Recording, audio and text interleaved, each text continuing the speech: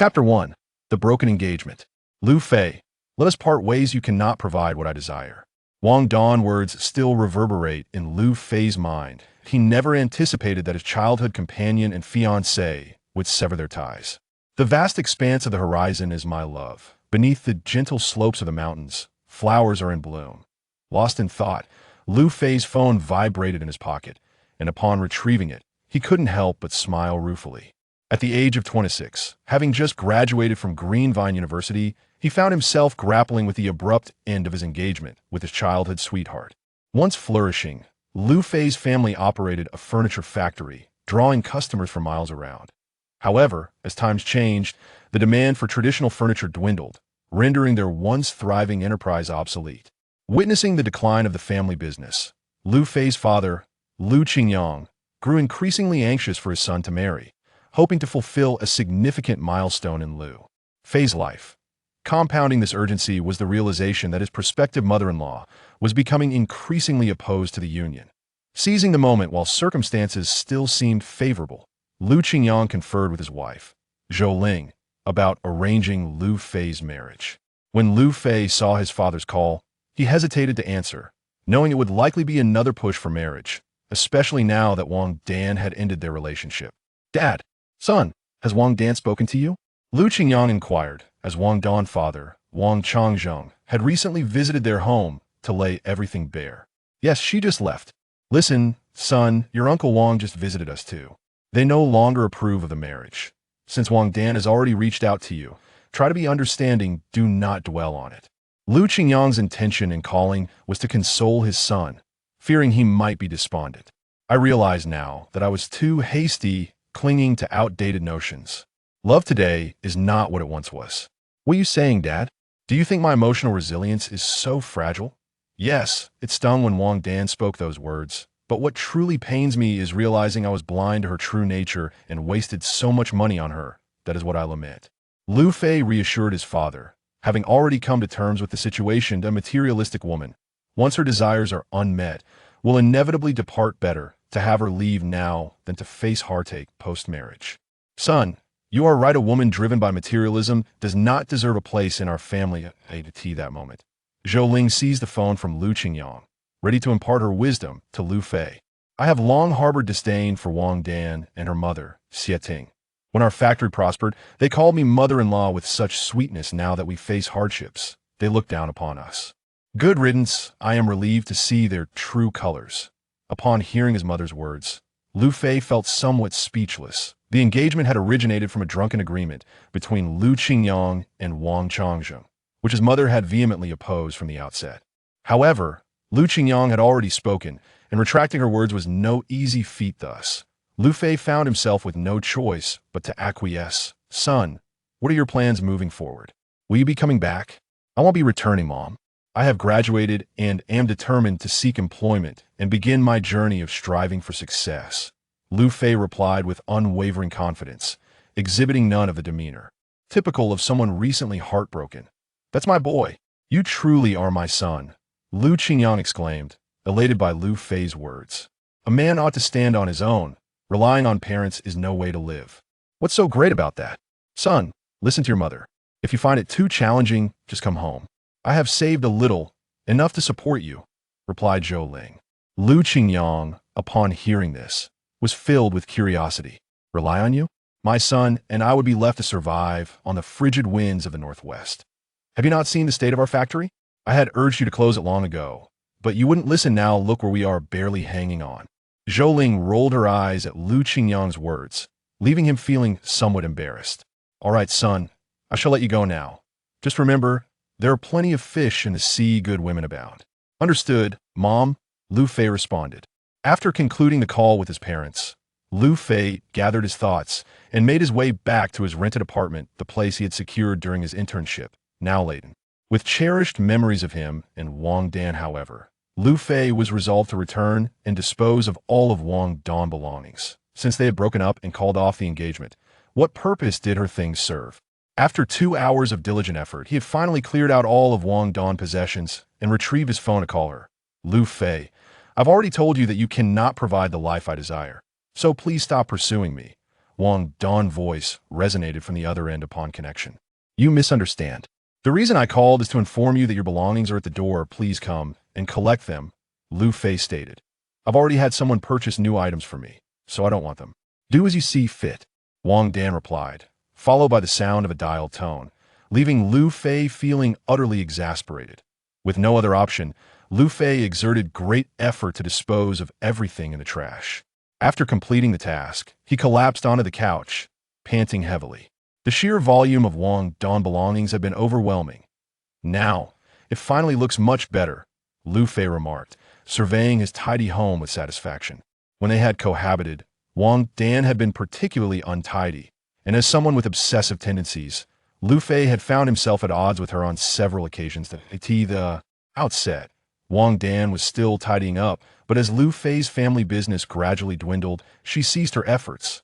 Ultimately, this led to a quarrel between the two. Now, Liu Fei comprehends why Wong Dan dared to confront him. It turns out she had long since resolved to part ways with him.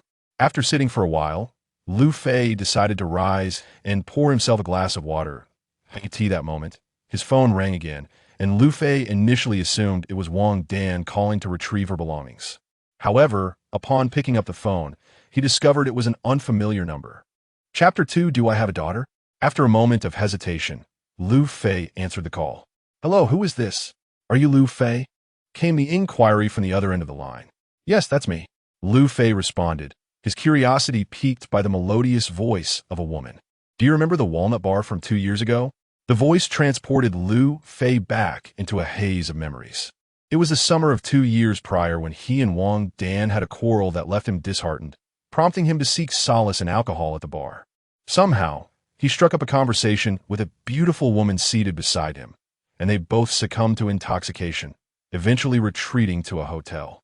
The next morning, he awoke to find himself alone, with only a vivid stain of crimson on the sheets to remind him of the previous night's escapades. Liu Fei had never spoken of this incident to anyone, not even when he reconciled with Wong Dan. It's you. Where are you now? Your daughter wants to see you. The voice on the phone turned cold, devoid of any emotion. I'm at Block 7, Unit 613 of Yuecheng Huafu, Liu Fei replied. Wait, I have more to say. But before he could finish, the call abruptly ended. He did not attempt to call back, preferring instead to reflect on the situation. In the aftermath, Liu Fei returned to the bar, hoping for a chance encounter, but fate was unkind, and he never saw her again. Attempts to review the bar surveillance footage were thwarted, leaving him in a state of helplessness. It was not that Liu Fei was unwilling to take responsibility. He simply had no idea how to do so. Gradually, he managed to forget the incident. Meanwhile, in a lavish office, an elegant woman stood by the window. Indeed, she was the one who had just spoken to Liu Fei, Su Han. As the president of her family's conglomerate, she helmed the Su Group, a business empire painstakingly built by her father, Su He. Su Han was his sole daughter.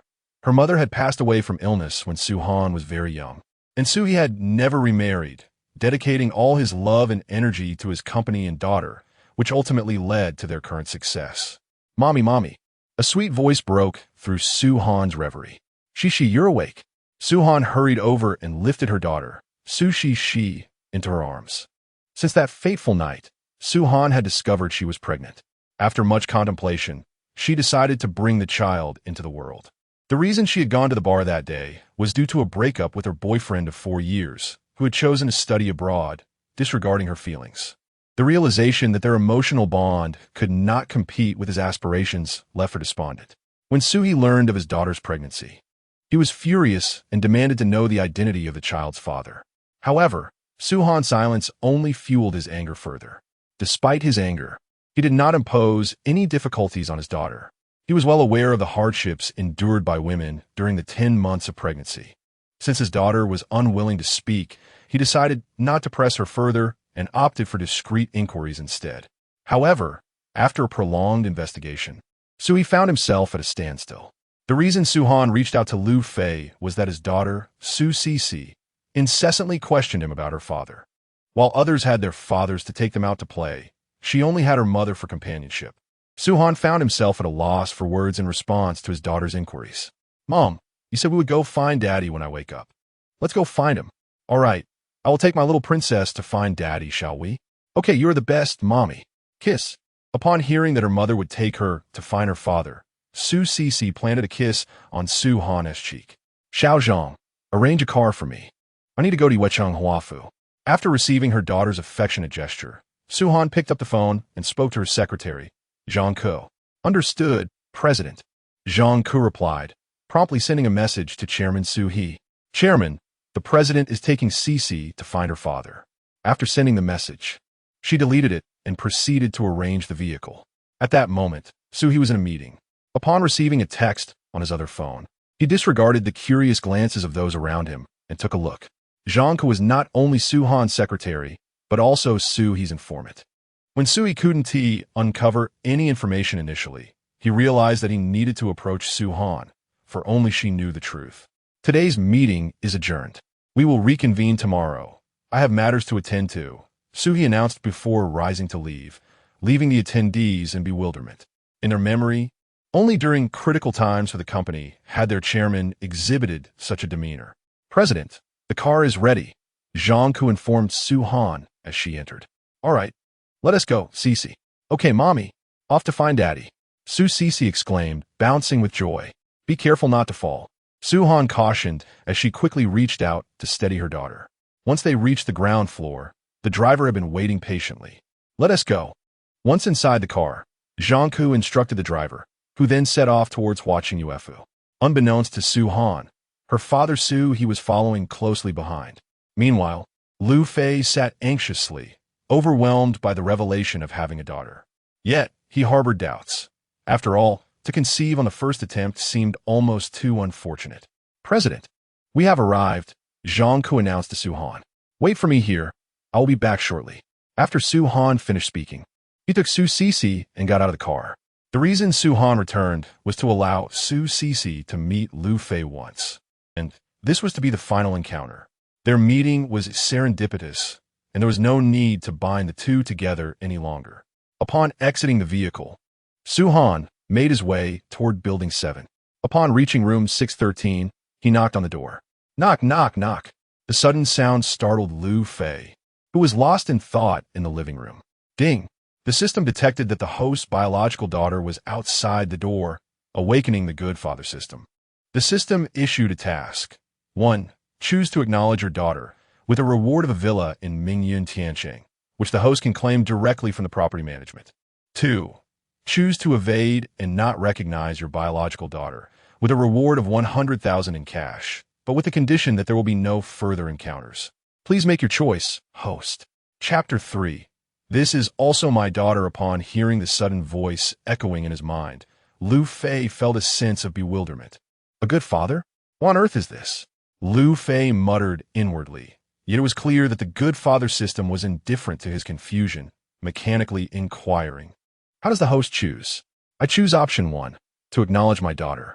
If the system articulated it in such a manner, then surely the child outside must be his biological daughter. Since she was indeed his own flesh and blood, it was imperative to recognize her. The system had made it abundantly clear. Should he choose not to acknowledge her, this would mark his final encounter with his daughter. The host has made a choice. The villa in Mingyun Tianqing has been legally transferred to the host's name. You may collect the keys from the property management. The host officially embarks on his journey as a father, with a novice reward of 2 million and master-level culinary skills. As Liu Fei absorbed the system's announcement, he remained somewhat dazed until the notification sound from his phone jolted him into reality. An amount of 2 million yuan has been credited to your account, ending in 0252 on June 15th at 1426. Current balance, 2,039, 615 yuan.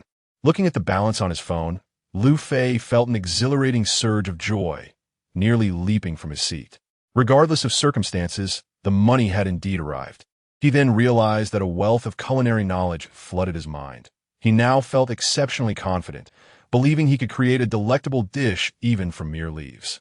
With 2 million in savings and ownership of the finest villa in Liftang City, Mingyun Tianqing is the most prestigious villa community, inhabited by the affluent and elite. Liu Fei felt a profound sense of assurance. Meanwhile, outside the door, Su-Han grew increasingly impatient as there seemed to be no sign of it opening. Just as she readied herself to knock again, Liu Fei swung the door open. As he did, he was greeted by the breathtaking visage of Su-Han, and a singular thought filled his mind. She is extraordinarily beautiful. Hello, you. Liu Fei greeted her, yet Su-Han merely ignored his salutation. At that moment, Su Cece peeked out from behind Su-Han. Are you my daddy? Liu Fei was captivated by the adorable voice and glanced down to discover Su Cece. Dressed in a charming little dress, she exuded an irresistible cuteness that endeared her to Liu Fei. Perhaps due to their blood connection, Su Cece approached him without hesitation. Yes, I am your father, Liu Fei said with a warm smile. Upon hearing this, Su Cece turned her gaze to her mother, Su-Han. Yes, Cece, he's your father. With her mother's affirmative response, Su Cece eagerly embraced Liu Fei's leg, exclaiming, "Oh, Cece has a daddy now. Cece has a daddy." Liu Fei effortlessly lifted Su Cece into the air and then caught her as she descended. "Come in. It's not appropriate to linger at the door," he remarked before carrying his daughter back to his room. At the threshold, Su-Han hesitated, momentarily taken aback by Liu Fei's enhanced charm since they last met. After a moment's deliberation, she stepped inside, gently closing the door behind her. "Is your name Cece?" Liu Fei inquired. "Yes, Daddy. Mommy chose that name for me. Isn't it lovely?" "Indeed, it is quite beautiful," he acknowledged as he settled onto the sofa, engaging in conversation with Su Cece. "Daddy, where have you been all this time? You never came to see Cece. Mommy said you went far away. Is that true?" Su Cece's question left Liu Fei both amused and perplexed, prompting him to glance towards Su-Han. Feeling the weight of his gaze, Su-Han offered an explanation. "During that time, he asked for a long while. I knew you were still in school, so I used that as an excuse." Upon hearing this, Liu Fei pondered the chilly demeanor of his future daughter-in-law. Future daughter-in-law? How presumptuous! He mentally chided himself. Noticing Liu Fei's silence, Su-Han, uncertain of his thoughts, continued. "Rest assured, I am not here to impose any responsibilities on you. I merely want Cece to know she has a father, just like other children. After we return, I will explain everything to her. We will not disturb your life." Liu Fei, upon hearing Su-Han's words, remained silent, cradling Su Cece as he retreated to his room. He recalled that he still possessed several plush dolls, remnants from a previous outing with Wang Dan. Believing a doll would bring a semblance of vitality to the home, he had refrained from discarding them. Indeed, their purpose had now manifested. They could serve to amuse his daughter. "Cece, this is Daddy's favorite doll. Let it keep you company while I speak with your mother," he suggested. "Okay, but Daddy, can Cece get on the bed?" "Of course," he replied. Upon hearing Liu Fei's words, Su Cece promptly removed her shoes and scampered onto the bed, leaving Liu Fei, who had intended to assist her, feeling rather awkward. However, seeing Cece engrossed in play, he returned to the living room and poured a glass of water for Su-Han. "Please have a seat. Let us converse," he invited. Su-Han hesitated for a moment, but ultimately complied, mentally bracing herself for the worst, which she presumed would involve handing Liu Fei a sum of money. "Allow me to introduce myself. I am Liu Fei, 26 years old, and I have just graduated from Greenvine University," he stated, confounded by Liu Fei's intentions. Su-Han scrutinized him, curious about what he would say next. "May I know your name? Given that you have a daughter, this request should not be too demanding," he inquired. "Su-Han," she replied coolly. Su-Han, as his name suggests, exudes an air of coldness. Upon hearing Liu Fei's remark, Su-Han was poised to retort. Yet Liu Fei continued unabated. "Since you have brought Shishi to seek me out, you are acknowledging me as her father. As her father, I bear the responsibility for her well-being. She is my daughter, and I shall not allow her childhood to be devoid of paternal love. No, I cannot agree to this. Our encounter was merely a coincidence. Yet, this does not alter the undeniable truth that she is my daughter." Chapter 4. Negotiating terms. Liu Fei was well aware of Su-Han's intentions. He did not wish to take on the responsibility. However, he could not bear to part with his adorable daughter, and his conscience would not allow him to abandon her. "I sought you out previously, but regrettably, I was unable to find you again, and the hotel refused to grant me access to the surveillance footage. Now that you have approached me, regardless of the reasons, I am prepared to shoulder my responsibilities. As Liu Fei spoke, he maintained unwavering eye contact with Su Han, exuding sincerity. Indeed, these were his heartfelt words. No, as long as she knows she has a father, that is sufficient. There is no need for you to concern yourself with anything else. I can provide for her needs, Su Han replied, shaking her head decisively, rejecting Liu Fei's request. Upon hearing her words, Liu Fei stood up and fixed his gaze intently on her. Are you the president of the Sue group? He recognized her identity. Since you are aware of who I am, let's regard that fateful night 2 years ago as merely a dream. After all, I understand that she will only become a burden to you. It would be best for us to avoid disturbing each other's lives. Liu Fei felt a surge of frustration. It was clear that she intended to prevent him from seeing his daughter in the future. This simply cannot be allowed. How about this? I must be allowed to see her from time to time. Surely, you would not want her childhood to lack a father's love. I will not intrude upon your life. I shall appear only when you need me. At this moment, Su Han, upon hearing Liu Fei's words, nodded in agreement. After all, she firmly believed that she was indeed her daughter, and there was no melodramatic demand for a paternity test. For this reason, Su Han found Liu Fei to be quite agreeable. In truth, Liu Fei was not lacking in physical appeal. Standing at 6 feet tall and weighing only 130 pounds, he was not unlikable in Su Han's eyes. Very well, you have my number. If she wishes to reach out to me, I will always be available. Liu Fei recognized that this was the best outcome he could hope for. Any further discussion might lead to unforeseen complications. Liu Fei was well aware of the Sue group's influence, and he now recalled the recent news. The president's illegitimate daughter was, in fact, his own. Daddy, can you come play dolls with me? Of course I would love to. Upon hearing his daughter's request, Liu Fei immediately scooped up Su Shi and returned to his room, where they began to play house together. Su Han observed this scene, her mind swirling with unspoken thoughts, feeling a strange sense of emotion. At the entrance of Huacheng Uefu Community, Chairman Zhang said as he approached the car of Chairman Su He upon its arrival. Where is Su Han? The president has gone inside, but I do not know where. She did not allow me to accompany her and did not inform me. All right, I understand. You may return now, and be careful. At this moment, Sui felt no urgency. Knowing that someone was in the neighborhood was sufficient. After such a long time, he was indifferent to the passing moments. Once Zhang, who had exited the vehicle, Sui addressed the nearby driver, instructing him to promptly examine the surveillance footage of the community as soon as the young lady emerged, insisting that they must locate this individual. Understood. Unbeknownst to Su-hee, after Su Han had left, Liu Fei had relocated. Observing the two children playing inside the house, Su Han felt an unusual sense of relaxation wash over her. Gradually taking in the details of Liu Fei's room, the space was impeccably tidy, offering a pleasing aesthetic that suggested its occupant was fastidious in nature.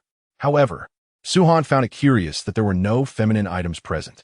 She had previously investigated Liu Fei and was aware that he had a fiancé, which was a primary reason for her reluctance to reach out to him. Suddenly, a notification chimed. The host has completed a personal interaction with their child, rewarding them with a legally sourced Audi A6, currently parked in the downstairs space. Please check the bedside table for your prize. Liu Fei, engaged in play with Su Cece, froze momentarily upon hearing this announcement. Daddy, why aren't you moving? Su Cece inquired. Sweetheart, Daddy is just going to fetch something from that spot over there. Is it all right if I take a quick look? Liu Fei replied, gesturing towards the bedside table. Okay, Daddy. Liu Fei swiftly approached the bedside table and, upon opening it, discovered 2 Audi A6 keys inside. His spirits lifted. After all, he was now a man with a car, a home, and a child. As for a wife, he thought of Su Han's image and decided to put that consideration on hold. 2 hours slipped by unnoticed. Cece, it's time for us to leave. Su Han called from the doorway, addressing her daughter. The clock had struck 4. Should Liu Fei's girlfriend return, misunderstandings could arise. Although the room bore no evidence of a female presence, one could never be certain. They might not even be cohabiting. Mommy, I want to stay with Daddy a little longer. Can we have dinner first? Su Cece pleaded. Liu Fei echoed her sentiment, reluctant to part from his daughter just yet. No, it might be inappropriate later on. We should go. Is there a matter at the company? No, soins chukherhev. She had postponed numerous commitments to be able to step out today. Is the secretary and driver waiting downstairs? That has nodded either. At 3 o'clock, Suhan had instructed Jiangku and the driver to leave. Initially, she had thought their encounter would be brief, but Liu Fei had not even inquired if Su Cece was his biological daughter. He merely declared his commitment, disrupting her plans. With no other option, she had allowed Jiangku and the others to depart, contemplating that she could simply take a taxi back later. Then let us stay a bit longer. Don't worry, no one will come. I'm all alone. Liu Fei seemed to have discerned Su Han's concerns and offered her reassurance. However, he too felt a sense of relief. Fortunate that he had disposed of all of Wang Dan's belongings, as retaining them could have indeed sparked unnecessary complications. Mom, can we play here a little longer? At that moment, Su Cece directed her plea towards Su Han. All right, Cece, we shall play for a little while longer, Su Han replied. Where's the supermarket located around here? Cece will surely be hungry soon. I shall procure some items to prepare a meal for her. After responding to Su Cece, Su Han turned to Liu Fei with another inquiry. Since Su Cece was weaned, all her meals had been prepared by Su Han herself. If she were unsure how to cook something, she would simply learn online, as she preferred the assurance of her own creations. Allow me to take care of it. Today is a perfect opportunity for you both to sample my culinary skills. You stay here and entertain her for a while. I shall return shortly. It was no joke. Having received the gift of masterful culinary prowess from the system, it was an excellent chance to impress Su Han. Chapter 5. The culinary skills of a good father. Are you capable of it? Su Han found it hard to believe Liu Fei's words. Could a grown man truly cook? You all wait here. I'm home alone, and no one will come by. If someone knocks on the door, do not open it. I have the keys. Liu Fei instructed before donning his shoes and stepping out to purchase groceries, taking his car keys with him, an action that Su Han did not notice. Liu Fei wondered if an Audi A6 was indeed parked downstairs. Mom, will you come up and play with me? Su Cece asked Su Han after Liu Fei had exited. After a moment of hesitation, Su Han inexplicably removed her shoes and climbed onto the bed. It was June, after all, and she had been wearing high heels. Upon reaching the parking area, Liu Fei was pleased to find an Audi A8 parked in the designated spot.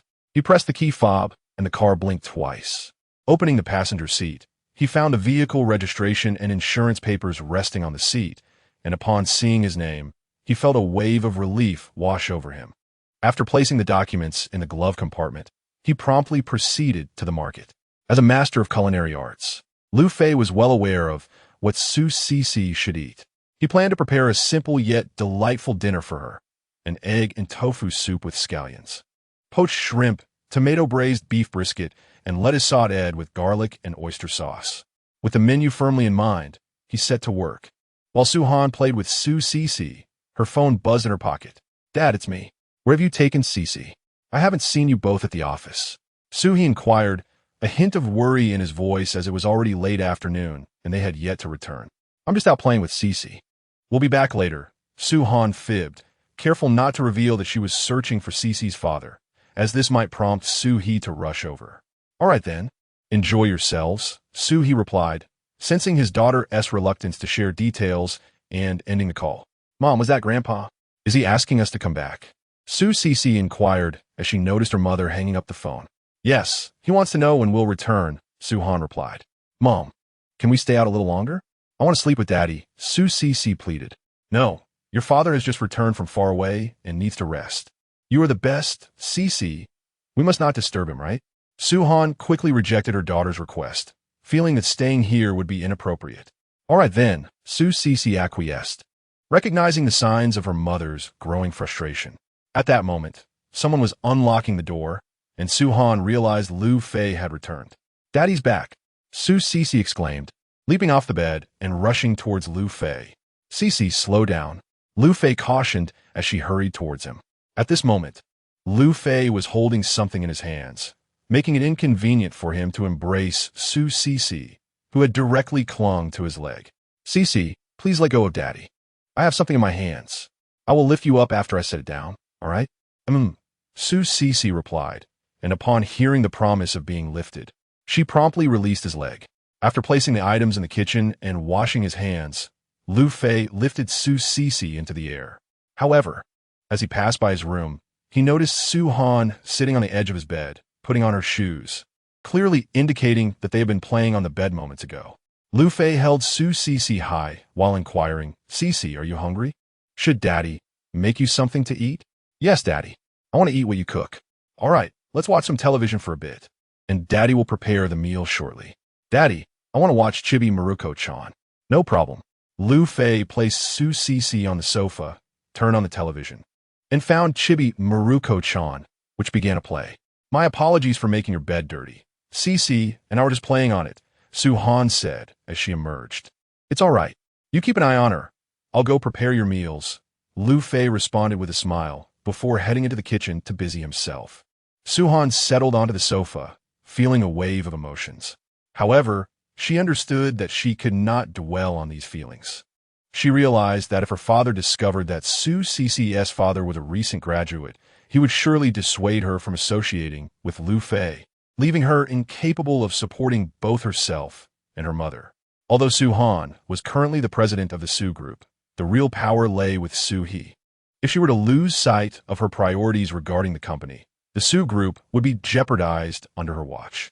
It seemed wise to later have a conversation with Cece about minimizing contact with her father. Meanwhile, in the kitchen, Liu Fei swiftly began his culinary operations, finding the knife and other utensils akin to old friends, with which he worked with remarkable ease.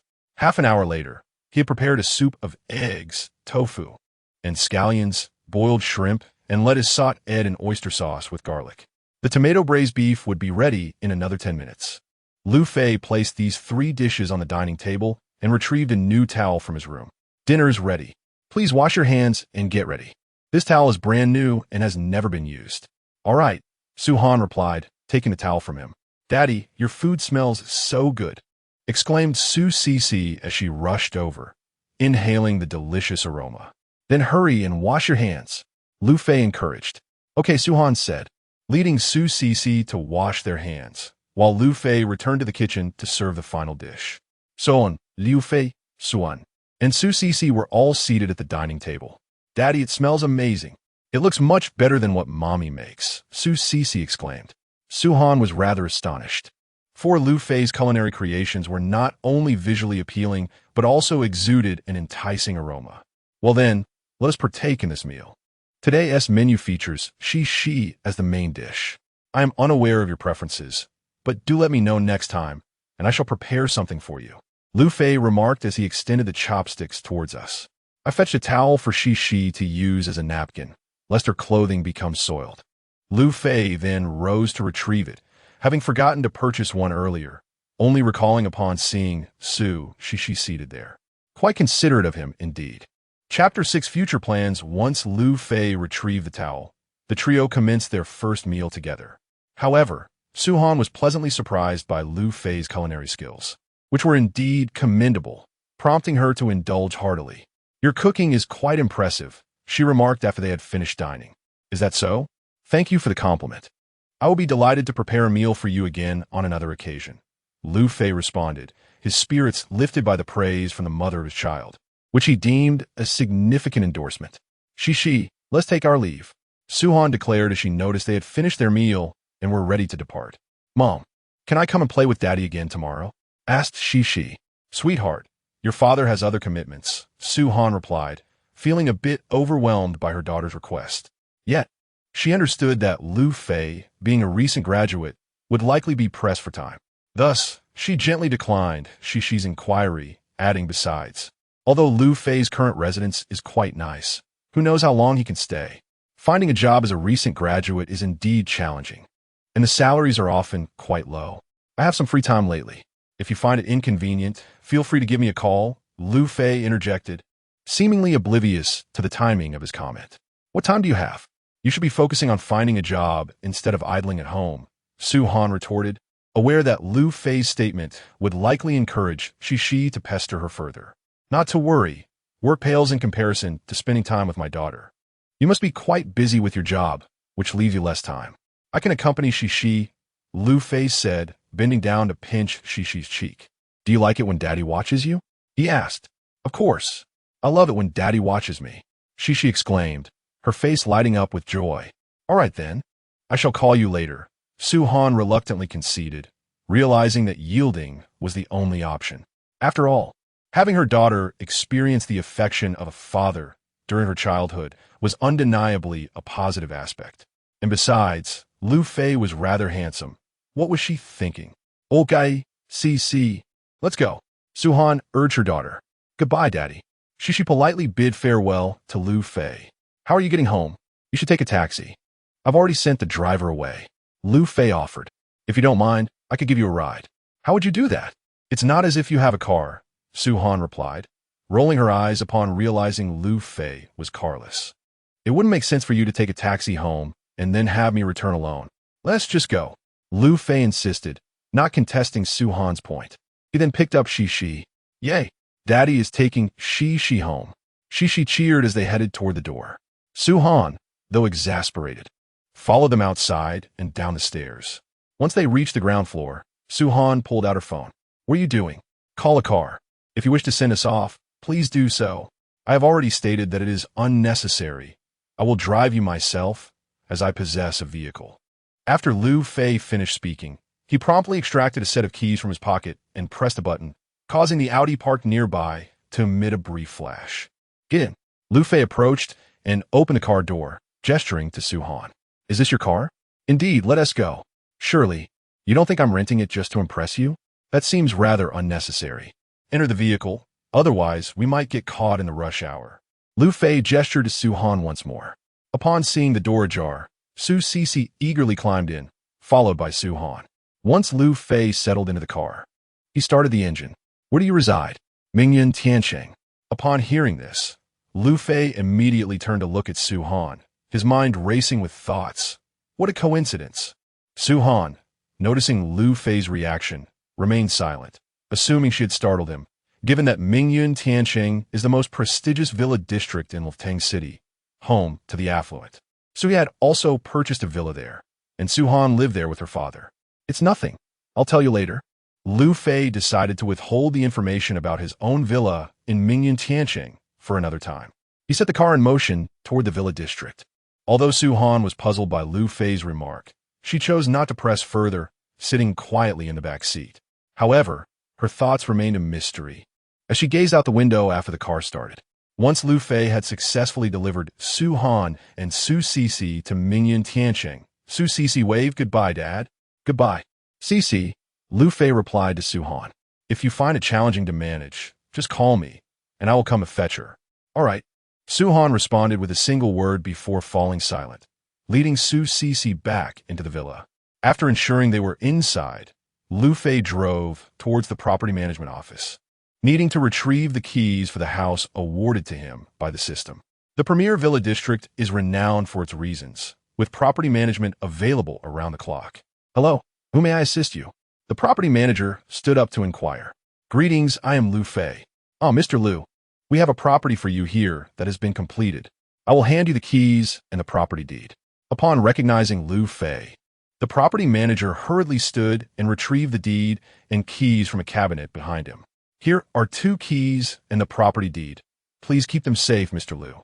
Thank you, Liu Fei replied, taking the documents before returning to his car and driving home. Upon arriving back at Huaqing Uefu, after tidying up the tableware from the meal he had just enjoyed, he reclined upon his bed. To be candid, this day had indeed been nothing short of extraordinary for him.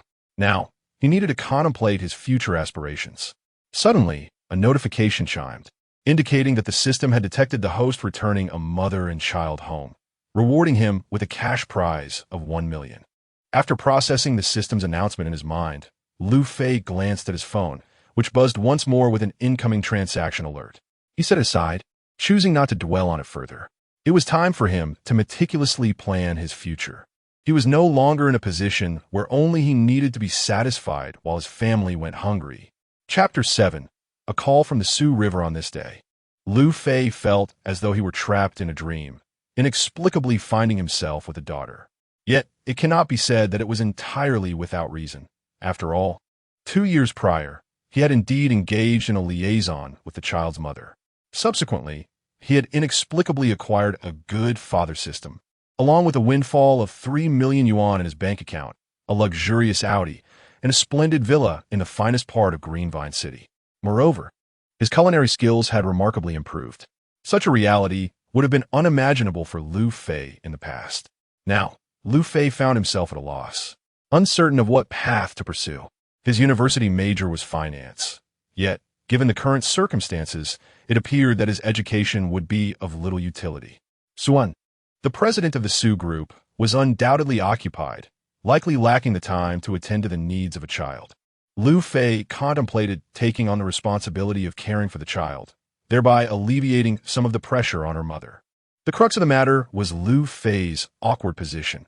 It seemed Su Han held little regard for him.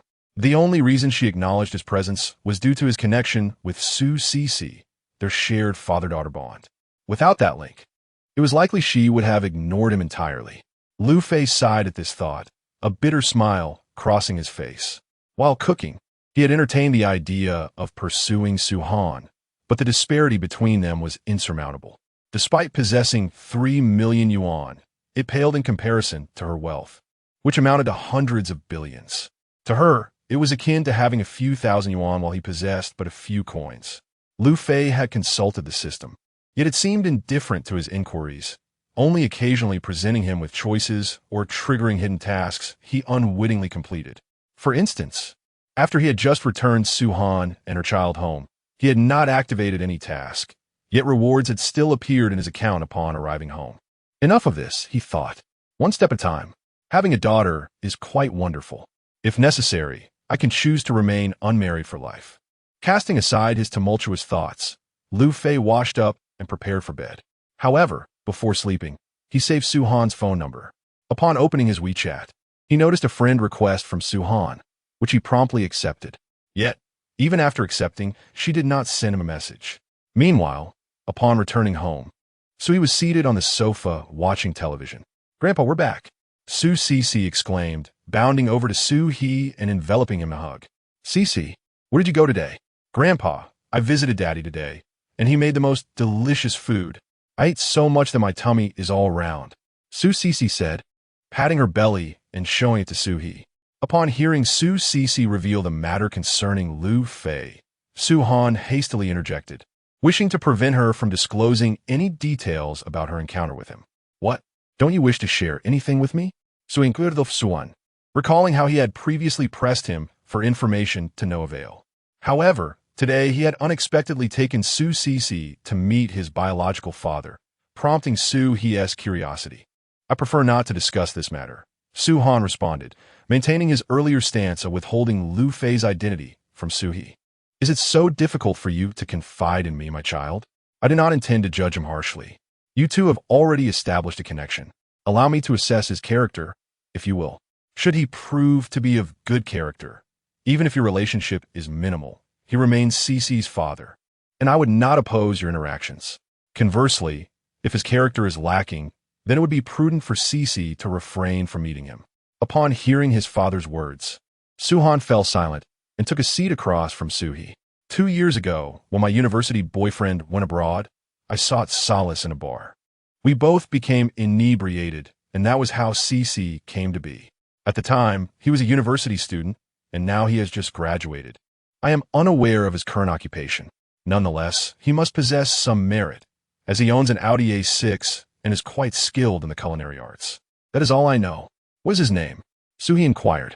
"Liu Fei, from Liltang University." Upon hearing Su Han's revelation, Su He took out his phone and dialed a number. "Please help me gather information on a student from Liltang University who has just graduated this year, named Liu Fei." He then ended the call. "Xiao Han, your mother departed early, and I raised you through thick and thin. Yet, growing up in a single-parent household has shaped your reclusive nature.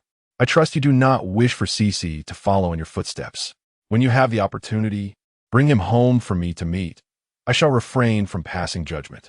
"All right," Su Han replied, not refusing her father's request, but instead acquiescing. "However, grant me a little time to make arrangements." "Very well." Observing his daughter's agreement, Su He resumed playing with his granddaughter. "Cece, are you still hungry? If so, your grandfather will have someone prepare a meal for you. Sound good?" "Grandpa, I ate a lot and feel quite full. However, I'm a bit sleepy." "Mommy, I wish to go to bed now." "All right, come along. I will take you to wash up, and afterward, you can rest. Su-Han guided Su Cece to the bath, preparing for their evening routine. After a half-hour wait, Su-He received all the information regarding Liu Fei and began to peruse it.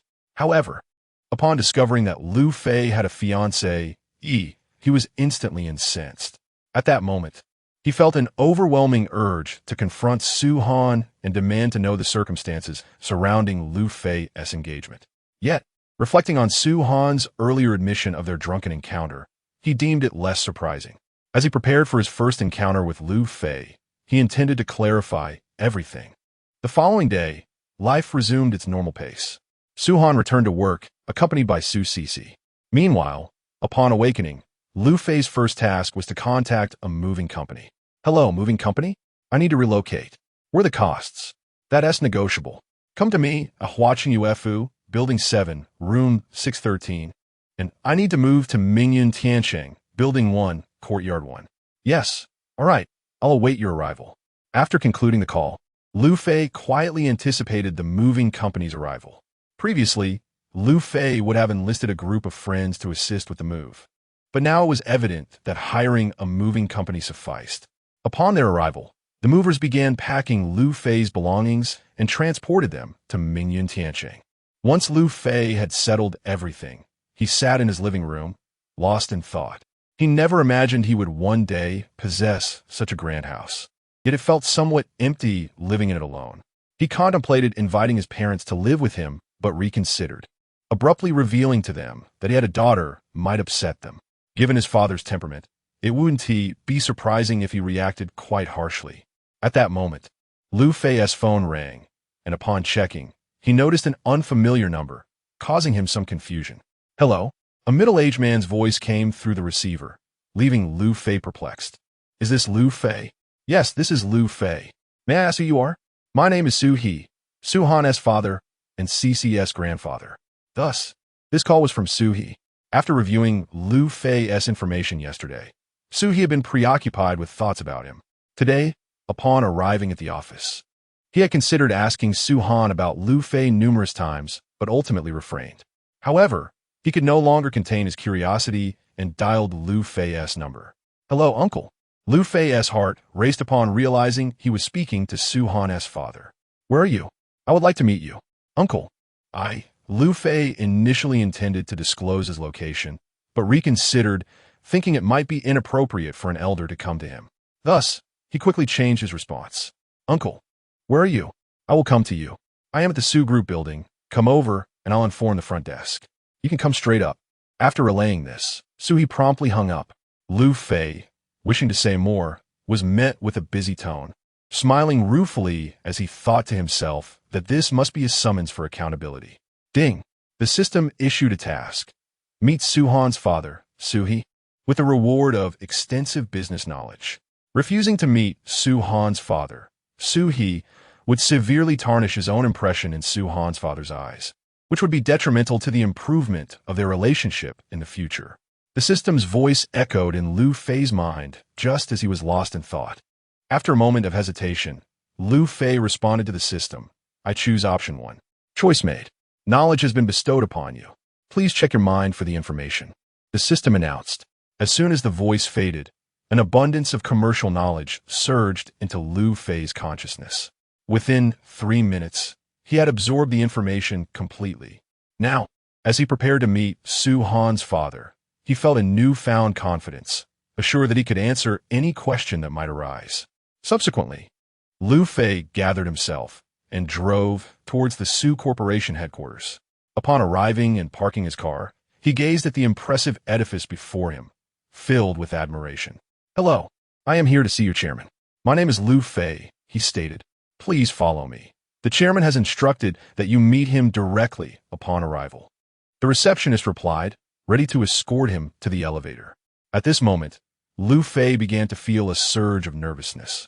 Chapter 8: A Conversation with My Father-in-Law. After consulting with Su-He, the receptionist promptly guided Liu Fei to the chairman's office. At that moment, Su-He was seated upright in his chair, preparing to scrutinize the young man who was about to enter.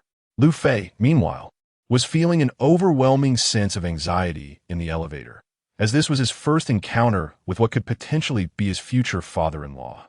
The gravity of the situation was compounded by the fact that he had not only fathered a child with Sue He's daughter, but had also witnessed the birth.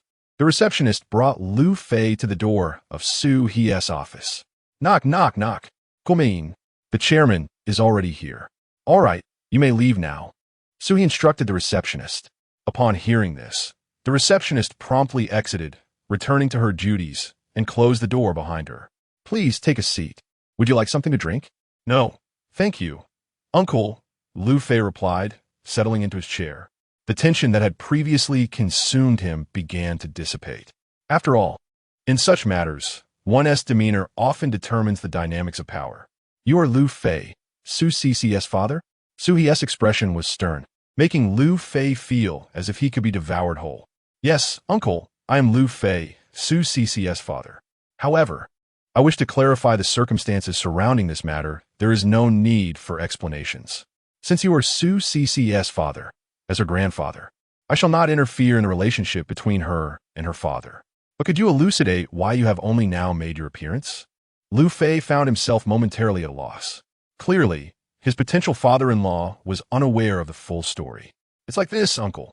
Initially, I had a moment of indiscretion with Sue Han. I sought her out the next day and the day after, but was unable to locate her. The bar refused to allow me to review the footage. Had it not been for Sue Han's visit yesterday, I would have remained oblivious to the fact that I had a daughter. Liu Fei chuckled bitterly as he recounted his tale. And what your fiancé? Upon hearing Sue He's question, Liu Fei felt a jolt of apprehension. It appeared that his father-in-law had thoroughly investigated him. Fortunately, Wang Dan had called off their engagement. Otherwise, he would have been at a loss for words. That was an arrangement made by my parents, a childhood betrothal. However, we ended things yesterday. Ended? Why? Not because of Cece, but rather due to my family's furniture factory, which has been struggling and on the brink of collapse these past 2 years. She informed me that I could not provide the life she desired. Just then, Liu Fei received a call from Sue Han, saying that Cece wished to see him. The breakup had occurred before he learned of his daughter's existence. Unable to provide the life she desires? Yet, I heard from Sue Han that you own an Audi A6. Is that not a comfortable life? Perhaps I was too focused on experiencing life, which is why she remained unaware of my vehicle. Nevertheless, it matters not. A breakup is merely a breakup. Such a materialistic woman is better left behind. Liu Fei assessed Wang Dan with an impassive expression. Well, since you have already parted ways, I shall refrain from further commentary. Do you have any plans for the future? Sue inquired of Liu Fei, who, upon first glance, appeared to be quite satisfactory. His height, weight, and countenance were neither strikingly handsome nor unattractive. Yet he conformed to the standards of her expectations. I have yet to formulate any concrete plans. For now, I shall accompany Shishi. Besides, I have just graduated. Isn't Sue Han busy with work? I could assist her in looking after the child. I could manage pickups and drop-offs for kindergarten and elementary school. And she seemed agreeable to it, not voicing any objections. Of course, if there is a possibility, perhaps I might pursue Shishi's mother, which wouldn't be too bad. But rest assured, uncle, I am not one to live off others. I currently possess savings amounting to 3 million, and I own a villa in Mingyun Tiancheng. This is not a display of wealth. Rather, it is to affirm my worth, demonstrating that even if Sue Han does not work, I am capable of supporting her. At this moment, Liu Fei was resolute in expressing his determination to Sue He, as the fact that he had not been dismissed upon their first meeting indicated that he was indeed held in some regard. Should he fail to assert his intentions now, he risked being cast aside. Mingyun Tiancheng, you own a villa there? Indeed. The first one is mine. What about you, uncle? Do you reside there as well? Yes, I do. I must say, you are quite impressive. You claim that your furniture factory is on the brink of bankruptcy, yet you hardly appear to be in dire straits. Surely, this wealth cannot be of dubious origin. How could that be, uncle? We must not engage in unlawful activities.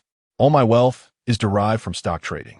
Back then, I was merely fortunate, which allowed me to earn a modest sum. Liu Fei elucidated the source of his finances, aware that any fabrication could prompt Sue He's scrutiny.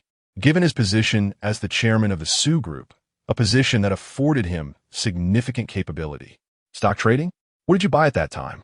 Upon hearing Liu Fei's words, Sui became intrigued and pressed him for details, as she too was involved with a publicly listed company and had a keen interest in stock trends. I invested in Bitcoin and sold it quite early, thus making a bit of profit. Had I waited until now, I fear the outcome would have been quite different. It aligns with my nature. I prefer to take my gains when the time is right. Oh, I see. In that case, it certainly seems plausible. Young man, what are your future aspirations? Entrepreneurship. I have a penchant for starting new ventures. After all, one must take risks to turn a bicycle into a motorcycle, right? Wasn't it a similar spirit that propelled you to your current standing? Uncle, I believe that young people should strive diligently and not simply rest on their laurels. Young man, splendid. I find your character quite appealing.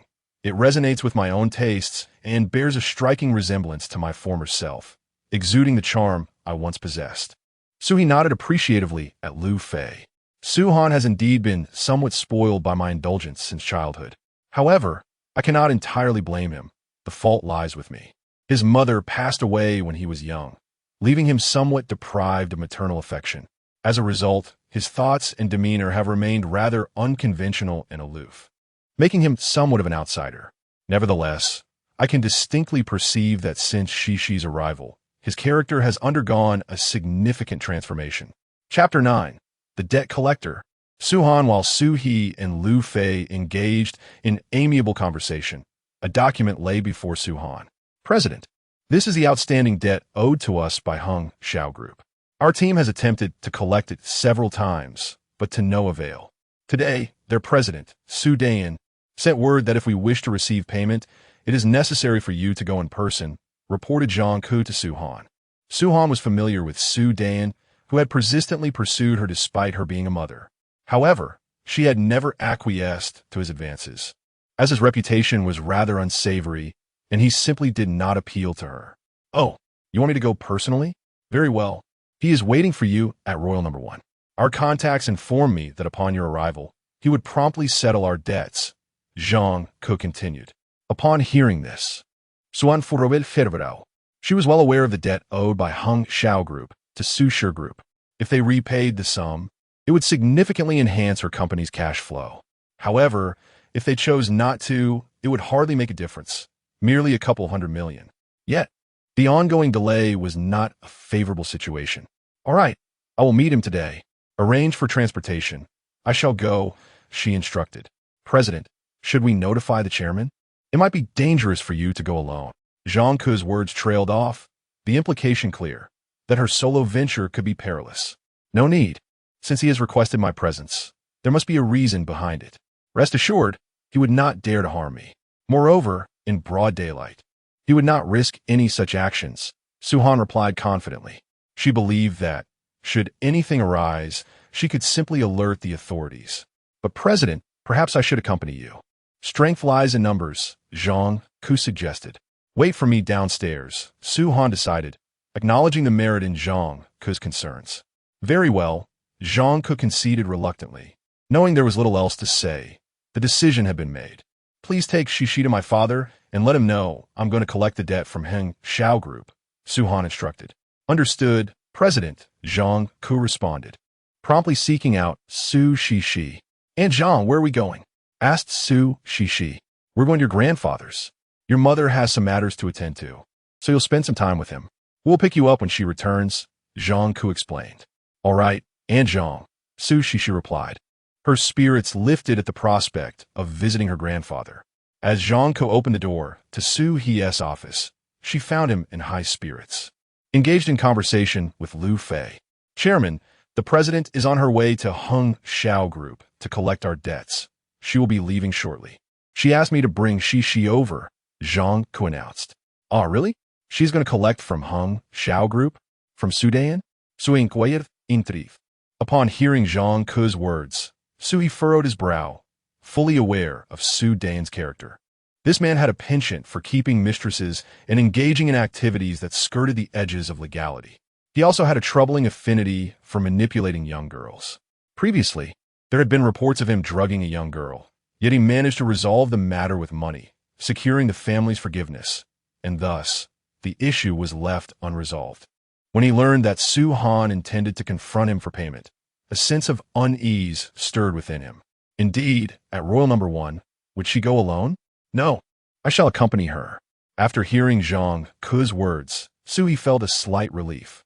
Very well, should any issues arise, do not hesitate to call me, understood? Yes, Chairman. At that moment, Liu Fei also turned in his chair. Daddy, what brings you here? Upon seeing her father, Su Cece immediately rushed towards Liu Fei.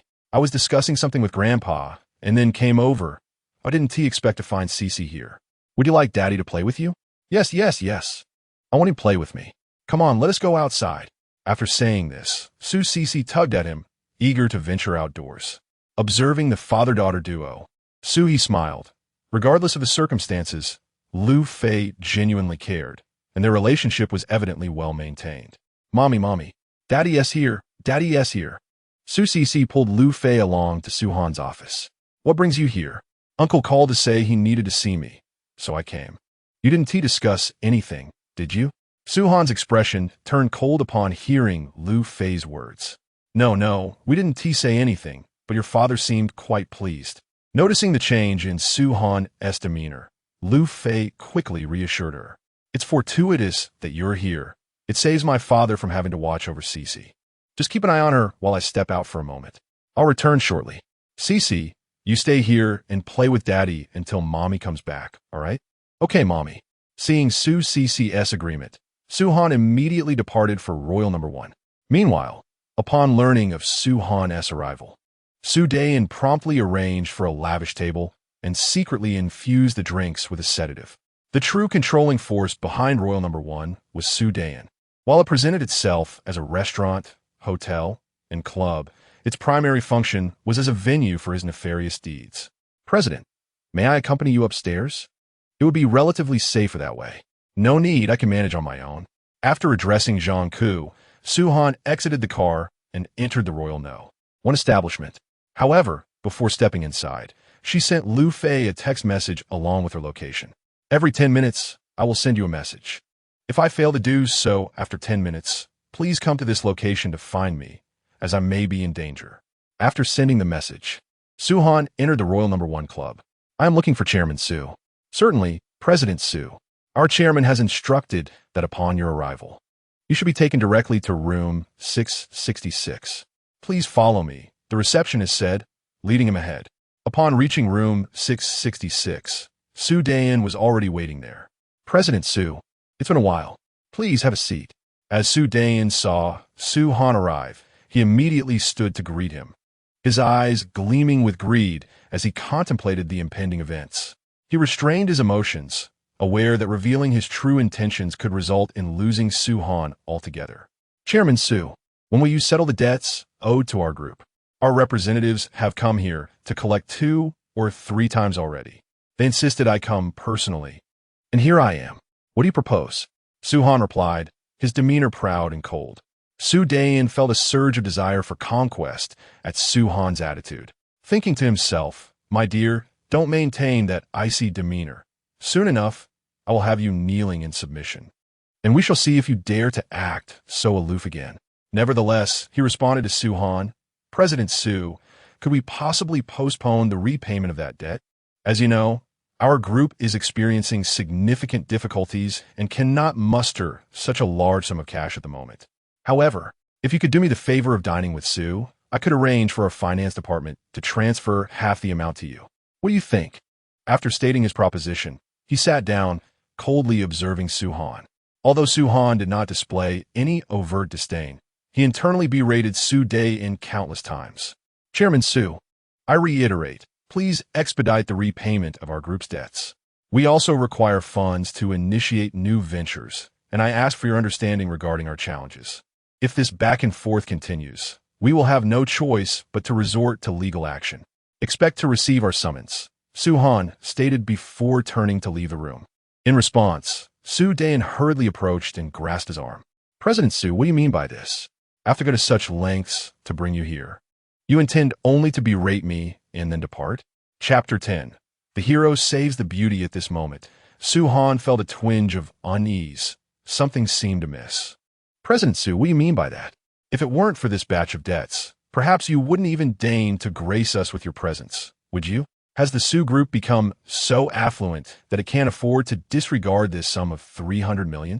After speaking, Sue Dean released Sue Han's hand and settled back into his seat, lifting his glass of red wine and swirling it thoughtfully. He was aware that Sue Han would inevitably take a seat. Failing to do so would jeopardize their chances of recovering the debt. Indeed, upon hearing Sue Dean's words, Sue Han pondered for a moment before complying and sitting down. It appeared that President Sue was quite astute. "Come, let's toast," Sue Dean declared, lifting his glass. "Apologies, Chairman Sue, but I do not drink," Sue Han politely declined. "Then this poses a dilemma," Sue Dean replied, his unfinished sentence leaving an unmistakable implication. Without her participation, the debt would remain unreturned. Understanding the potential consequences, Sue Han discreetly texted Liu Fei, "Come pick me up, quickly." After sending the message, she raised her glass of red wine, signaling Sue Dean. Seeing her gesture, Sue Dean's heart raced with anticipation, urging her inwardly, "Drink, drink, drink." Yet, he maintained a facade of composure. "Ah, President Sue, your resolve is commendable. To our toast."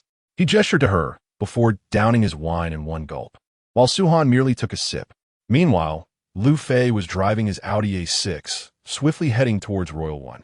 Upon receiving Sue Han's message, the system's voice echoed in his mind. Ding! A hero saves the beauty. Option 1. The host chooses to rush to Royal One to rescue his future wife. Reward: master-level combat skills. Option 2. Remain a bystander, feigning ignorance, leading to Sue Han's indifference. Please make your choice. At that moment, he was playing with Sue CC. Upon hearing the system's prompt, he immediately chose the first option without hesitation, realizing that Sue Han was in danger. He turned to Sue CC and said, "CC, Mommy sent a message asking Daddy to pick her up. Can you stay here and play for a while? I'll go bring her back." "Okay, Daddy. I'll wait for you here. Tonight, I want to eat hamburgers. Can we go together?" "Certainly, CC is the best. Wait for me here, and I'll return with Mommy shortly so we can all go eat hamburgers together." After ensuring Sue CC was settled, Liu Fei hurried downstairs, climbed into his Audi A6, and sped towards Royal One. As for the mission presented by the system, there was no need for deliberation. Certainly, one must choose option A. This presents a rare opportunity for Sue Han to foster a favorable impression of Liu Fei, and Liu Fei is not inclined to let such an opportunity slip away. Meanwhile, Sue Dean observed Sue Han taking a sip of her drink and felt a twinge of disappointment, though it quickly dissipated. For he had administered a sufficient dose of the drug, which might simply take a little longer to take effect. Nevertheless, this was a minor concern. Inconsequential in the grand scheme. He could afford to delay matters a little longer. After consuming the alcohol, Sue Han experienced a slight discomfort, as she had never been one to indulge in drinking.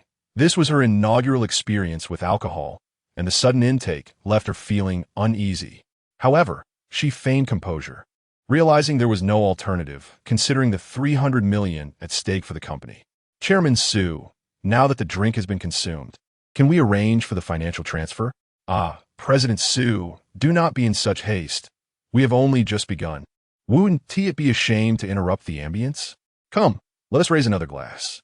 Sue Dean, harboring a sense of unease, prepared to pour more liquor for Sue Han. Upon hearing his words, Sue Han's expression soured. "Chairman Sue, I have already extended you a courtesy by drinking with you, as I typically abstain. If you are unwilling to repay the 300 million owed, we shall settle this in court." After addressing Sue Dein, Sue Han stood to leave, but as she did, a wave of dizziness overcame her, causing her to collapse back on her seat, feeling weak and disoriented. "What have you done to me? The drink? There is something amiss with this alcohol." In that moment, Sue Han realized the drink was compromised, elucidating Sue Dein's insistence on her consuming more. "Haha, President Sue, I have pursued you for quite some time, yet you have never acknowledged my efforts. In the realm of Green Vine, who would dare to disregard me? Sue Dein? That I, Sue Dein, would take an interest in you is a stroke of fortune for you. I wouldn't even mind your child. Yet, you remain ungrateful. Soon, you shall experience pleasure like never before." Sue Dein leered at Sue Han before consuming a pill he had been using regularly, which had proven remarkably effective. His nefarious conduct was largely attributed to this substance, which granted him an inflated sense of confidence. After swallowing the pill, he approached Su Han with the intent to lift her. The room contained a private area equipped with a bed, facilitating his ulterior motives. As Su Dan drew nearer, Su Han's heart raced with panic, yet she silently hoped that Liu Fei would see her message and arrive post-haste. But is he then, Su? Have you not always feigned an air of aloofness? Let us see if you maintain that demeanor when I am through with you. With that, Su Dan scooped her up and carried her into the adjoining room, unceremoniously tossing her onto the bed before beginning to disrobe. Su Han may have realized what was about to transpire, as tears began to well at the corners of her eyes. At this moment, a flicker of regret pierced her heart. She lamented her decision to confront Su Dan alone. Despite knowing his ill intentions, she had ventured forth unaccompanied. She pondered why she had not heeded Zhang Ke's counsel to approach together, for perhaps then the situation might have taken a different turn, averting the unfolding calamity. Just as Su Han closed her eyes, seemingly resigned to the dreadful reality before her, a sudden crash echoed as the door to the private room was forcefully kicked open. Chapter 11. Do not fear. I am here. It was indeed Liu Fei who had arrived just in time. Who the hell are you? Do you want to die? Su Dan exclaimed angrily at Liu Fei. He had been in high spirits, believing that a fortunate event was about to unfold, only to be startled by an unexpected intrusion that nearly caused him to falter. Upon kicking open the door to the private room, Liu Fei began searching for Su Han. He noticed one of the private rooms was ajar, revealing a man who had stripped off his shirt while Su Han lay on the bed. Seeing that Su Han's attire remained relatively intact, Liu Fei felt a quiet sigh of relief wash over him. Thank goodness, she is unharmed. However, his gaze shifted to the man, and a surge of anger washed over his face as he strode towards Su Dan. Who the hell are you? Who permitted you to intrude? Who allowed you to disrupt my plans? At this moment, Su Dan was consumed by fury, his loud reprimand failing to deter the intruding man, who was instead advancing toward him. Yet, as Liu Fei drew closer to Su Dan, an unsettling feeling crept over him. Upon arriving at Royal One, Liu Fei had spotted the Su group's vehicle. After inquiring with Zhang Ke, he learned Su Han's room number and promptly approached the front desk. I am a guest invited by Chairman Su. He has requested my presence. The front desk attendant, after hearing Liu Fei's assertion and observing his well-tailored attire, hesitated momentarily. Do you dare disregard Chairman Su's words?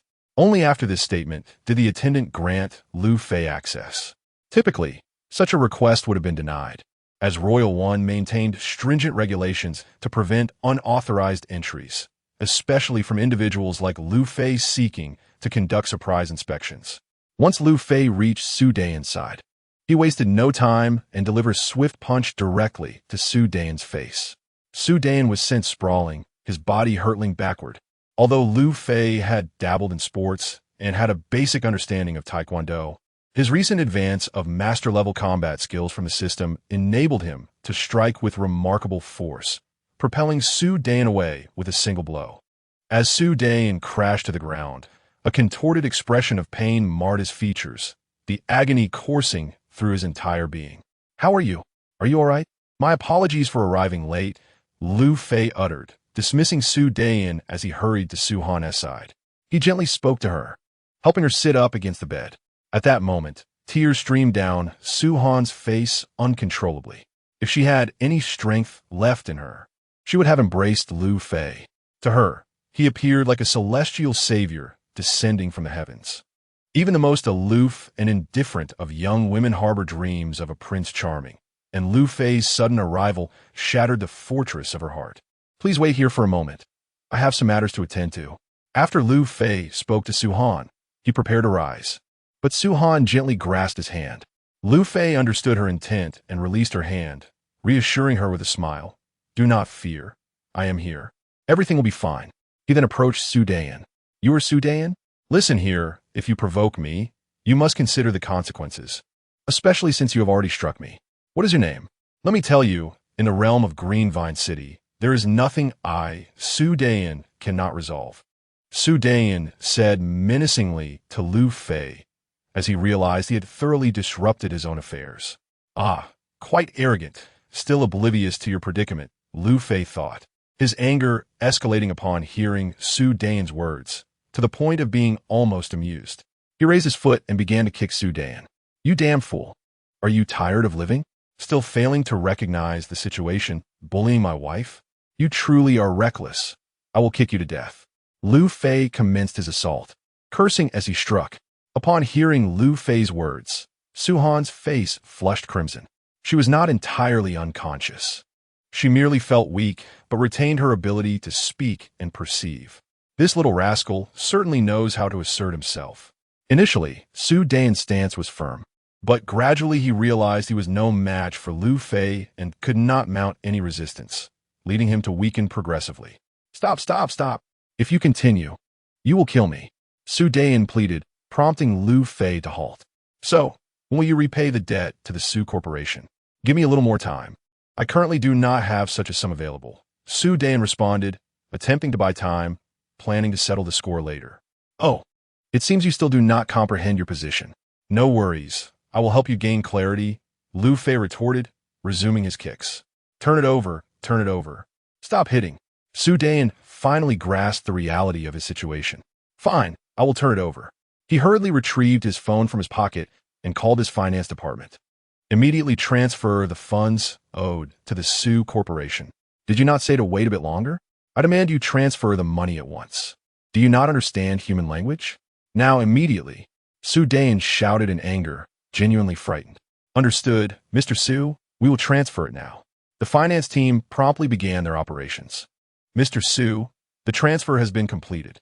Upon hearing this, Sue Dean turned to Liu Fei and said, "Sir, we have successfully repaid the funds."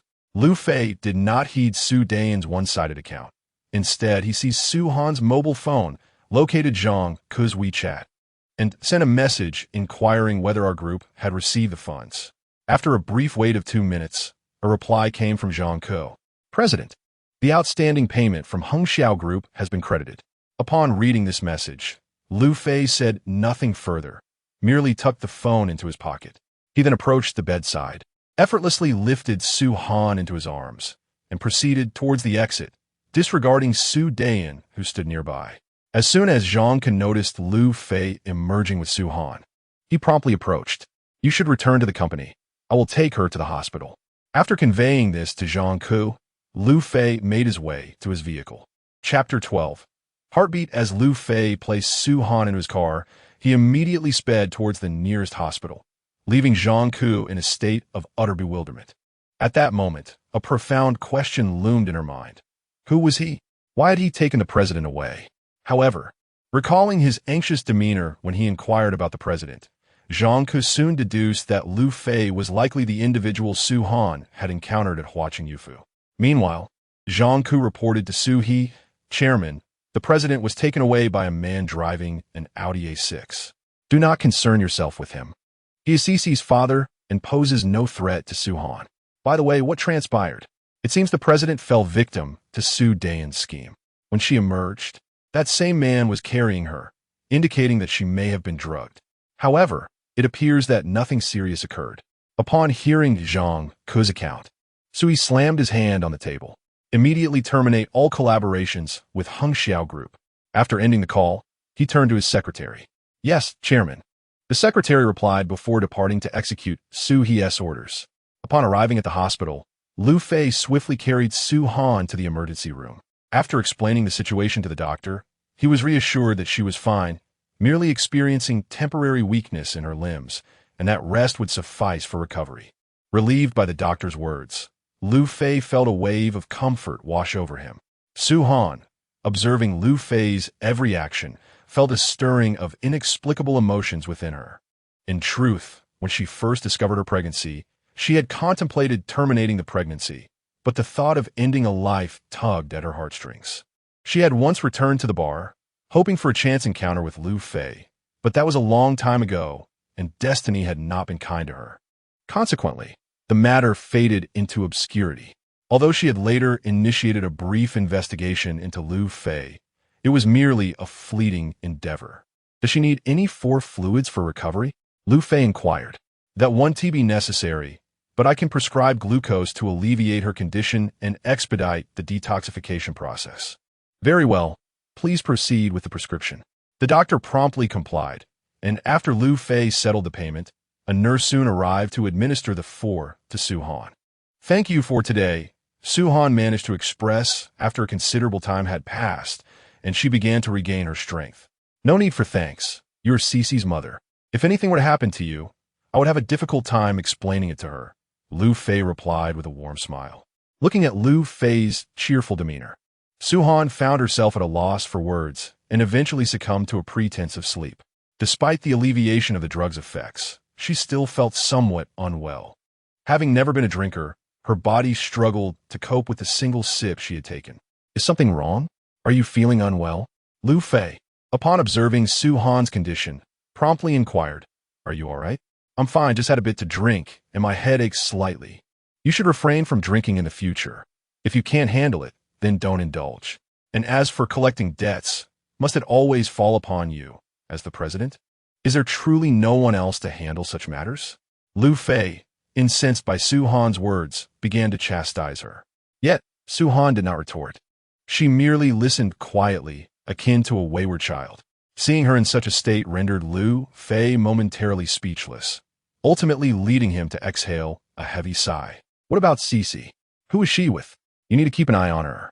Upon receiving your text, I sensed trouble and rushed to Royal One. By the way, Cece mentioned that after I pick you up, she desires a hamburger. It seems prudent to return home where I can prepare it. Considering your current condition is not suitable for an outing. That's all right. If she wants a hamburger, take her. I just need a rest. You may not grasp my intent. Cece means the 3 of us, not merely the 2 of us. Just as Liu Fei finished his statement, Sue Han's phone began to ring. Upon hearing the sound emanating from his own pocket, Liu Fei promptly retrieved it. Things were a bit urgent earlier, so I inadvertently placed your phone in my pocket. Liu Fei admitted with a sheepish expression. That's fine. It's my father calling. Hello, uncle. Oh, Liu Fei. How are things? Is Xiao Han all right? She's fine now. Currently receiving in 4 at the hospital. Once it's done, we'll head home. Fortunately, nothing else occurred. I arrived in time. However, I did give Sue Dean a good thrashing, which might require. Liu Fei intentionally left his sentence unfinished. The implication clear.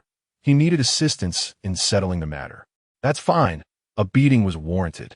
That scoundrel had the audacity to target my daughter. I will ensure he faces the consequences. You take good care of her. By the way, ISNT your home, also in Mingmen Tiancheng. Once you've finished the 4, you should return. I plan to take Cece home. All right. Sue Han overheard every word exchange between Liu Fei and Sue He. After the call ended, her curiosity surged uncontrollably. You live in Mingmen Tiancheng? Aren't you at Huaqing UFO? I just moved. I relocated the day after you left. ISNT that today? Sue Han exclaimed, taken aback. Indeed, it is today. Surprising, ISNT it? We are neighbors. At that moment, Sue Han's mind went blank. Neighbors?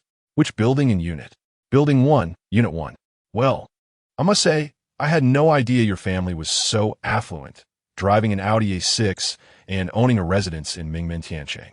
Why then did you choose to rent at Huaqing UFO? That is a secret I cannot divulge just yet. Perhaps I'll reveal it to you in the future. Liu Fei found himself unable to disclose the details of the system to Sue Han. Moreover, their relationship was still quite ambiguous, primarily sustained by their mutual connection through their daughter. The atmosphere fell into silence again, as Sue Han pondered that Liu Fei was unwilling to speak, and he felt no inclination to inquire further. At that moment, the voice of the system resonated again. Ding. Congratulations, host, task completed. Master-level martial arts acquired. Please check. Liu Fei shuddered slightly as a multitude of martial arts techniques flooded into his mind, as if he had practiced them since childhood. What is wrong? Suanaskith. Noticing Liu Fei's sudden tremor. Nothing at all, Liu Fei quickly denied. Once the 4 drip was finished, Sue Han indeed felt somewhat better, though still a bit weak. Let us go home, Liu Fei suggested, assisting Sue Han into the passenger seat, this time not carrying her, but supporting her as she could now manage to walk a little. After starting the car, Liu Fei drove towards the large supermarket. This is in the way to Mingmen Tiancheng. Where are we headed? Su Han, realizing the deviation from their route, became slightly wary of Liu Fei, pondering what he might do next. Clearly, Su Han felt a tinge of fear. Sensing her gaze, Liu Fei shot her a glance and replied, "Are we not getting burgers for Cece tonight?" "Of course. We need to buy the ingredients. Is there anything you'd like to eat? We can get that too." "Anything is fine. I don't have much of an appetite today," she replied. "All right then." Liu Fei considered her words, acknowledging the truth in them. After such an ordeal, it was indeed strange to have an appetite. "Let us go with my plan. Last time I noticed you don't like spicy food, so we'll balance it out a bit. Let us go." With that, Liu Fei accelerated the car. Upon arriving at the supermarket, he gathered all the necessary ingredients for the burgers, along with cauliflower, cabbage, and a fish. He intended to prepare Suzhou-style cauliflower, stir-fried cabbage with meat, and steamed fish, simple yet efficient. The specific dishes mattered less than the flavors, and with Liu Fei's masterful culinary skills, success was all but guaranteed. After returning to Mingmen Tiansheng, Liu Fei parked in front of his villa. "Indeed, you really are my neighbor," Su Han remarked, noticing her own home adjacent to his. "Come in and have a seat. You are my first guest." Liu Fei opened the door to the villa. "Do we need to change shoes?" "No need, just come in. Please take a seat. I'll go prepare dinner. Your father should be back soon." After directing Su Han to the sofa, he headed straight to the kitchen to begin cooking. As Su Han settled into the sofa and watched Liu Fei busily at work, a wave of happiness washed over her, leaving her perplexed as to why she felt this way. "Here, have a glass of juice," he offered. At that moment, Liu Fei emerged from the kitchen, presenting a glass of juice before Su Han. "Thank you," she replied, and he waved off her gratitude before returning to the kitchen to resume his culinary endeavors. Meanwhile, Su Han began to appreciate the grandeur of the villa, noting the distinctions between it and her own residence. It was, after all, the finest property in the prestigious Mingmen Tiansheng. The thought of having her as a girlfriend seemed rather appealing. Su Han lowered her gaze, contemplating this notion quietly. "What am I thinking?" She scolded herself internally. "Honestly, Su Han, no man is worth your consideration. Do not forget your college boyfriend, who heartlessly abandoned you." As these thoughts coursed through her mind, she found herself engulfed in a whirlwind of conflict. Yet ultimately, clarity dawned upon her. She could not possibly lack paternal affection. Perhaps it was time for her to take a bold leap of faith. Chapter 13. Sue Dane's revenge at this moment, within Royal One. "Damn it, be gentle, be gentle." Sue Dane shouted angrily at his subordinate beside him. Yes, Chairman, I'll be more careful," the subordinate replied, daunted by Sue Dane's wrath. Sue Dane grimaced in pain, cursing loudly within the confines of the room. "What is wrong with you all? A bunch of useless fools. What purpose do I serve in nurturing you? You let someone beat me to this state, and I'm left to crawl out of here." Sue Dane's anger was palpable. He was furious at being beaten so severely, while his subordinates remained oblivious. Had he not crawled to the door to call for them, they might have believed their boss was unharmed. Upon hearing Sue Dane's ire, his subordinates fell silent, well aware of his temperament. In the past, an indiscreet subordinate had interrupted Sue Dane during a private matter and had subsequently vanished from Greenvine City. After venting his frustrations, Sue Dane felt somewhat calmer. There was little else he could do. "Have you traced that boy's identity?" he inquired. "Chairman, we are currently investigating," responded Huang Mao, standing by Sue Dane's side. The men before him were Sue Dane's enforcers, tasked with handling unsavory matters on his behalf. "Expedite the investigation into his identity. I want him to suffer a fate worse than death, and then vanish from Greenvine City," Sue Dane stated ominously. His anger was immense. It was intolerable to be assaulted in his own domain, especially after allowing Su Han to escape. "Rest assured, Chairman, it will be done," Huang Mao assured Sue Dane before retreating.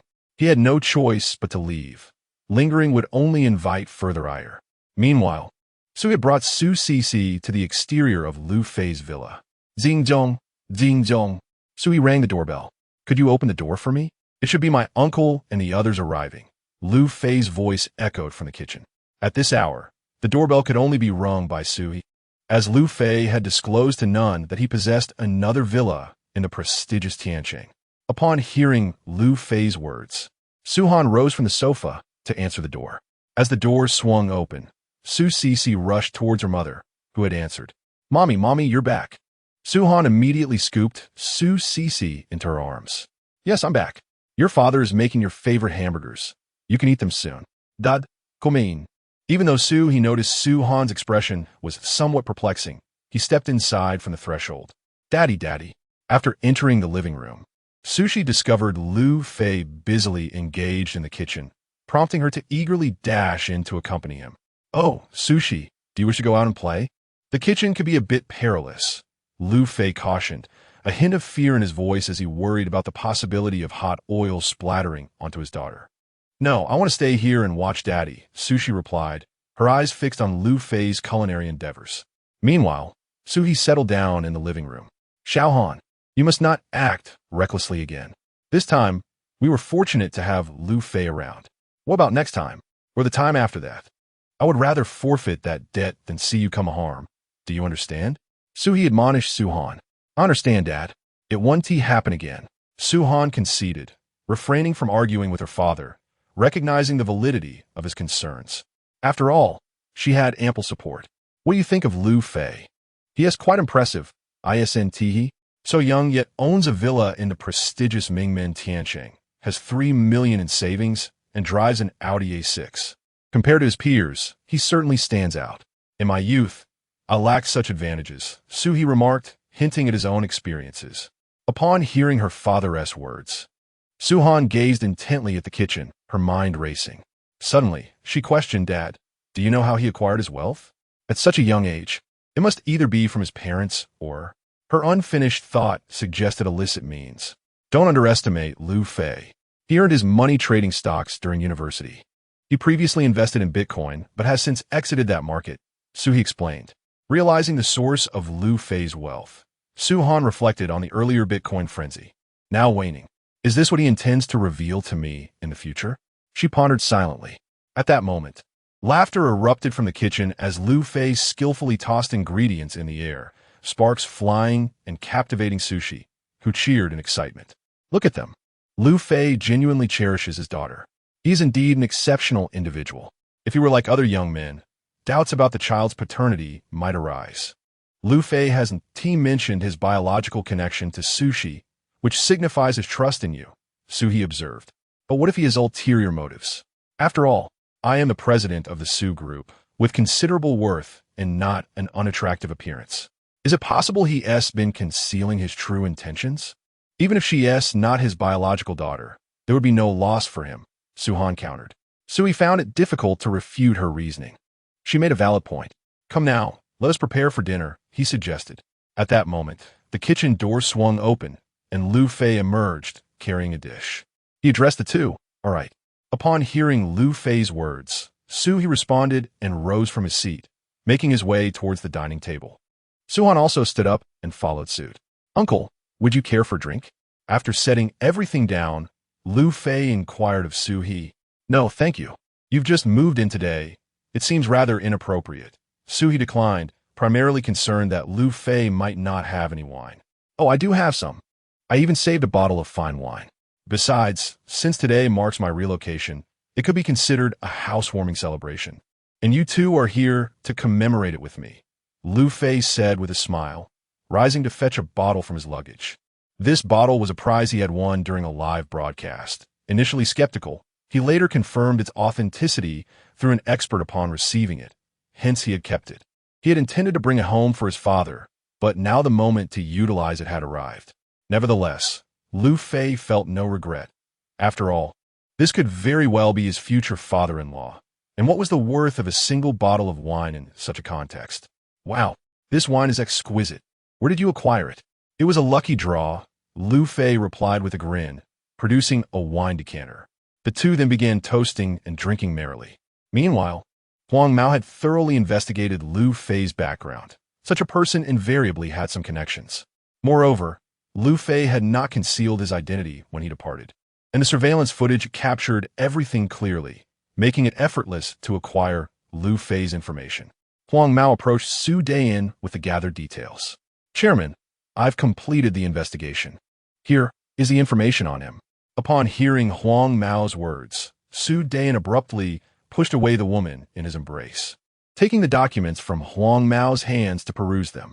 After reviewing the information, he gestured dismissively, and the woman, understanding his signal, quietly exited the room. Do you know where this fellow is currently residing? Huang Mao replied. He is at room 613, building 7 of Huaqing Uefu. The property was a reward from the system to Liu Fei, making it impossible for anyone with connections to uncover, as the system maintains strict confidentiality regarding this matter. Make him disappear. Understood, Chairman. Upon receiving Sue Dean's directive, Huang Mao promptly turned and departed to carry out the task. Such actions were second nature to Huang Mao. However, he was unaware that Liu Fei was no longer at Huaqing Uefu, having terminated his lease. Room 613 in Building 7 now stood entirely vacant. Ding! If one does not offend me, I shall not offend them. But if one offends me, I shall certainly retaliate. To retaliate against Sue Dean, a reward of 51% of Hung Shao Group shares shall be granted. Secondly, escape is imperative from this moment forth. One shall live in the shadow of Sue Dean's intimidation, and the aforementioned reward shall be rescinded. As Liu Fei, inebriated and disoriented, heard the voice of the system echoing in his mind, it was this very voice that jolted him back to clarity. It seems that Sue Dean harbors no intention of letting him off the hook. System, I choose option 1, Liu Fei responded resolutely. For even in the absence of the system's reward, he would still lean towards option 1.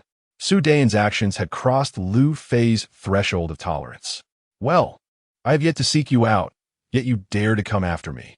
If I don't beat you to a pulp this time, I am not Liu Fei. Who are you planning to strike? At this moment, Su He, equally perplexed, could not comprehend the meaning behind Liu Fei's words. Chapter 14. An unexpected visit at this moment. Liu Fei had come to his senses. He knew he must tread carefully with his words, for it was not just him at stake, but also Su He, Su Han, and Su Cece. Oh, but your culinary skills are indeed impressive, he remarked. With just a simple cauliflower, a cabbage, and a fish, you managed to create such delectable dishes. Indeed, the burgers made by Daddy are quite delightful, Su Cece chimed in, her cheeks puffed out as she addressed Liu Fei. Just be cautious, don't indulge too much, or your little tummy might burst, Liu Fei replied with a playful smile, gently pinching her nose. Meanwhile, Su He felt that Liu Fei's cooking was commendable, as even Su Han had savored a few extra bites. All right, we've finished our meal. Let us head back, Su He said, turning to Su Han and Su Cece. Yes, let us go, Su Han replied, preparing to take Su Cece back to their room. Mommy, can I stay here with Daddy today? Su Cece pleaded, gazing up at Su Han with hopeful eyes. No, we're going home. Su Han firmly rejected her request. Okay then, goodbye, Daddy. I'll come back to play with you tomorrow, Su Cece said, waving farewell.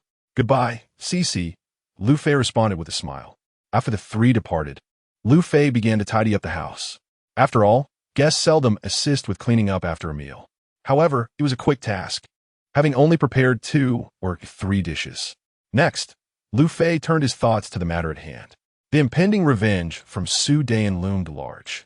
He knew he had to eliminate Sue Dein, though murder was not an option. Instead, he would employ business tactics to remove him from the equation. Once he neutralized this threat, he would acquire 51% of Hung Xiao Group S shares, thereby becoming the puppet master behind the scenes. With this in mind, Liu Fei opened his phone to investigate what Hung Xiao Group was involved in. Upon his search, he discovered that the group had diversified interests, including automotive manufacturing, real estate, and financial insurance. Su Dein certainly had a broad reach, yet how was it possible for him to be in debt? 3 billion owed and still dragging his feet. It seemed that the wealthier one became, the more indebted they were. Liu Fei mused to himself. Meanwhile, Huang Mao arrived at Huaqing Uefu. Upon reaching Building 7, Room 613, he knocked on the door, only to find it empty. Is this not the right place? Where is everyone? Huang Mao inquired of his subordinate. Brother Huang, this is indeed the correct location. We just don't know why no one is here. Look, Brother Huang, this apartment is up for rent. Another subordinate pointed out, noticing the rental notice on the bulletin board. Huang Mao approached, glanced at it, and promptly made a phone call. Hello, is this the number for room 613 in Huaqing Uefu that is for rent? Yes. What happened to the previous tenant? The previous tenant vacated yesterday. Are you interested in renting? Upon hearing that Liu Fei had moved out, Wong Bo promptly terminated the call. Let us go back. He is no longer here. The group clustered together and departed. It seems I must make a visit to Royal One. Sue Dean does not appear to be a man of good character. After reviewing the information on Hung Xiao Group, Liu Fei uncovered several news reports detailing Sue Dean's misdeeds against innocent young women. Therefore, Liu Fei resolved to personally visit Royal One to definitively address this lingering issue. After changing into a more comfortable outfit, Liu Fei exited his villa and hailed a taxi, heading toward Royal One. Why didn't he drive? He had consumed alcohol and was unable to do so. He was aware that Royal One was Sue Dean's primary enterprise. Regardless of whether Sue Dean was present, Liu Fei knew his arrival would inevitably draw Sue Dean out. Meanwhile, Liu Fei's parents, Liu Qingyang and Zhou Ling, were discussing their son at home. He has graduated, yet we know not if he has secured employment in Lutang City. I advised against him getting engaged so early, yet he insisted. Now, given our family's decline and the factory's poor performance, it seems he has been cast aside. Zhou Ling lamented to her husband, Liu Qingyang. Enough. Let us refrain from further complaints. Besides, our son has said little on the matter, hasn't he? Liu Qingyang replied. What could he possibly say? The situation is as it is, and he cannot change it now. Moreover, you are well aware of his efforts over the past few years. I fear he may act rashly. This cannot be. Zhou Ling set aside her tasks and spoke earnestly to Liu Qingyang. It may be wise for you to check on him, to offer him some guidance. If necessary, he could return home for a few days. The pressure on university graduates seeking employment is quite substantial, particularly in his field, which is not particularly favorable. Liu Qingyang reassured Zhou Ling, acknowledging that their son needed their support. All right, I understand. By the way, how is the sale of the factory progressing? Will it sell? If not, perhaps we should consider shutting it down. Continuously pouring money into it is not a sustainable solution. Furthermore, our son is now an adult. We should save what we can for him, perhaps to assist in purchasing a home or finding a partner. Zhou Ling continued discussing their factory's dire situation, expressing concern over the financial drain. Previously, when the factory was thriving, Zhou Ling had saved a sum intended for Liu Fei's future marriage. Now, Liu Qingyang's gaze turned toward those funds. Zhou Ling, however, opposed this notion fiercely as it represented their son's last financial safeguard. Hearing her words, Liu Qingyang fell silent. Let's sell the factory. You are correct. Our son is grown and requires financial support. Let that money be reserved for him. We shall relinquish the factory. After Liu Qingyang finished speaking, he walked out, leaving Zhou Ling gazing at her husband's retreating figure in silence. She understood that her husband must have made this decision with considerable resolve. If there had been any feasible alternatives, he would not have chosen this path. Yet, Zhou Ling felt powerless. The factory was in such disarray that no amount of effort could revive it, so she resigned herself to the situation. However, her son, Liu Fei, was at a different stage in life, just beginning his journey. After tidying up her belongings, Zhou Ling picked up her phone and booked a ticket to Greenvine City, deciding not to inform Liu Fei of her plans until she arrived. Meanwhile, Liu Fei took a taxi to Royal No. 1, paid the fare, and stepped into the lobby. The receptionist recognized him immediately. He had just left that morning. Why you? The receptionist stammered, taken aback by his return. She had never anticipated that this man would dare to come back after Sue Dean had reprimanded them for nearly half an hour following his departure. A confrontation that nearly cost her job. Wait, something unpleasant is about to happen here. You should go home. Also, inform your boss that the man from this morning has returned. Upon hearing Liu Fei's words, the receptionist hurriedly made a phone call. What? He dares to come back? Tell him to wait downstairs. I'll be right down. After ending the call, Sue Dean turned to his accomplice, Wong Bo. Wong Bo, Liu Fei is here, just downstairs. Come with me. Wong Bo had just returned from Hua City Joy Mansion and was reporting the situation to Sue Dein.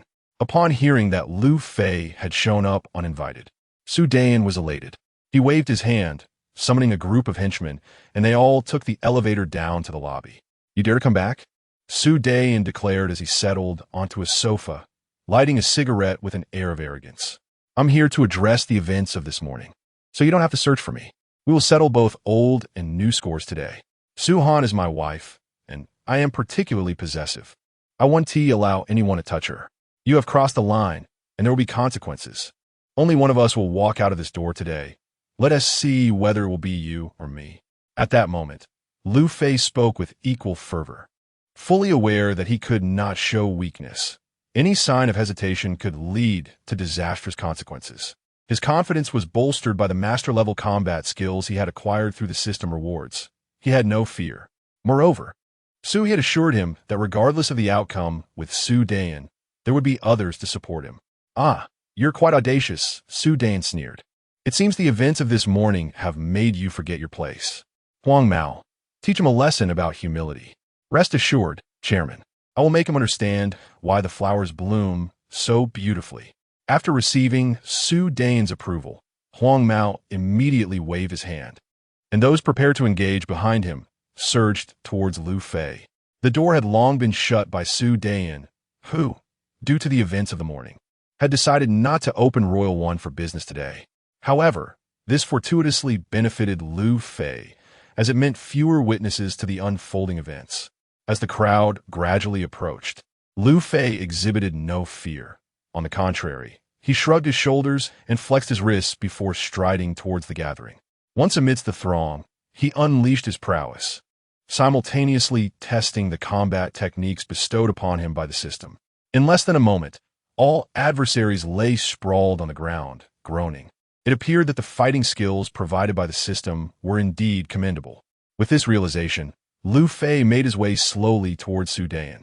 "What do you intend to do? I warn you, you cannot act recklessly."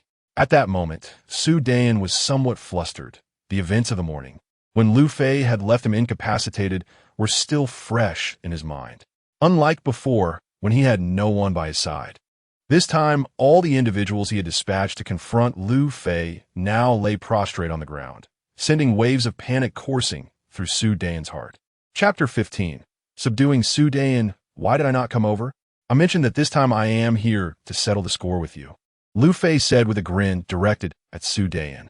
At this moment, Sue Dean was genuinely panicking.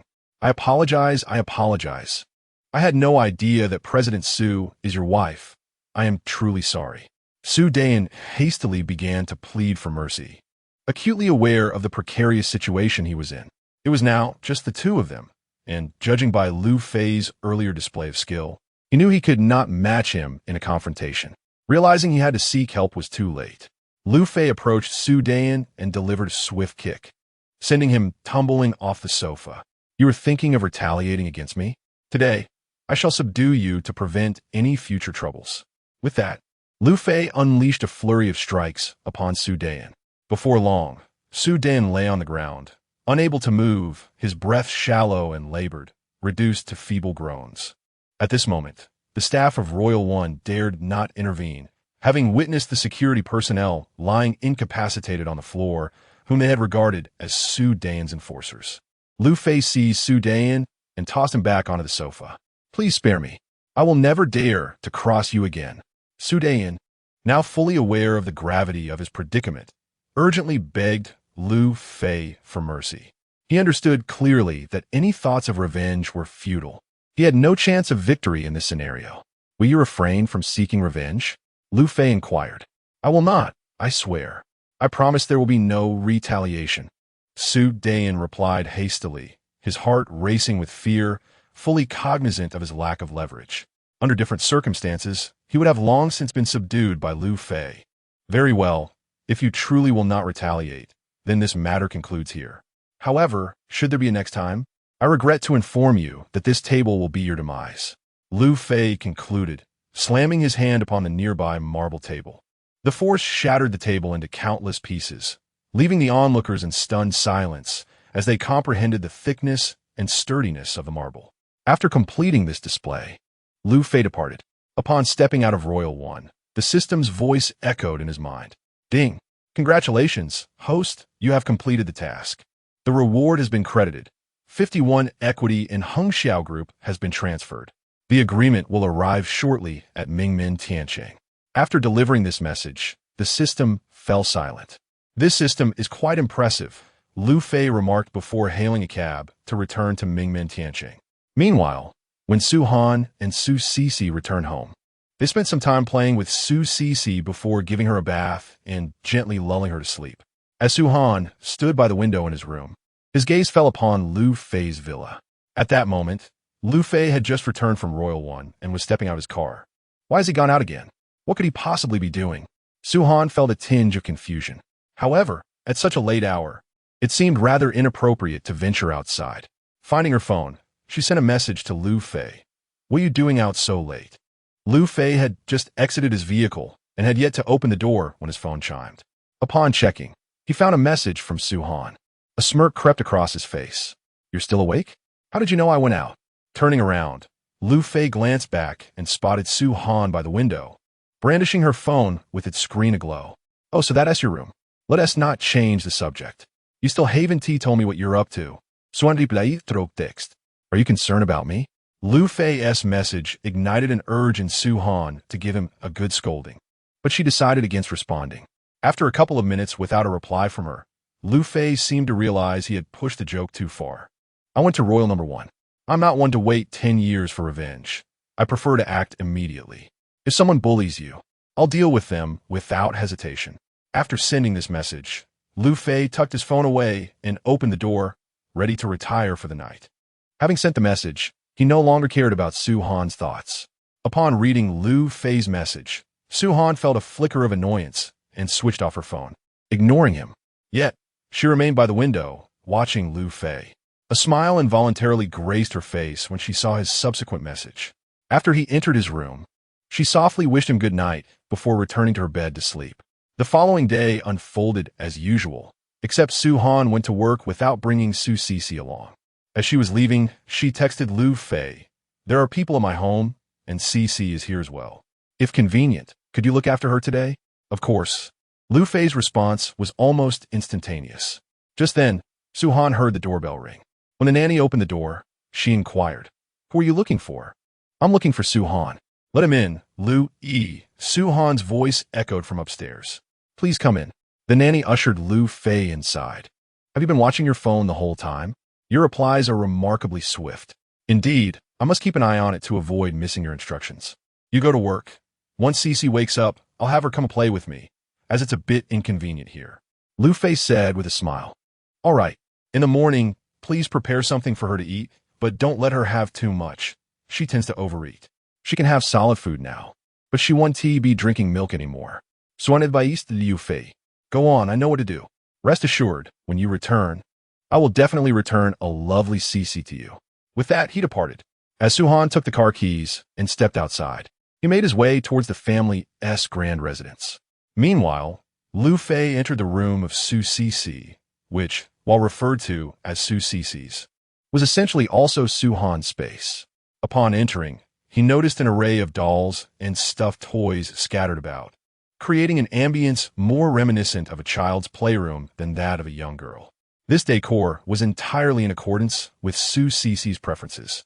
Just as Liu Fei settled onto the edge of the bed, he heard a cheerful voice, "Daddy, you're here?" Su Cece had awakened, and, upon seeing her father, her face lit up with joy. "Where's Mommy?" she inquired. "Mommy has gone to work. Would you like to come play with me today?" "I could spend the whole day with you, Cece," Liu Fei replied with a smile. Yes. I'll get dressed and wash up right now. So wait for me." Su Cece exclaimed, delighted at the prospect of spending the day with her father. She quickly began to change and freshen up. Once she was ready, she accompanied Liu Fei back to his villa. Liu Fei had ordered a variety of dishes through delivery, including toys and other treats. After preparing breakfast for Su Cece, the two of them began playing on the living room carpet. In the midst of their fun, Liu Fei's phone rang, playing the tune "The Vast Horizon Is My Love." Beneath the undulating green mountains, flowers bloom. Upon checking the caller ID, he saw it was his mother. "Hello, Mom." "Xiao Fei, I've just arrived at the train station in Lutang," his mother replied. "Mom, you're at the train station in Greentown? What brings you here?"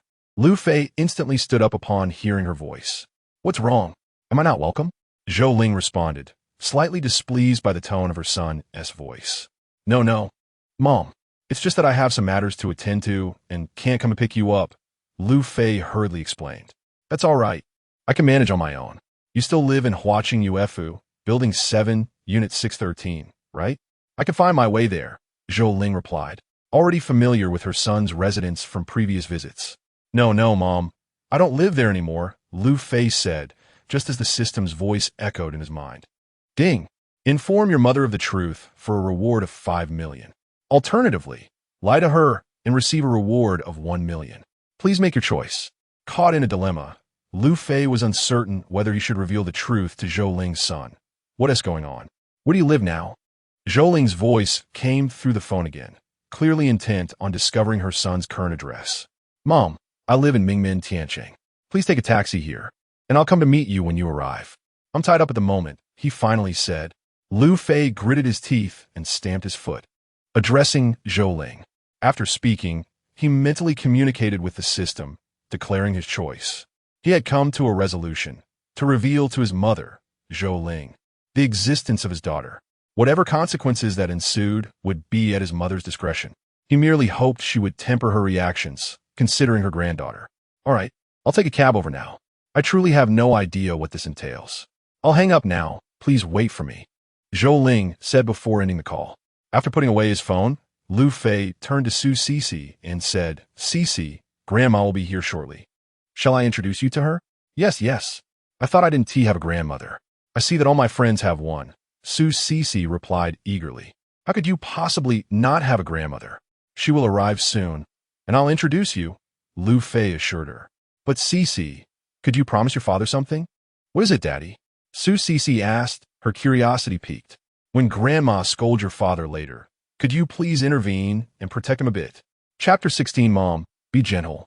Daddy, why is Grandma scolding you? Besides, will Grandma really listen to Cici?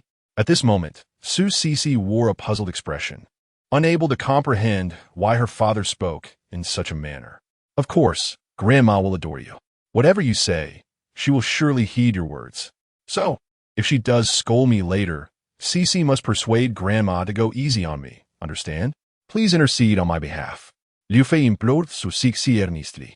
I understand, Daddy. I will plead with Grandma for you. Rest assured, Su Cici confidently assured Liu Fei. Good, Liu Fei replied, though he remained aware that such certainty was somewhat unreliable. He then took out his phone and sent a message to Su Han. Are you there? After a 2-minute wait, Su Han's cold response arrived, allowing Liu Fei to vividly imagine her expression at that moment.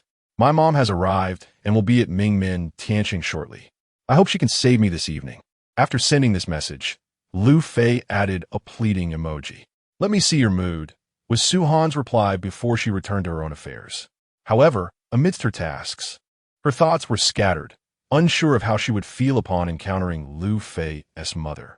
She quickly dismissed this notion, deciding that if things became too uncomfortable, she could simply avoid meeting her altogether. After half an hour, Zhou Ling's call came through. Son, I have arrived at the entrance of Mingmen Tiancheng. Okay, Mom. I'm on my way to pick you up, Liu Fei responded to Zhou Ling before preparing to head to the entrance of the community. Son, you haven't done anything illegal, have you? This community seems quite upscale, far more luxurious than where you reside in Huaqing Ufu. Mom, I'll explain everything later, but please don't be alarmed when you meet someone. Wait for me at the entrance. I'm coming now. Liu Fei concluded the call. Cici, let us go. Grandma has arrived. We must greet her. Oh yay, Grandma is here. Let us go meet her. Upon hearing that her grandmother had arrived, Su Cici eagerly set aside her toys, quickly rising from the carpet in the living room to put on her shoes, ready to accompany Liu Fei to the entrance. Meanwhile, upon reaching the entrance of Mingmen Tiancheng, Zhou Ling stood waiting. Noticing someone loitering at the entrance, the security guard instinctively approached her for an inquiry. Hello, may I ask whom you're looking for? Oh, my son said he lives inside. He is coming out to pick me up, so I'm just waiting here. Zhou Ling replied truthfully. Please wait at the security booth for a moment. The weather is quite warm. It's cooler inside with the air conditioning.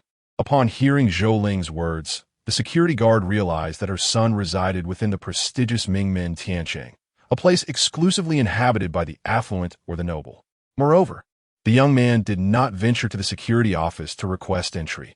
Instead, it would be more prudent to cultivate a favorable rapport by allowing him to wait at the security station. No, that's unnecessary. It would be quite a hassle. I can simply stand here for a while, Zhou Ling promptly responded, feeling somewhat embarrassed. After all, what if her son failed to arrive to greet her, or if she had mistakenly come to the wrong location? That would be quite awkward. Perhaps you could step a little closer. This is the main entrance of the community. The traffic here can be somewhat unsafe, and there are shaded areas near the security booth to escape the harsh sun, the guard suggested, noting Zhou Ling's reluctance to enter the booth. All right then. I'll wait over there. Thank you, young man, she replied. Not at all. It is our duty. Allow me to assist you, the security guard said, stepping forward to take her belongings and help her carry them over. If Hanfei truly resided here, that would be quite commendable. At least the security personnel were helpful, exhibiting an exemplary service attitude, unlike the aloof demeanor one encountered at Huaqing Ufu. Zhou Ling mused, and after a brief wait of 2 minutes, Liu Fei's figure finally appeared within her line of sight. However, as she observed, her curiosity piqued when she noticed he was holding the hand of a small child. Mom, you're here. Quickly, let's go inside. It's quite sunny here, Liu Fei said as he approached his mother, promptly taking her belongings from her grasp. Hanfei, who is this? Zhou Ling inquired, her gaze shifting towards Su Cece. Let us head home first. I'll explain everything there, Liu Fei replied, a hint of unease evident in his voice. Hello, Grandma. I am Cece. Su Cece introduced herself directly to Zhou Ling. Oh, greetings to you, Zhou Ling responded, feeling no sense of strangeness at the child's address, as it was quite appropriate for someone of her age to hear such a term of endearment. Let us go home, then, Zhou Ling concluded, recognizing her son's desire to defer the conversation until they were home. Mom, just hold on to that. I still need to hold her hand, Liu Fei insisted. Not to worry, Zhou Ling reassured him. Yet, questions swirled in her mind. Who exactly was this child? If she were indeed her granddaughter, how delightful it would be. Upon returning to their residence, Liu Fei said, Mom, please have a seat. Grandma, please enjoy some tea. Su Cece chimed in, presenting a cup of tea to Zhou Ling. Oh, thank you. You are so polite. Whose child are you? Zhou Ling inquired, intrigued. At this moment, Zhou Ling observed Su Cece's polite demeanor and inquired, Who are you? I am Daddy's daughter. Your father? Who is your father? It's him. After Su Cece responded to Zhou Ling, she pointed at Liu Fei. Mom, let me explain. Please listen. Speak. It is imperative that you clarify this matter. If you fail to do so, beware of your consequences. Zhou Ling's expression darkened as she turned to Liu Fei, fully aware that her son had no daughter. How could a child suddenly appear claiming to be his daughter? Mom, it's like this. 2 years ago, I went to a bar and had a drunken encounter with a girl, which led to her. Liu Fei hurriedly recounted the events to his mother. As Zhou Ling absorbed his words, her expression soured progressively. Ultimately, she could no longer contain her anger. Glancing around, she seized a broom and chased after Liu Fei. Mom, please don't be upset. Liu Fei realized the precariousness of the situation and began to evade her. I can't believe you went to a bar at such a young age and engaged in such disgraceful behavior. You have no sense of shame. Zhou Ling wielded the broom, striking Liu Fei while berating him. Mom, please be gentle. I understand my mistake. Liu Fei pleaded for mercy as he endured the blows, knowing that if his mother did not give him a thorough scolding, the matter would not be resolved. Just then, Su Cece burst into tears, prompting both to halt their actions. Cece, what's wrong? Why are you crying? Liu Fei, flustered, abandoned his focus on the enraged Zhou Ling and rushed to Su Cece's side. Daddy, does Grandma not like me? I saw her hitting you. Is it because of me? Su Cece's innocent inquiry tugged at Liu Fei's heartstrings. At that moment, Zhou Ling dropped the broom and hurried to comfort Su Cece. Oh, I'm so sorry, Cece. It's not that Grandma doesn't like you. It's just that your father's actions are rather upsetting. Grandma loves you very much. Come here, let Grandma give you a hug. After speaking, Zhou Ling lifted Su Cece into her arms and retrieved a tissue from the table to wipe her tears. Despite Zhou Ling's efforts to soothe her, Su Cece continued to cry until Zhou Ling managed to calm her down. It's all your fault for making my granddaughter cry.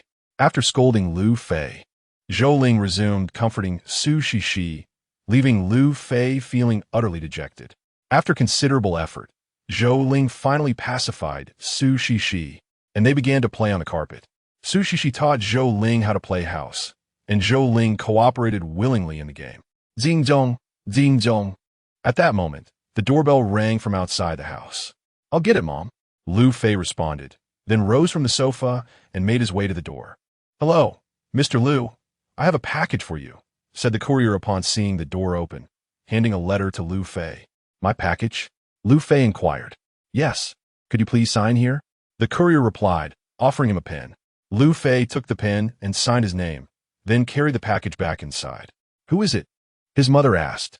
"It's a delivery," Liu Fei answered, settling back onto the sofa. He opened the package to discover it was a stock transfer agreement from Hengxiao Group, with Liu Fei as the beneficiary. By signing his name, he would become the largest shareholder of Hengxiao Group. So, the equity gifted by the system has arrived. "I thought it was something else," Liu Fei mused to himself. He found a pen and signed where required, affixing his seal. Thus, Hengxiao Group became his. "Grandma, I'm hungry." Time had slipped away, and it was now noon. Su Sisi said to Zhou Ling, "All right, dear, I will prepare lunch for you right away." Zhou Ling replied, promptly beginning to cook for Su Sisi. Chapter 17, the first meeting of the two. "Mom, let me handle it." Liu Fei, noticing his mother heading towards the kitchen, quickly rose to stop her. "You? Really? What skills do you possess that I am not already aware of?" Zhou Ling retorted with a look of disdain, well aware of Liu Fei's limited culinary abilities. "Grandma, Dad cooks wonderfully." At that moment, Su Sisi interjected, defending Liu Fei. "Mom, you and Sisi continue your play. In the meantime, allow me to showcase my culinary skills, so you may witness your son's true prowess." After speaking, Liu Fei donned an apron and ventured into the kitchen to commence his culinary endeavors. Today's menu continued with a fish theme, as fish is known to be beneficial for the cognitive development of growing children. Zhou Ling, observing her son's actions, could hardly believe her eyes. She retrieved her phone from her pocket and turned to Su Sisi, saying, "Sisi, dear, could you call Grandpa for me? Why don't you play by yourself for a bit?" "Okay, Grandma, you go ahead. By the way, does Grandpa like me too?" "Of course. Grandpa will be overjoyed to see you. I'll just give him a call." After soothing Su Sisi, Zhou Ling discreetly stepped aside and dialed Lu Qingyang's number. "Hello, old lady, what is the matter?" "Old man, I have significant news to share." Zhou Ling lowered her voice as she spoke to Lu Qingyang. "Significant news? What has happened? Is something wrong with our son?" Lu Qingyang's expression turned tense upon hearing her words. "Not at all. It's just that you have a granddaughter now." "Don't jest with me, old woman. Don't tease me like that. Our son just broke up." "It's true. I'm currently with Xiao Fei, and he has brought a little girl along, claiming she is the result of a mistake he made 2 years ago." Upon finishing her explanation, Zhou Ling promptly sent him a photograph. "Look, I've sent you a picture. Take a look." After hearing Zhou Ling's words, Lu Qingyang sensed her seriousness and opened the photo. "You know, she does bear resemblance to Xiao Fei. But is this reliable? We must not allow our son to become burdened by emotional entanglements and take on responsibilities he is not ready for. That would be unfortunate. You must remind Xiao Fei that he is still young and should not act foolishly. Rest assured, I will keep an eye on the situation. I just wanted to inform you to prepare you for what is to come. I will inquire further in due course," Zhou Ling assured him. "Good. This matter must not be taken lightly. It concerns the lineage of our Liu family. We must proceed with utmost caution." Lu Qingyang emphasized to Zhou Ling. "Do not worry." After concluding the call, Zhou Ling returned to the living room to play with Su Sisi. Meanwhile, Liu Fei finished cooking and brought the dishes to the table. "Mother, Sisi, come wash your hands. Dinner is ready." Once the three of them settled at the dining table, they began to enjoy their meal. Zhou Ling's eyes sparkled as she sampled the dish prepared by Liu Fei. "Son, your cooking skills are quite impressive. Where'd you learn this?" "I've never tasted such delicious food from you before," she inquired of her son. "Mother, I've been practicing secretly. I had intended to showcase my skills, but it seems fortune smiled upon me in the end. At the very least, I can prepare some supplementary food for Sisi. If it doesn't taste good, she simply won't eat it, right?" Liu Fei replied, offering a piece of fish to Su Sisi, who eagerly opened her mouth to eat. "Wonderful, wonderful. Eat up. Your skills are indeed commendable. From now on, you can cook at home. With your talent, you could easily work as a chef in a restaurant." Zhou Ling praised her son, for his culinary prowess was genuinely remarkable, and being her own child, Who else could she commend? After they finished their meal, Liu Fei tidied up the dishes. Following lunch, Su Cece grew drowsy, and Zhou Ling gently coaxed her to sleep. Liu Fei still had some shortcomings when it came to childcare. Unlike Zhou Ling, who had experience, he was somewhat inexperienced. Once Su Cece was asleep, Liu Fei and Zhou Ling sat together in the living room. "So, my son, are you absolutely certain she is your daughter? I just called your father, and he suggested I confirm whether she truly belongs to the Liu family. After all, this matter dates back 2 years. One cannot simply assume responsibility because of a past relationship," Zhou Ling said, her expression a mixture of concern and skepticism. Liu Fei found himself at a loss for words in response to his mother's remarks. "Mother, she is indeed my daughter. We've already conducted a paternity test," he confessed, albeit with a hint of embellishment. Yet, it was not entirely a falsehood. Su Cece was his daughter, and he believed it was necessary to convey this to his mother to gain her trust. "That's good to hear, as long as she belongs to our Liu family. But who is the child's mother?" Zhou Ling inquired. "She is Su Han, the president of the Su group," Liu Fei replied. "I don't know her, but if she is a president, what would she see in our family?" Zhou Ling questioned. "Perhaps you misunderstand. She merely wishes for Cece to have a fatherly presence during her childhood. She didn't reach out to us out of a need for responsibility." Liu Fei explained with a wry smile. "Oh, I see. But Xiao Fei, since you've acknowledged this daughter, you must think it through. Finding a partner will be difficult, unless you pursue her mother. However, that seems rather unrealistic. If it were a couple of years ago, when our factory was still thriving, it might have been a different story. However, at present, you are aware of the circumstances surrounding our factory.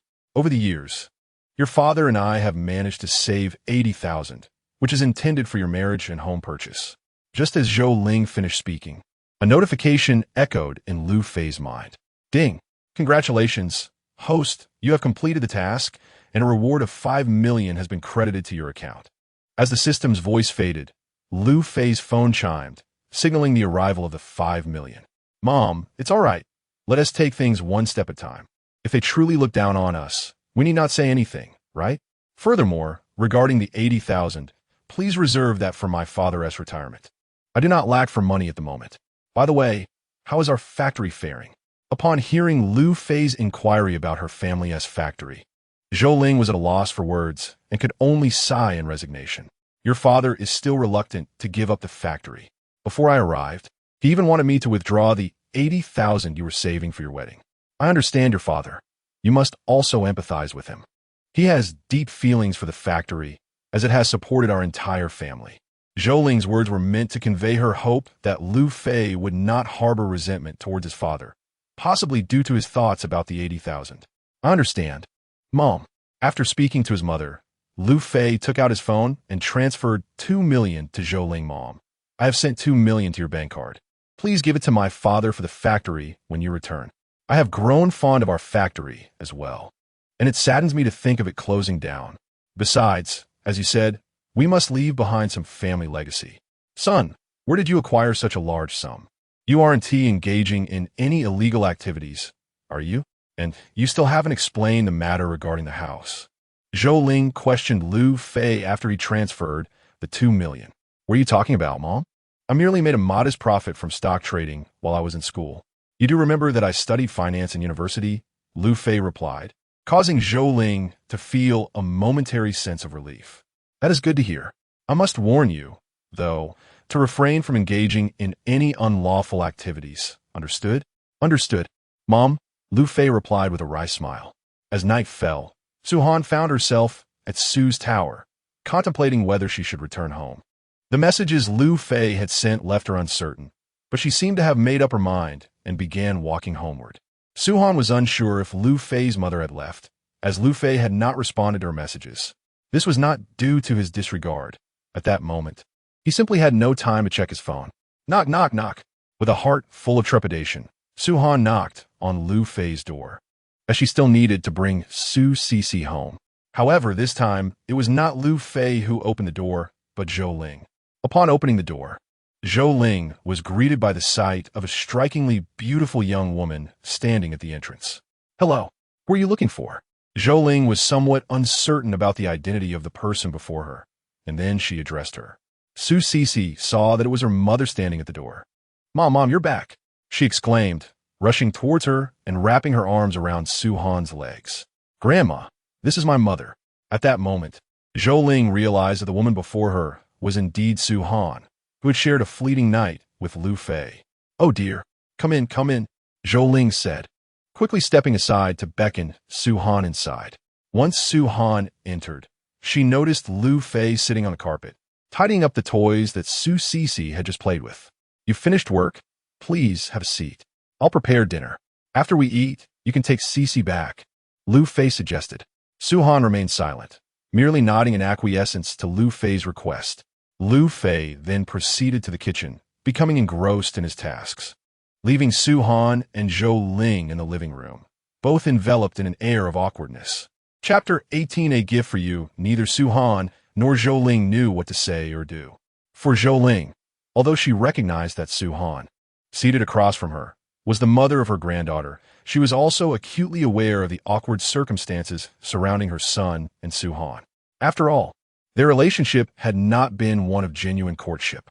Moreover, Su Han had only indicated that Su Cece required a father, without clarifying her own stance on needing a husband. Hello, Auntie. My name is Su Han, and I am Cece's mother. Su Han felt that the prolonged silence was somewhat impolite and took the initiative to introduce herself. Greetings, dear. I am Zhou Ling, Liu Fei's mother. I'm already aware of what my son has done, but rest assured, I have spoken to him about it. Yes. Grandma even hit Dad with a broom today, and it was quite fierce. Su Cece chimed in, playfully assisting Liu Fei from the sidelines.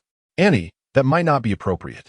After all, our encounter stemmed from a moment of indiscretion, so you need not concern yourself too much with this matter. Su Han's words conveyed a simple message. While she and Liu Fei had a daughter together, she would not use this as leverage to entangle him. What do you mean by that? Cece needs a father, doesn't she? Let this rascal help look after the child. He has nothing pressing to attend to, so he can lighten your load a bit.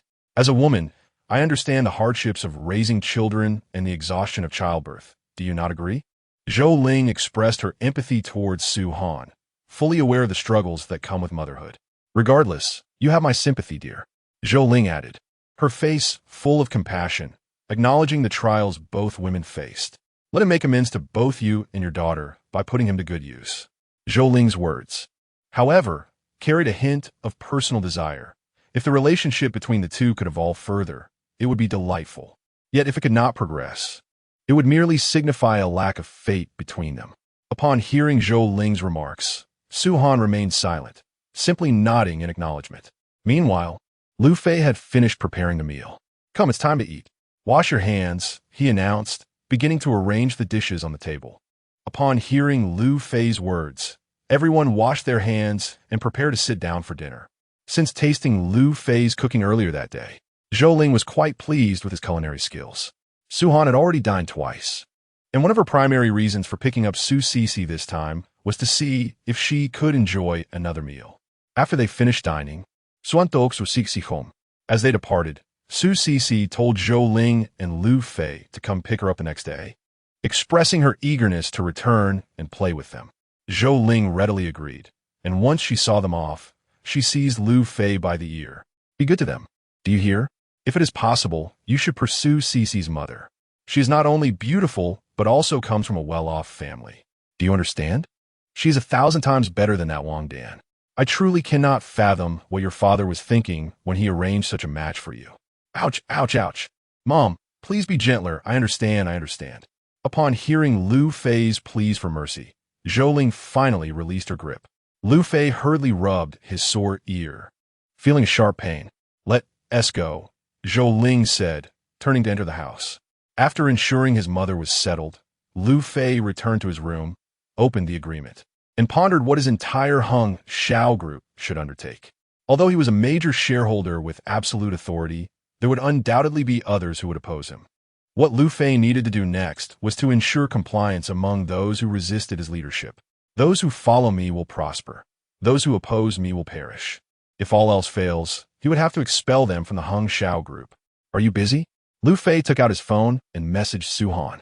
After about 10 minutes of waiting, she replied, just finished bathing Cece. What is up? She is playing by herself. Feel free to ask. Liu Fei inquired. What collaboration exists between the Sue Group and Hung Xiao Group? They owe you a substantial sum. Su-Han responded, it's South in real estate. We are suppliers providing construction materials. Though she did not understand why Liu Fei was asking, she shared the details of their collaboration with Hung Xiao Group. Will you consider future cooperation? Liu Fei asked. Not anymore. The chairman of Hung Xiao Group, Sue Dean, is simply revolting. Are you suggesting I should still collaborate with them? What if their chairman were to change? Liu Fei countered. Change? That's impossible. I haven't heard anything about that. Su-Han looked at her phone, feeling puzzled by Liu Fei's inquiries. After hearing her response, Liu Fei did not reply immediately, but sent her a photo of the share transfer agreement. Upon seeing it, Su-Han says, waited. You are now the largest shareholder of Hung Xiao Group? After sending this message, she followed up with 3 questioning emojis. Indeed, I am now the largest shareholder of Hung Xiao Group, which grants me decisive power over all matters. So, do you still wish to collaborate with Hung Xiao Group? Rest assured, I will not default on your payments, Liu Fei assured her. At that moment, Su-Han fell silent. As the largest real estate developer, collaborating with Hung Xiao Group would indeed bring significant advantages to the Sue Group. However, previously, her primary concern was the issue of payment. Now, the situation had shifted, as it was now under Liu Fei's control. Regardless of public or private interests, if she desired payment, it would undoubtedly be easier to obtain now. Why take such actions? Moreover, how did you become the largest shareholder? Liu Fei, upon receiving the message from Su-Han, found himself at a loss for words. Ultimately, he decided to confide in her. How did I become the largest shareholder of Hung Xiao Group? That is a secret, and I regret that I cannot respond to you at this moment. However, I assure you that I will reveal it to you in due time. As for why I chose your Sue family group, it is simply because I wish to present you with a gift. Su-Han stared at the message from Liu Fei, remaining silent for a prolonged period before finally letting out a sigh. You should first ensure that you maintain control over Hung Xiao Group, as Sue Dean is not one to relinquish his position easily. Rest assured I will. After sending the message, Liu Fei put away his phone, preparing to rest, as he planned to visit Hung Xiao Group the following day to assess its operations. The next day, after arriving at work, Su-Han left Su Cece at Liu Fei's home, as Liu Fei had plans to go out and had entrusted Zhou Ling with watching over Su Cece. Zhou Ling, of course, had no objections. In fact, she welcomed the opportunity. Su Cece, however, was a bit miffed, but ultimately, Liu Fei appeased her with a doll, allowing her to play with Zhou Ling at home. In the office of Hung Xiao Group, Su Dein was in a fit of rage. He had just received notification from the board that his shares had been transferred to a young man, who now held 51% of Hung Xiao Group's shares. These scoundrels! How could they do such a thing without informing me? Su Dein fumed in his office, despite holding 45% of the shares. Previously, when the shares were more fragmented, he wielded absolute influence. However, the situation had changed. Another individual now controlled 51%, which posed a significant threat to him. The board members had long grown weary of Su Dein, but their shares were insufficient to rival his power. Meanwhile, Su Dein continued to systematically undermine them, thus solidifying his dominance over Hung Xiao Group. Upon arriving at Hung Xiao Group, Liu Fei entered the building directly. Although the office tower of Hung Xiao Group lacked the grandeur of Su Family Group, it was still considerable in size. After all, even a withered camel is larger than a horse. Moreover, given the recent tightening of the real estate market, Hung Xiao Group was facing various challenges with its supply chain and financial resources. Just as Su Dein had delayed payments to Su Family Group, Hung Xiao Group found itself in a position where expenses were mounting. Su Dein did not wish to default on Su-Han, but he had no choice but to exploit the situation. Additionally, he harbored a certain infatuation with Su-Han's beauty, contemplating the use of this to his advantage. The crux of the matter was that if he could win Su-Han over, the merger of Su Family Group and Hung Xiao Group would result in a significantly strengthened entity. This could effectively resolve all the crises currently confronting the Hung Xiao Group. However, unexpectedly, Liu Fei emerged, causing Su Dein's plans to unravel entirely. I am the largest shareholder of the Hung Xiao Group. My name is Liu Fei. Please Please inform the board of directors immediately that I am convening a board meeting. Liu Fei addressed the receptionist. Upon hearing Liu Fei's declaration, the receptionist initially assumed he was delusional and was about to summon security. Yet at that moment, Liu Fei produced a document for her inspection. Upon examining the agreement, the receptionist realized it did not appear to be counterfeit. Coupled with Liu Fei's commanding demeanor, it was difficult to believe that this young man would resort to deception. Promptly, she dialed the number for Sue Dean's office. Chapter 19. Reorganizing the Hanfei group. The telephone in Sue Dean's office rang incessantly, its persistent sound echoing in the air. "Who is it?" Sue Dean answered the call, his voice booming, as the unexpected interruption weighed heavily on his mood. "Chairman, a young man has arrived, claiming to be the largest shareholder of Hanfei Group. He demands a board meeting and comes bearing an agreement stating he holds 51% of our shares," the receptionist relayed urgently, unfazed by Sue Dean's tone. Upon hearing her words, Sue Dean sprang to his feet. "What did you say? Where is he?" "He is at the front desk." "Wait for me. I will come down immediately." With that, Sue Dean hastily hung up the phone and dashed out his office, descending the stairs with a sense of urgency. He had already received notice of the board meeting, confirming the validity of the news. Besides, the receptionist had no reason to fabricate such information, merely seeking verification. When Sue Dean arrived at the front desk, he was momentarily taken aback. "It's you. Long time no see, Chairman Sue," Liu Fei greeted, waving at him. Sue Dean had anticipated his reaction, but he had not expected Liu Fei to be the one standing before him. "What brings you here? You can't be." At that moment, Sue Dean's eyes widened in disbelief.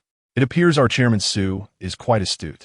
Indeed, I'm a new shareholder of Hanfei Group, and I intend to convene a board meeting. Is that acceptable?" "Of course, Mr. Liu. That is entirely agreeable. Please proceed to the conference room. I will notify the others to join us shortly," Sue Dean responded, his previously brash demeanor replaced by a respectful tone. Liu Fei, unbothered by Sue Dean's deference, simply walked into the elevator, ascending to the upper floors. Sue Dean was now drenched in cold sweat, acutely aware that if Liu Fei had indeed become the largest shareholder of Hanfei Group, his favorable days were numbered. Yet, he had no choice but to promptly summon the remaining board members. Once all were gathered, Sue Dean approached Liu Fei's side. "Mr. Liu, everyone is present. We may begin. However, I have a few words to express." "Go ahead, what is it?" "Mr. Liu, I wish to extend my sincerest apologies for my previous actions. I'm truly sorry." Sue Dein Gonke, bowing deeply. Liu Fei understood the unspoken message, an implicit plea for leniency in the impending board meeting. Yet Liu Fei was not a benevolent person. He disregarded Sue Dein and rose from his seat, striding purposefully toward the conference room. Upon witnessing Liu Fei's actions, Sue Dein anticipated this outcome, his gaze betraying a glimmer of coldness. Suddenly, a notification from the system chimed, announcing a mission to punish Sue Dein. The options were as follows. 1. Subject him to legal retribution, with a reward of 10 million in cash. 2. Grant him leniency, with a reward of 3 million in cash. "I choose option 1. Liu Fei declared resolutely upon hearing the system's choices. After all, this was a fortuitous opportunity, merely to ensure that he faced the law. For scoundrels like Sue Dein, such legal consequences were hardly excessive. As Liu Fei entered the conference room, he took a seat at the head of the table. "I am Liu Fei, the newly appointed shareholder of Hanfei Group, currently holding 51% of the shares. I have called everyone here today to announce a significant matter." Upon hearing Liu Fei's words, all eyes turned toward him. Sue Dein, the current chairman of Hanfei Group, has engaged in embezzlement and repeatedly violated the law. I have decided to remove him from his position as chairman and also to terminate any employment of his relatives within Hanfei Group. I wonder if anyone has any objections.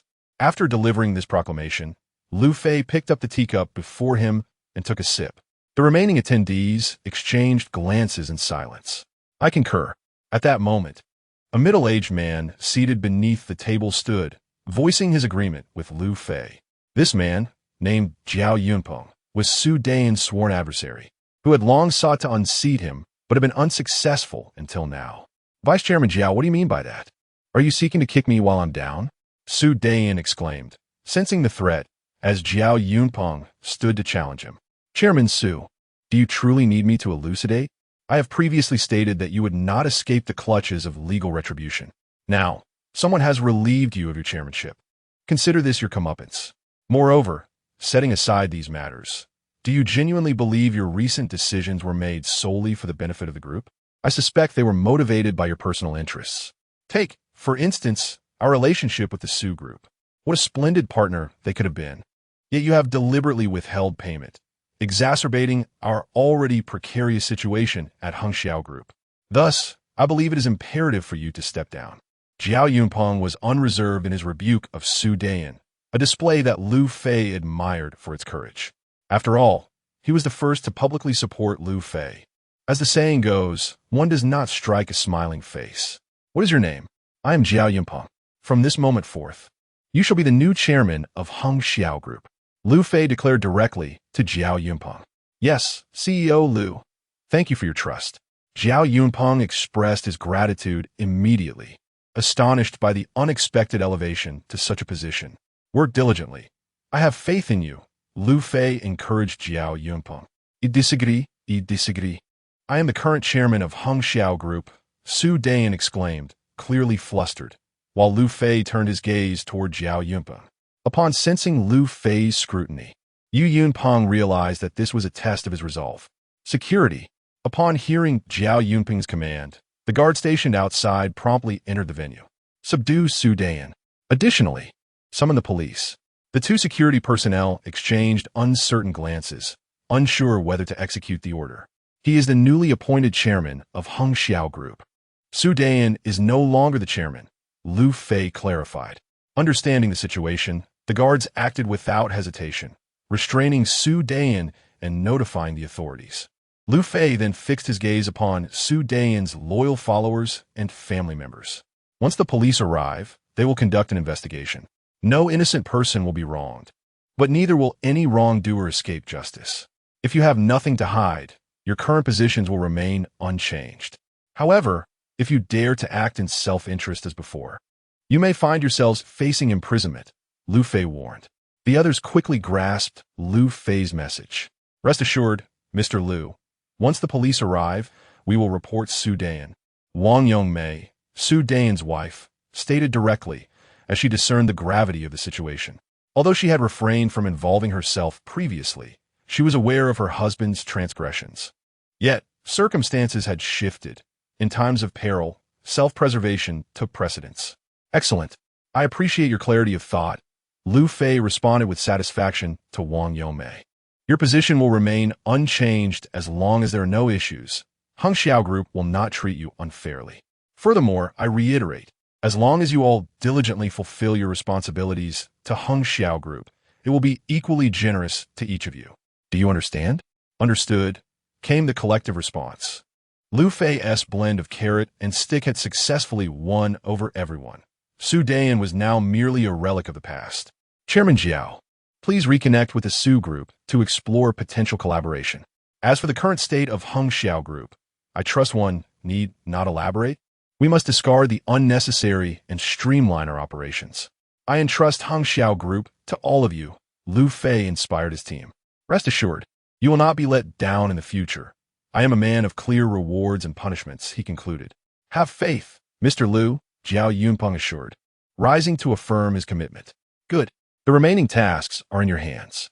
I must take my leave now, Liu Fei stated. After Liu Fei finished speaking, he rose to leave. Mr. Liu, allow me to see you off, Jiao Yunpeng approached Liu Fei. After bidding farewell to Liu Fei, the police arrived at the office building of Hengxiao Group and took Sue Dein away, along with his entourage. Before their departure, Jiao Yunpeng informed the police that, provided the issues at hand were not overly severe, he hoped for leniency. However, should any criminal matters arise, he urged the police to enforce the law rigorously. President, we have received word from Hengxiao Group expressing a desire to strengthen our collaboration with Su Group. Zhang Ku entered Su Han's office to relay the request for cooperation from Hengxiao Group. Oh, an invitation to fortify our partnership? Suan Gus, incredulous that Sue Dein would dare to discuss continued collaboration. President, the chairman of Hengxiao Group, is no longer Sue Dean. It is now Jiao Yunpeng. At that moment, Su-Han received a message on her phone. Upon checking, she discovered it was from Liu Fei. Hung Xiao Group is now under my control. I hope you will consider this and cooperate generously. Thank you, he had written, accompanied by a smiling emoji. Chapter 20. An interlude at the amusement park. Upon receiving Liu Fei's message, Su-Han chuckled softly. President, Zhang Ke remarked, feeling perplexed, and quietly inquired. Oh, it's nothing. Since Hung Xiao Group is to collaborate with our Su Group, we shall proceed with the standard partnership protocol. As for other matters, they are of no concern. Understood, President. I shall promptly initiate contact with them through the business department. After acknowledging Su-Han's words, Zhang Ke swiftly turned and departed to attend to the task. How did you manage to gain control over Hung Xiao Group? Do you truly believe Sue Dean would allow you such privilege? He is a rather unscrupulous individual. Exercise caution against potential retaliation. Liu Fei smiled upon reading Su-Han's message. Sue Dein is currently detained at the police station. Whether he will emerge is uncertain. By the time he seeks vengeance, he may very well be in his twilight years, so I harbor no concerns. You certainly pique my curiosity. I wonder how many secrets you possess.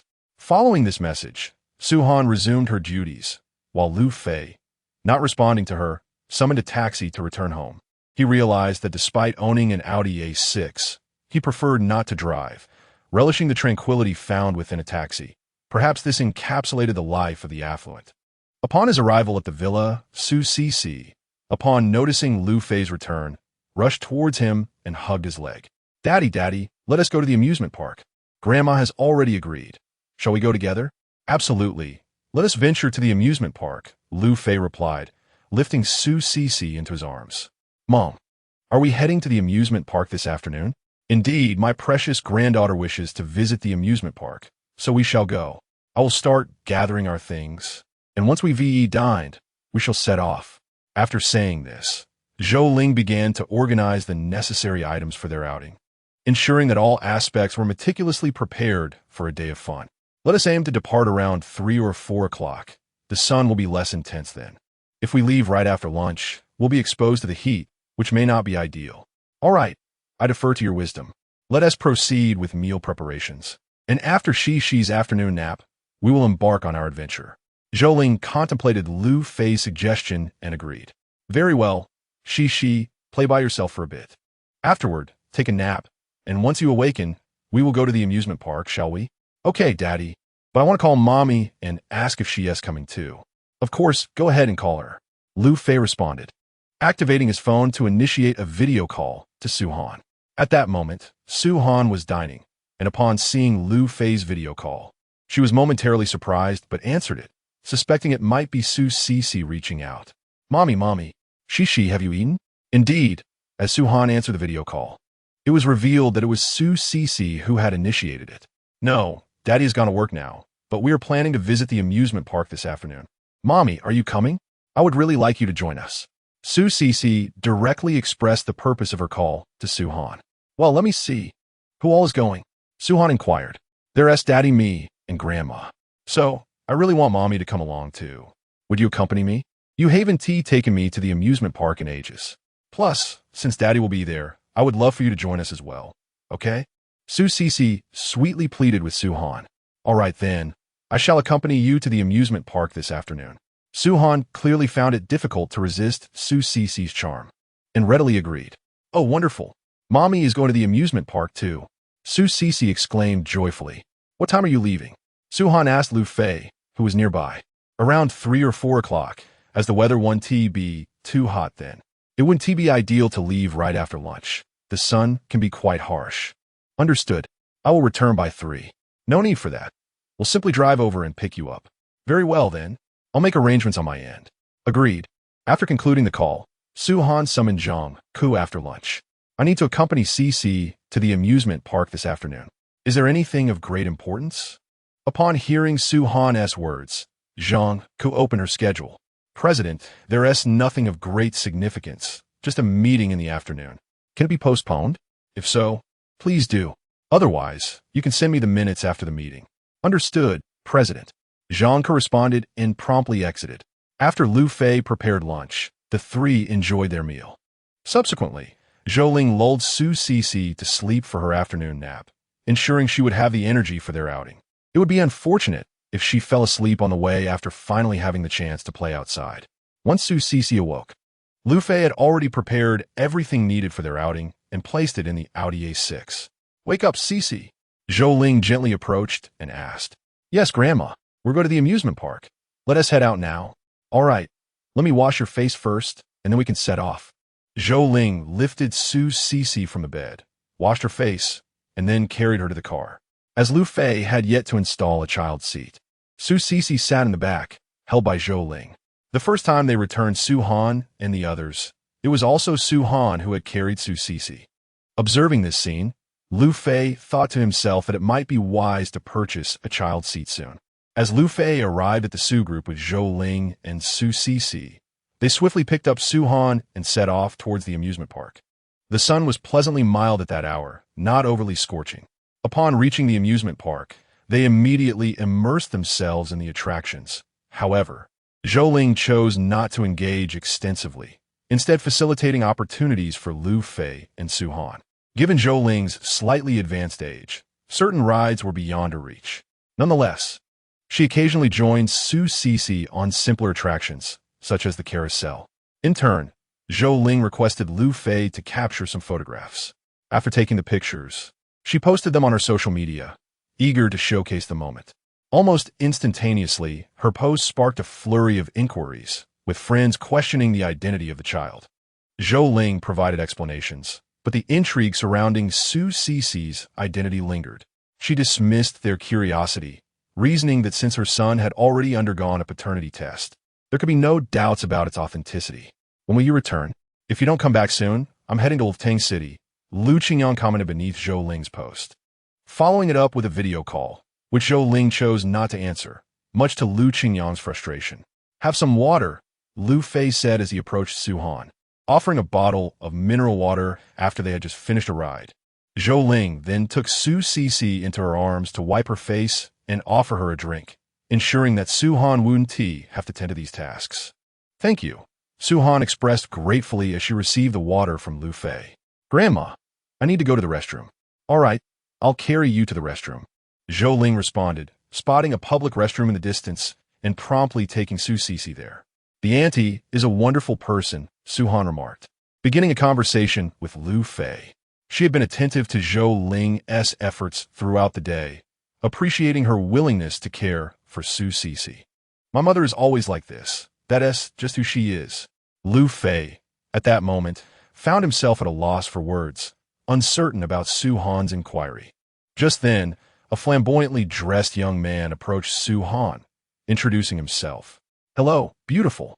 May I get your contact information?" Upon hearing his words and seeing his appearance, Su Han felt a wave of disgust wash over her. "I'm sorry, but that is not convenient." Well, you've got quite a fiery temperament. I didn't realize there was anyone around here who would dare to refuse me." "Kid, let your girlfriend share her contact with me," the young man retorted, taken aback by Su Han's refusal and visibly irritated. At that moment, a group of young people nearby began to whistle in response. "Damao, this is unacceptable. You haven't managed to win her over, have you?" The young man, named Mao, felt a surge of anger upon hearing such words, especially since he had just agreed with his friends to obtain the phone number of this girl. He had not expected to be so disrespected.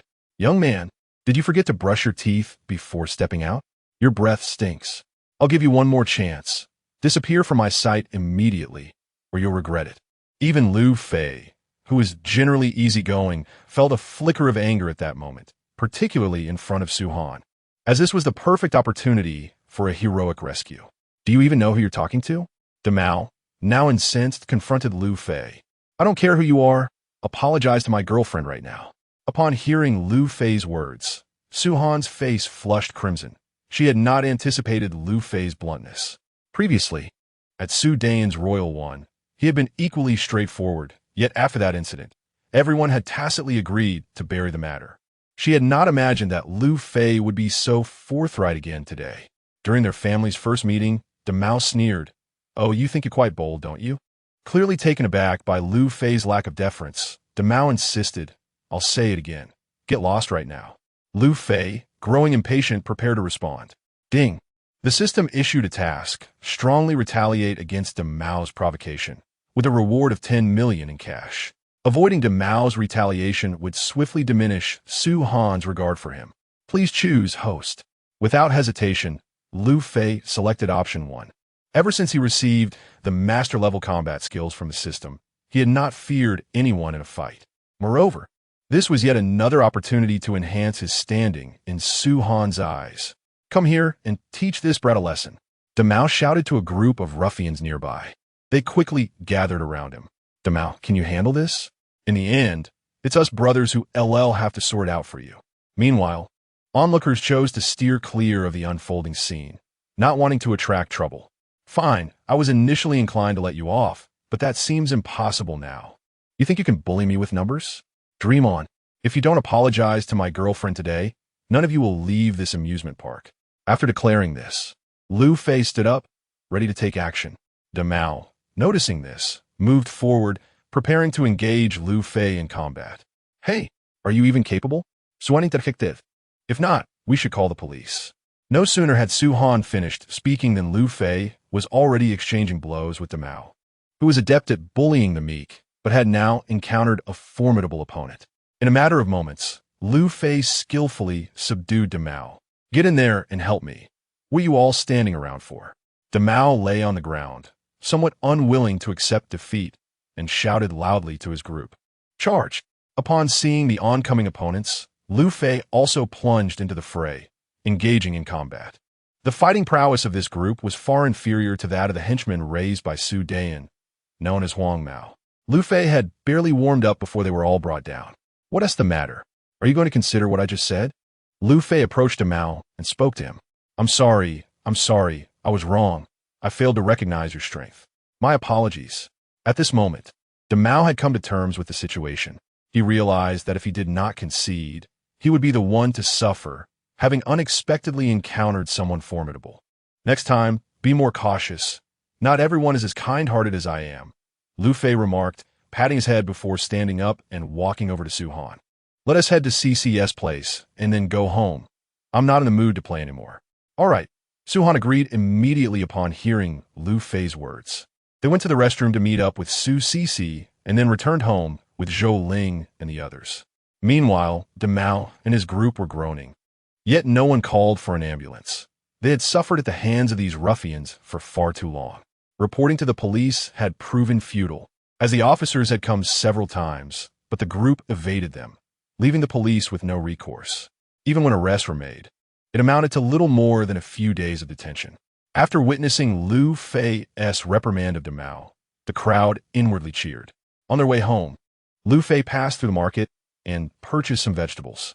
Previously, he could manage on his own, but things had changed. He now had not only himself, but also his mother and daughter, Su Cici, to consider. If Su Han and Su He were to join for a meal, this amount of food would surely be insufficient. Upon returning home, Liu Fei unloaded the groceries. Are we still having dinner at my place today? Yes, was Su Han's affirmative reply as she carried Su Cici into Liu Fei's room. Seeing this, Liu Fei felt a surge of happiness. Son, keep it up. Have you noticed? This girl is beginning to develop feelings for you. I believe you will make significant progress soon. Zhou Ling chimed in, lying nearby. Mom, what are you talking about? She's just here for a simple meal. It's not as complicated as you think. Liu Fei, feeling a bit embarrassed, responded to his mother. Although he understood her intentions, the way she expressed them felt somewhat awkward. Quickly, go prepare the meal. At that moment, Zhou Ling disregarded Liu Fei and instructed him, all right.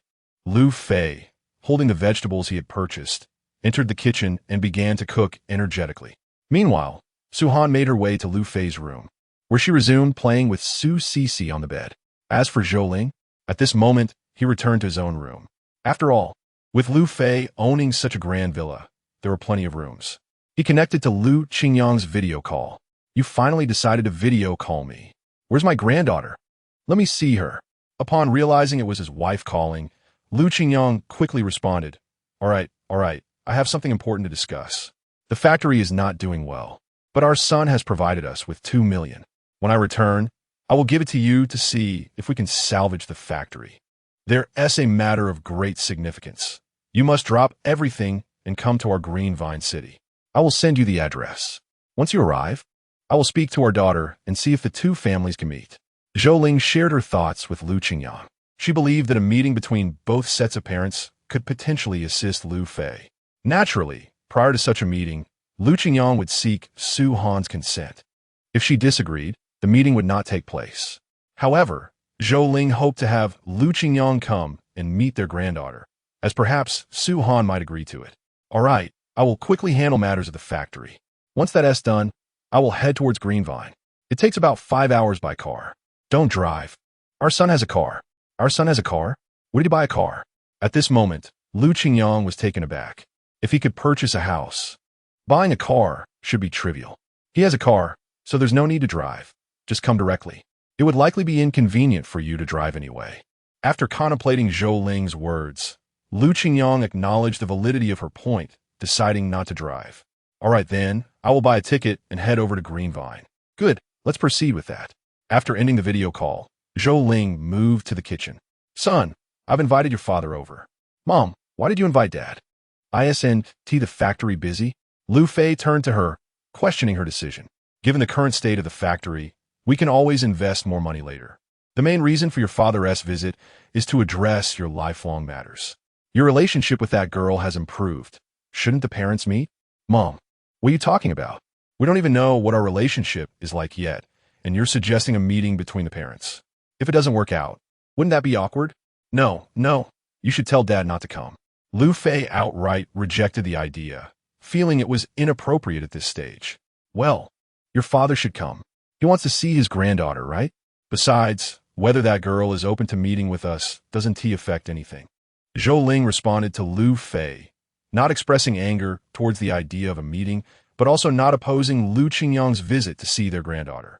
Regardless of the circumstances, it is imperative that we allow others to meet. Very well, but mother, I must clarify something. Do not inquire about Su Han. Young ladies are often quite sensitive and may find such questions embarrassing. Do you understand? Liu Fei reiterated to his mother. Rest assured, my dear, I am well aware of what is significant and what is not. Now then, mother, please take a seat in the living room for a moment while I prepare dinner. We shall dine first and engage in conversation afterward. After a long day, we are all rather weary.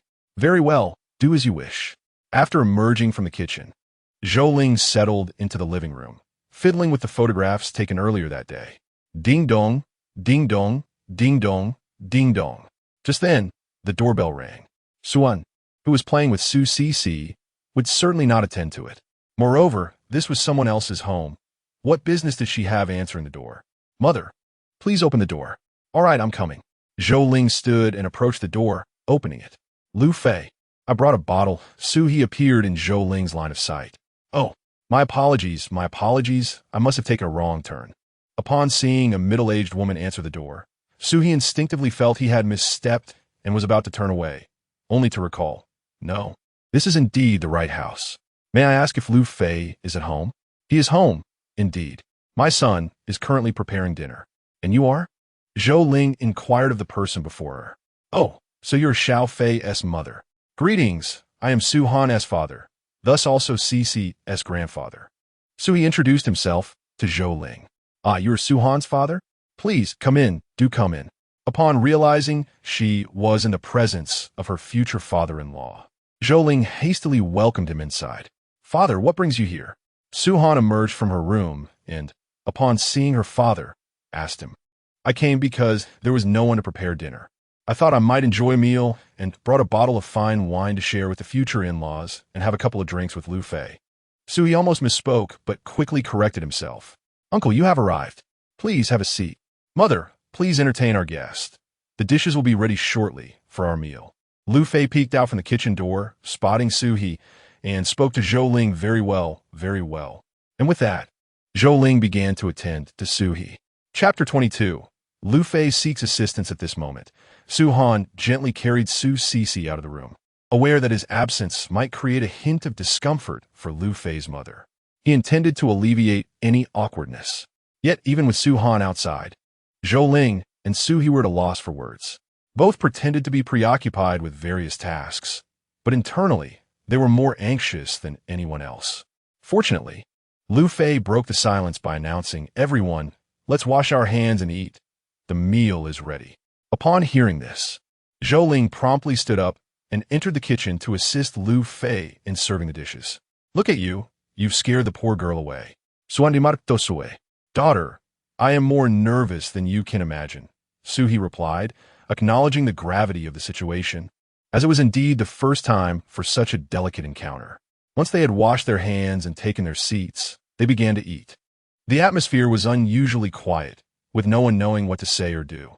Even Suhi, who had originally come to invite Liu Fei for a drink, had completely forgotten that intention, and the meal proceeded in an air of discomfort. After dinner, as Liu Fei began to clean up, Zhou Ling felt it would be inappropriate to remain silent any longer. "That young man, I am aware of the trouble my son has caused. I have already reprimanded him, and I extend my sincerest apologies to you," she said. "Furthermore, I have informed him that if you have any requests, please do not hesitate to voice them. We have no objections." Upon hearing Zhou Ling's words, Suhi found himself momentarily speechless. Young people have their own lives and ideas. Let them converse and connect. As parents, our role is merely to support them. We harbor no objections or demands.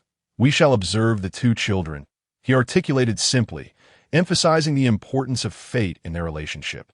"If destiny allows them to be together, they shall. If not, so be it." "Very well." Zhou Ling acknowledged Suhi's perspective, understanding that as long as he held no objections, Liu Fei's aspirations were significant. "Cici, let us return home," Suhi said to Cici. "All right, Grandpa," she replied, and together they began their journey back. At that moment, Liu Fei emerged from the kitchen and approached Su Han, saying, "Wait a moment. I have something I wish to discuss with you." "All right, I will wait," Su Han replied, taking a seat on the sofa. "Please hold on a bit longer. I still need to wash 2 bowls. I will join you as soon as I finish," Liu Fei remarked, then resumed his task. Observing their interaction, Zhou Ling tactfully retreated to her room. Once Liu Fei completed his chores, he brought out a cup of water and handed it to Su Han. "What is it?" "Please share," Su Han urged. "This matter pertains to the Hanfei group. I lack substantial experience in managing a conglomerate, and I'm uncertain whether you could assist me in overseeing it. Of course, all profits would be yours. Moreover, I may not have the time to manage it myself. Given the recent developments surrounding Cici, I will likely devote more attention and energy to her. Does this not seem somewhat inappropriate? After all, it is a considerable enterprise. Would you not fear that I might undermine your authority if you were to hand it over so easily?" Su Han jestingly remarked to Liu Fei. "Then let it be undermined. If you desire it, I could simply gift it to you without any pretense," Liu Fei responded with a smile. "In any case, it will eventually be left to Cici, as you can see." Upon hearing Liu Fei's words, Su Han fell silent. "I still feel this might be inappropriate. Perhaps you should manage it yourself. If you lack the knowledge, I can teach you. It can be learned. Besides, do you truly wish to resign yourself to the role of a house husband? There is nothing wrong with spending time with the children and family. It is quite wonderful. I am not in want of money. I have all I need for shelter, clothing, and travel. With such a large corporation, I lack nothing. My only desire is to provide better care for Cici. If possible, I would genuinely consider selling my shares in the Hanfei group. Should you choose not to manage it, I would have no choice but to liquidate my holdings. Please don't. If you do not wish to manage it, then I shall assist you. But should it face closure?"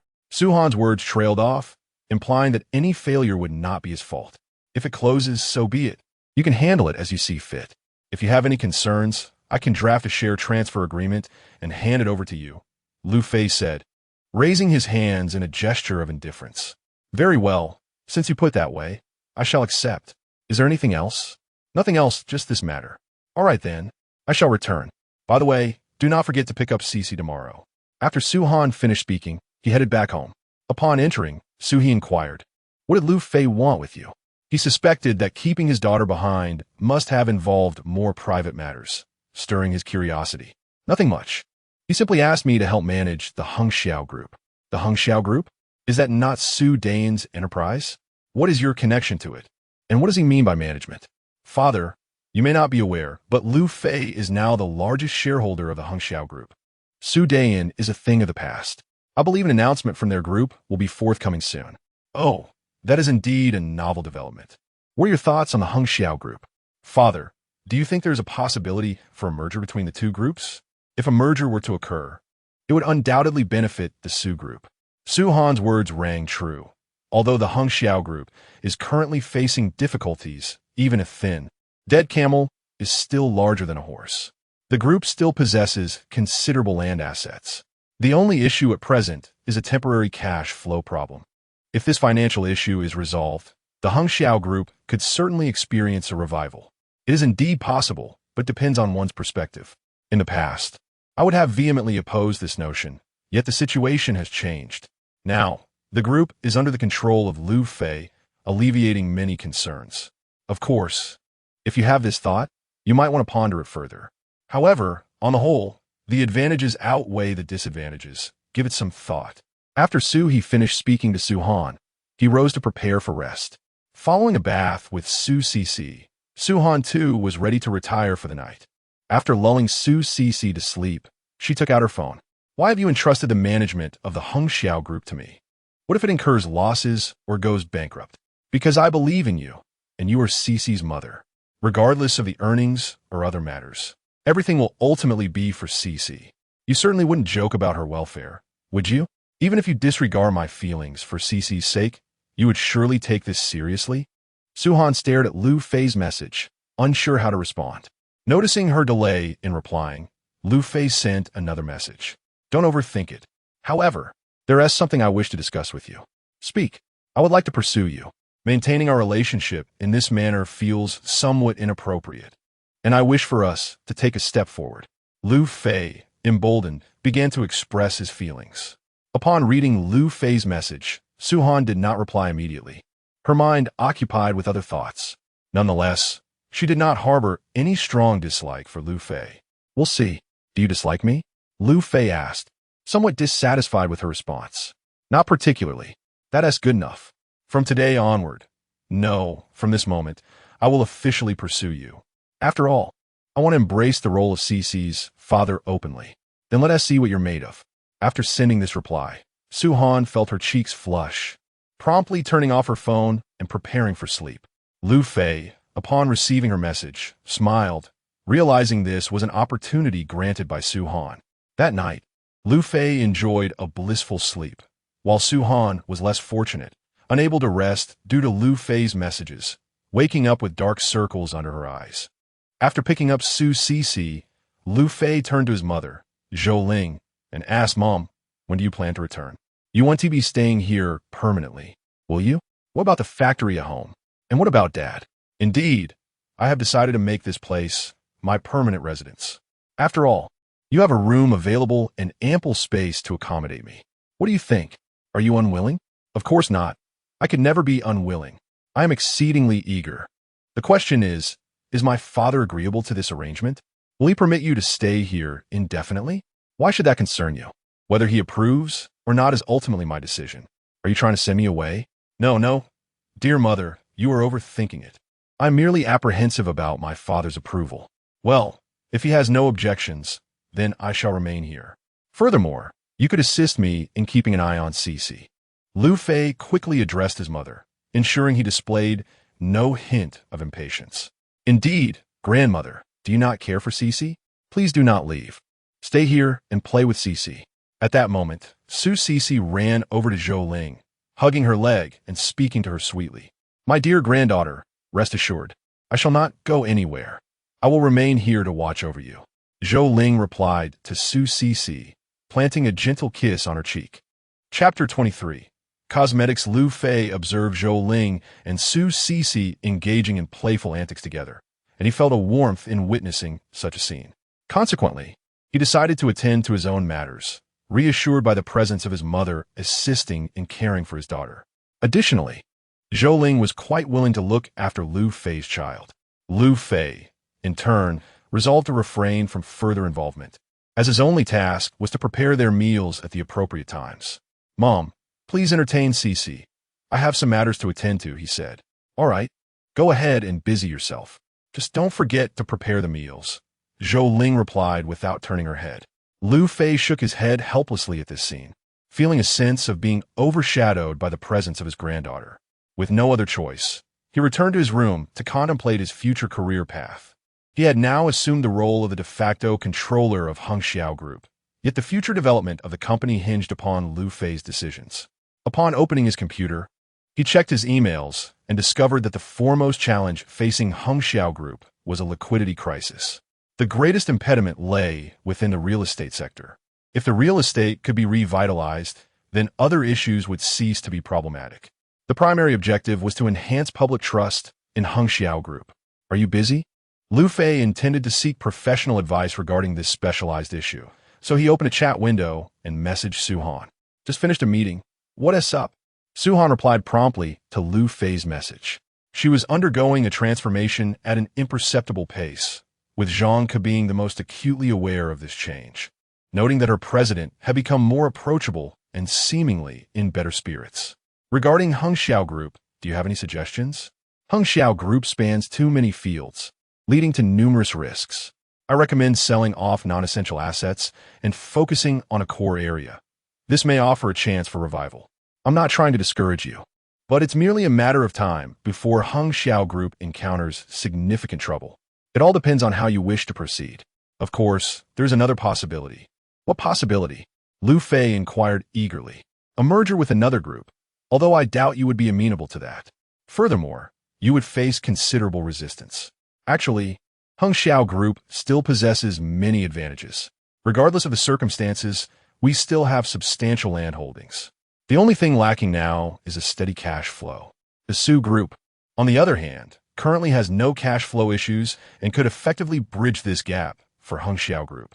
To be frank, if Sue Dean were still the chairman of Hanfei Group, this notion would have been unthinkable. However, the situation has changed. You are now the largest shareholder of Hanfei Group, and I believe this can be maneuvered. Then let us proceed with it. However, merging these two groups presents certain challenges. First, let us alleviate some burdens for Hanfei Group. All right, do you have time later? Let's head over to Hanfei Group. Liu Fei, upon reading the message from Su-Han, found her reasoning sound and subsequently extended an invitation to her. Very well, then come pick me up. Sure. After responding to Su-Han, Liu Fei exited his room. Mom, I'm stepping out for a bit. I might not make it back for lunch, so please prepare something to eat, he said, not waiting for Zhou Ling's reply before leaving the house and driving off in his car towards Sushi Group. This child, why is he in such a rush? Zhou Ling remarked helplessly, observing Liu Fei's hasty departure. The reason Liu Fei chose not to take a taxi this time was that he was going to pick up Su-Han. It would be rather embarrassing to have her take a cab. While en route to collect Su-Han, he also sent a message to Jiao Yunpeng, instructing him to wait at Hanfei Group for his arrival. Upon receiving Liu Fei's message, Jiao Yunpeng immediately began to make arrangements. After all, Liu Fei was a major shareholder. Once Liu Fei picked up Su-Han, they proceeded towards the grand edifice of Hanfei Group. I have never visited Hanfei Group's building before. This is indeed my first time. Thanks to you, I feel no psychological burden about coming here, Su-Han said to Liu Fei, half jokingly, but genuinely reflecting on her previous missed invitations from Sue Dean. Their first meeting had been marked by the incident at Royal One. However, things were different now, with Liu Fei by her side. She felt confident that he would handle any situation that arose. Oh, is that so? Then I shall ensure you have a comprehensive tour, Liu Fei replied. After parking the car, they entered the building.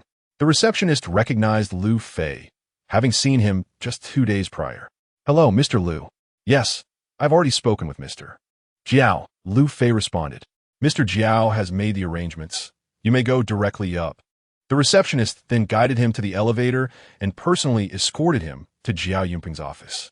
Mr. Liu, welcome.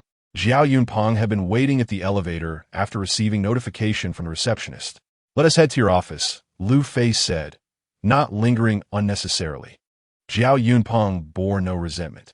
After all, if it weren't for Liu Fei, he might not have attained the position of chairman at Hanfei Group. However, he was intrigued by the woman accompanying Liu Fei, recognizing her as Su-Han, the president of Sushi Group and a formidable figure.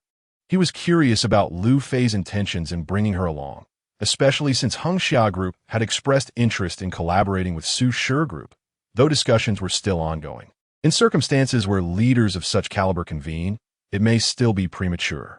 Although Jiao Yunpeng was quite curious, he nonetheless stepped inside. This is Su Han, the president of the Su Group.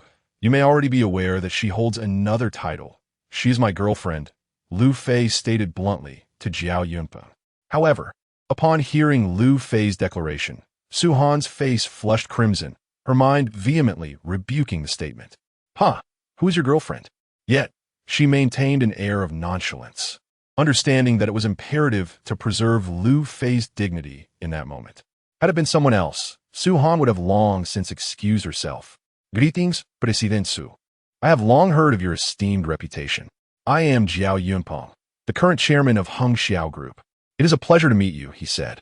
Hello, Su Han replied, extending her hand for a brief handshake with Jiao Yunpeng. The directives from President Su will henceforth be my directives. I trust you are aware of the challenges currently confronting Hanfei Group. Chairman Jiao? Liu Zong. It is disheartening to see Hanfei Group in such disarray due to Sue Dean. I have reviewed the past year's financial reports, which raise suspicions of falsification. Hanfei Group is on the brink of calamity, Jiao Yunpeng remarked with palpable indignation. I am already apprised of the situation. Therefore, we must entirely relinquish our unprofessional ventures, such as bottled water production, automobile manufacturing, and other unrelated fields, allowing us to proceed with a leaner operation. This will facilitate capital inflow and ensure the successful completion of our existing projects, thereby bolstering confidence in both the government and the populace. I was just about to discuss this matter, Liu Zong. Here is my proposed future plan.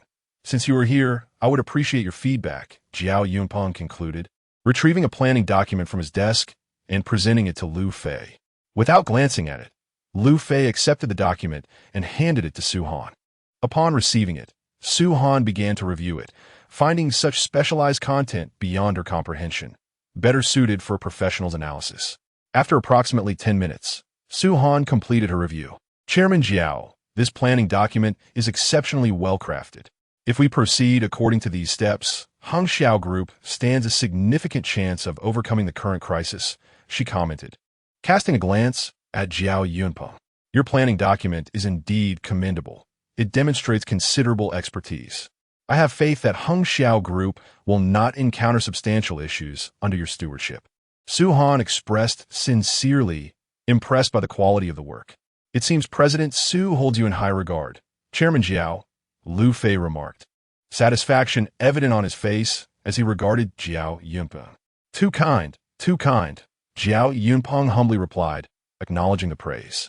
I will continue to rely on the support of both Liu Zong and President Su. Very well. Should you have any uncertainties in the future, do not hesitate to contact President Su directly, Liu Fei concluded. Any unusual circumstances should be reported directly to her, as she represents me. Furthermore, proceed boldly. The Hanfei Group must not falter in our hands. Do you understand? Rest assured, if you perform well, I shall not treat you poorly. Liu Fei then invigorated Jiao Yunpeng with a surge of motivation. Don't worry, General Liu, I will. Ding! The system detected that the host could rejuvenate the Hanfei Group and rewarded a complete formula for a skin restoration cream. This cream has the potential to restore scars, stretch marks, and wrinkles to the appearance of youth at 20. Upon hearing this news, Liu Fei was momentarily taken aback. System, could such a remarkable product truly exist? If it were to be released, wouldn't that mean everyone could appear 20? Host, please do not doubt the capabilities of the system, it cautioned Liu Fei. All right, I believe you. Liu Fei hastily responded to the system, aware that neglecting its guidance could lead to significant losses. He then eagerly began to examine the formula. Chapter 24, A boost for Hanfei. After reviewing the data on the skin restoration cream, Liu Fei found himself grinning foolishly. This left Jiao Yunpeng and Su Han, who were observing him from the side, perplexed. Hey, why are you grinning like that? What's going on? Su Han, noticing Jiao Yunpeng's awkward expression, finally prodded Liu Fei, especially considering that he had just claimed to Jiao Yunpeng that she was his girlfriend. Oh, it's nothing at all. I suddenly remembered something quite delightful. Liu Fei replied, by the way, Chairman Jiao, do we have a laboratory? One that specializes in cosmetics? Actually, we do not, Jiao Yunpeng responded, his confusion apparent. The Hengxiao group was not involved in the cosmetics industry, hence it may lack the laboratory you seek. What do you need a laboratory for? Suhan inquired of Liu Fei. I have a formula for a skin restoration cream that can rejuvenate one's skin to a youthful state of 20 years. If the Hengxiao group had a laboratory and decided to venture into the cosmetics field, the launch of this product could significantly bolster the group's confidence and surely revive its stock index. Liu Fei earnestly explained to Suhan. The Su group does possess such a laboratory and has some involvement in the cosmetics industry. If you wish to use it, I can arrange that for you. Really? Is that truly possible? Liu Fei exclaimed, nearly jumping in excitement, seeking confirmation from Suhan. Hisik suberen startel suan. It's merely a laboratory. Why are you so thrilled? It's located right above our building. If you wish to use it, you can head back there shortly. All right, let us go now. I want to see it. Liu Fei, disregarding all else, attempted to grasp Suhan's hand to leave. However, Suhan quickly withdrew her hand. I apologize, Chairman Jiao, but I have an urgent matter to attend to. I agree with your proposal. We shall proceed as you have outlined. Any further matters can be reported directly to President Su. Feeling the awkwardness of the situation, Liu Fei addressed Jiao Yunpeng. Understood, Liu Fei. Jiao Yunpeng replied in acknowledgement. However, Jiao Yunpeng clearly had something more to say. What is it? Please go ahead. Regarding the skin cream you mentioned earlier, does it truly have such remarkable effects? If so, might I be able to test it first? My daughter has a scar on her face from a childhood accident. If it works, I would like to gift it to her. At this moment, Jiao Yunpeng could think of nothing more important than his daughter's face. Ah, it's a minor issue. Once it's ready, I'll send you a bottle. You can let your daughter try it. And if the results are favorable, we could even use her as a promotional figure. Liu Fei initially wondered what the matter was with Jiao Yunpeng, only to realize it pertained to this particular issue. He waved his hand dismissively and responded, Very well, I thank you, Mr. Liu. Allow me to escort you. Upon hearing Liu Fei's agreement, Jiao Yunpeng felt a surge of joy. After getting into the car, Liu Fei urged Suhan to head towards the Su Group's headquarters. Is the skin cream you mentioned truly capable of restoring one's skin to a youthful state of 20 years? Suhan inquired after a moment of contemplation. Of course. What's the matter? Liu Fei was puzzled by Suhan's question. Do you have scars on your body? Are you hoping to restore them? Liu Fei jested, but he did not notice any evident scars on Suhan. Her skin appeared exquisite, seemingly capable of glistening with dew. Upon hearing Liu Fei's words, Suhan fell silent, as if steeling herself for something, and lifted her shirt to reveal her abdomen. Liu Fei, taken aback by her action, abruptly slammed on the brakes, bringing the car to an immediate halt in the middle of the road. Fortunately, there were no vehicles nearby. Otherwise, a collision would have been inevitable. What are you doing? Suhan exclaimed, rubbing her forehead in irritation, surprised by Liu Fei's reaction. What is on your abdomen? Liu Fei, momentarily disregarding all else, lifted her shirt further. What are you doing? You rogue. Suhan quickly swatted Liu Fei's hand away. No, that is not what I meant. Liu Fei, realizing his actions were inappropriate, safely parked the car by the roadside and began to question Suhan. What is it on your abdomen? Stretch marks, remnants from when I was pregnant with Cece. It's common for women who have given birth, or at least that's what the doctor informed me at the time. Haven't you applied any other treatments to aid recovery? Liu Fei asked, having just observed the wrinkled skin on her belly. I applied olive oil back then, but didn't tea prove very effective? So when you mentioned a cosmetic product, I wanted to confirm it with you. Thank you. Liu Fei, unsure of how to respond, expressed his gratitude to Suhan. The image of her abdomen still lingered in his mind. It was quite unsightly, and he began to understand why she preferred to wear dark clothing, seemingly to conceal the scars. Why thank me? Swank questioned, perplexed. Thank you for bringing Cece into this world. Seeing the stretch marks on your belly helps me comprehend the determination you must have had. Now, let us proceed to your group's headquarters. Once we arrive, let us create a bottle for you to try. I am confident it will deliver results, potentially restoring your skin to a youthful level of 20 years. Confident? Guarantee you just certain? Suhan shot Liu Fei an exasperated glance. That may be the case for others, but can I truly speak so definitively regarding you? I must allow myself some leeway. Furthermore, you are my very first test subject. I certainly cannot treat you as I would someone outside. Moreover, as long as there is even a slight chance of recovery, even if it does not reach the vitality of youth, no one will raise any objections, will they? After Liu Fei finished speaking to Su Han, he started the car and drove towards the Su Group's towering edifice. Upon arriving at the Su Group's headquarters, Su Han led Liu Fei to the laboratory. Could you kindly ask everyone to leave? This is a confidential formula, Su Han requested, casting a sideways glance at Liu Fei. Nevertheless, she cleared the personnel from the laboratory. If what Liu Fei claimed were true, Su Han could sense the potential outcomes. All right, I leave this to you. Tread carefully. Do not cause any damage to my building. Su Han cautioned Liu Fei before stepping outside. Liu Fei, upon hearing her words, found himself at a loss for words. Am I really that formidable? Capable of wreaking havoc in your laboratory? He muttered before commencing his work. He first retrieved a blank sheet of paper and meticulously transcribed the formula provided by the system. Following the steps outlined by the system, he began the preparation process. The entire formula consisted solely of traditional Chinese medicine, devoid of any Western pharmaceuticals or hormones, making it entirely natural and harmless to the human body, with no side effects whatsoever. Thankfully, they had an ample supply of traditional Chinese herbs here. Otherwise, he would not know how long it would take to procure them. At this moment, Liu Fei was meticulously navigating the entire preparation process, as this was his inaugural attempt at creating the skin ointment. Should anything go awry, it would be a significant issue. Besides, the first person to use it would be Su Han, and he wished to avoid any mishaps. After 3 hours of diligent effort, Liu Fei successfully produced a small vial of skin ointment. This concoction was indeed challenging to create. Mass production would likely prove even more arduous.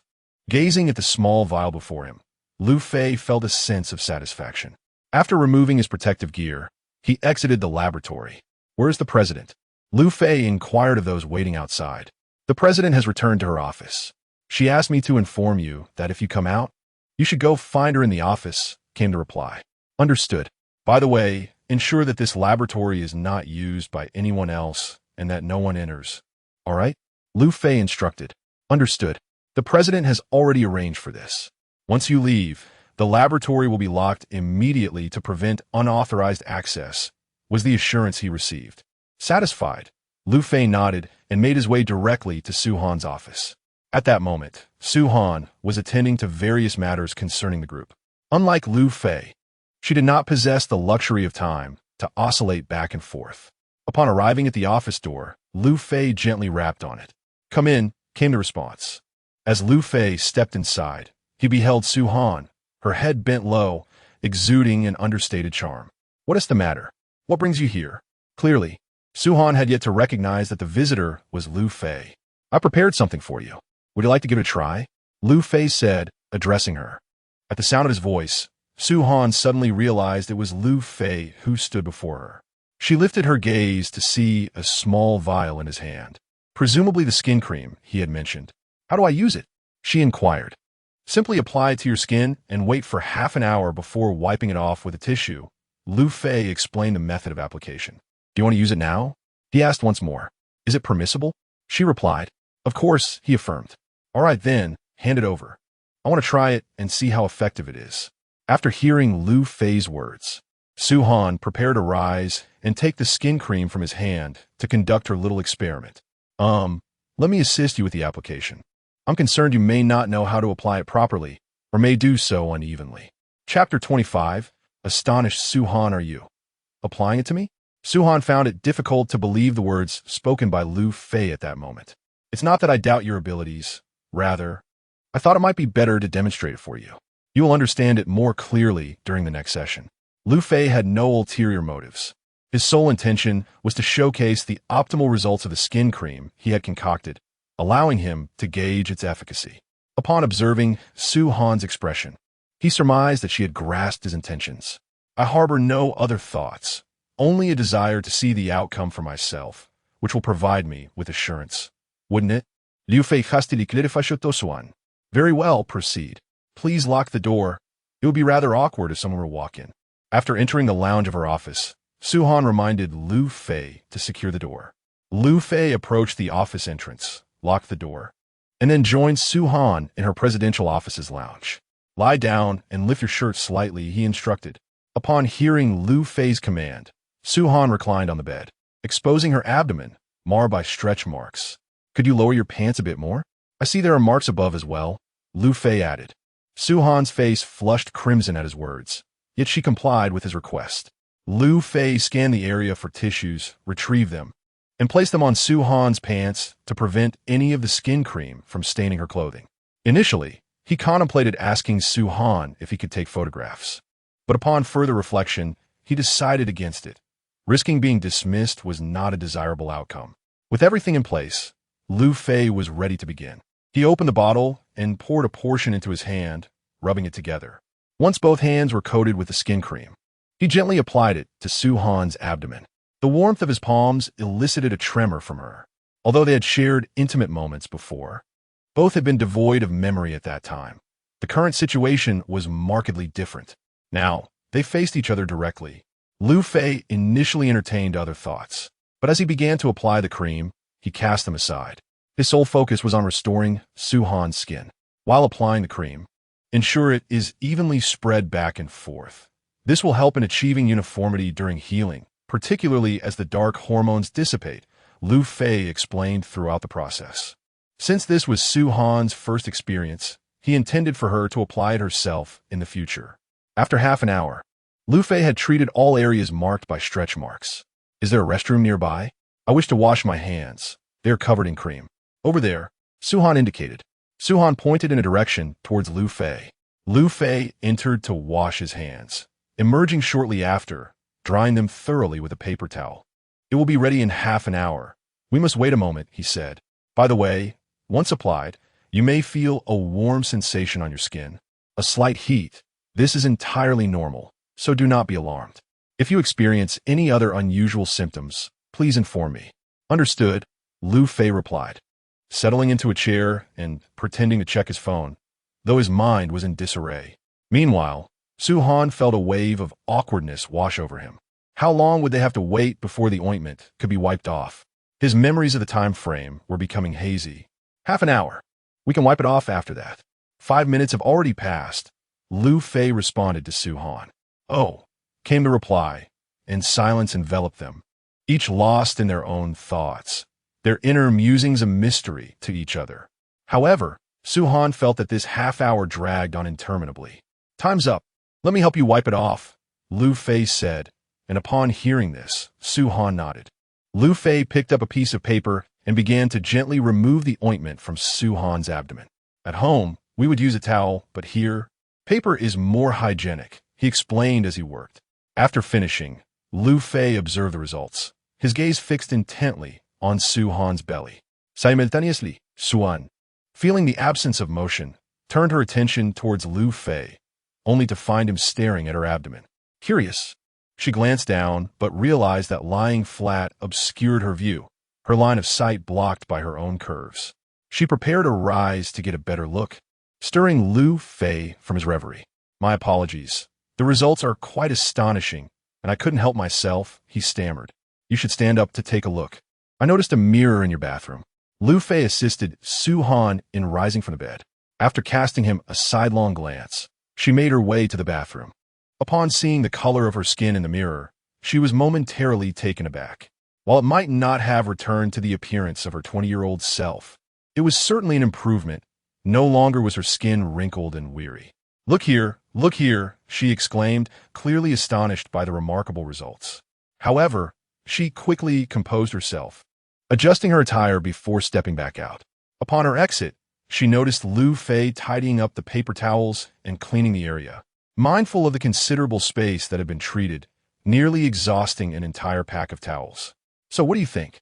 The results are satisfying, aren't they? Indeed, quite impressive, he replied. There remains a small amount to be used once a week. I estimate that in 4 weeks it will be nearly restored to its original state. At that point, it will resemble its former self. After Liu Fei conveyed this to Su Han, he properly secured the remaining skin cream. Can it really last for 4 weeks? Shouldn't you prepare a bit more in the laboratory? I could promote it effectively for you then. Su Han, having shed her initial embarrassment, spoke to Liu Fei, for she had long endured the distress caused by the stretch marks on her abdomen. After giving birth to she had tried various postpartum treatments, dermatological solutions, and even some of the world's leading cosmetic products. Yet none had achieved the remarkable results of Liu Fei's skin cream. All right, I shall prepare some more for you shortly, but you must apply it once a week, otherwise it could harm your skin. Understood, rest assured, soin plaît. Before exiting the lounge and opening the door to her office. President, what were you doing inside? I knocked just now, but there was no response. Diang Kiskiviko. Upon seeing Su Han's door ajar, approached her with a query. However, upon noticing Liu Fei emerging from the lounge, she seemed to grasp the situation. I'm sorry to intrude, President. My apologies, she said, turning to leave. What are you thinking? It's not as you imagine. Is there something you need? Oh, it's nothing at all. Please, carry on with your work, President. After responding, Zhang Ku exited the office. You would have been better off saying nothing. It only complicates matters, Liu Fei said to Su Han with a hint of exasperation. Have a seat. What are your plans regarding the skin cream? At this moment, Su Han appeared unconcerned with Zhang Ku's opinions, instead directly inquiring about Liu Fei's intentions for the product. What else can we do? Mass production and then launch it. With such a remarkable product, do you really think no one would buy it? Even if we set a sky-high price, the wealthy would surely scramble to acquire it, especially those affluent women. Su Han nodded in agreement, recognizing the truth in Liu Fei's words.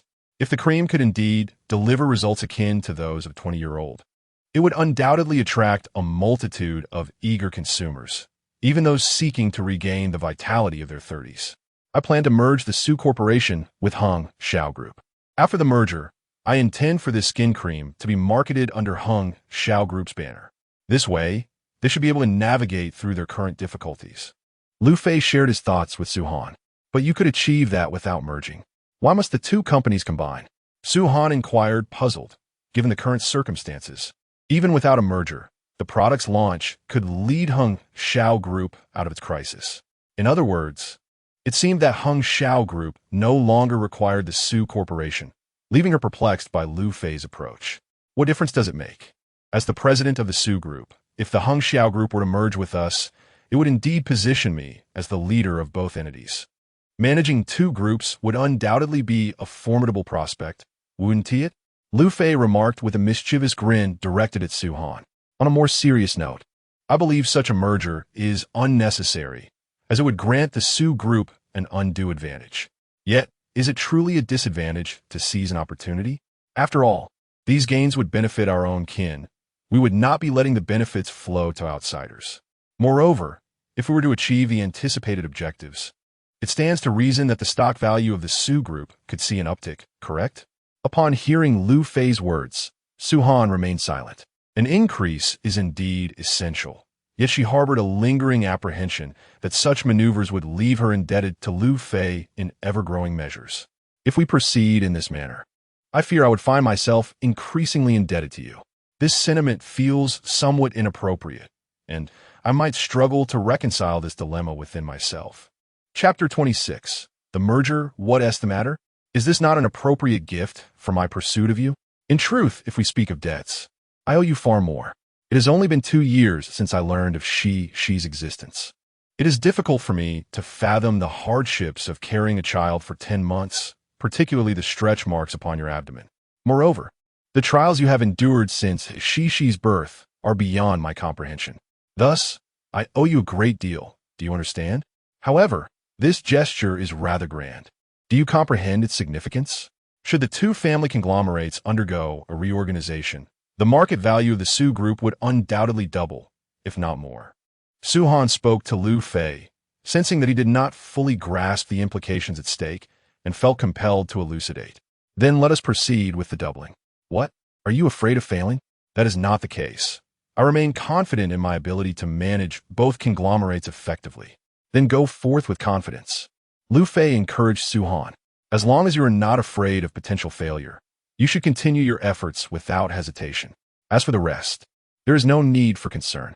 I believe that should the skin cream be launched, the possibility of failure would vanish entirely, would it not? The efficacy of the skin cream, as you have witnessed today, is remarkable, though I cannot ascertain whether it can truly restore one to the age of 20. At the very least, it has proven to be significantly effective, and the results are visibly apparent, particularly within a short time frame. Would you not agree? Upon hearing Liu Fei's words, Su Han pondered and indeed found merit in his assertion.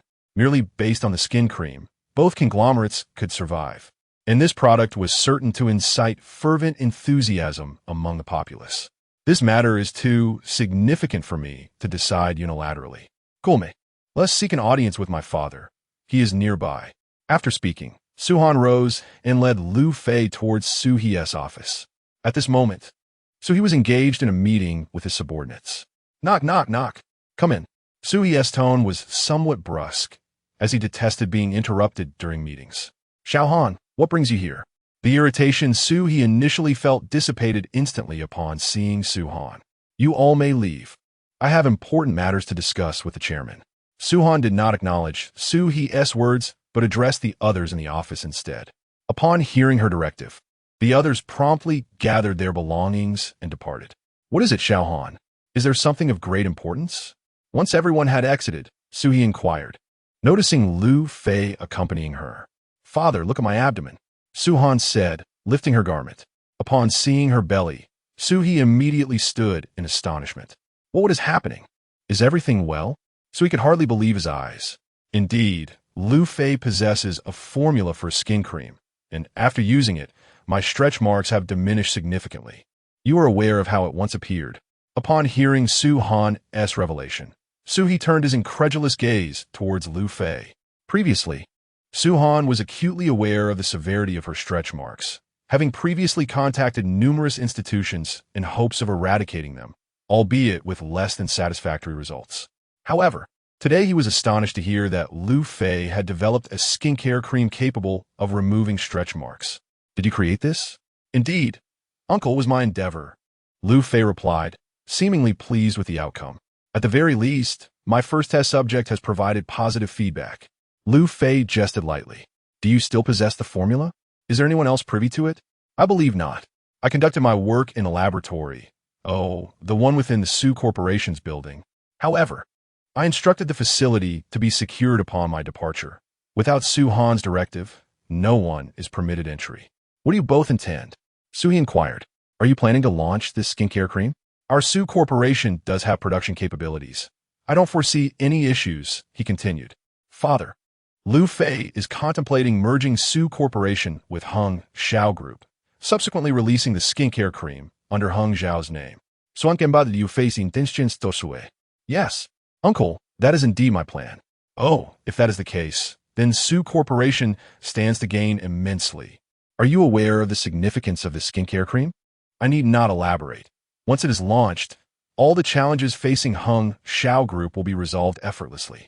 There will be no issues regarding the financial chain. You must consider this carefully. I have contemplated it, Uncle. Furthermore, in pursuing someone, one must take decisive action.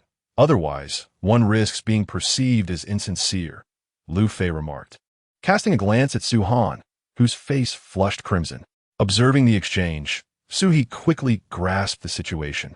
Very well, since you young people have made your decision, I shall refrain from intervening. Proceed with confidence. I harbor no objections. Father, you truly have no further comments? Sois quitted, perplexed by Su's swift agreement. Although they had deliberated the possibility of merging the two groups just yesterday, today's acceptance felt rather abrupt. What reason do I have to obstruct? In any case, Su Corporation will emerge as the principal beneficiary. Why would I stand in the way? Besides, the future of the corporation will ultimately rest in your capable hands. And that reassures me. Now, unless there are other matters at hand, you may attend to the merger discussions. I have no objections. I am entirely in agreement. I shall communicate with the board of directors, though I anticipate no significant issues, as I still hold the majority of shares and thus possess influence. Su He stated with a smile. Thank you, Uncle. Liu Fei expressed his gratitude to Su He. Had it not been for Su He's final affirmation, Su Han might have pondered the decision further. While the merger of the two groups might ultimately transpire, it certainly would not have occurred at such an accelerated pace. Thank you for what? We might be family in the future. Father, Su Han, upon hearing Suhi's words, stomped her foot in frustration. Once the most critical matters were discussed and concluded, Liu Fei promptly called Jiao Yunpeng. Mr. Jiao, you must immediately bring the board of Hengxiao Group to Su's building. I have an important announcement to make. Mr. Liu, may I inquire about the nature of this announcement? Jiao Yunpeng asked Liu Fei, still somewhat perplexed from the earlier call. As I mentioned when I departed, the skin cream I referred to, I believe you're already aware of it. I have successfully produced a bottle, and the results are quite promising. I am ready to launch it. The merger of Su Group and Hengxiao Group will place this skin cream under Hengxiao Group's name, which will resolve all issues faced by Hengxiao Group once the product is released, Liu Fei elucidated to Jiao Yunpeng. Understood, Mr. Liu. I will ensure that my team arrives at Su Group immediately, Jiao Yunpeng responded, fully committed to Liu Fei's directives. After all, without Liu Fei, who is Jiao Yunpeng, could he even ascend to the chairmanship of Hengxiao Group? That remained debatable. Thus, Jiao Yunpeng was acutely aware of his position. And since Liu Fei himself affirmed the efficacy of the skin cream, there was no need for him to oppose Liu Fei. Once he assembled the necessary personnel, he promptly headed towards Su Group. I have already made the call. They will be arriving shortly. You can handle the remaining discussions. As for the production line, I believe it is still best to utilize yours at Su Group, considering you have a ready-made production line. Once produced, we can proceed with the necessary registrations for the launch. The subsequent efforts will be yours, Liu Fei remarked to Su Han before glancing at his watch. It's time for lunch. I must return home to prepare a meal for Cici. After stating this, Liu Fei prepared to leave. Are you not staying here? Su Han exclaimed as she noticed Liu Fei's intention to depart. What purpose would I serve here? I am not a professional. You all can discuss as you see fit. Speak comfortably and appropriately. I cannot be of significant assistance here. Besides, the overarching direction has already been established. If those beneath us cannot manage even this task, then their existence is rendered unnecessary, don't you agree? Liu Fei responded before rising to leave, not waiting for Su Han's reply. That insufferable man, leaving everything to me without any consideration for my feelings. After muttering this, Su Han adjusted her mental state and began to strategize for the post-merger operations of the two companies. Both firms were publicly traded, and a merger was not merely a matter of words. There was much work to be undertaken. Moreover, the skin cream has already been registered, and the planning and promotion can commence without delay. There is no need to wait until mass production to initiate publicity, as that would be rather tardy. It is essential to prepare in advance for all eventualities. When Jiao Yunpeng and his associates arrived at the Su Group, they promptly engaged in discussions with the senior management. Following the establishment of a cooperative agreement, they swiftly announced the merger to the public. Liu Fei had already set the tone for the collaboration, and unless the conditions were excessively stringent, acceptance was straightforward. Thus, Jiao Yunpeng readily agreed to the terms proposed by the Su Group, as long as there were no significant discrepancies. The announcement of the merger between the two conglomerates sent shockwaves through the business community. Numerous experts commented on the development, indicating that Hengxiao Group had effectively surmounted a significant hurdle. It was widely recognized that Hengxiao Group was in dire need of cash flow. This was a glaringly evident issue. Due to this awareness, potential collaborators had been hesitant to engage with Hengxiao Group, as their cash flow requirements were monumental and beyond the capacity of less formidable entities. In contrast, the Su Group was fully capable of meeting these demands. Consequently, many viewed the merger favorably, particularly those who had invested in real estate, as they no longer needed to worry about the potential collapse of their properties. Both conglomerates swiftly released statements following the merger. Hengxiao Group's declaration emphasized its future focus on real estate and cosmetics, announcing the divestiture of all other industries and auxiliary sectors, with a commitment to ensuring the delivery of properties. However, some expressed skepticism regarding Hengxiao Group's foray into the cosmetics industry, considering it yet another strategic misstep. Yet, once the Su Group unveiled its new skin cream, it became clear to all why Hengxiao Group was pursuing this venture into cosmetics. Chapter 27. The arrival of Father Liu as Su Han, Liu Fei, and their associates busied themselves with matters concerning the Su Group and Hengxiao Group. The phone of Zhou Ling rang. "Hello, my dear. What is the matter? Have you arrived? I just disembarked from the train and have reached." Please send me the location so I can rush over immediately, Lu Qingyang replied joyfully to Zhou Ling. The moment Zhou Ling had suggested he purchase a ticket to Lteng, he had promptly bought the nearest ticket and set off for Lteng City. His intentions were twofold. First, to see if he could meet his future in-laws. Second, to catch a glimpse of his beloved granddaughter. All right, I will send you the location right away, Zhou Ling said, promptly sending the coordinates to Lu Qingyang. Upon receiving the message, Lu Qingyang hailed a taxi at the train station. Driver, please take me to this location, Lu Qingyang instructed, handing his phone to the driver for a quick glance. Sir, are you certain this is the place? It's the most upscale community in all of Lteng City, the driver said, appearing skeptical as he confirmed with Lu Qingyang, noting the simplicity of his attire, which seemed out of place for such a high-end area. Absolutely. I must hurry to see my granddaughter. My wife is already there with her. Please, could you drive a bit faster? Lu Qingyang replied cheerfully, unfazed by the driver's doubts. Understood, sir. Please make yourself comfortable, the taxi driver responded, shifting gears and speeding towards Mingmen Tianqing. After all, it was essential to foster good relations, as residents of such a prestigious community were invariably affluent and influential. Cici, Grandpa is on his way. Shall we wait for him at the entrance of the community? Zhou Ling said after turning off her phone and addressing Su Cici. Sure, Grandpa is coming. Let us go greet him, Su Cici exclaimed, eagerly putting down her toy and preparing to rise. All right, let me help you with your shoes, Zhou Ling said hurriedly, locating Su Cici's shoes to put them on her. Given that Liu Fei's room was carpeted and children often prefer to run barefoot, it was customary for them to scamper about without footwear. Once Zhou Ling and Su Cici were ready, they made their way to the entrance of the community to await Lu Qingyang's arrival. They had not stood there for more than 10 minutes when Lu Qingyang's taxi pulled up. Dear, dear, Lu Qingyang called out loudly from the taxi, glancing at the fare meter before paying the driver and swiftly opening the door to rush towards Zhou Ling Cici. This is your grandpa? Zhou Ling introduced the approaching figure to Su Cici, who, upon seeing the rushing Lu Qingyang, felt a twinge of fear and instinctively hid behind Zhou Ling's legs. Noticing Su Cici's reaction, Zhou Ling scolded Lu Qingyang. Why are you in such a frenzy? What is all this commotion about? Look at you. You frightened the little one. My apologies, my apologies. Cici, it's Grandpa. I'm sorry to have startled you. Upon hearing Zhou Ling's words, Lu Qingyang quickly whispered to Su Cici. Hello, Grandpa. Su Cici griti Liu Yin Cirfili. Good, good. Saying this, he lifted Su Cici high into the air. As she felt the height, a joyful laughter escaped her lips.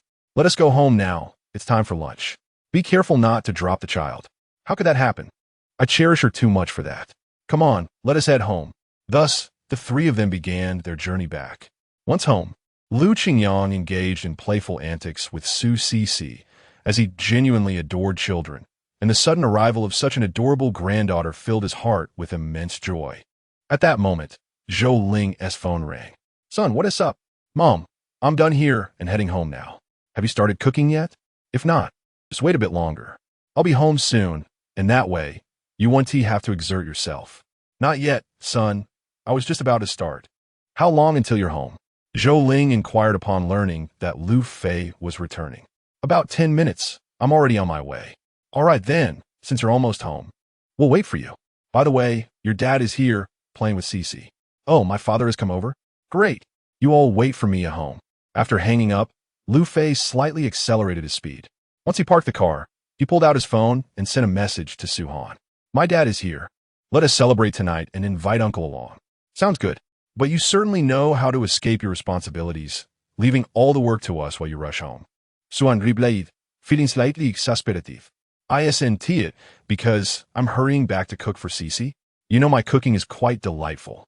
I'm mostly worried that she might not eat your mother's food.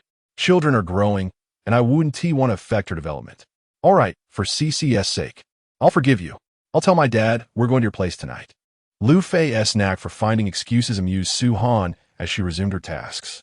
With the merger of their two companies on the horizon, a public statement would need to be issued, followed by a press conference to address the public's inquiries. These were all essential matters. Having received Su Han's agreement, Liu Fei stepped into the house. Dad, You're here. Upon opening the door, Liu Fei saw Lu Qingyang in the living room. Welcome back, my son. You've done exceptionally well, splendidly so. This move you've made is commendable, and I take great pride in you. Lu Qingyang praised Liu Fei. Moreover, this house you purchased is quite impressive. I've heard your mother speak highly of it. Truly, it reflects the lineage of our Liu family. Dad, you flatter me a bit excessively. First, why don't you spend some time playing with Cece?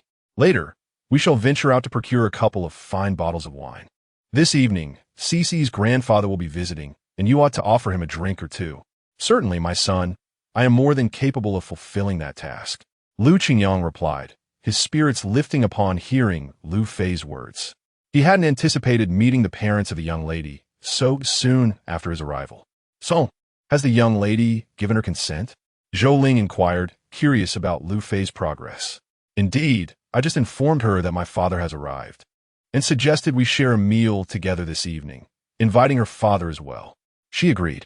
If she had declined, I wouldn't dare to speak of it to you. Liu Fei explained. That is indeed true. Make sure to purchase 2 excellent bottles of wine without hesitation. Understand? Additionally, prepare several hearty dishes to impress your future father-in-law. We must leave a lasting impression. Do you comprehend? Absolutely, mother, you are correct. We must choose wisely, as this is our first meeting. I've heard from mother about your situation with that young lady. Indeed, we must show the proper respect and not let her feel slighted. Although her family may be affluent, we must maintain our dignity, Lu Qingyang added. I understand, Dad, Mom. Rest assured, I have everything arranged. I shall first prepare the meal, and afterward, we can explore the market together. How does that sound? Good. I believe that is a splendid plan. My dear wife, don't forget to bring the card. We must uphold the necessary gifts and etiquette. Money is secondary. What matters is the sentiment, right? Absolutely, yes, they all agreed. After Liu Fei entered the kitchen, he busied himself with the preparations.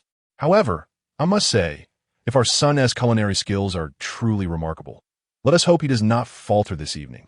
Zhou Ling remarked to Lu Qingyang with a knowing smile. Half an hour later, Liu Fei presented the meal. Upon tasting his creation, Lu Qingyang exclaimed, Impressive, son.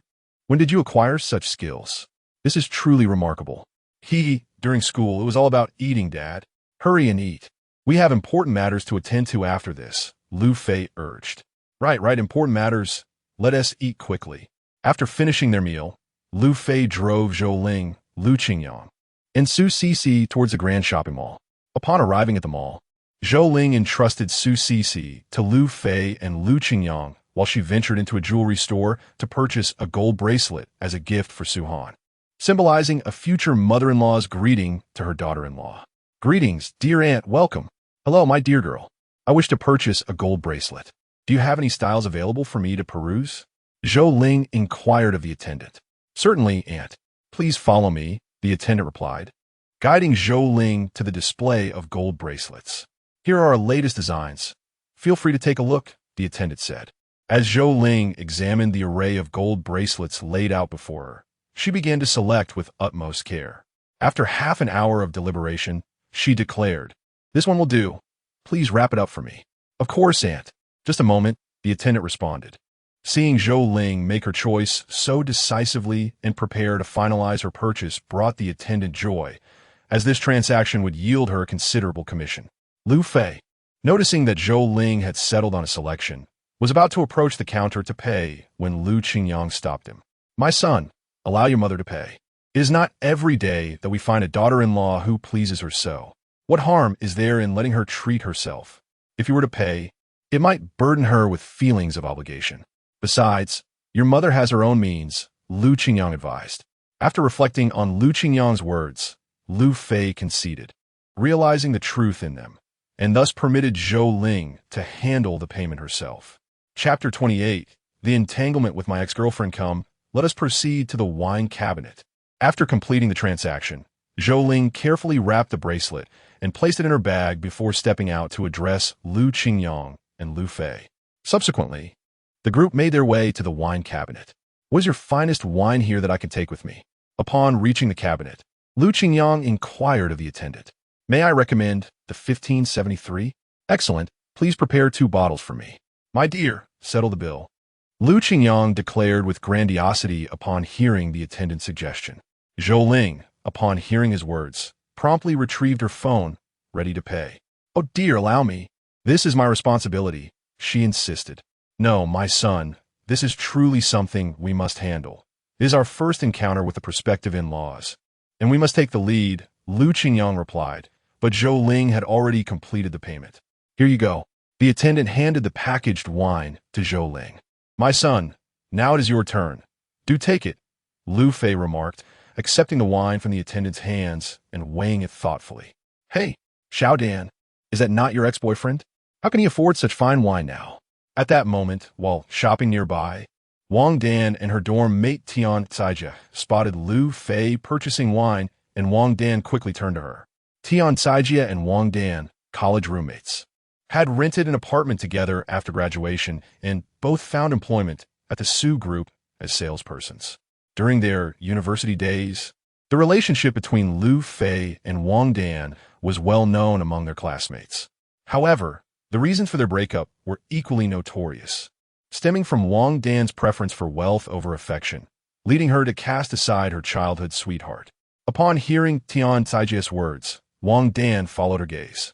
"Indeed, that is him. The middle-aged man and woman beside him are his parents," Wang Dan confirmed. "What brings them here? Did he not mention their family's business was struggling? How can they afford such luxurious wine?" Tian Caijie expressed her disbelief. "Struggling or not, their foundation remains intact. Besides, what harm is there in purchasing 2 bottles of wine? You are overreacting. Come, let us continue shopping. We must not allow this to dampen our spirits, especially since we have finally stolen a moment to relax." Yes. Xiao Dan, you are right. Let's go shopping," they agreed, resuming their leisurely stroll. Later, as they awaited a vehicle outside the shopping mall, Liu Fei and his companions concluded their errands as well, having procured the evening's meal. They set off in their car towards Mingmen Tiansheng. However, as they passed the entrance of the mall, they coincidentally encountered Wang Dan and her friend. "Xiao Dan, look, is that not Liu Fei? He is driving an Audi A6. When did he acquire a car? I recall he did not own one during our university days." Tian Caijie turned to Wang Dan and remarked, which left Wang Dan thoroughly perplexed. "I have no idea. Back in school, it was never mentioned, and besides, his family doesn't own an Audi A6. Did he acquire it recently?" At this moment, Wang Dan was equally bewildered. "If you are unaware, then I am even more in the dark." Just then, their taxi arrived. "Driver, please follow that Audi A6 ahead." Understood. Once Wang Dan boarded the vehicle and communicated her instructions to the driver, the taxi trailed behind Liu Fei's Audi A6. After Liu Fei drove into the prestigious Mingmen Tianjin community, the taxi driver finally brought the vehicle to a halt. "Why aren't you coming in?"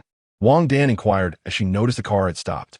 "Beautiful lady, this is Mingmen Tianjin, the finest community around. Only the affluent reside here. How could our taxi possibly enter? Will you be disembarking here?" "What? Our taxi can't enter? Then how do they get in?" At that moment, Wang Dan was taken aback. Surely, he must be a resident. Otherwise, they wouldn't have been granted entry. The residents here are either immensely wealthy or hold significant positions of power. Had that previous vehicle not been a resident S, the security would not have allowed them entry. Did you see that access control system? Those license plates are pre-registered. It's not as simple as a temporary vehicle just driving in, you see? Now, will you be getting out or proceeding to another destination? If you're disembarking, I still need to pick up other passengers. Let us get out. Upon hearing the driver's words, Wang Dan hastily paid the fare and exited the vehicle, astonished that Liu Fei could afford to reside in such an upscale community. "Hey, Xiao Dan, is it possible that Liu Fei is concealing something from you? Moreover, his family has supposedly gone bankrupt. I find that hard to believe. How could he gain access so easily to such a fine community? Come, let's go take a look." Wang Dan strode directly towards the entrance. But there was a security gate that required a card for entry. Without it, one could not pass through. Noticing Wang Dan and Tian Caijie loitering at the entrance, the security guard approached them. "Hello, ladies. How may I assist you? Can we enter?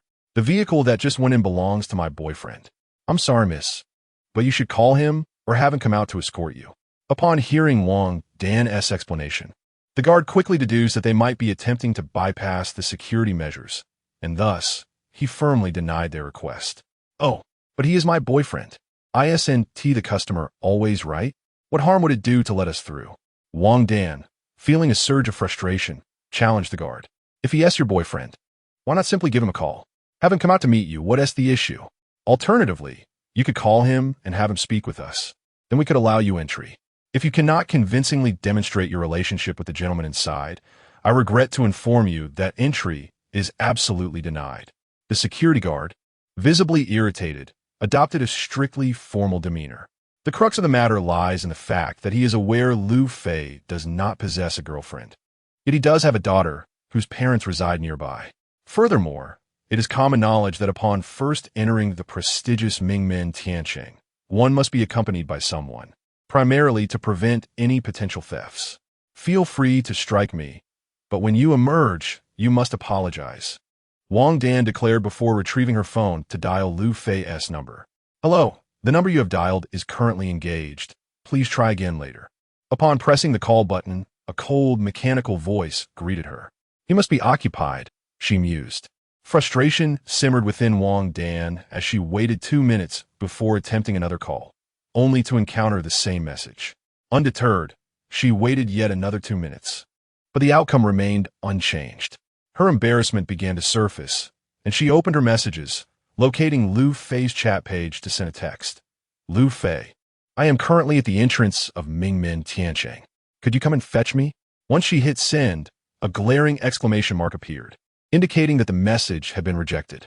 Wong Dan finally comprehended the reality of her situation. She had been blocked by Liu Fei. The continuous engaged tone revealed that her phone number had also been blacklisted. The security guard observed her every action, regarding her with a derisive expression. He had witnessed such occurrences far too often. "Xiao Jia, please call Liu Fei. Here is his number." Wong Dan, disregarding the judgmental gazes of others, promptly presented her phone screen to Tian Saijia. Without hesitation, Tian Saijia took out her phone and dialed Liu Fei's number. When she pressed the call button, the engaged tone did not play. Meanwhile, Liu Fei was busy unloading items from his vehicle, having just parked his Audi A6. His parents were of no assistance. Their attention was entirely focused on Su Cici. "Across the boundless horizon lies my love. Beneath the enduring green mountains, flowers bloom." Liu Fei's phone rang. After setting down his belongings, he retrieved his phone to find an unfamiliar number. Thinking little of it, he answered, as not many people had access to Liu Fei's number. "Hello, is this Liu Fei?" "This is Tian Saijia." Upon realizing the call was connected, Tian Saijia quickly spoke. "Tian Saijia, what is the matter? Is there something you need?" Liu Fei recognized the voice of Wong Dan's roommate. "Well, Xiao Dan and I are at the entrance of Mingmen Tianqing. Could you come out and meet us? We just saw you drive your Audi A6 into the complex, and Xiao Dan wishes to see you." "Oh, how did you know I was at Mingmen Tianqing?" "While you were shopping at the mall, both Xiao Dan and I noticed it." "Come out to greet us, would you? The security guard is currently preventing us from entering." "What do you wish to enter for? To visit my home?" Liu Fei replied, "I'm afraid my place is a bit inconvenient at the moment," and promptly hung up the phone. "Oh dear, Xiao Dan, he hung up on me." Tian Saijia turned to Wong Dan and remarked, "Did he mention coming out to meet us?" "No, he stated his home was not convenient and that he wouldn't be coming to greet us." Their conversation had been overheard by the security guard. "Excuse me, ladies. Please step back beyond the yellow line. If you have someone inside who can assist you, kindly have them call the security office or come out to meet you. If not, I'm afraid you cannot enter." After the security guard finished speaking, he gestured for them to step back beyond the yellow line. Once Wong Dan and Tian Saijia retreated to the designated area, Tian Saijia said, "Xiao Jia, please call him again." "All right." At this moment, Tian Saijia understood that Liu Fei surely did not wish to see Wong Dan, but there was no other option. She had already conveyed their presence. So she dialed the number once more. Chapter 29. The attitude is clear upon noticing that his phone had rung again. Liu Fei promptly ended the call and blocked the number without hesitation. After doing so, he set his phone aside. Tian Saijia, seeing the call had been terminated, redialed immediately. "The number you have dialed is currently busy. Please try again later." Upon hearing this, Tian's expression soured as she glanced at Wong Dan. "It's fine. His parents are there, right? I still have his mother's number. I'll call her. Wang Dan seemed to grasp at a final straw of hope, rummaging through her phone's contacts to find Zhou Ling's number and dialing it. Wang Dan's thoughts were straightforward, driving an Audi A6 and residing in a prestigious neighborhood. It hardly seemed like a household on the brink of collapse. Surely, they were making a fortune. She felt a pang of regret for having broken up with Liu Fei and was determined to reclaim what she had lost. If she could restore their relationship, then the one living in the house and driving the Audi would indeed be her.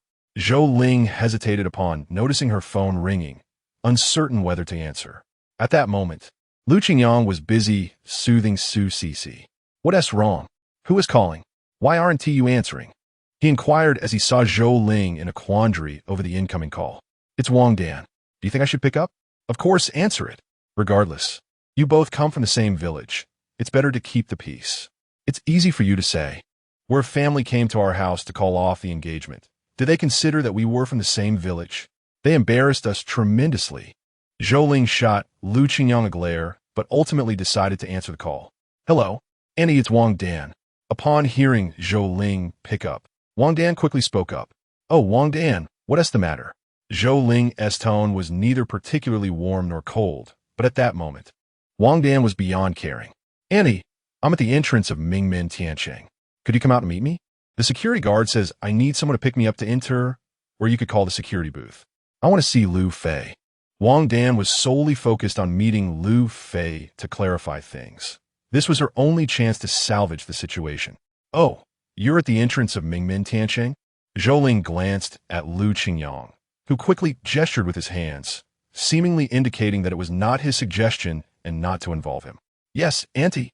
I'm right at the entrance of Mingmen Tiancheng. Wang Dan responded eagerly, believing Zhou Ling would soon come to fetch her. No. What are you doing at the entrance of Mingmen Tiancheng? What even is Mingmen Tiancheng? I don't understand the purpose of your call. At this moment, Zhou Ling feigned confusion, her resolve unwavering. She adamantly claimed not to know who Wang Dan was. Furthermore, what daughter-in-law could possibly compare to Suhan? Suhan, the epitome of a beautiful CEO, not only possessed striking looks, but also had a daughter who was quite reasonable, and she had given birth to an adorable granddaughter. Wasn't this an unequivocal representation of an ideal daughter-in-law? Zhou Ling would never engage in the folly of discarding something substantial for something trivial. After all, it was Wang Dan herself who had initiated the dissolution of their engagement. Zhou Ling was elated and had no intention of allowing Wang Dan to reclaim her position. When Wang Dan mentioned she was at the entrance of Mingmen Tiancheng, Zhou Ling quickly grasped the underlying implication. She was yearning for reconciliation. Zhou Ling knew she must not broach the subject, nor could Liu Fei or Lu Qingyang dare to do so. Today, within the Liu household, no one could thwart Zhou Ling's decision. Previously, Lu Qingyang had drunkenly acquiesced to this matter, leaving Zhou Ling no choice but to comply. However, circumstances had changed. Auntie, what do you mean? I realize I shouldn't have suggested breaking up with Liu Fei. I was wrong. That's why I am now discussing reconciliation with him. I wish to apologize. At this moment, Wang Dan was indeed perplexed, yet she understood Zhou Ling's intent. There's no need, Xiao Dan. You will find someone from a good family. We cannot afford you. Besides, our factory has closed down, and we cannot meet your expectations. Let's leave it at that. I have other matters to attend to. Zhou Ling promptly ended the call. Xiao Fei, come here for a moment. After hanging up, Zhou Ling called to Liu Fei, who was busy in the kitchen. Upon hearing Zhou Ling's summons, he hurriedly emerged. Now that both of you are here, I must candidly inform you that I have only one daughter-in-law in mind, and that is Cici's mother. I do not recognize anyone else. You may choose as you please.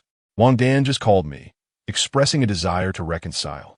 Upon hearing Zhou Ling's words, Liu Fei lifted his gaze toward her.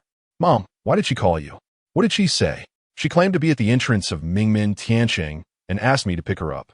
Are you still in contact with her? Zhou Ling shot a sharp look at Liu Fei. Mom, no, I have no contact with her at all. I blocked her. It was her college roommate who called me, saying they were at the entrance of Mingmen Tiancheng, but I didn't go, and I've blocked her roommate too. I was thinking that it was a call meant for you. You must not go. Liu Fei hastily clarified, eager to distance himself from any implication of involvement. If Zhou Ling were to become angry over this matter, Liu Fei knew his days would not be pleasant. Consider yourself fortunate to be sensible. Do you understand? The Liu family does not covet or respect such women. Moreover, I must inform you about Liu Qingyang. Given that she is now aware of our residence in Mingmen Tiansheng and drives an Audi A6, you ought to exercise caution, regardless of what Wang Changzheng may assert. I remain in dissent, understood? Otherwise, we shall part ways, and you may seek whatever kind of daughter-in-law you wish. Zhou Ling also issued a warning to Liu Qingyang. Very well, I understand. It shall not come to that. Besides, with such an adorable granddaughter, I find myself indifferent to anyone else. Liu Qingyang reassured Zhou Ling, all right. You may proceed with your tasks. After admonishing Liu Fei and Liu Qingyang, Zhou Ling began tidying up the house, preparing for an esteemed guest's arrival that evening. Liu Fei, on his part, commenced preparations for the meal, ensuring that his father-in-law would be graciously entertained. Meanwhile, Liu Qingyang was engaged in playful activities with Su Cici, alternating between watching television, playing house, and enjoying a game of hide-and-seek. They appeared quite busy indeed. However, neither Zhou Ling nor Liu Fei paid them any mind, and it seemed that the matter concerning Wang Dan had been collectively overlooked by the three of them.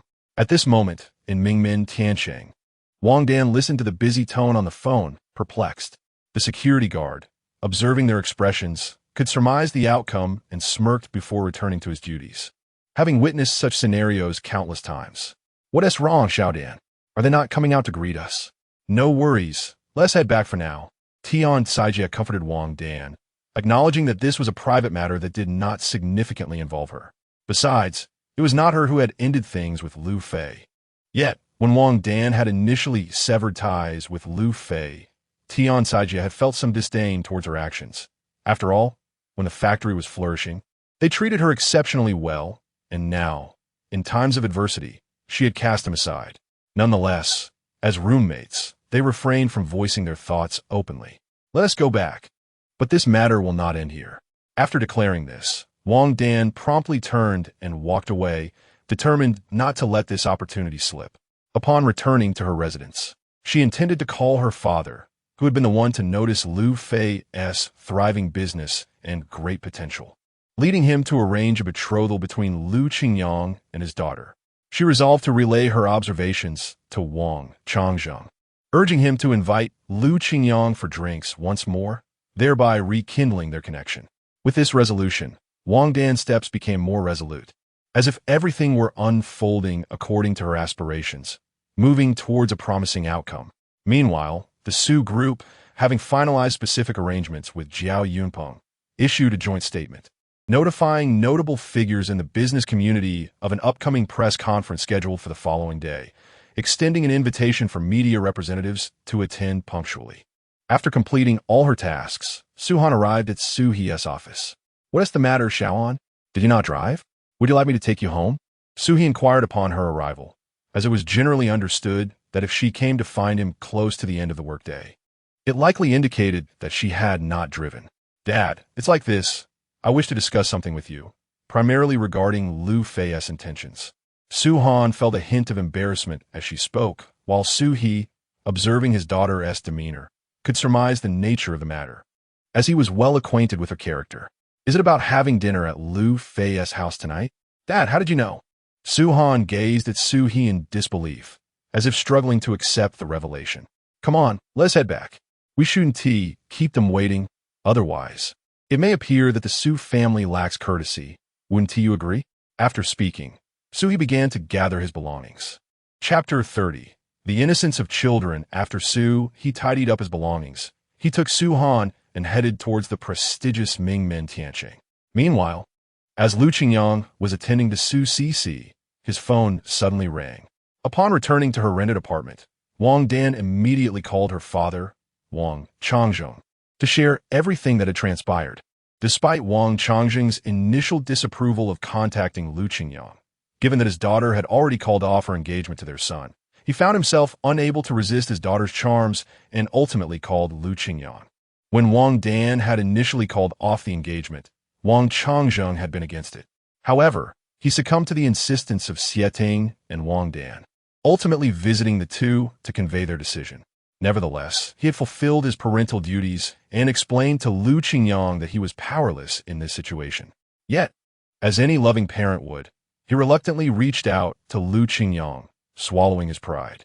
Upon seeing Wang Changjing's name on the caller ID, Liu Qingyang hesitated, uncertain whether to answer. He was aware of the reason behind the call and, after a moment of contemplation, decided to pick up. "Hello, old Wang. What brings you to call?" "Ah, old Liu, are you busy? There are a few matters I wish to discuss with you." Wang Changjing spoke with a humble tone, recognizing his indebtedness to Liu's family. "Go ahead, what is it?" "I'm currently occupied, so please be brief," Liu Qingyang replied, clearly understanding the purpose of the call. "The thing is, Dan just called and expressed a desire to rekindle her engagement with Liu Fei. Children often lack understanding and may make mistakes. I wonder what your thoughts are on this. I was against her breaking off the engagement from the start, but children need to learn from their experiences, and it seems she has now realized the consequences of her actions. Therefore, I wanted to extend my apologies and propose that we maintain the status quo regarding the children's relationship. What do you think?" "Oh, old Wang, this matter seems quite complicated. I believe the children should have the autonomy to make their own decisions. We as parents should refrain from interfering and allow them to navigate their own paths. Let's see what Liu Fei has to say about it." Liu Qingyang promptly declined, aware that agreeing to the proposal could lead him back to his hometown, as Zhou Ling had just mentioned. "Old Liu, children are often naive and may err. They deserve a chance to correct their mistakes." "No, old Wang, I'm serious when I say this isn't my decision to make. The children have grown and developed their own thoughts and desires. Unlike in our time when we could arrange marriages for them, love and marriage today are matters of personal choice. Let them decide for themselves. As parents, we should not meddle in their affairs. Is there anything else? If not, I shall end this call, as I have matters to attend to." Let's leave it at that. After Liu Qingyang finished speaking, he directly hung up the phone and set it aside, returning to play with Su Cece. Joking aside, although he had never seen what Su Han looked like, given the appearance of his eldest granddaughter Su Cece, her mother must not be far behind in beauty. Moreover, since his wife favored this daughter-in-law, he certainly could not disrupt their relationship. Otherwise, he would only end up complicating matters for himself. "Who is it? Wang Changjing's call?" Zhou Ling inquired of Liu Qingyang. "Yes, it was his call. He wanted to mediate between Xiao Fei and Wang Dan, but I turned him down," Liu Qingyang replied. "Good decision. From now on, do not answer any more of their calls. Just look at what they are up to. Now that Xiao Fei has made something of himself, they come crawling back." "Absolutely not. Do you understand?" Zhou Ling's tone grew stern upon hearing that it was Wang Changjing's call. "It may be somewhat inappropriate not to answer. Perhaps we should take the call, but I promise not to discuss Xiao Fei. As long as we avoid that topic, everything else is negotiable. After all, we live in the same village and will encounter each other often. Do as you wish. I simply do not agree to Wang Dan marrying into our family. Beyond that, they can do as they please," Zhou Ling stated, returning to tidy the house. She glanced at the clock, estimating that their guests would soon arrive. Meanwhile, after Wang Changjing hung up the phone, he sighed. "Well, what did they say?" Xie Ting asked eagerly, already aware of the situation regarding Liu Fei's family. "What else could they say? They're no longer concerned about the children. I told them I wouldn't allow the engagement to be broken off, but they insisted. Now that their lives have improved, they come to curry favor, only to be ignored in return," Wang Changjing replied, his tone tinged with displeasure, as he reflected on the short-sightedness of women. "What do you mean by that, Wang? Am I not merely wishing for our daughter to have a good life? Do you think I want her to suffer as I have? Is that a crime?" Xie Ting retorted, her frustration bubbling to the surface. Wang Changjing fell silent at her words, pulling out a cigarette to smoke, acknowledging that Xie Ting had also endured hardships alongside him, and her feelings were valid. "Go ahead and speak to them. I've already made my stance clear, and they are unwilling to agree," he stated before exiting. At that moment, Xie Ting took out her phone to call Zhou Ling, but the call was abruptly disconnected after 2 rings, and subsequent attempts yielded a message indicating the line was busy. Zhou Ling had blocked Xie Ting. Undeterred, Xie Ting continued to call Liu Qingyang, who similarly blocked her. As Su Han and Su He walked along the road, Suan's Fondang. Upon examination, it was revealed to be an unfamiliar number, leaving Su Han in a state of uncertainty regarding whether to answer. What if it were someone from the Hung Xiao group attempting to reach her? Su-hee, noticing Su-han's distraction as she stared at her phone ringing, quickly grasped her dilemma and spoke to her. After a brief moment of contemplation, Su-han decided to answer the call. Hello. Upon connecting, there was an initial silence on the other end. After attempting to elicit a response a couple of times, just as she was about to hang up, a voice emerged that left her utterly astonished, one she had not heard in 2 long years. Xiaohan, how have you been lately? It was her university boyfriend, Sun Jie. Reaching out. How did you obtain my phone number? She inquired, her curiosity piqued. That is inconsequential. Are you free this evening? Would you like to join me for dinner? Or should I come pick you up from the Sue group? Sun Jie bypassed her question, extending an invitation instead. I'm sorry, but I do not recognize you. Please refrain from calling me again. Su-han replied, curtly before disconnecting the call. Who was that? Whose call was it? Swinkwid? Noticing Su-han's change in demeanor after ending the call. It was Sun Jie. P.S. back, and I have no idea how he got my number, she replied. Are we still going out for dinner tonight? Su-hee asked, aware that Sun Jie held a significant place in Su-han's heart, despite her claims to the contrary. After all, Su-han had once drowned her sorrows in drink when he went abroad, a testament to their 4-year relationship in university. Of course we are going. Why would we not? Liu Fei has already invited us. It would be impolite to decline. I understand your concerns, father, and I am aware of what you mean. However, I am now with Shi, and I will not entertain any other matters. Furthermore, Liu Fei has treated me kindly and has not questioned Shi's identity. If it were anyone else, they would have likely insisted on a paternity test by now, Su-han said with a hint of self-deprecation. Very well. Since you have made your decision, I will support you. Let us go enjoy dinner, and when we pass by the mall, we shall purchase some gifts. It would be quite inappropriate to arrive empty-handed, wouldn't you agree? Su-hee responded, steering the car towards the shopping center. Lacking experience in such matters, he found himself at a loss regarding appropriate gifts for meeting a potential in-law. Ultimately, he settled on 2 fine bottles of wine. Meanwhile, Su-han visited a jewelry store to purchase a necklace for Zhou Ling and also acquired a piece of clothing. As for Liu Fei's father, Liu Qingyang, she brought no gift, as she had never met him and was unsure of what would be suitable. Upon returning to the car, the father and daughter exchanged puzzled glances. Father, you only bought 2 bottles of wine.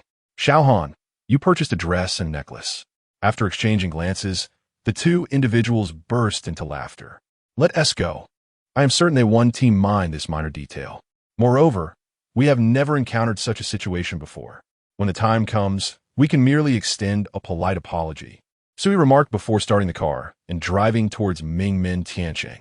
Meanwhile, in a renowned hotel, Sun Jie placed his phone on the table, rising to gaze out of the floor-to-ceiling window, admiring the scenery beyond. After Su-han had just hung up the call, he remained undeterred. His return was solely to rekindle his pursuit of Su-han.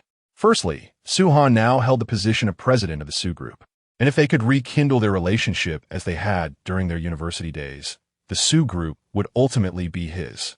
Secondly, upon disembarking from the plane, he had noticed the announcement jointly issued by the Sue group and Hung Xiao group. Thirdly, although he was aware that Su-han had a daughter, his inquiries revealed that she was currently single, with no one privy to the identity of the child's father. This presented an opportunity for him to position himself as the nominal father of Su-han's child. Consequently, his chances of success would significantly increase. After all, once the 2 conglomerates merged, Su-han would undoubtedly be cautious of her public image, as it would impact their stock market. With these thoughts in mind, Sun Jie felt a flicker of confidence. Su-han, this time you shall not escape my grasp. 4 years ago, I lost you and have regretted it ever since. This time, I will do whatever it takes to win you back, Sun Jie mused silently. Had he known back then that the Sue group belonged to Su-han, he would have never ventured abroad. Chapter 31 Formal Introduction. After Sue, he drove into Mingmen Tiancheng and parked the car. He brought gifts and arrived at Liu Fei's home. Xiaohan, they say one should visit the girl's parents, yet here we are, going directly to meet the boy's family. Isn't that a bit unconventional? Sui jested with the girl. Su-han, Dad, let us go inside. Hurry and ring the doorbell. Don't you smell the delightful aroma of food? Su-han remarked coolly to her father. Yes, let us open the door. Sue affirmed as he pressed the doorbell. Ding dong, ding dong, ding dong, ding dong. Coming. Zhou Ling's voice resonated from within as she promptly opened the door. Oh, my dear brother and daughter, you've arrived.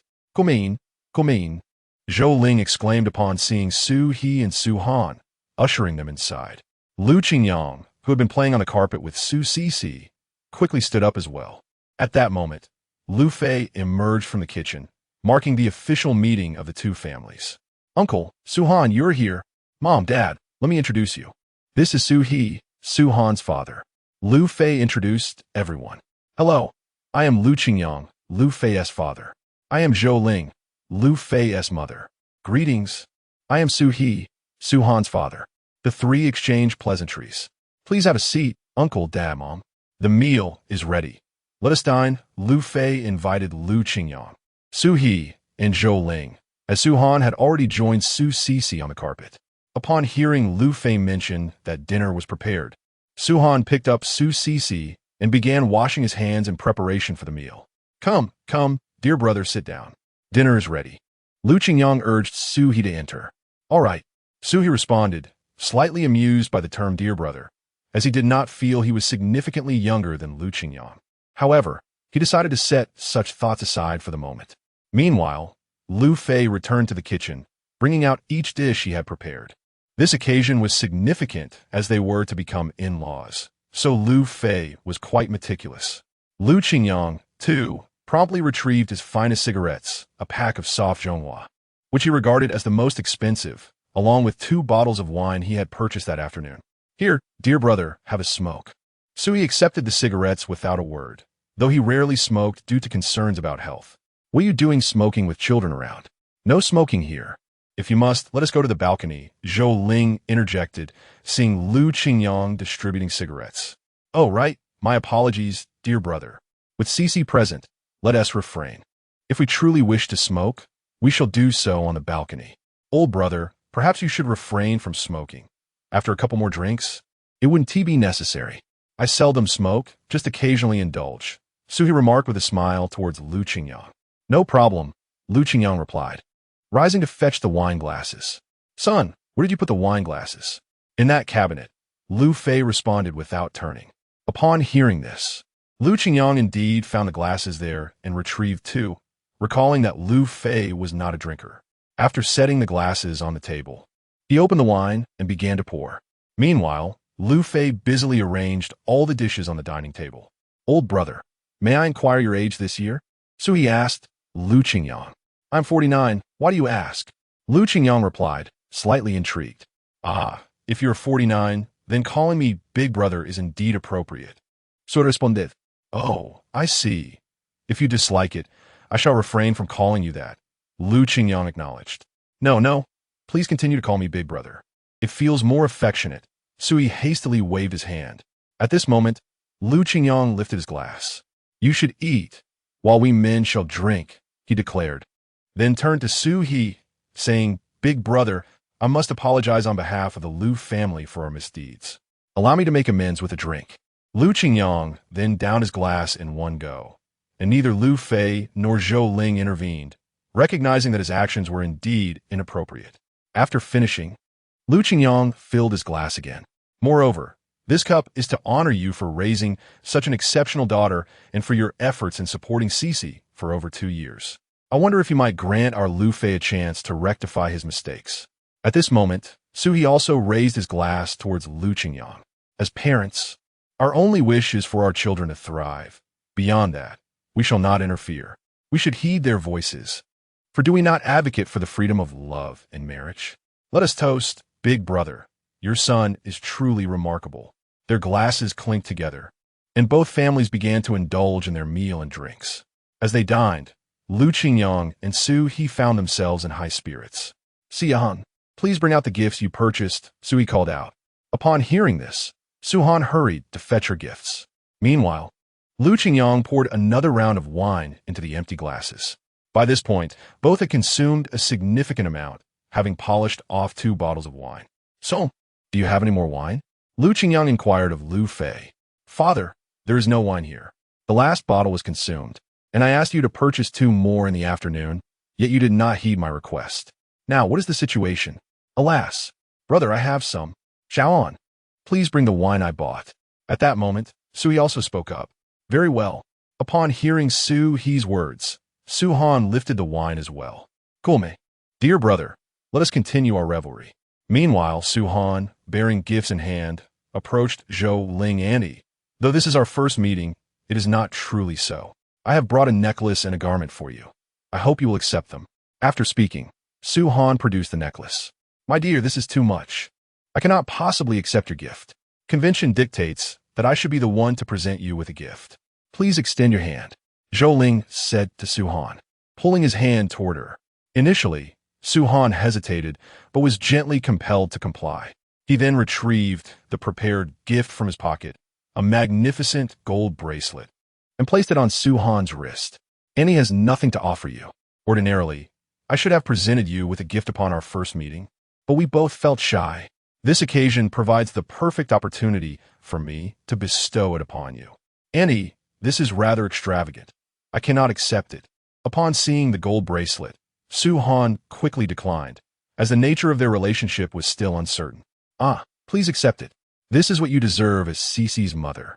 Your father was correct. The rest is for you young ones to navigate. Regardless, Cece is my granddaughter, and you are her mother, which is what truly matters. Do you understand? Fo Ling spoke earnestly to Suan. Very well, Annie, I shall accept it. Su Han understood Zhou Ling's sentiment and realized that further refusals were futile. So he accepted the gift and did not remove it, as it was already adorning his wrist. Uncle, as this is our first encounter, I was unsure of an appropriate gift for you, so I did not prepare anything.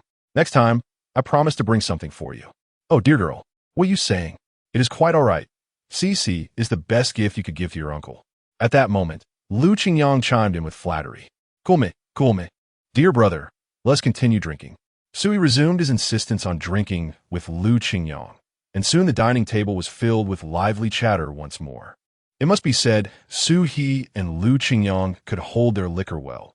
Both had consumed a significant amount and were still able to handle another bottle, engaging in playful banter that enlivened the living room.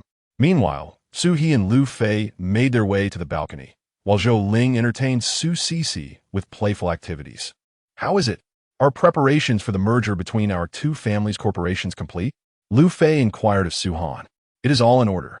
The major matters have been settled, and a press conference will be held at the Su Corporation tomorrow afternoon. That is excellent news. Congratulations to you. In truth, I owe you my gratitude. Without your support, the Su Group may not have reached this pivotal moment. If there is anyone to congratulate, it should indeed be you, Su Han remarked to Liu Fei. Sigh. Let this be a token of my admiration for you. By the way, I've noticed you've been rather distracted during dinner. Is something troubling you? Perhaps it concerns the merger of our two companies? However, from what you just mentioned, it seems the negotiations have been successfully concluded.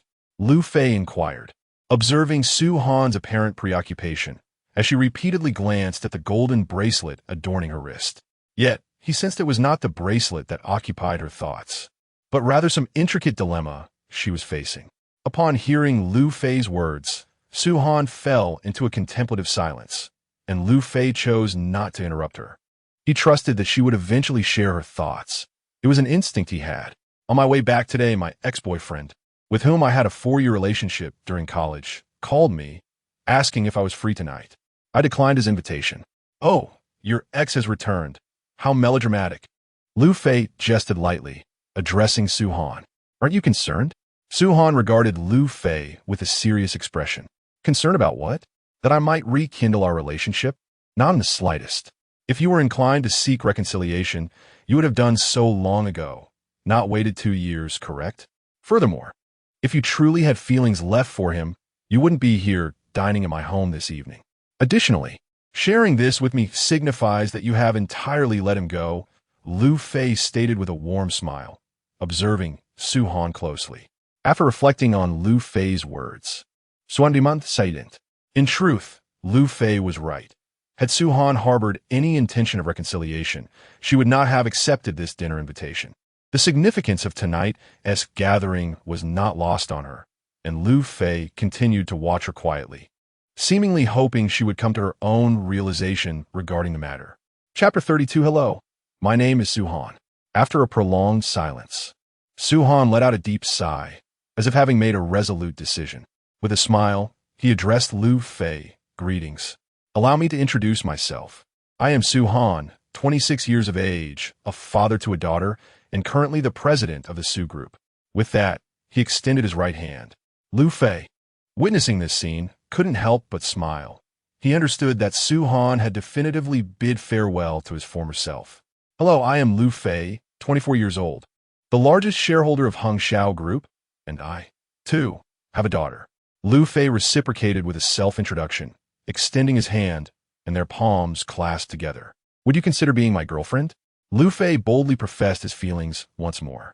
However, at that moment, Suhan appeared unperturbed, smiling as he replied, sure. Upon hearing Suhan's words, Liu Fei eagerly pulled him closer, and they embraced. At that moment, Liu Qingyang was toasting Su He, and upon seeing the couple in an embrace by the window, he gestured towards Su He. Su He, noticing, turned towards the balcony and smiled with satisfaction. Gulme, let us drink. The two resumed their revelry. In truth, Su He held a favorable impression of Liu Fei. After all, he had contributed to the growth of the family business. However, his greater satisfaction was with Liu Qingyang.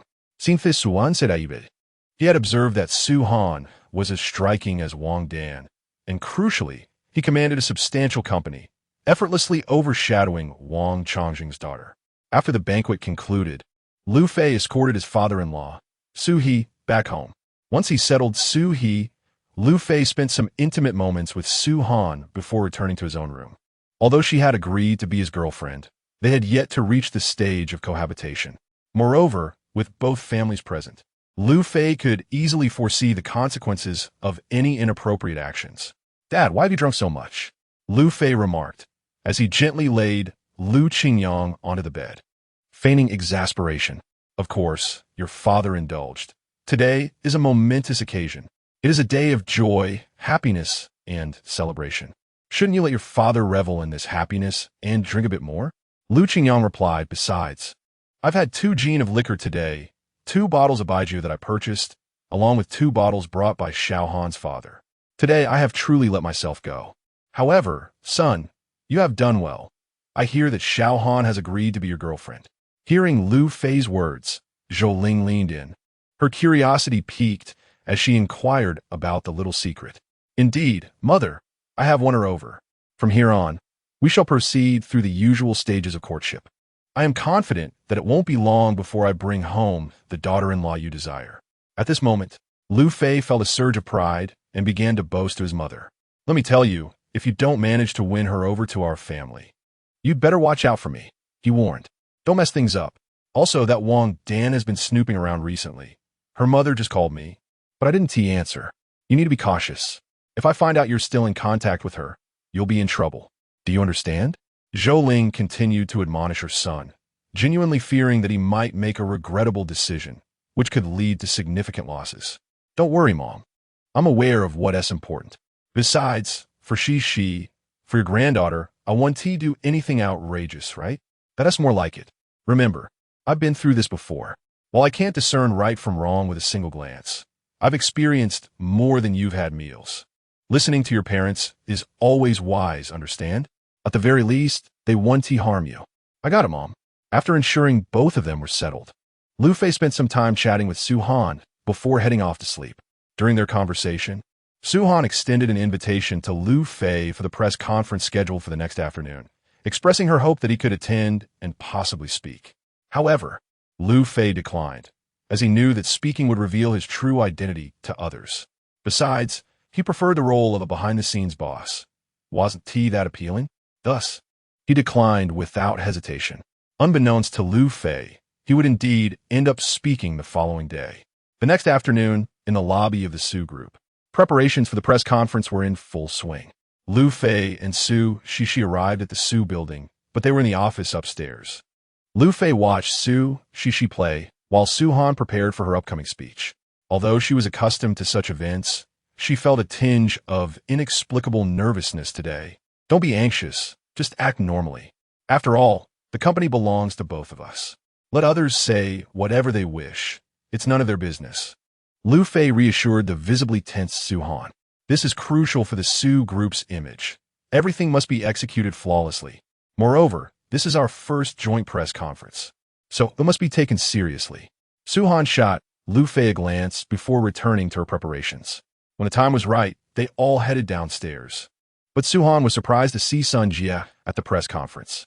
Xiaoan, Sang Hiegriti Suan. Upon seeing Sun Jie, Su Han felt taken aback. I called you. Why aren't you coming over? Liu Fei assumed Sun Jie was another staff member calling Su Han for work-related matters. But he was also puzzled by the familiarity with which Sun Jie addressed his future fiancé. He is my ex-boyfriend, the one I mentioned to you yesterday. Su Han whispered to Liu Fei, oh, it's him. I thought it was someone else. After Liu Fei spoke to Su Han, he embraced Su Cece and strode towards Sun Jie. At that moment, Sun Jie was still waving and greeting Su Han, but upon seeing a man obstructing his path, he felt a tinge of annoyance. Despite his displeasure, he refrained from saying anything and attempted to sidestep to continue his conversation with Su Han. However, Liu Fei anticipated his move and blocked him once again, which irritated Sun Jie further. Excuse me, could you please step aside? Sun Jie asked. Hello. Allow me to introduce myself. My name is Liu Fei, Su Han's boyfriend. Liu Fei boldly replied without yielding. You are Su Han's boyfriend? Sun Jie, despite his reluctance to halt, found himself compelled to stop. Indeed, what's the matter? I am Su Han's boyfriend. Cece, greet your uncle, Liu Fei instructed. Okay, daddy. Hello, uncle. Su Cece chimed in, offering unexpected support to Liu Fei in the conversation with Sun Jie. You are this child's father? Sun Jie stammered in disbelief. What are you implying? If it's not me, who else could it be? Liu Fei retorted. Impossible. Su Han is a traditional person, and I haven't heard of her getting married. You must be pretending, right? Sun Jie exclaimed, his face a mask of incredulity. At that moment, Su Han approached Liu Fei and gracefully linked her arm with his. Sun Jie, this is my partner. After you left, we started dating and eventually got married. As for the rumors you've heard about us not being married, that news will soon be revealed. I suggest you stop meddling and let me be. What? Meddle with you? Listen, buddy, what do you mean by that? If you want to chat with Su Han, I have no objections. After all, you're her ex-boyfriend. It would be false to say there are no lingering feelings, Sun Jie responded. Hearing Liu Fei's words, Su Han promptly gave him a playful twist at his waist. Feeling the sudden pain, Liu Fei quickly redirected the conversation. However, you meddling with my girlfriend, my wife, is something we need to discuss properly. Though Liu Fei's voice was not loud, it was sufficiently audible. Moreover, Su Han had been the center of attention, and people were curious about the man beside her. Consequently, when the media caught wind of Liu Fei's statement, they swiftly gathered around. As the media approached, Liu Fei confidently declared, I am Liu Fei, the fiancé of Su Han, the president of Su Corporation, and I am also the biological father of her child. I kindly asked the media to help announce this news, so no one dares to bully or harass Su Han again.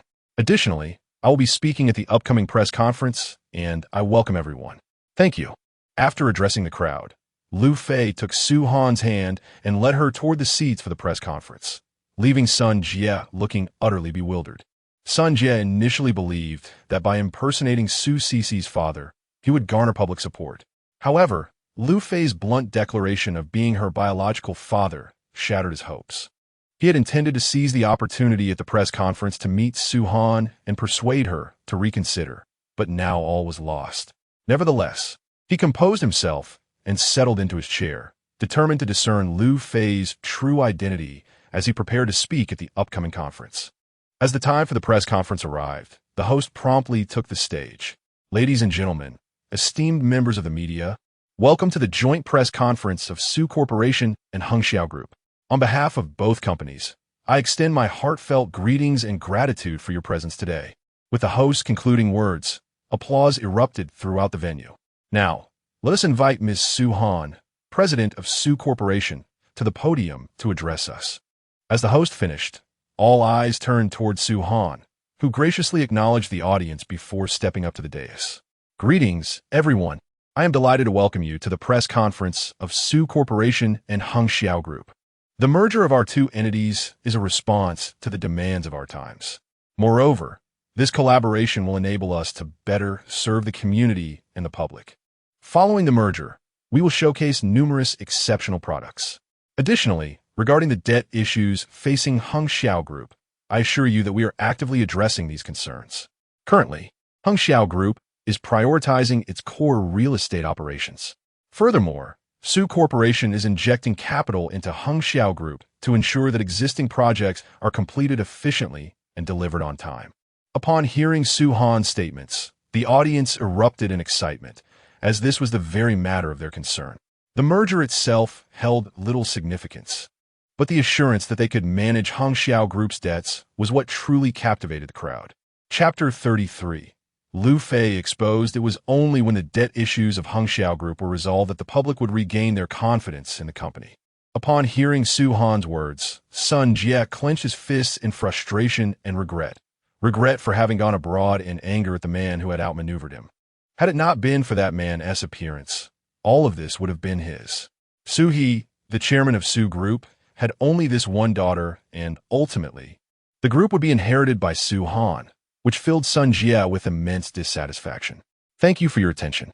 Now, I would like to invite the chairman of Hanfei Group, Mr. Jiao Yunpeng, to address us. Sue Han concluded his remarks. Hearing Sue Han's words, Jiao Yunpeng rose, acknowledging the audience with a wave before proceeding to the podium. Once Sue Han took his seat, Liu Fei immediately turned to him and said, "You spoke splendidly. Be a bit more confident and don't worry too much about others' opinions." Sue Han shot Liu Fei a glance and then picked up Su Cece from his lap, aware that Liu Fei would soon be speaking himself. Jiao Yunpeng's speech was notably brief, as the true star of the event was Liu Fei, who had already messaged him about his upcoming address. Liu Fei's purpose for speaking was straightforward.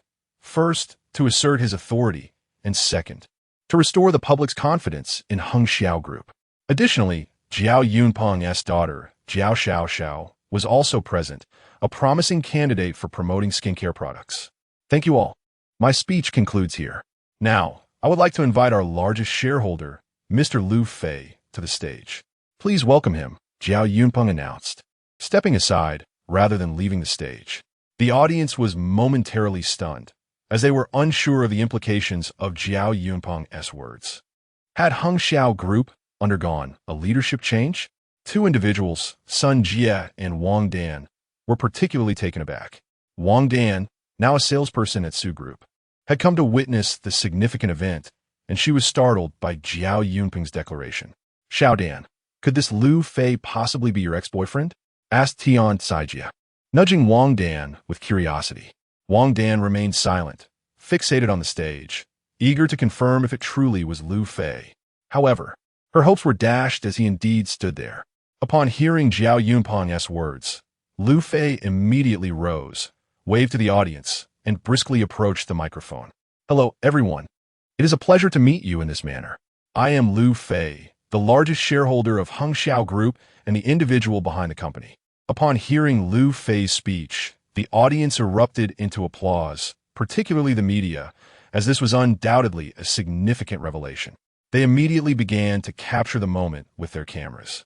Sue Dean, the former chairman of Hanfei Group, is currently under police investigation for legal violations. He urged anyone with information regarding criminal activities to report it to the authorities. Furthermore, we are poised to unveil an exceptional product from Hanfei Group, a skin cream designed to eliminate all scars and restore youthful radiance to women's skin. Liu Fei's remarks prompted murmurs among the audience, as such promotional language lacked impact, having been overused by numerous cosmetic brands. Noticing the whispers of skepticism, Liu Fei turned to Jiao Yunpeng and inquired, "Chairman Jiao, is your daughter present?" "Yes, she is here, Mr. Liu," Jiao responded. "Then please invite her up." "Certainly." Upon hearing Liu Fei's instruction, Jiao Yunpeng called out to his daughter, "Jiao Xiao, come up." Jiao Xiao, donning a mask and sunglasses, ascended the stage, further perplexing the audience. They recognized that this event was not merely a merger announcement, but also the launch of a new product from Hanfei Group. This is Jiao Yunpeng, the current chairman of Hanfei Group, alongside his daughter, Jiao Xiao, who has carried the burden of a prominent scar on her face since childhood, leading to deep-seated insecurities. Today, We invite you all to witness this moment and assist in promoting Hung Xiao Group's product, Liu Fei declared before presenting a box of skin cream to Jiao Yunpeng. Jiao took the box and encouraged Xiao Xiao to remove her mask and sunglasses. Hesitating at first due to the daunting nature of her scar, Xiao Xiao remained still until her father urged, "Trust your father. I will help you return to your former self." Motivated by his words, Xiao Xiao resolved to unveil her face. As she did, gasps of astonishment rippled through the crowd, revealing a striking scar on her visage. We must commend Chairman Jiao's daughter for her bravery in exposing her scar in this setting, which indeed requires immense courage. However, I assure you, this scar will soon be a thing of the past. Chairman Jiao, please apply the skin cream to your daughter's face. Jiao Yunpeng promptly opened the skin cream and applied it to his hands, warming it up to enhance its efficacy. Liu Fei stood beside Jiao Yunpeng, offering guidance. At that moment, Jiao Yunpeng promptly followed Liu Fei's directions. Once completed, his trembling hand reached toward his daughter. Initially, Jiao Xiaoxiao resisted somewhat, but ultimately it mattered little. Her facial scars, her father, her mother had all sought countless remedies for her. They had consulted various domestic and international hospitals and beauty institutions. Yet all efforts had proven futile. Now, her appearance was the best result she could hope for, and she had long since abandoned any expectations. Had it not been for her father's insistence the previous night, she would not have come today. After Jiao Yunpeng had applied the ointment to Jiao Xiaoxiao, Liu Fei observed that he had finished and then addressed the audience. I trust you have all captured the appearance of President Jiao's daughter. Let us now wait for half an hour, after which we shall reveal the results. Firstly, today's event is conducted entirely in a public setting for transparency. Moreover, our skin ointment is crafted solely from pure traditional Chinese medicine, ensuring it poses no allergic risks to the skin. You may use it with confidence. This product will be a key offering from Hung Xiao Group moving forward. A portion of the funds we acquire will be invested in our real estate projects to guarantee the timely delivery of our buildings, while another portion will enhance our modest reputation. I understand that under Sue Dean's leadership, the credibility of Hung Xiao Group has been significantly tarnished, leading many to lose hope in us. However, I solemnly assure you that Hung Xiao Group is no longer the same entity it once was. As President Su has just mentioned, the Su Group will be investing in Hung Xiao Group. That is one aspect. Additionally, Hung Xiao Group is entirely capable of self-sustainability. Please await the results in 30 minutes. I would also like to introduce my spouse, Su Han, the president of Su Group. Upon hearing Liu Fei's words, the audience was struck as if by a thunderclap. They knew that the beautiful president of Su Group, Su Han, was single and, for reasons unknown, had a daughter. The announcement sent shockwaves through the entire assembly. A journalist from Penguin Media raised a hand to pose a question, and Liu Fei, recognizing the curiosity in the room, decided to accommodate this inquiry despite not having scheduled a QA session. Hello, Mr. Liu. I would like to ask if, over the past 2 years, you have been solely focused on developing this so-called skin ointment, neglecting your family in the process? Liu Fei smiled upon hearing the reporter's question. Indeed, the Hung Xiao Group, including the skin ointment, has successfully launched. Moving forward, I will prioritize spending quality time with my family and my children.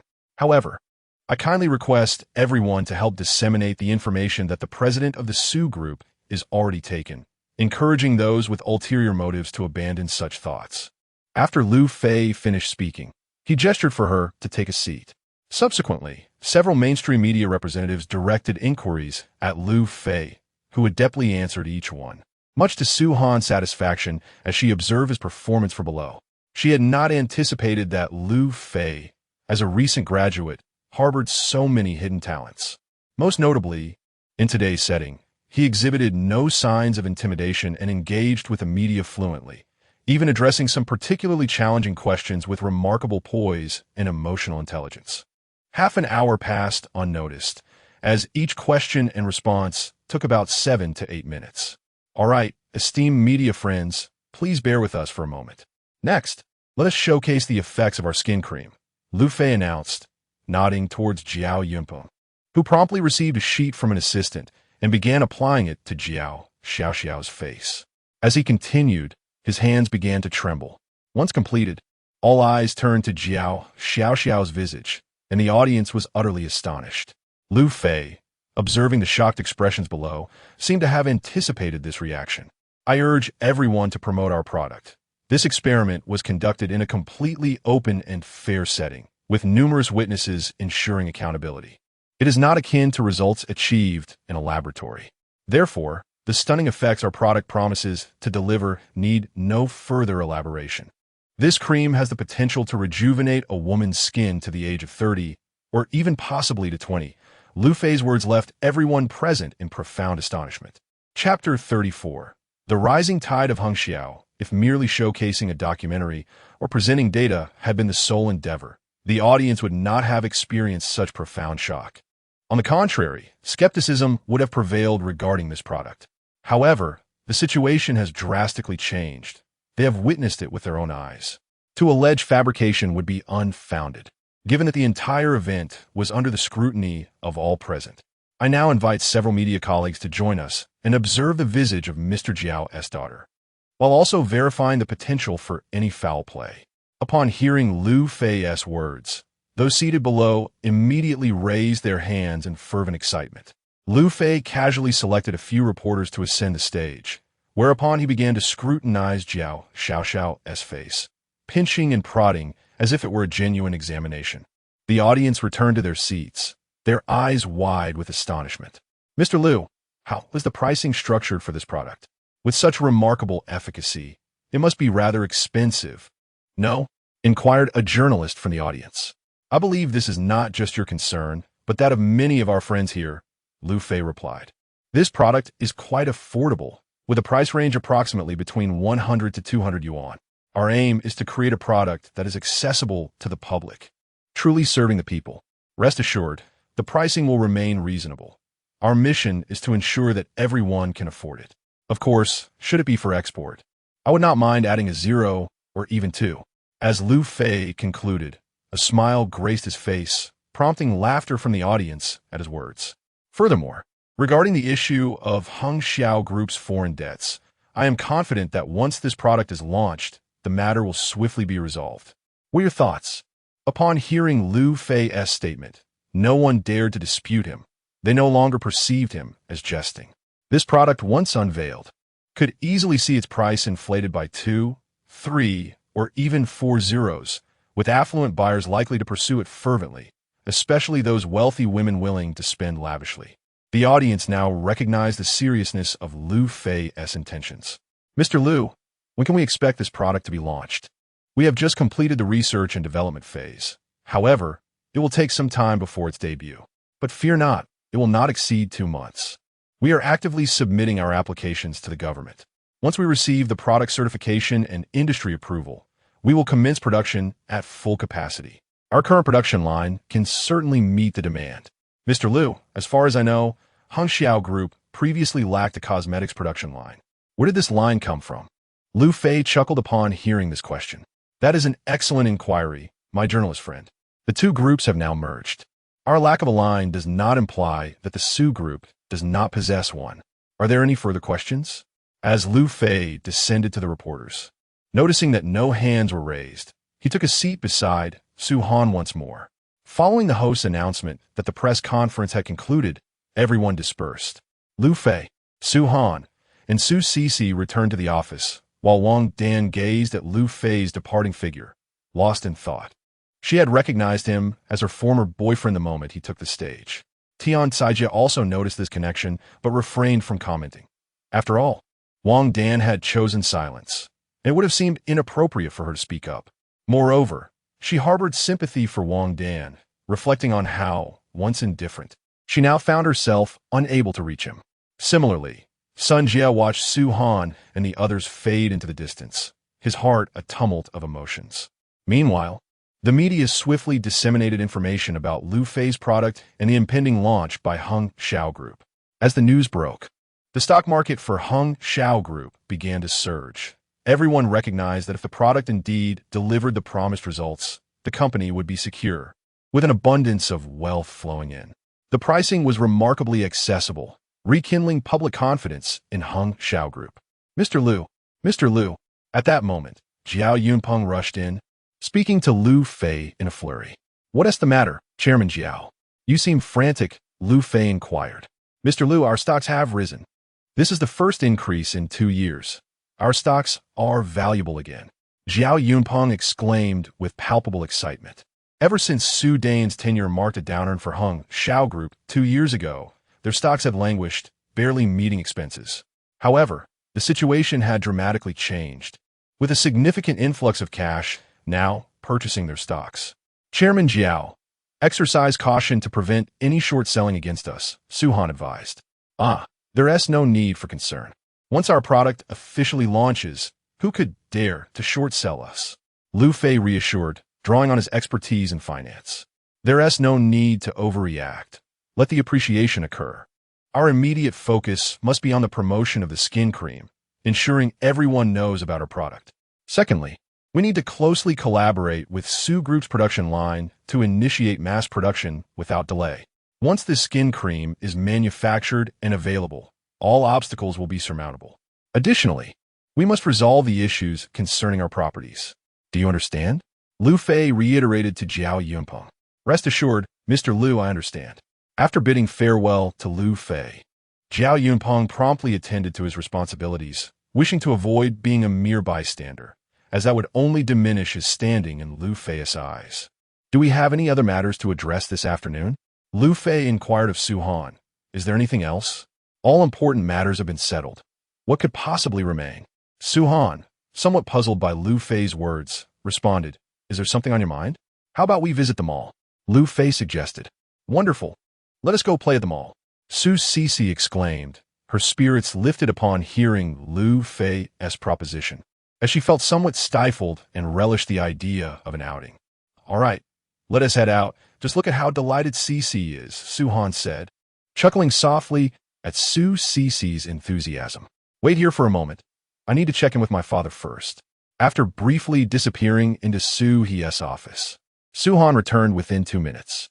"Let us go," she announced, and the trio began their descent, ready to explore the mall. However, just as they were about to leave, someone Liu Fei wished to avoid appeared. "Liu Fei," a voice called out, prompting him to turn and confront a face he despised, Wong Dan. As she approached, Wong Dan questioned, "Why have you blocked me? You didn't answer my calls or texts, either." "I'm sorry, but I don't know you anymore. Our paths have diverged. Haven't they? What kind of life I choose moving forward is no longer your concern. Please do not disturb me again," Liu Fei replied coldly, taking Su Han's hand and walking away. Wong Dan stood there, disbelief etched across her face. "Do you truly not care about our years together?" Liu Fei did not respond. He held Su Cece with one arm and Su Han with the other as they exited, speeding away toward a large shopping center. "That was your former fiancé, wasn't he?" Su Han inquired. "Indeed it was, but we are no longer connected. My mother has made it clear that if I maintain any contact with her, she will break my legs," he assured Su Han, genuinely concerned about any potential misunderstandings. Upon hearing Liu Fei's words, Su Han chuckled lightly. "It's fine. I was merely curious. As for your past relationship, I am indifferent. Your actions have already confirmed your resolution. That's a relief. However, I wish to have no ties to her. By the way, she seemed to be an employee of your Su Group. Perhaps you should consider terminating her," Liu Fei suggested. "Well, since you mentioned it, I will inform HR to let her go immediately," Su Han replied. Upon hearing Liu Fei's words, Su Han promptly retrieved his phone and dialed the human resources manager. "Please verify if we have an employee named Wong Dan." "Yes, President. She is currently working in the sales department and is interning within our group. Provide her with 2 months' salary and let her go." After conveying his instructions, Su Han hung up the phone. Although the human resources manager was perplexed by Su Han's decision, he had no choice but to relay it to the sales department manager. Upon receiving this information, the sales manager felt a twinge of regret. Wong Dan's capabilities were widely acknowledged. However, it was an order from the president, and thus, he had no option but to terminate her employment. While Wong Dan was dismissed, Tain Saijie retained her position. Meanwhile, another individual seethed with resentment, Sun Jie. Witnessing Liu Fei depart with Su Han and Su Cece, he ground his teeth in frustration, vowing to make Liu Fei pay dearly. As Liu Fei and Su Han arrived at the shopping mall, they began to revel in the day, seemingly casting aside all worries and fully embracing the joys of life, disregarding everything else. Prior to their outing, Liu Fei had sent a message to Zhou Ling. "Mom, today Su Han, Cici, and I are enjoying a day out. We won't be returning for dinner, so please prepare a meal for yourself and Dad." He then set his phone aside, wishing for no interruptions during their blissful family time. Upon receiving Liu Fei's message, Zhou Ling promptly summoned Lu Qingyang. "Our son won't be home tonight, but we need to give serious thought to our factory situation. What are your plans for the factory? He has given me 2 million. Do you intend to continue operations or close it down? Should you come over to help Xiao Fei with the child?" Chapter 35. The launch of the skin cream. Upon hearing Zhou Ling's words, Lu Qingyang fell into a contemplative silence, ultimately letting out a resigned sigh. "Let South just close it down. After all, your son's current worth may not warrant it anymore. Let us simply enjoy life and take care of the child," he remarked. With these words, it felt as though a heavy stone had been lifted from his heart, as if he had set down a monumental burden. Zhou Ling, upon listening to Lu Qingyang, remained silent. He understood that his partner had made a significant decision, one that surely required immense resolve. Otherwise, he would never have contemplated shutting down the factory. Yet, this decision was also intertwined with their son's circumstances. Had Liu Fei not achieved such heights, neither of them would have been willing to close the factory, as they still wished to witness him marry and start a family. Yet now, with a daughter-in-law, a home, a car, and even a granddaughter, it was time for them to take a well-deserved rest. "Very well, since you have made up your mind, you should return to our hometown to manage the affairs. Once that is settled, you can come back. How's that sound?" Zhou Ling suggested. Lu Qingyang nodded in agreement. "All right then, I shall return tomorrow. There is little left for us there, with no one around and the land gone. It hardly matters anymore. So it's settled." Meanwhile, Liu Fei and Su Han indulged in the quintessential activities of a normal couple of the mall, including taking their child to an indoor amusement park, dining, and watching movies, experiencing it all. When they returned home in the evening, they even shared a heartfelt embrace. Passion often yields to tranquility, and gradually, the fervor of their romance transitioned into a more serene routine. As for the skin cream project, operations showed no signs of slowing. At Suez Group, the production line for cosmetics was in full swing, tirelessly processing and manufacturing. Simultaneously, the government registration for the skin cream had been completed. The authorities were eager to support the launch of new products by Hongxiao Group, recognizing it as a self-rescue initiative. There was no need for obstruction. And with supportive policies in place, everything moved forward smoothly.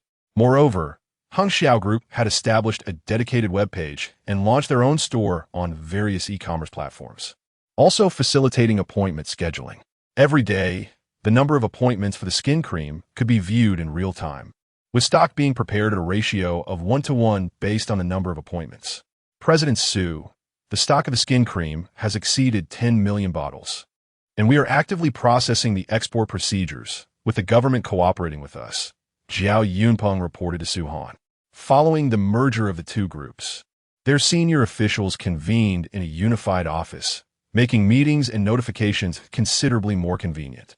"Oh, splendid." Su Han responded with genuine delight upon hearing Jiao Yunpeng's words. For 10 million bottles represented a significant achievement that they all understood. The cost price of this skin cream is already known to them, and after calculations, it amounts to less than 50 yuan. The retail price is set at 99 yuan, a figure that is accessible to the general public, neither exorbitant nor unreasonable. Yet the efficacy of the product is remarkably impressive. President Su, there is an important matter I wish to discuss with you. "Oh, what is it, Chairman Jiao?" "Speak freely. It pertains to the pricing for our exports.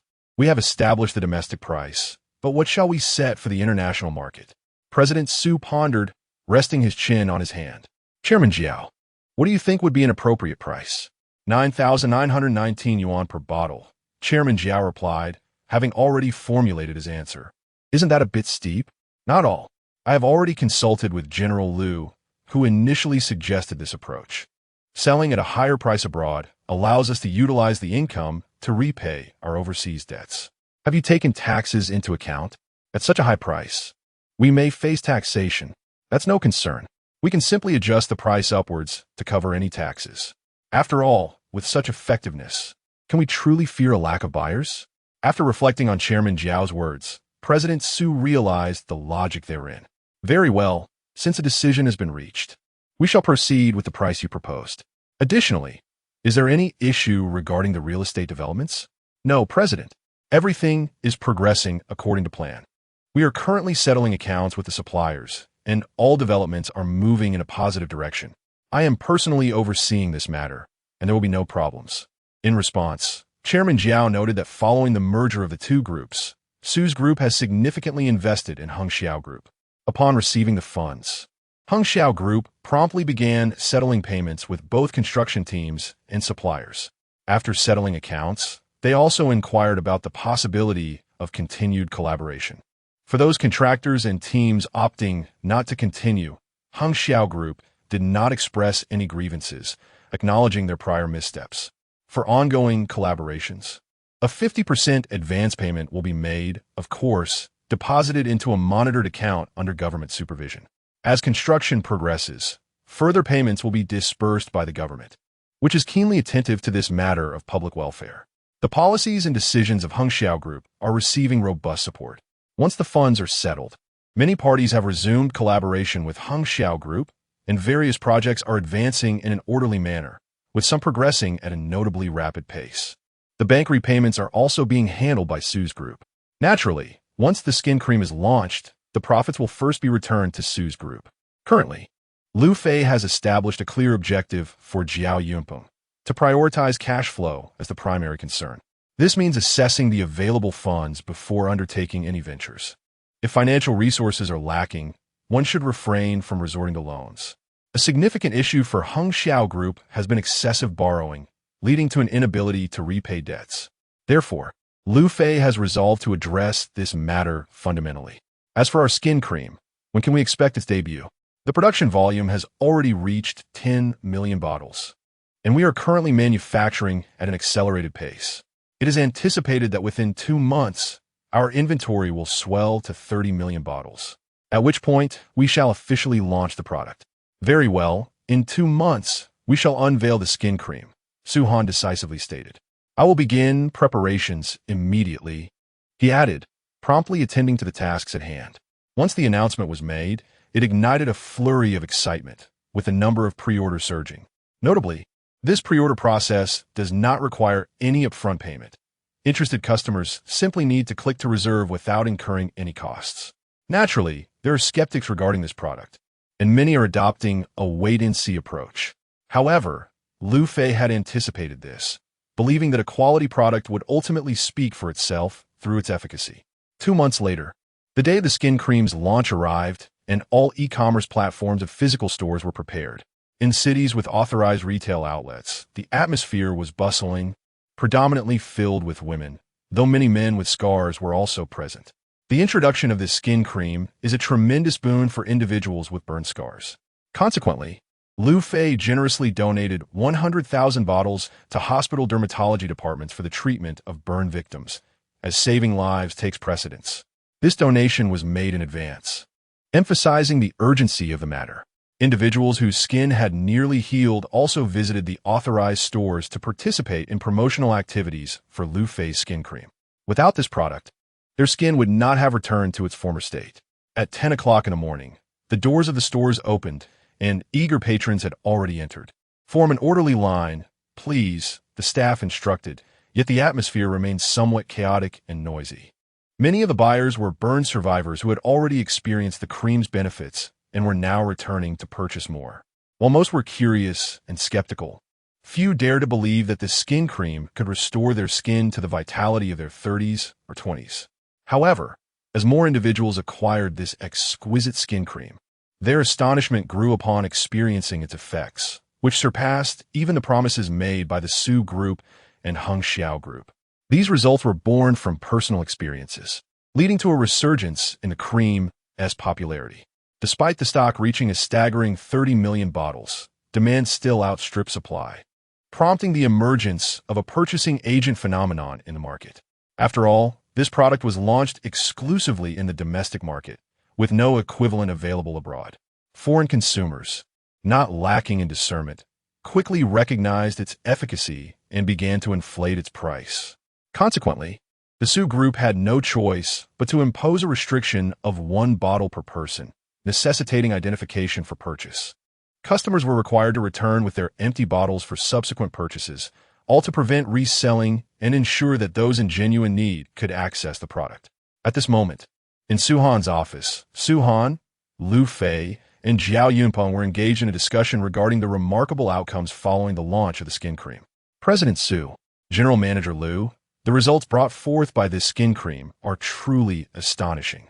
Although we have prepared 30 million bottles, they have already been sold out, Jiao Yunpeng remarked with evident delight.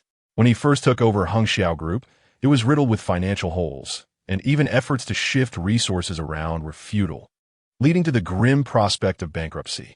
The government, too, was unyielding in allowing such a declaration. During that time, he felt utterly alone and overwhelmed. However, the situation now is vastly different. All indicators point towards positive growth, a transformation that owes its success to the young man before him. Although Jiao Yunpeng had initially harbored doubts about this young individual, he now held Liu Fei in the highest regard, filled with admiration. Chapter 36. Wang Dan's conspiracy. In light of the circumstances, we must expedite the expansion of our production line, ensuring that everyone has access to this product. I firmly believe that as long as we maintain our current sales figures, it will be entirely feasible to guide our Hengxiao Group through this crisis. Liu Fei addressed Suanernistri. Absolutely, the plan to expand the production line is already underway. We anticipate completion within a month, at which point our monthly output will reach 40 million bottles. Our calculations indicate that this quantity will suffice. Su Han nodded in affirmation to Liu Fei's remarks. Moreover, we can also develop additional products, creating a complete series of skincare sets to broaden our business scope. What does everyone think? After concluding his thoughts, Liu Fei turned his gaze towards Jiao Yunpeng and Su Han. That ultimately depends on you, as this formula was conceived by you. The rest is in your hands. Very well, I shall make an extra effort, Liu Fei responded, albeit with a hint of resignation. In truth, he had no formula to speak of. The recipe for the skin cream was provided by the system, which had fallen silent of late. Thus, he could only await the next task release from the system to see what formulas it might yield. Ding! The system announced a new task: crush Wang Dan's conspiracy. Reward: complete formula set for skin cream, including face masks, facial cleansers, and conditioners. Just as Liu Fei pondered this, the system's voice echoed in his mind, prompting a resigned exclamation. Is this a cosmetics endeavor now? However, that thought was fleeting. He could not afford to dismiss the significance of the task presented by the system. It appeared that Wang Dan was up to her old tricks, and it would be prudent for him to maintain his distance from her. Upon returning to her rented apartment, Wang Dan's emotions were a tumultuous blend. At the Su Corporation building, Liu Fei had rejected her, blocking all means of contact and even facilitating her dismissal from the company. Liu Fei, I must have you. This should rightfully belong to me. Wang Dan contemplated, devising a scheme to seduce Liu Fei. If she could engage in an intimate relationship with him, the remainder would fall into place. During their previous romance, she had often used their unmarried status as a pretext to maintain physical closeness, a rationale Liu Fei had accepted without objection. However, her perspective had shifted. If they were to become intimate, Wang Dan believed she could ensnare Liu Fei, reclaiming everything that was hers. With this plan in mind, she began devising her strategy. Unbeknownst to Wang Dan, Liu Fei had already begun to sense her intentions. After concluding his conversation with Su Han and Jiao Yunpeng, Liu Fei, accompanied by Su Han, drove towards home. However, today, it was not Liu Fei who was behind the wheel. Instead, he occupied the passenger seat, entrusting the driving duties to Su Han. What's the matter? Ever since the meeting, you've seemed restless. Is there something troubling you? Su Han inquired, unable to contain her concern upon observing Liu Fei's demeanor. I fear that our days ahead may be rather challenging, Liu Fei replied. Challenging? In what way? What is the issue? Wang Dan is a rather vindictive individual. Since you have dismissed her, I believe she will seek revenge. Revenge? How so? Is she going to hire an assassin to come after us like in the movies? Su-han jested, feigning terror in response to Liu Fei's serious tone. Enough with the dramatics. I believe she will resort to underhanded tactics. Thus, we must be cautious and avoid any contact with her. In broad daylight, she may not dare to act openly, but you must be careful. If you were to secretly meet her without me around, she might take advantage of the situation, Liu Fei cautioned Su-han, urging her to refrain from any private meetings with Wang Dan. In that case, she likely won't have the opportunity. My routine is quite predictable. It's merely a 2-point journey, from the company to Mingmen, Tianqing, and back. According to your reasoning, it seemed you should be the one to exercise caution. If you were to meet her behind my back, I would be none the wiser. Su-han responded before starting the car, steering towards Mingmen Tianqing. What do you mean by that? Are you suggesting I would secretly meet her? Rest assured, that won't happen. I'm trying to avoid her, not seek her out. If I were to meet her even once, my mother would certainly never let me hear the end of it. Liu Fei quickly reassured Su-han, determined to dispel any notion that he harbored such intentions, for fear that this idea might reach his mother. Zhou all right. I trust you. Let us head home and see Shishi. It's been a whole day since I last saw her, and I miss her dearly, Su-han concluded, shifting the conversation as the two agreed that further discussion on the topic would yield little benefit, as Liu Fei's concerns were merely speculative, and the true nature of the situation would unfold with time. Upon parking at the entrance of the courtyard, Su Shishi, noticing the return of the car, immediately associated it with her parents and hurriedly opened the door. Shishi, be careful, Zhou called out anxiously, rushing to greet her daughter, fearing any potential mishaps. Even though Mingmen Tianqing was the safest neighborhood in the entire city of Ultang. However, it is always prudent to exercise caution, for one can never be certain of the intentions of others. Liu Qingyang had already returned to his village that morning, intent on managing his factory and tidying up his belongings before returning. Mama, Dad, Su Cici exclaimed as she opened the door and made her way towards Liu Fei and Su-han. Upon finishing work, Su-han did not head straight home. Instead, she preferred to come to Liu Fei's place. Here, the atmosphere remained vibrant, unlike her own home, which felt dreary with only the housekeeper for company. Moreover, Zhou treatment of Su-han was quite commendable, genuinely regarding her as a daughter-in-law, which did not cause Su-han any discomfort.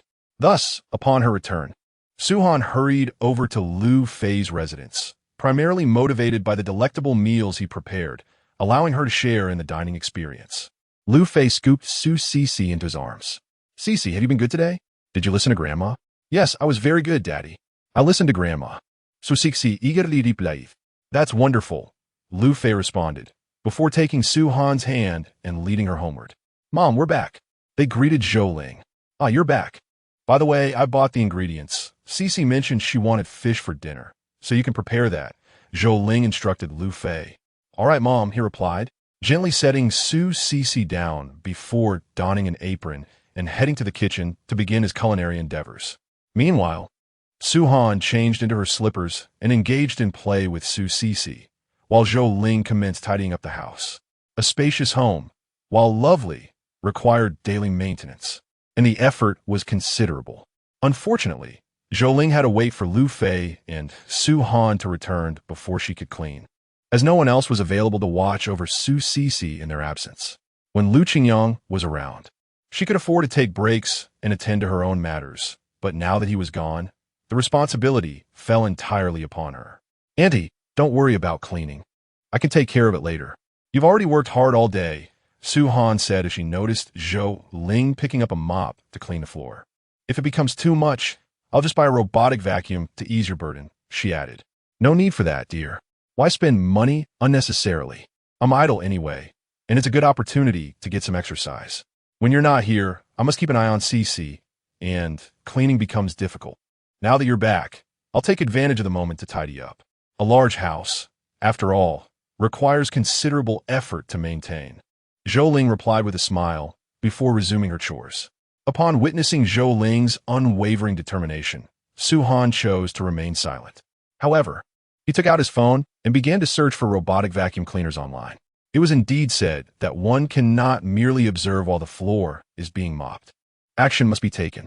After browsing through a particular model, Liu Fei found one that piqued his interest and promptly placed an order. Once the order was completed, he cast his phone aside and resumed his previous activities. Meanwhile, as Zhou Ling was mopping the floor, her phone chimed several times. It was a call from Wang Dan.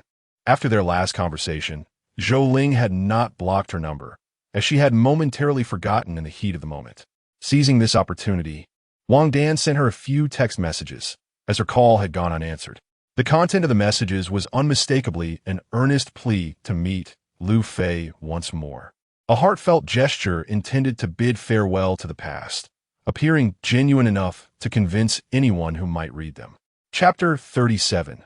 Sun Jie's Revenge at this moment. Sun Jie was at his residence, drowning his sorrows in alcohol.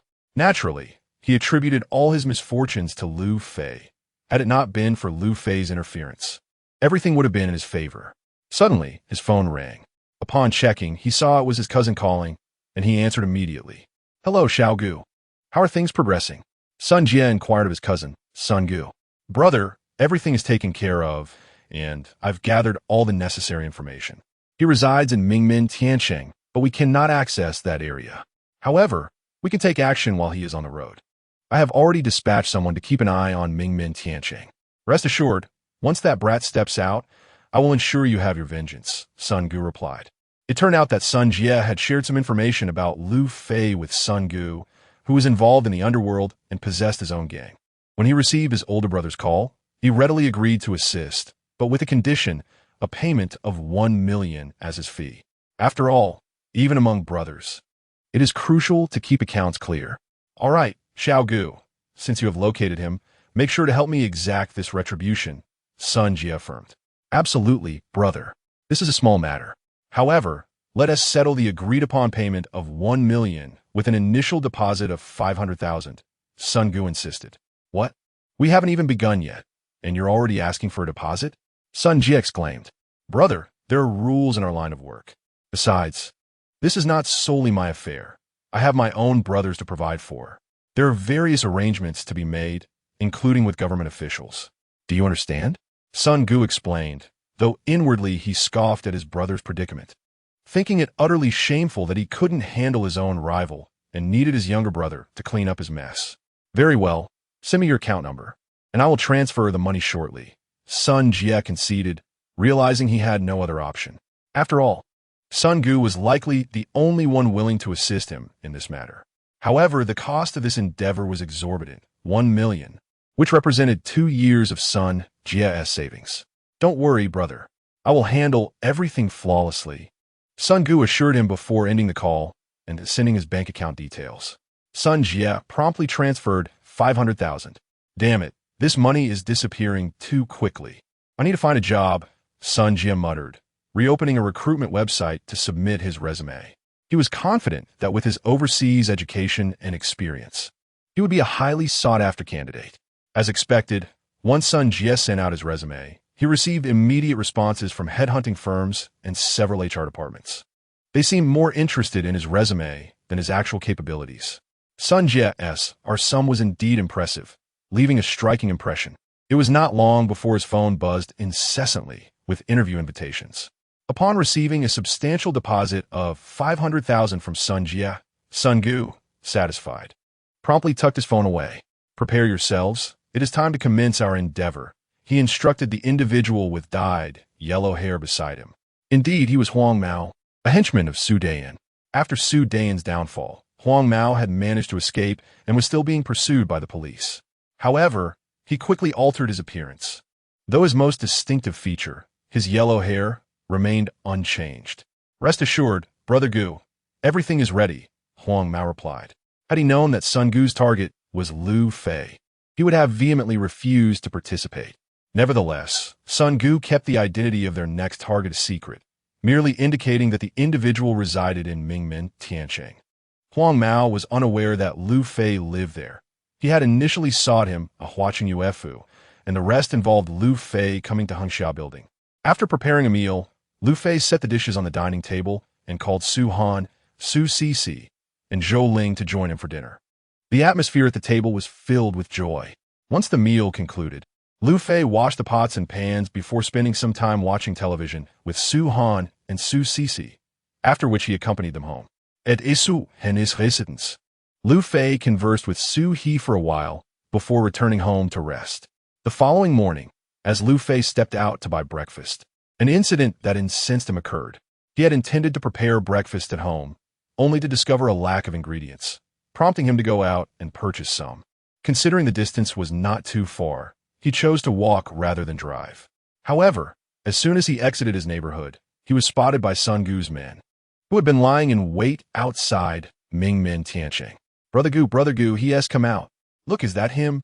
One of the younger members eagerly shook Sun Gu awake, pointing towards Liu Fei. Sun Gu squinted to get a better look at Liu Fei. Indeed, that's him. Follow closely. Today, he has tea driven, and we must teach him a lesson. Is that understood? He declared, rallying his crew. Rest assured, each of you will receive a reward of 10,000. The group cheered at Sun Gu's words. It was merely a matter of beating someone, a task they had performed numerous times, and since it was only one individual, they perceived minimal risk. Meanwhile, Huang Mao, upon catching a glimpse of Liu Fei, felt an inexplicable sense of familiarity, as though he had encountered him before, yet he could not recall where. Start the car and follow him. Once he reaches a secluded area, we will make our move, Sun Gu instructed the driver among his followers. Upon hearing Sun Gu's words, the young driver immediately started the vehicle, engaged the first gear, and slowly followed Liu Fei. Initially, Liu Fei noticed a van trailing behind him, but thought little of it. Perhaps the driver was merely driving slowly. The large characters on the van that read waterproof led him to assume it was just waiting for passengers by the roadside, so he paid no further attention. Sun Gu, however, continued to follow Liu Fei to the breakfast shop. After observing Liu Fei purchase his meal and return, he resumed his pursuit. At this point, Liu Fei began to sense something amiss. The coincidence of the van following him to the breakfast shop was one thing, but upon returning to Mingmen Tiansheng, the van continued to trail him at a leisurely pace, which felt increasingly suspicious. Realizing the peculiarity of the situation, Liu Fei spotted a secluded area ahead and swiftly veered off. Upon noticing Liu Fei's sudden movement, Sun Gu urgently instructed the driver, "Quick, follow him." The driver promptly shifted into third gear and sped off in the direction Liu Fei had disappeared. Unbeknownst to them, Liu Fei was actually waiting for them. When the van approached, Liu Fei comprehended that their intentions were directed at him. He walked over to the van and tapped on the window. "Hey, what do you want? Who sent you to follow me?" The onlookers were taken aback by Liu Fei's boldness. Wow, he's quite fearless. However, Sun Gu and his entourage quickly exited the vehicle. At that moment, Huang Mao realized that the individual before him was Liu Fei. Upon this realization, he felt an urge to retreat. Yet, given the circumstances, retreating now seemed rather inappropriate. While everyone else disembarked, he remained in the vehicle, acutely aware of Liu Fei's formidable skills. Even if they were to confront him with a larger group, they would still be at a disadvantage. "You are Liu Fei?" Sun Gu inquired, stepping forward. "I am indeed Liu Fei. What is it?" Liu Fei responded, perplexed, as he could not fathom why this group sought him. After a moment's reflection, he began to suspect that they might be sent by Wang Dan. "Since you are Liu Fei, then there's no mistake. Brothers, let us go. Give him a good beating." Upon confirming Liu Fei's identity, Sun Gu waved his hand, and 8 individuals emerged from the van, charging towards Liu Fei with fervor. As the attackers surged forward, Liu Fei felt a tightening in his chest. Are they really this bold? So many of them coming to strike me? Nevertheless, after a brief pause, he plunged into the fray, engaging in a chaotic melee. Initially, the onlookers scoffed at Liu Fei's audacity, but soon they realized their grave misjudgment. They had not anticipated Liu Fei's exceptional prowess in combat. Soon, everyone lay on the ground, leaving only Sun Gu, who stood there with a look of astonishment, gazing at Liu Fei. At that moment, Liu Fei, holding a cup of soy milk and a bun, walked toward Sun Gu. "You don't come any closer, stay back." Sun Gu exclaimed, "What? Is it permissible for you to strike me? Yet I am forbidden to retaliate. Pray tell, who summoned you here?" At that moment, Sun Gu was cursing Sun Jian in his heart, for he had claimed that Liu Fei was merely a young man with no strength whatsoever. However, He had never anticipated that Liu Fei possessed such formidable prowess and remarkable agility. Yes, it was Sun Jie. He sent me to find you, Sun Gu confessed. Chapter 38. The Jester Without Hesitation. Sun Gu sold out Sun Jie. Otherwise, if Liu Fei were to commit any egregious act later, he would be at a loss. Sun Jie? Sun Jie sent you to confront me? Liu Fei had not anticipated that the one orchestrating their actions was Sun Jie. He had assumed it was Wang Dan, whose reasons for involvement would have been more understandable, as the system had already provided him with a hint. However, he was taken aback to learn that it was Sun Jie, the former boyfriend of Su Han. Indeed, it is Sun Jie. He offered me 500,000 to give you a thorough beating and to keep you away from Su Han, claiming you had stolen his girlfriend. Sun Gu, without a second thought, divulged everything he knew to Liu Fei. Call him immediately.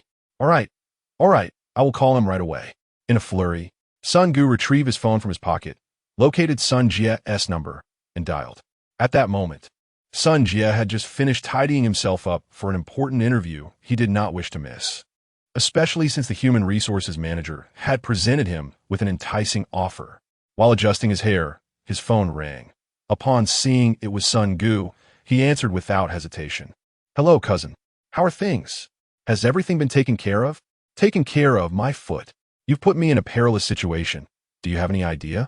Sun Gu erupted into a tirade as soon as he realized Sun Jie had answered. Sun Gu, what on earth is wrong with you? My uncle is also your uncle. Sun Jie responded, visibly displeased by Sun Gu's words. Sun Jie, I never imagined you were such a person, resorting to underhanded tactics against me. Aren't you afraid of being ambushed while walking at night? At that moment, Liu Fei snatched the phone from Sun Gu and addressed Sun Jie directly. Liu Fei, why are you on the line? Sun Jie was both curious and perplexed. Why wouldn't it be me? I suggest you tread carefully when walking at night. Liu Fei concluded before abruptly ending the call. You lot possess a modicum of courage, daring to strike. So, do you now recognize my prowess? Will you seek trouble with me again in the future? Liu Fei remarked to Sun Gu. Brother, I was in the wrong. I want to seek trouble with you again. I truly apologize. Sun Gu hastily responded to Liu Fei. He had clearly witnessed Liu Fei single-handedly breach their group of 8, all the while holding a cup of soy milk, which remained untouched in his grasp. Very well, you may ponder your options.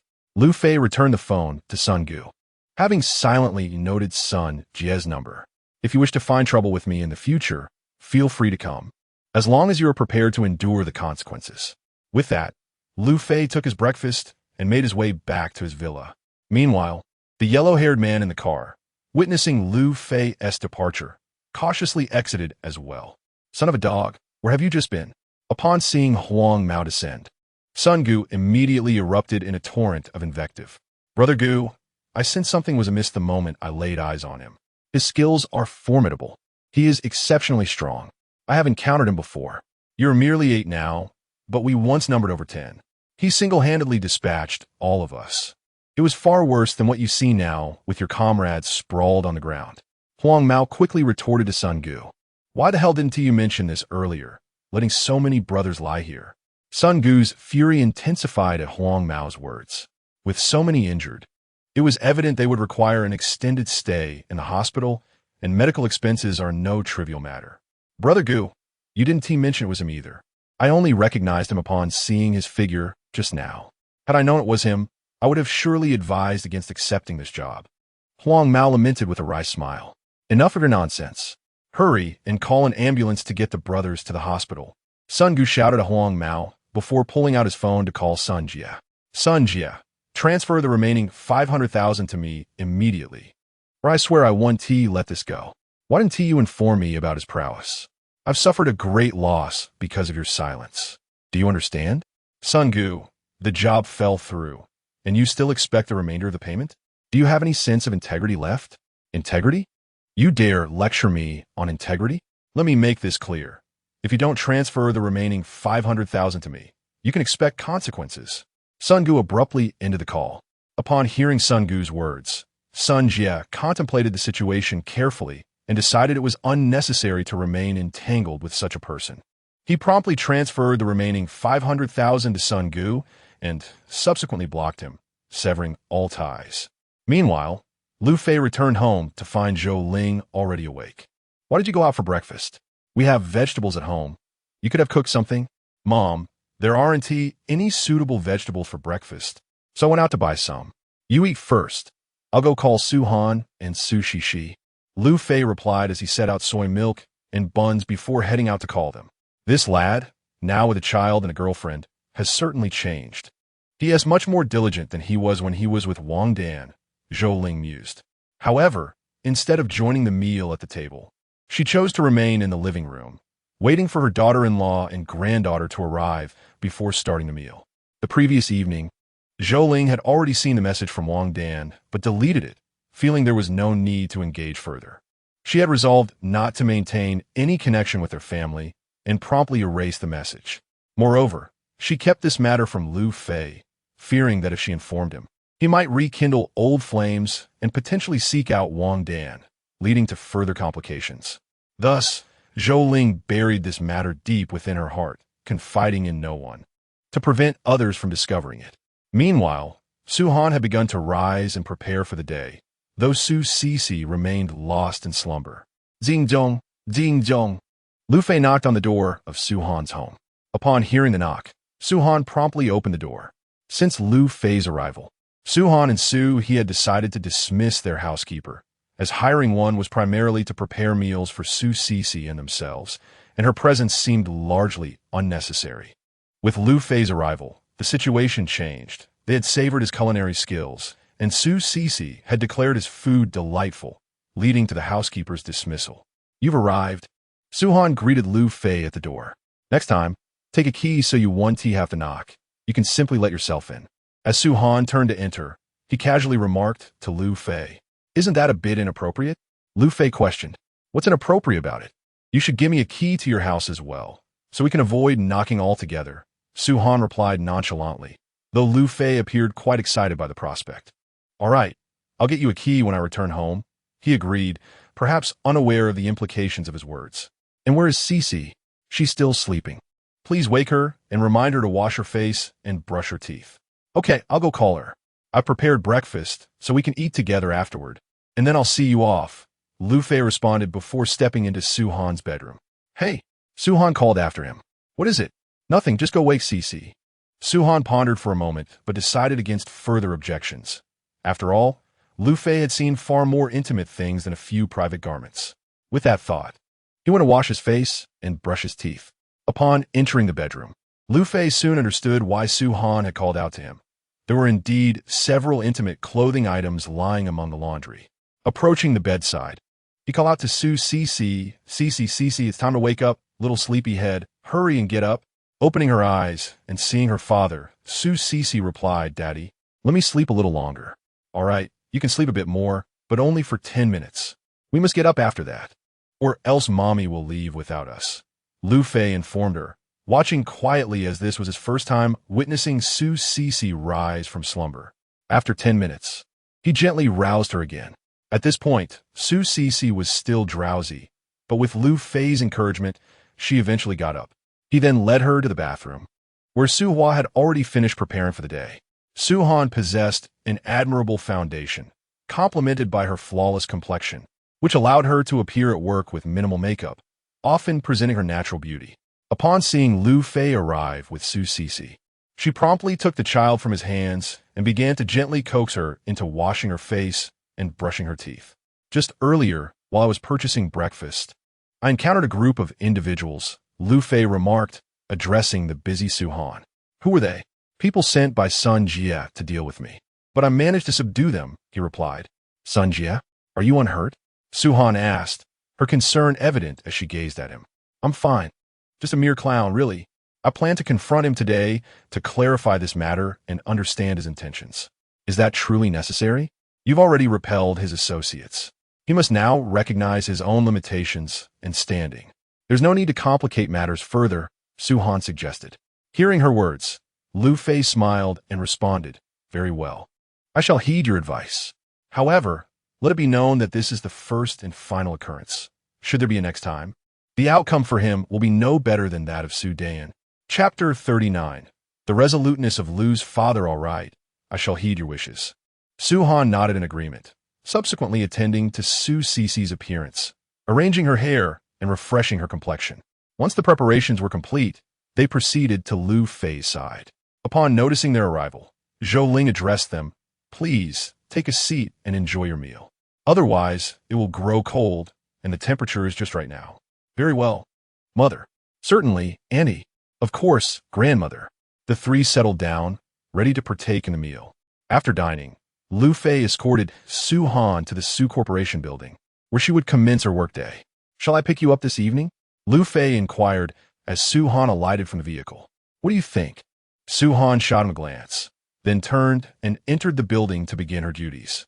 Liu Fei, upon hearing her response, could only shake his head in resignation, reflecting on the complexities of women. After turning the car around, he retrieved his phone from his pocket and returned a call. Indeed, he was dialing Sun Jie. Meanwhile, Sun Jie was already en route to his interview when he noticed an unfamiliar number calling him, one that Liu Fei had discreetly noted when he called Sun Gu about Sun Jie. "Hello, who is this? Did you forget me so quickly after contacting me this morning?" Sun Jie recognized the voice on the other end immediately. "It's Liu Fei. What is it that you desire?" "I seek nothing in particular, but I must convey a warning, since you have already reached out to others regarding me. I advise you to tread carefully on your way home. You never know when a man wielding a stick may appear." With that, Liu Fei ended the call, leaving Sun Jie glancing anxiously around him, a sense of unease creeping into his mind. Liu Fei's intention in making the call was straightforward. He aimed to instill a sense of constant apprehension in Sun Jie. Meanwhile, Wang Dan awaited Zhou Ling's response in her rented room. After sending a text the previous night, she had remained glued to her phone, eager to check any notifications that might arise. Ding, ding, ding. At that moment, Wang Dan's phone rang. She quickly picked it up, assuming it to be Liu Fei, but it was her mother, Xie Ting, calling instead. "Hello, Mother. Xiao Dan, have you started work yet?" "No, I have a day off today." Wang Dan lied to her mother, reluctant to disclose the difficulties she was facing. "I heard from your father that Liu Fei's father has returned, and they are planning to sell the factory. Is your information accurate? If it were, why would they consider selling it?" Xie Ting relayed the news she had gathered, casting doubt on Wang Dan's sources. "Mother, it is evident that they have already embraced a prosperous life and no longer rely on the factory for income. Liu Fei is now the largest shareholder of Hengxiao Group and has also launched a cosmetics line. Do you think they still depend on that modest furniture factory?" Wang Dan remarked with a touch of self-deprecation. "And what of your relationship with Liu Fei? Has there been any thawing? Have you reconciled?" Xie Ting inquired eagerly, being aware of Hengxiao Group, recalling how she and her friends had purchased small apartments in their village. However, since the project stalled, she had often mocked her friends, though recently they had received news that construction was set to resume. In 2 months, they were to receive their apartments, and compensation was likely due to the prolonged delays, with each square meter dropping by 2,000. This revelation stirred a wave of envy within Xie Ting. "No, he has blocked my contact information and does not respond to my messages. In that case, I will have your father reach out to him. Perhaps he can have a word, or even invite his father for a drink." Xie Ting suggested to Wang Dan, promptly ending the call and attending to this matter. "You ought not to linger idly. Hasn't Liu Qingyang returned? Quickly arrange a drink with him and see if we can restore the engagement between the two children." Xie Ting directed her attention to Wang Changzheng, who was smoking in the living room. "Didn't I mention that I am no longer involved in this matter? Why are we still discussing it?" Wang Changzheng expressed his irritation upon hearing Xie Ting's words. "Are you truly stepping back from your daughter's affairs? If you won't go, I shall take the wine myself to their home." Xie Ting retorted, her voice rising with anger. "Enough, enough." Wang Changzheng, feeling increasingly vexed, responded to Xie Ting's words. "Just wait at home." He then stood up and went to find Liu Qingyang. At that moment, Liu Qingyang was busy entertaining visitors looking to view his property. Selling the venue was not an option. He could only lease it out for other purposes, ensuring that his ancestral home remained locked, with plans to return periodically to check on it. As for his land, he had entrusted it to an elder brother from the family, who was well-liked and had previously supported Liu Qingyang when his factory thrived. The elder brother readily agreed to help with the farming, but stipulated that Liu Qingyang would need to come collect the harvest and keep the proceeds. Upon hearing this, Lu Qingyang vehemently disagreed, yet could not resist the elder brother's enthusiasm. It was understood that in rural areas, familial ties held significant importance. Unable to refuse, Lu Qingyang reluctantly acquiesced, simultaneously reflecting that it is indeed better to engage in acts of kindness. Shortly after Lu Qingyang bid farewell to his guest, the conversation had gone smoothly, leaving only minor details to be addressed. Lu Qingyang had expressed his urgency to finalize matters, as he was eager to return home to care for his granddaughter. As long as the conditions were not overly burdensome, he was amenable to agreement. This assurance put the other party at ease, and given Lu Qingyang's standing within the community, he was well regarded, allowing everyone to overlook minor inconveniences. Once an agreement had been reached, Lu Qingyang closed the door and handed over the key, leaving only the transaction to complete. However, he was unconcerned about this, as they were all from the same village and well acquainted, making trust a simple matter. Just as Lu Qingyang was about to head home, he suddenly heard someone calling his name and turned to find Wang Changzheng approaching. "Old Wang, what brings you here? Is there something on your mind?" Lu Qingyang greeted him warmly, their relationship being quite amicable. Had it not been for the recent broken engagement, their camaraderie might have flourished as before.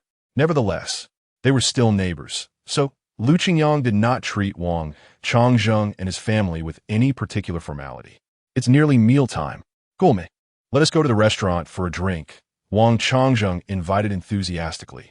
Lu Qingyang pondered for a moment, realizing there were matters he needed to clarify with Wang Changzheng. Maintaining their relationship was essential. "All right, lead the way, old Wang, but this meal is on me."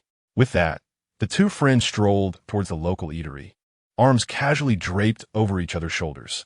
Once seated, Lu Qingyang ordered 4 dishes and procured a bottle of liquor, fully aware that a meal without drinks would be lacking. "Here's to you, old Lu. First, I owe you an apology," Wang Changzheng said, raising his glass. "Oh, come now, old Wang, what is that? The fortunes of children are their own. Today, we're merely reminiscing. Let us drink. Let us truly enjoy this moment." "It's been ages since we shared a drink together," Lu Qingyang replied, lifting his glass and downing a hefty gulp. His words served to silence Wang Changzheng, as he had already proclaimed the meal as a time for nostalgia, and any further discussion should be avoided. Wang Changzheng, grasping Lu Qingyang's intent, paused momentarily but ultimately followed suit, downing a large glass of liquor. He understood Lu Qingyang's message and chose to suppress any thoughts of Wang Dan. After their meal, they parted ways, both cognizant that this gathering marked a sort of farewell. Future encounters would likely consist of mere formal greetings. Nevertheless, Lu Qingyang felt a sense of ease during the meal. At the very least, matters had been settled, and it was unlikely Wang Changzheng would broach the subject again.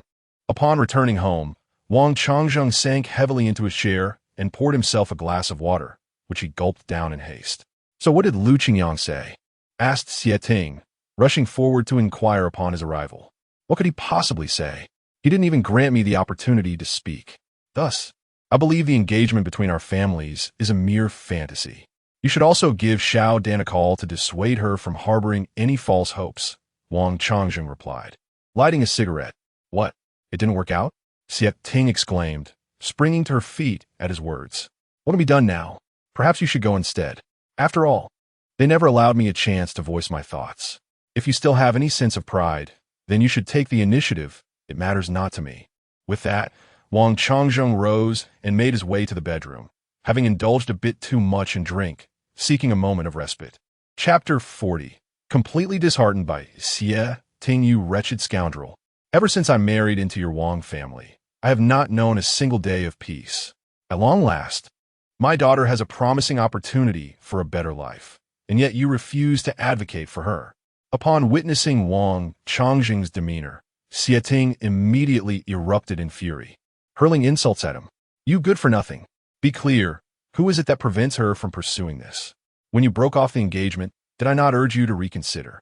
You dismissed my concerns. Now that Liu Fei's family is thriving, you seek to entangle them once more. Think for a moment. Would you consent to such a situation if it were you? I declare from this moment forth, I shall no longer involve myself in this matter. My daughter must forge her own path. Each generation must find its own fortune, If she possesses the means to assume the role of a wealthy matron, let her do so. If not, then she shall live as the wife of an ordinary family. After reprimanding Xie Ting, Wang Chongjing retreated to his room to sleep.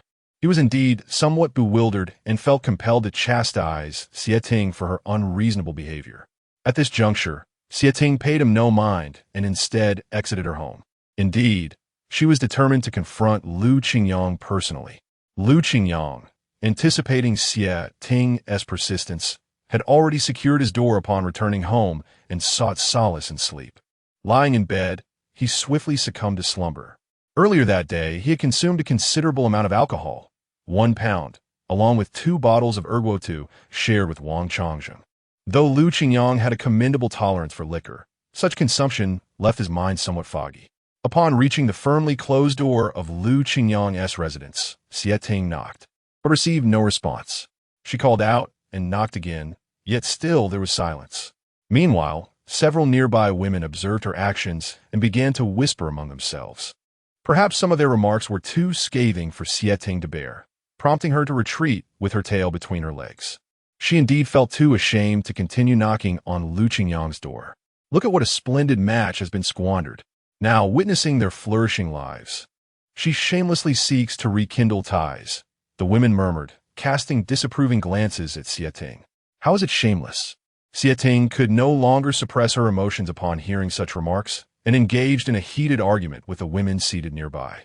Acknowledging Xie Ting's reputation as a shrew, the women gradually dispersed, yet their gazes were laden with judgment, conveying a sense of deserved misfortune. This was her fate, and they regarded her with scornful eyes. In the end, unable to gain entry to Liu Qingyang's home, Xie Ting left in a huff. Liu Qingyang slept soundly until the afternoon, and upon opening his door, he learned from a neighbor that Xie Ting had come by. Realizing that staying in the village was no longer tenable, who could tell when that shrew would come seeking him again? Deciding to purchase a ticket for the next train, he set off directly to the Green City, having already disposed of his car. Furthermore, upon arriving in Greenvine, he likely would not need to drive. It is possible that in the end, his son might even buy him a vehicle. Just as Liu Qingyang departed, Xie Ting arrived shortly thereafter. Doubting that Liu Qingyang would remain indoors indefinitely, she attempted to confront him once more. However, upon reaching his doorstep, she discovered the door securely locked. A neighbor informed her that Liu Qingyang had returned to Greenvine City and that it was uncertain when he might return. This action of Liu Qingyang effectively extinguished any lingering hopes Xie Ting harbored. Upon returning home, she found Wang Chongjing preparing dinner. Noticing her troubled expression, he chose to refrain from engaging with her, mindful that provoking her ire could lead to unfortunate consequences. He diligently continued with his cooking.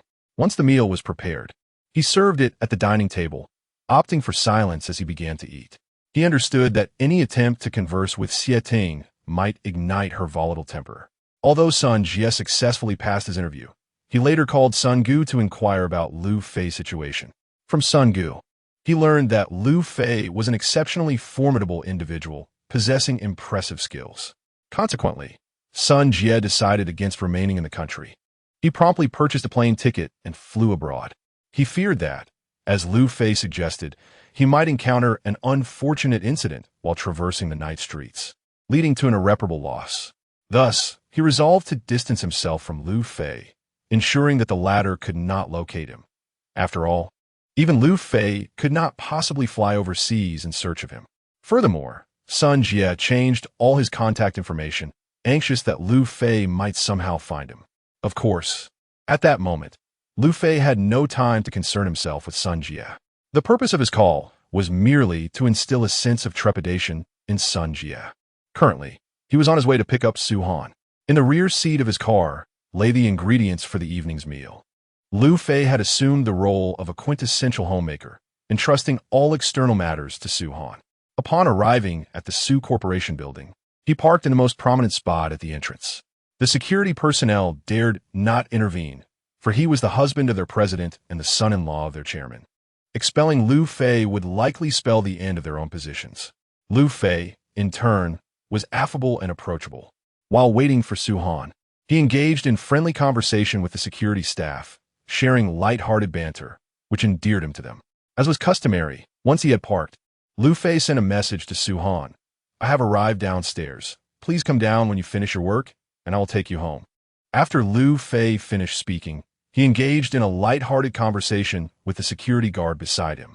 Although Liu Fei did not smoke, he always carried cigarettes with him. After all, for a man, smoking is often the best means of forging connections. Upon his arrival, he generously shared some cigarettes with the guard stationed at the security booth. Liu Ge has arrived. The guards greeted him warmly. I'm here to pick up my wife from work, Liu Fei replied enthusiastically. We are all just working people. There is no need for any heirs. In fact, it is often those at the grassroots level who contribute the most to society. Take these security guards, for instance. Without their diligent efforts, the Sue group would not be nearly as orderly. Their contributions are invaluable. Liu Ge, our President Sue, is renowned for her beauty, the IC CEO. How did you win her heart? Please share your secrets with us, so we might find partners ourselves, young security guard Zhang Xiaowan inquired. If someone as seemingly unapproachable as she could be won over, surely others could find success as well. The team leader, Gao Dali, promptly swatted Zhang Xiaowan on the head. What kind of talk is that? Feeling the sting of the slap, Zhang Xiaowan chuckled. Come on, Captain. Aren't you curious? How did such a stunning president end up with Liu Ge? Hey, no hitting. Liu Fei admonished Gao Dali. All right, Liu Ge, Gao Dali responded, lowering his head in acknowledgement. Truth be told, it's not that complicated. It's mainly because I'm handsome, Liu Fei asserted confidently. Handsome men abound, Zhang Xiaowan countered. Many have confessed their affections to the president at the building's entrance. Luxury cars, romantic flowers scattered everywhere. But she never acknowledged them, not even a glance. So, Liu Ge, that surely can't be the main reason. You've got a keen eye, young man. You have a bright future ahead, Liu Fei complimented. Let me share a significant secret with you all. Culinary skills are paramount. To win a woman's heart, one must first capture her stomach. I assure you, my cooking skills could rival those of a five-star chef. Go on, Liu Ge, with those hands of yours that look as if they've never touched water. You claim to be a master chef? Zhang Xiaowan teased. Feeling a surge of indignation at Zhang Xiaowan's jest, Liu Fei declared, Do we have a pot? I'll show you my skills so you can see that I'm not merely a pretty face. You'll learn the secrets to winning over women. Yes. We have a gas stove here, but it seems we only have a few potatoes left, came the eager response. Gao Dali addressed Liu Fei, and after speaking, he guided them toward the innermost security booth. This was originally where they would work night shifts, or during holidays when the cafeteria served no meals. Consequently, they had to prepare a modest meal for themselves. All right, let it be potatoes, Liu Fei declared as he began to tidy up. Ah, Liu Ge, that is unnecessary, truly. Zhang Xiaowan swiftly interjected, hesitant to allow Liu Fei to take charge of cooking. Come now, we are all brothers here. If you regard me as Liu Ge, then I shall also consider you as my true brothers. Do you not trust my culinary skills? Allow me to showcase a dish. After tasting my cooking, you may find yourselves questioning the appeal of restaurant meals. I assure you, a man's culinary prowess is of great significance, and even more so for a woman. If your cooking is commendable, winning someone's affection merely requires them to sample your culinary expertise, and you will have already achieved a significant portion of success. Chapter 41. Liu Fei's intentions. After Liu Fei finished speaking, he took a knife and began to peel the potatoes. Everyone was astonished by Liu Fei's technique. His knife skills were remarkable, particularly his method of peeling the potatoes, which was clearly not that of an amateur. Wow, Liu Ge, I never imagined your knife skills were so exceptional, Zhang Xiaowan exclaimed in disbelief. Although Liu Fei's cooking was not particularly impressive, this remarkable skill alone could easily earn him a decent salary in a restaurant, perhaps 7,000 to 8,000 yuan. What is this? It's just basic skills. From your expressions, I can tell you all still need more practice, Liu Fei replied, and then he proceeded to slice the potatoes into thin strips, showcasing his prowess even further. As Liu Fei prepared the shredded potatoes, the group began to believe in his culinary abilities. He quickly soaked the potato strips in water, heated the oil in the pan, and began to stir-fry. His movements were fluid and graceful, resembling those of a seasoned chef rather than a novice. The way he handled the pan and the gas stove left the security guards astonished. Could this really be their gas stove? In less than 10 minutes, A delectable dish of hot and sour shredded potatoes was ready. Liu Fei plated it and placed it on the table. Come, take some chopsticks and taste my stir-fried potatoes. What do you think? Without hesitation, Zhang Xiaowan grabbed a pair of chopsticks, eager to try it. However, Gao Daler immediately interjected, prompting Zhang Xiaowan to step aside for him, acknowledging that he was the head of the security team. After taking a bite, Gao Daler's eyes lit up. This dish was possibly the best hot and sour shredded potatoes he had ever tasted. Tangy, sweet, and perfectly balanced, even surpassing those from five-star restaurants. Liu Ye, your culinary skills are truly impressive, Gao Daler proclaimed, immediately taking another bite. The others, hearing Gao Daler's praise, initially thought he was merely flattering Liu Fei. Hurry, grab some chopsticks and taste Liu Ji's cooking. Otherwise, you'll think I'm just buttering him up. Go on, urged Gao Daler. Upon hearing this, everyone eagerly reached for the dish with their chopsticks. After tasting, their expressions mirrored each other's. Utter astonishment followed by a swift indulgence in the dish. Liu Ye, your cooking is indeed remarkable. Number 1.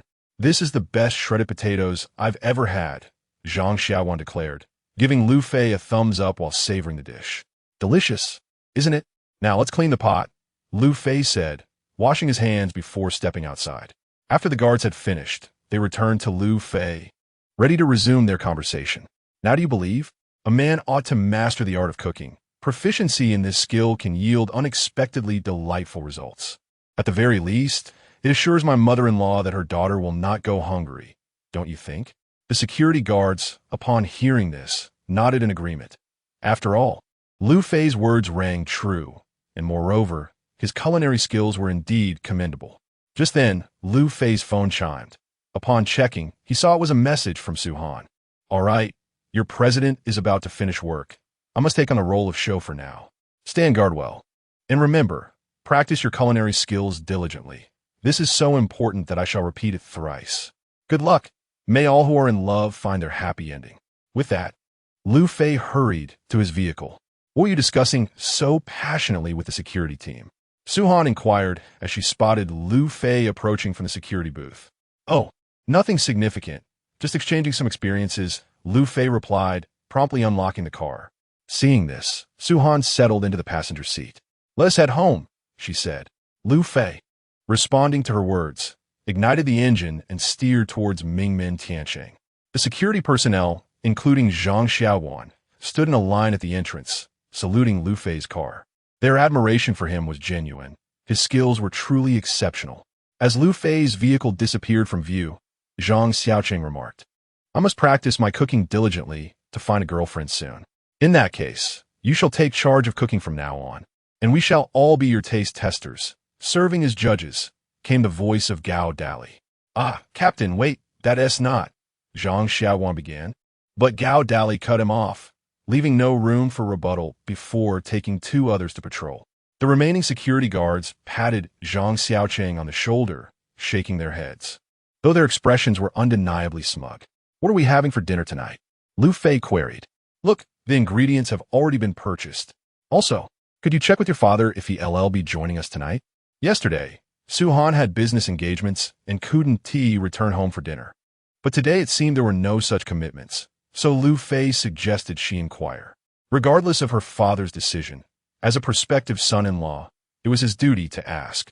All right, I'll give my dad a call, Suhan replied, or perhaps a text, in case he's busy. After considering Liu Fei's suggestion, she sent a message to her father and set her phone aside. Ding dong. Suhan's phone rang, and upon checking, she turned to Liu Fei and said, He'll be back for dinner tonight. It seems he has something to discuss with us. Good. Let us go home, Liu Fei said, accelerating the car.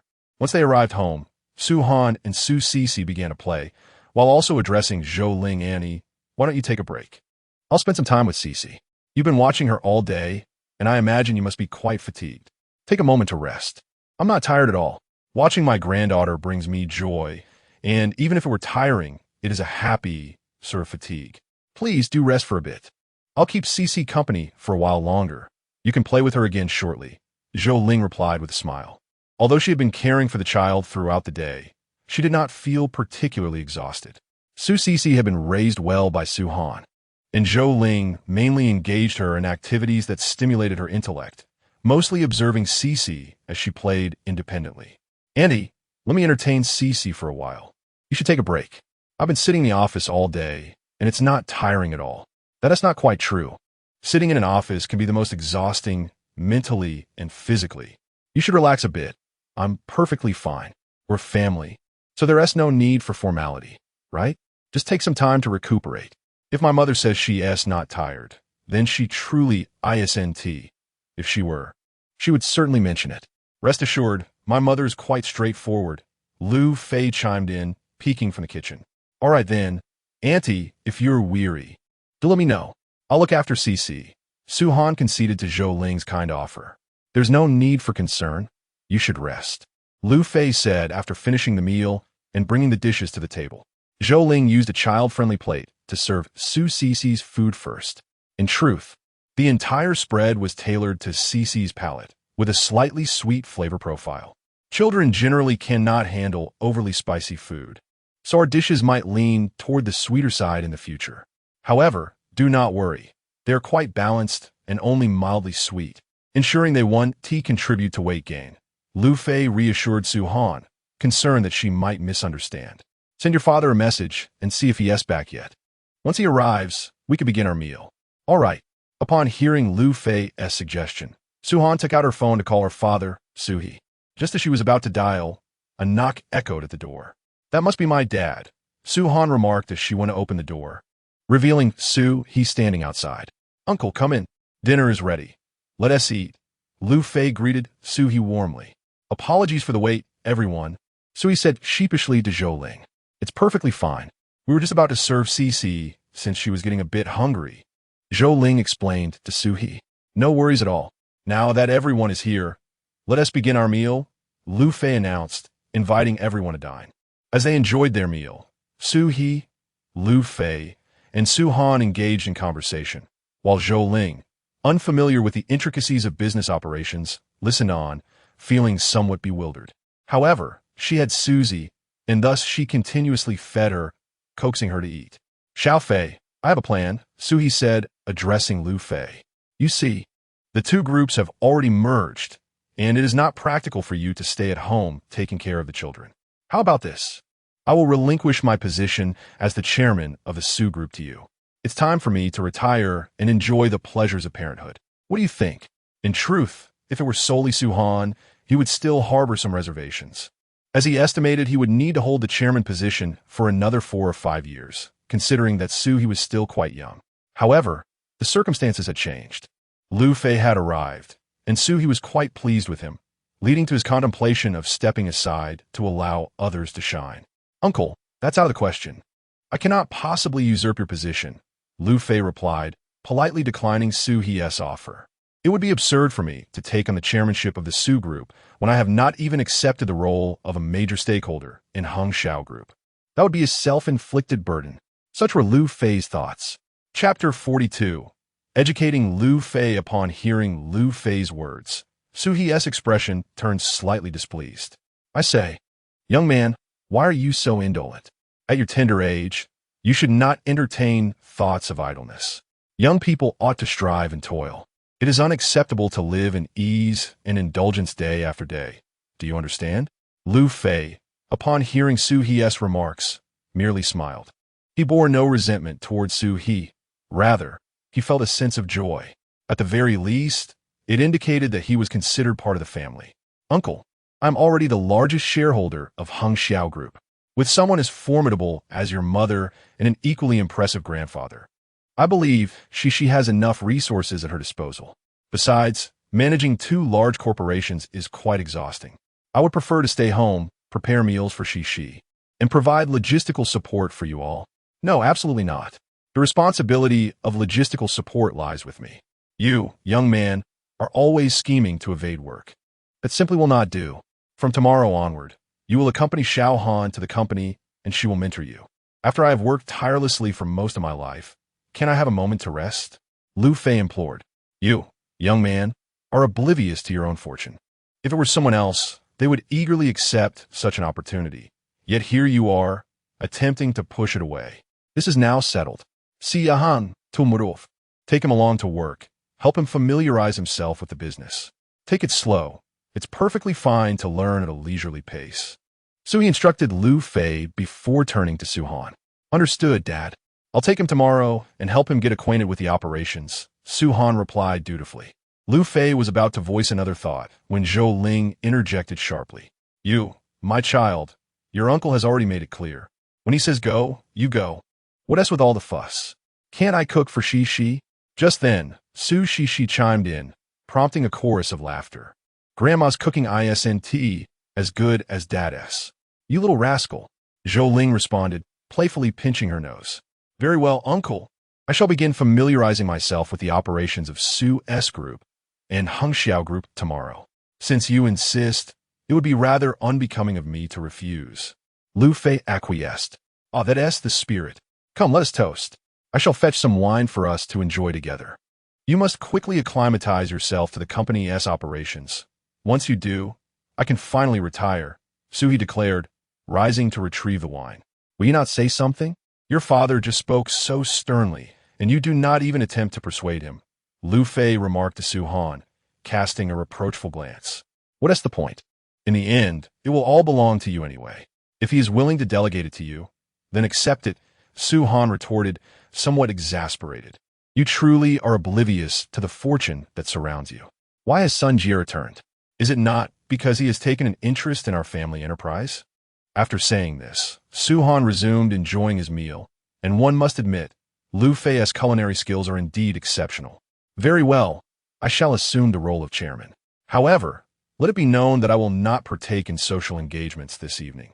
I must return to prepare dinner for Shi and the others. Liu Fei also made his stance clear. If you do not wish to attend social gatherings, then do not. Furthermore, will you be able to rely on others in the future? I think not. From now on, you can depend solely on the skin cream, which will certainly elevate your standing in the eyes of others. Upon hearing Su Han's words, Liu Fei contemplated saying more, but knock at the door interrupted him. Upon opening the door, Su He re-entered. Come, let us indulge in a few drinks today as a pre-celebration for my retirement. After Su He spoke, he filled the glasses, and Liu Fei accompanied him in toasting. The following day, Liu Fei tidied everything up and set off with Su Han towards the Su Corporation. This time, Su He accompanied Liu Fei to the company, intending to observe Liu Fei closely and assess his capabilities, though he felt confident that Liu Fei would prove satisfactory. Upon arriving at the company, Su He first gathered all the senior executives to introduce Liu Fei to them. The gentleman beside me is Liu Fei. He will gradually take over my responsibilities, and I hope everyone will support this young talent in their endeavors. So he continued. It is also well known that he is Xiao Han's boyfriend and fiancé, so I trust you will assist him in the future. This statement was quite explicit, indicating that this is my future son-in-law and designated successor. Should you create obstacles for him, do not be surprised if I sever ties. Upon hearing Su He's introduction, the others immediately applauded and introduced themselves to Liu Fei. After the meeting concluded, Liu Fei followed Su Han to her office, where she provided him with some basic training and gradually delegated certain tasks to him. Let us start with the cosmetics division.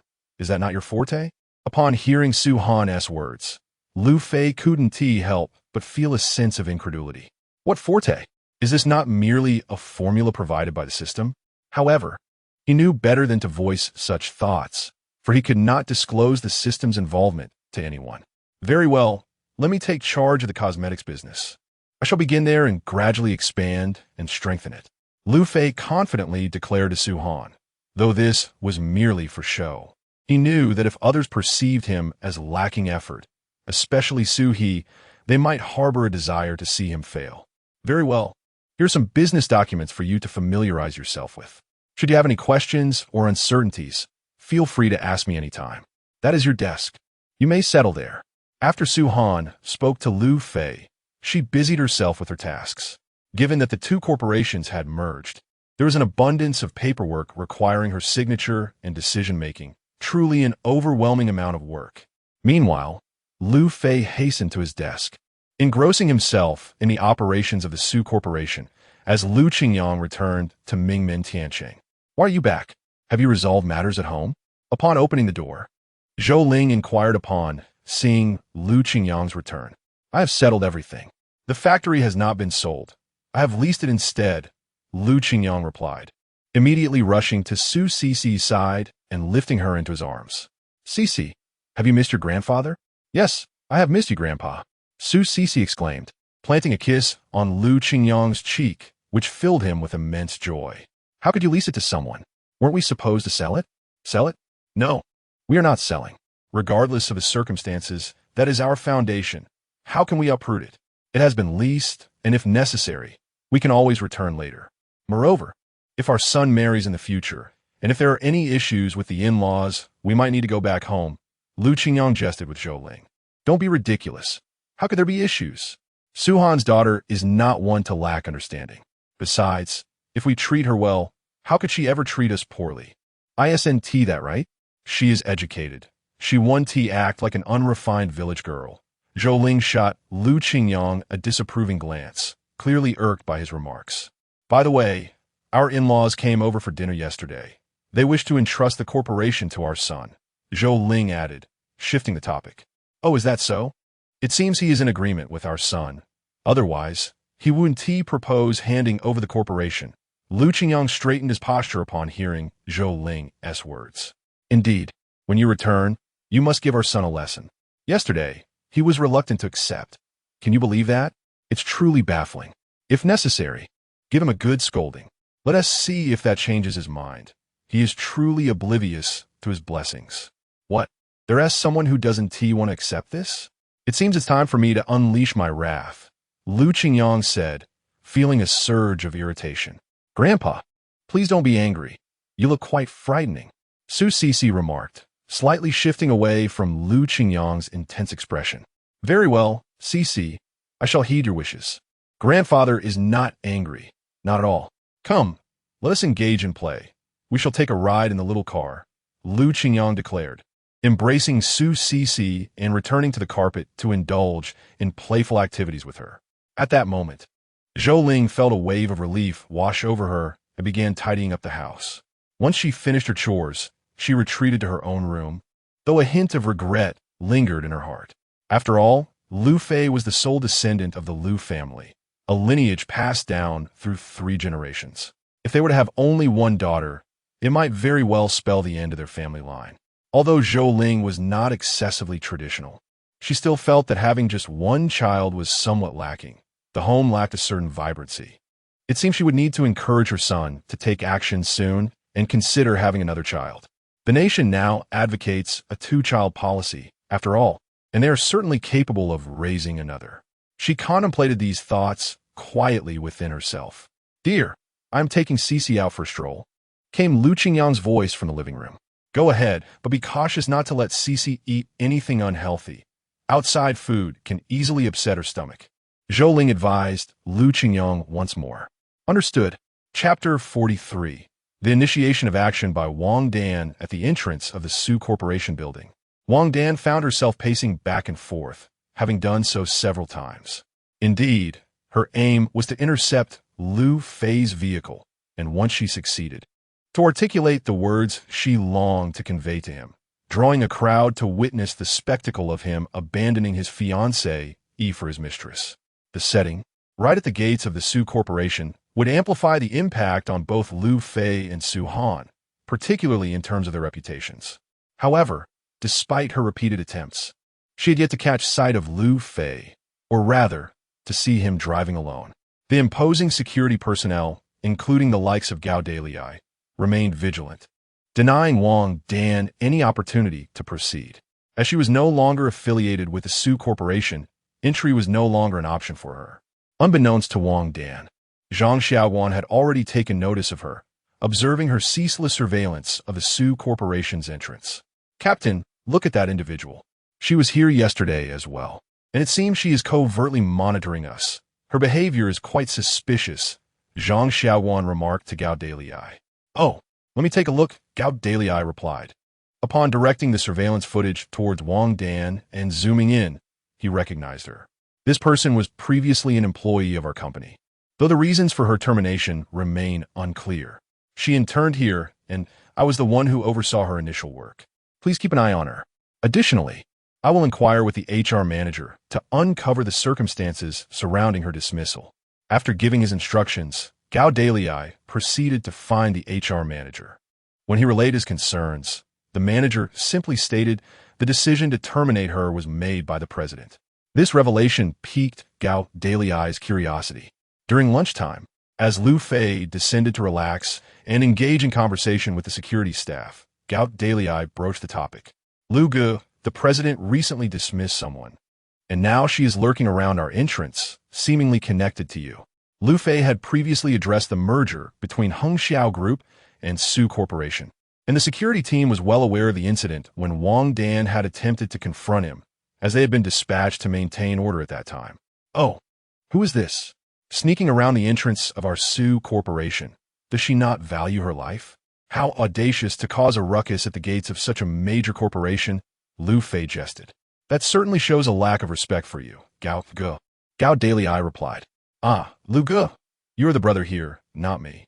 He then presented the captured image of Wang Dan from the surveillance footage to Liu Fei. Upon seeing her face, an ominous sensation washed over Liu Fei. He suspected that Wang Dan was poised to take action. Keep a close watch on this individual. She is highly suspicious and must not be allowed to cause any disruption. Understood? If necessary, do not hesitate to contact the authorities. Rest assured, Liu Ge, the captain has long been aware of him, and no unexpected incidents will occur. Zhang Xiaowan assured Liu Fei, having conveyed the high-level meeting of Suhe this morning through various channels, which has now reached individuals. The entire Sue family group is now aware that Liu Fei may take over the Sue family business as the heir cultivated by Suhe. Moreover, Liu Fei's photograph has been firmly memorized by personnel across departments to prevent any unfortunate encounters. Greetings must be exchanged, and most importantly, one must not provoke others. The security team has also been informed. Well, I will provide bonuses later. After all, brothers have worked hard and deserve a meal, some skewers, and a beer after work. Liu Fei felt quite satisfied with Zhang Xiaowan's words. Regardless of the circumstances, the attitude displayed was commendable. Thank you, Liu Ge. Thank you, Liu Ge. The security personnel at the booth expressed their gratitude upon hearing Liu Fei's words. After all, a bonus is certainly preferable to none, no matter the amount. It still counts as a bonus. Furthermore, with a company as large as the Sue family group, a bonus would likely start at a minimum of 500. Who would turn down money? Upon his arrival, Liu Fei relayed the matter concerning the security to Su Han, feeling it unnecessary to conceal anything from him. After all, Su Han had already confided in him about his former partner seeking him out. It would be rather inappropriate to keep this from him. Do you think Wang Dan has been loitering at our entrance with ulterior motives? Su Heng asked Liu Fei with a smile. Upon hearing Su Han's words, Liu Fei responded seriously, you might be onto something. If one were unaware, they might think you were the third party in this scenario. Back when Cece was around, we were engaged after all. You've reminded me. I must inform the security to be vigilant. After saying this, Liu Fei turned and exited to brief Gao Dali and the others. Once he had completed his instructions, he returned. It seems I need to install a dash cam in my car. Why not have the driver S team take the car for installation? The 4S store is not far from us. Leave the car there and retrieve it later, Su Han suggested. Liu Fei, enlightened by his words, replied, you are right. How did I not think of that? You have a driver? After that, Liu Fei contacted the driver S team. Zhang Dalong, the team leader, promptly agreed to Liu Fei's request, considering it a favor for the future head of the family. In the afternoon, upon returning to work, Zhang Xiaowan noticed Wang Dan sneaking around again. Captain, that person has returned. Please warn her, we do not interfere elsewhere. But if she intends to cause a disturbance at the entrance of the Sue family group, she has come to the wrong place, Gao Dali advised Zhang Xiaowan. Understood. After Zhang Xiaowan finished his response, he stepped out of the security booth and approached Wang Dan. Good day, madam. I have been observing you for quite some time. You have lingered at the entrance of our group for 2 days now. If you have no other business here, I must kindly ask you to leave. Of course, you may choose to stay, but I must inform you that you are under our comprehensive surveillance, so I urge you to act with caution. After delivering his message, Zhang Xiaowan turned on his heel and walked away, refraining from further engagement with Wang Dan. The matter was now in her hands. Moreover, She was free to remain at the entrance of the Sue group. There was little he could do to deter her. However, should she cause any disturbances, they would respond with swift and decisive action. Wang Dan, feeling the tension in her clenched fists, ultimately decided to depart. The timing was not right, and any misstep could lead to complications. She had already attracted their attention, and lingering would only cast doubt on her intentions.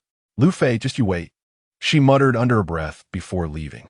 At that moment, Liu Fei let out a loud sneeze. Is someone speaking ill of me? He wondered, rubbing his nose before returning to his documents. Su-han observed Liu Fei's actions and shook his head in resignation. Nevertheless, throughout the day, Liu Fei had diligently immersed himself in studying the group's operations, asking questions whenever he encountered uncertainties, which brought Su-han great satisfaction. Knock, knock, knock. A sound interrupted the atmosphere. Come in. The door opened to reveal Jiao Yunpeng. Mr. Su, Mr. Liu, you are both here? Upon entering the office and noticing Liu Fei, Jiao Yunpeng greeted him as well. Liu Fei looked up at Jiao Yunpeng's greeting and smiled in acknowledgement. What brings you here, Chairman Jiao? Mr. Su, I have wonderful news. Our Hangxiao Group construction sites are now fully operational, achieving a complete resumption of work. Jiao Yunpeng reported eagerly to Su-han. Ah, that is splendid news. Immediately contact the media to announce this development to the public. Additionally, we should issue a statement to reassure our clients who are still awaiting their properties from Hangxiao Group. It is essential to accelerate the construction progress while maintaining quality and safety. You must oversee this personally, as we previously agreed. There must be no room for error. We also need to actively communicate and liaise with the government to ensure timely delivery of the projects with the highest standards. Public relations is crucial. We must restore our positive image during this time. Do you understand? Rest assured, President Su, I am personally overseeing this matter. Should it fail or be poorly executed, I am willing to accept the consequences. After Jiao Yunpeng conveyed his assurance to Su-han, he promptly turned and departed to attend to the task at hand. It seems your skin cream is performing exceptionally well. The entire Hangxiao Group's real estate project have resumed operations. Remarkable. Indeed, you are the true architect of this success. Following Xiao Junpen Sexit, Swamprast Liu Fei. What is there to it? From now on, we shall focus solely on real estate, just as our original advertisement proclaimed. However, we shall refrain from pre-sales. Instead, we will construct our properties before offering them for sale. Financial constraints are no longer an issue for us. We aim to capture the national real estate market and rejuvenate it within our country. Liu Fei declared with fervor, while Su-han shot him a sidelong glance. Contemplating the current circumstances, is he not aware of the reality? Such grand dreams, yet the night has not yet fallen. Chapter 44. Liu Fei's protracted pursuit of his beloved. Liu Fei certainly felt the disdainful glance from Su-han, yet he chose to remain silent, continuing to peruse his materials. Even if Liu Fei had the urge to voice his thoughts, he refrained from doing so. His current mindset was that of a true gentleman. How could he possibly quibble with a woman? His primary focus was to swiftly expand the cosmetics division of the Sue Corporation, demonstrating to all his genuine capabilities. He wanted them to perceive him not merely as a behind-the-scenes shareholder, but as a man who could confront challenges head-on. On Su-han's side, she ceased to engage with Liu Fei and busied herself with her own tasks. Meanwhile, in Su He's office, his secretary, Fu Xiaotai, was reporting on Liu Fei's situation. Fu Xiaotai had been with him for 20 years, serving as his secretary since the inception of the Sue Corporation. President Su, Liu Fei is currently studying our cosmetics business, and it appears to be going well. At least since he started working, he has been in the President's office reviewing materials. He did take a moment to chat with the security guard downstairs, Fu Xiaotai conveyed. Upon hearing Fu Xiaoye's remarks, Su He expressed surprise and looked at him with astonishment. Really? You're not deceiving me, are you? Old Fu, although you've been with me for quite some time, you know my temperament. I detest being misled. But is he then Su? How could I possibly deceive you? Everyone is buzzing about Liu Fei being your successor, so I must report his true character to you. If he lacks capability, we can nurture him accordingly. There is no need for me to conceal anything from you. Furthermore, I have devoted nearly my entire career to the Sue Corporation, and I regard it as my own child. If you were to consider an unsuitable successor, I would be obliged to voice my concerns. Thus, there is no reason for deceit, Fu Xiaodai replied with a smile. Sui chuckled in response. You sly old fox, there's always a deeper meaning in your words. What? Are you considering a change of career? Not wanting to be my secretary anymore? Not at all, President Sue. That is not my intention. What I am expressing is my unwavering support for your decisions. Even if those decisions prove erroneous, I shall strive to minimize any potential losses resulting from them. Fu Xiaotai asserted with conviction.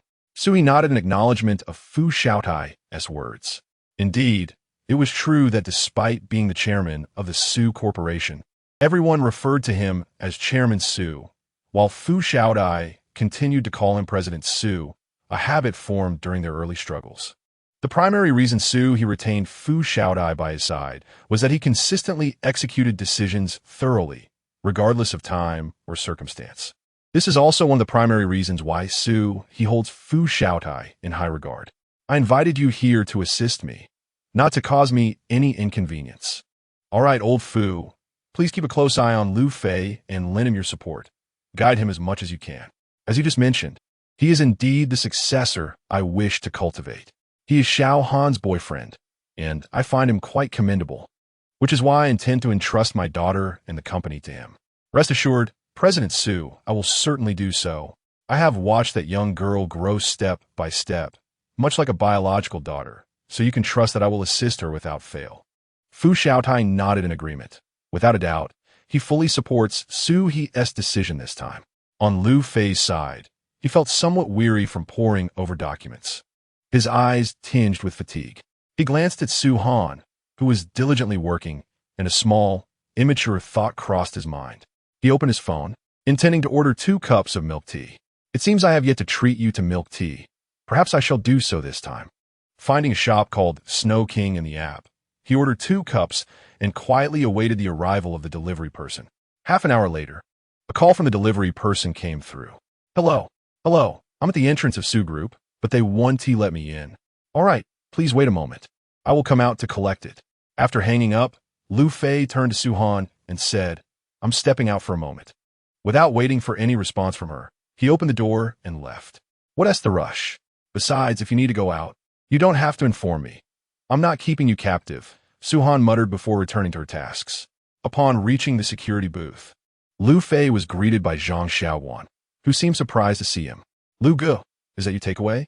Yes, it's my order, Liu Fei replied, taking the 2 cups of milk tea from the delivery person. You should have mentioned it earlier. We could have collected it for you and brought it up.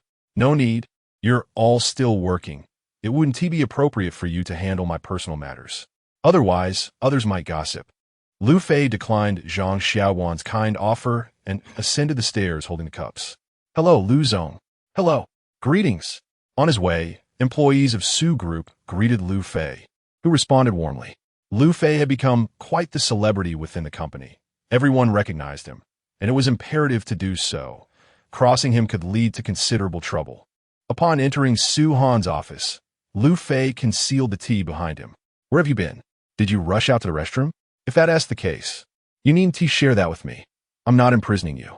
Su Han looked up and saw Liu Fei had returned. He spoke to her, saying no. I just went downstairs to fetch something. I came back immediately after. Here, allow me to treat you to a cup of milk tea. After Liu Fei finished speaking, he placed a cup of milk tea in front of Su Han. Oh, milk tea? What prompted you to bring me this? Su Han was initially taken aback upon seeing the cup of milk tea on the table. She recognized it well and had enjoyed it before, but it had been 2 years since she had accepted milk tea from a boy. Isn't it customary for a suitor to buy such treats for his girlfriend? I just suddenly craved milk tea, the kind I really wanted, and thought I would share it with you. Good things are meant to be shared, aren't they?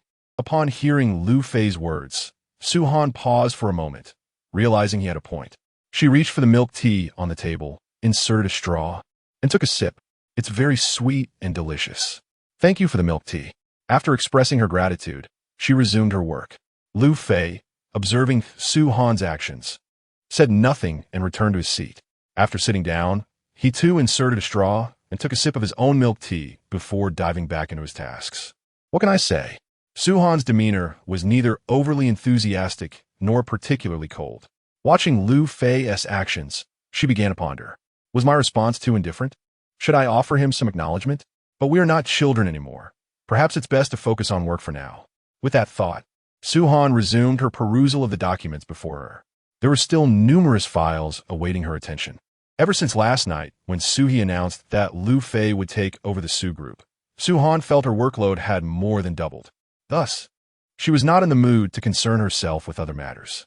At this moment, Liu Fei was also preoccupied.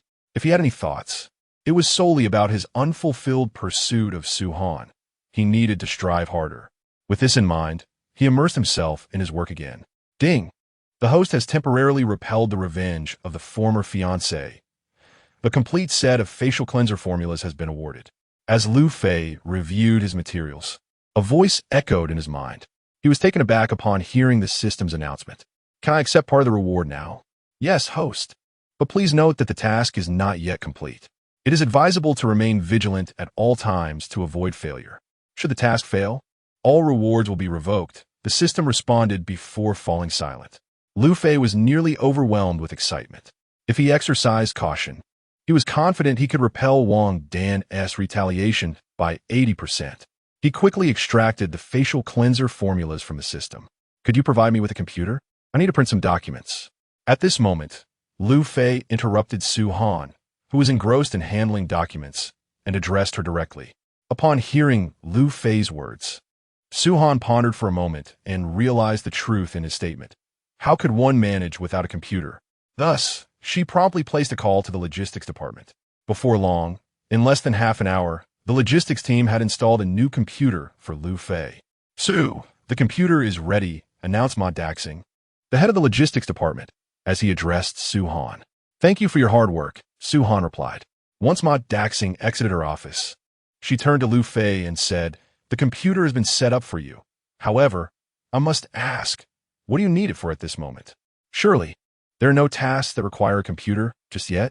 Su-Han found Liu Fei's request somewhat perplexing, not because she was unwilling to provide him with the equipment, but rather because she felt it unnecessary to do so at this juncture.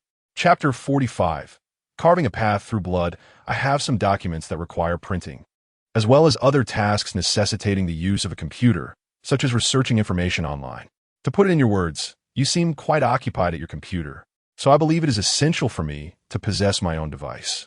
Therefore, I have requested one. Liu Fei explained to Su-Han the reasons for his need for a computer. Very well, you may use it, Su-Han replied, before turning his attention back to his documents. Liu Fei then interjected, may I meet with the individual responsible for cosmetics? I have some ideas to discuss. Certainly, I will summon them immediately, Su-Han acknowledged, recognizing the validity of Liu Fei's request. As Liu Fei was about to take charge of the cosmetic sector, it would indeed be unreasonable for him to remain unaware of his subordinates. Su-Han promptly contacted the head of the cosmetics division and, after concluding the call, addressed Liu Fei. Let us proceed to the conference room. After retrieving the facial cleanser formula, Liu Fei followed Su-Han to the conference room. The cosmetics division was overseen by Zhang Dawei, who held comprehensive responsibility for all related operations. Zhang Dawei had just received a call from Su-Han, instructing him to wait in the conference room for an important discussion. This news left Zhang Dawei feeling rather anxious. Although he was currently managing the skincare line, and the company's business was flourishing, he was still merely a nominal figure under the auspices of the Hangxiao Group, with little significant connection or vested interest in the matter. At this critical juncture, receiving a call from Su-Han filled him with unease, as he feared he might be facing dismissal. Upon entering the conference room, Liu Fei and Su-Han found Zhang Dawei already waiting. President Su, General Manager Liu, he greeted them, albeit with a hint of confusion. Why would a dismissal require Liu Fei to be present as an observer? Please, have a seat, General Manager Zhang. Su-Han invited as he and Liu Fei settled down.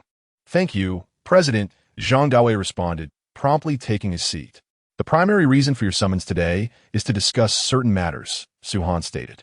At this, Zhang Dawei's heart sank, accompanied by a wry smile. Could it be that the moment had arrived so swiftly? After all, he was a veteran of the Su group. Nevertheless, he maintained a facade of composure. Please, go ahead, President, he replied.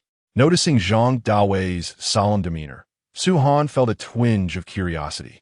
He was perplexed by Zhang Daoi's seriousness, as he did not recall him being such a stern individual. What troubles you, General Manager Zhang? You appear rather perturbed. Is there something amiss? Upon hearing Su Han's words, Zhang Daoi remained silent and continued, General Manager Su, please proceed. Regardless of the outcome, I shall accept it with composure. After listening to Zhang Daoi, Su Han glanced at Liu Fei, who appeared somewhat bewildered and shrugged his shoulders. The situation is as follows, General Zhang. How is our company's cosmetics division faring at present? Suaning Kuwayith. General Manager Su, our group's cosmetics business is relatively stable. However, as you are aware, the skincare cream is under the banner of Hengxiao Group, which has inevitably impacted us to some extent, Zhang Daoi replied with a wry smile. If the impact were negligible, today's conversation would not have been necessary. Nevertheless, General Manager Su, fortunately, the group is still profiting. After all, Su's group and Hengxiao Group are now one entity.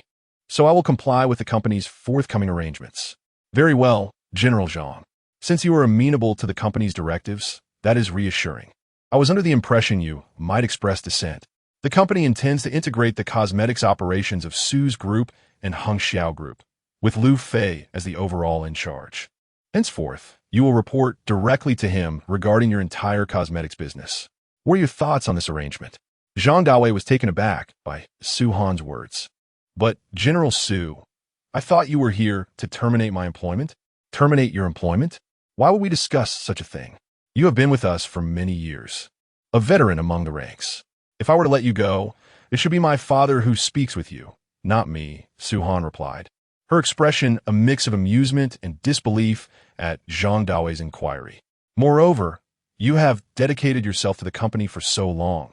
Your contributions, if not grand, have certainly been considerable. Rest assured, you will not be dismissed, even if there were a reassignment or a shift in your role. I assure you that you will not be leaving us.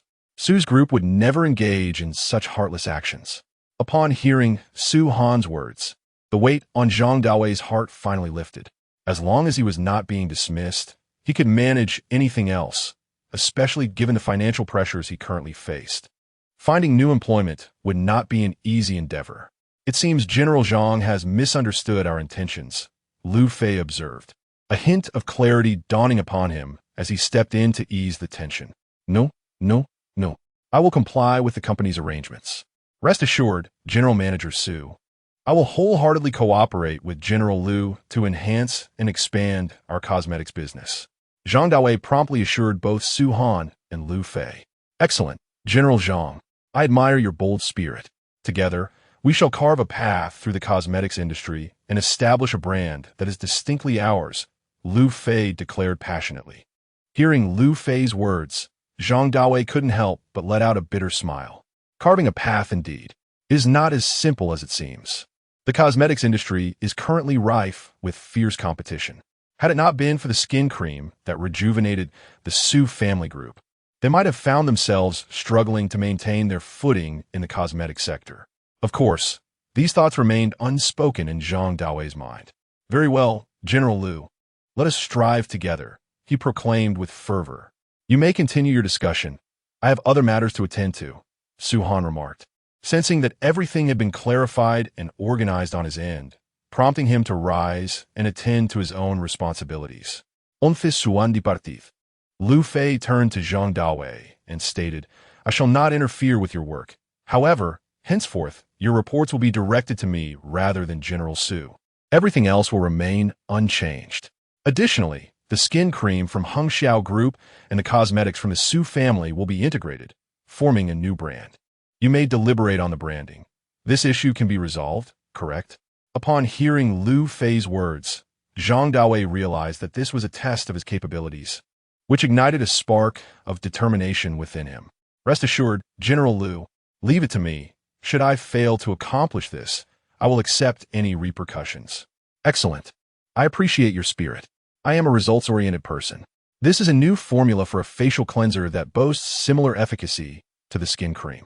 Let us launch it under our own brand and engage in competition within the cosmetics realm. As I previously mentioned, we must carve our own path. Do you have confidence? Zhang Daoi, filled with enthusiasm, responded, General Liu, you can count on me. Good. This facial cleanser is currently in a confidential phase, and you are to oversee it personally. Ensure that the details remain undisclosed. If there's a breach of confidentiality, it could lead to significant consequences. This cleanser is on par with the skin cream. Understood? Liu Fei reiterated his caution to Zhang Dawei, concerned about his ability to maintain confidentiality. Rest assured, General Liu, I am well versed in maintaining confidentiality and will ensure it is upheld. Moreover, our laboratory is situated in the heart of our building, so there should be no issues. Exercise caution. It is always better to be prudent than reckless, Liu Fei advised. Yes, General Liu. Very well. I have no further matters to address. Proceed with confidence. I am your steadfast support, Liu Fei declared with commanding authority. Understood, General Liu. After bidding farewell to Liu Fei, Zhang Dawei exited with an air of determination, exuding a newfound vigor that made others perceive him as if he had been rejuvenated. Zhang, what has you in such high spirits? You seem to be walking on air. Do share with us, a colleague in the hallway inquired, intrigued by Zhang Dawei's demeanor. Zhang Dawei did not respond to them. Instead, he busied himself with his own affairs. After all, he had just promised Liu Fei to deliver some results, lest he be at the mercy of others, a fate he wished to avoid. His colleagues, observing Zhang Dawei's demeanor, refrained from commenting, fully aware of the type of person he was, and recognizing that his intentions were fundamentally good. Consequently, they did not dwell on the matter and returned to their own tasks after he departed. Meanwhile, Liu Fei exited the conference room, making his way back to Su Han's office. How'd it go? Have everything been arranged? Su Han inquired upon Liu Fei's entrance. Everything is set, rest assured. The cosmetics industry will surely astonish you, Liu Fei replied with unwavering confidence before returning to his seat, where he began to search online for information regarding his competitors. Eager to discover any recent product launches, given his new responsibilities in the cosmetic sector, it was imperative that he remained well informed about his peers. Chapter 46. The Hanfei brand. After spending approximately half an hour, Liu Fei had thoroughly reviewed the product information of the principal competitors. At this moment, he discerned a significant issue and picked up the documents before him to peruse once more.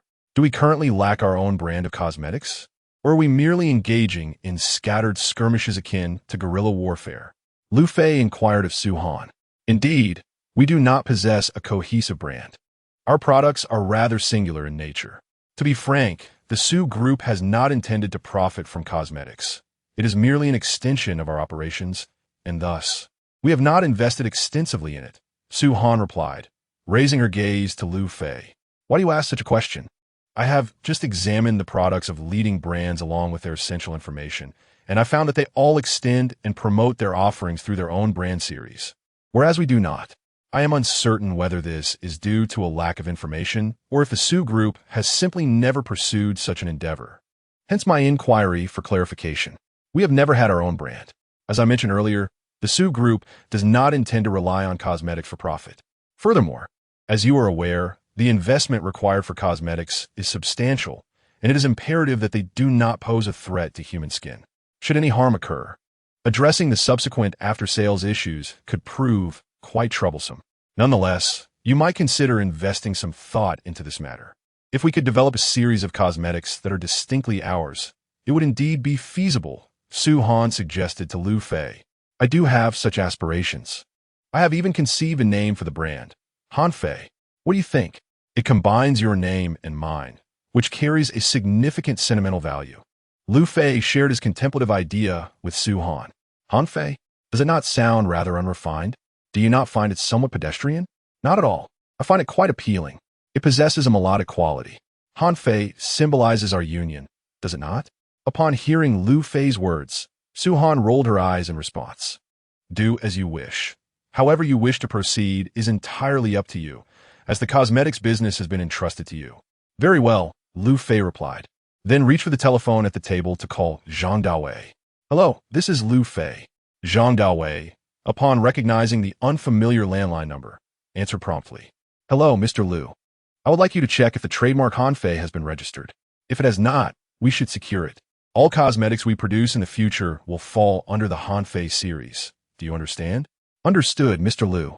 I will initiate this matter immediately, Zhang Dawei affirmed. After ending the call with Liu Fei, he mused to himself. Hanfei may sound a bit rustic, but the connotation is quite favorable. After his contemplation, he promptly set about executing the task. Fortuitously, the brand name Hanfei had yet to be registered, prompting Zhang Dawei to immediately secure the name. The telephone on Liu Fei's desk rang with a sharp trill. Hello. Greetings, General Manager Liu. This is Zhang Dawei.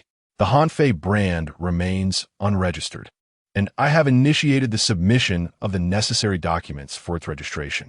Excellent work, Zhang. Additionally, expedite the production of the facial cleanser samples. Once ready, commence the experiments without delay. Ensure that the documentation for government filing is also prepared promptly, as we aim for a swift market launch. Liu Fei instructed Zhang Dawei.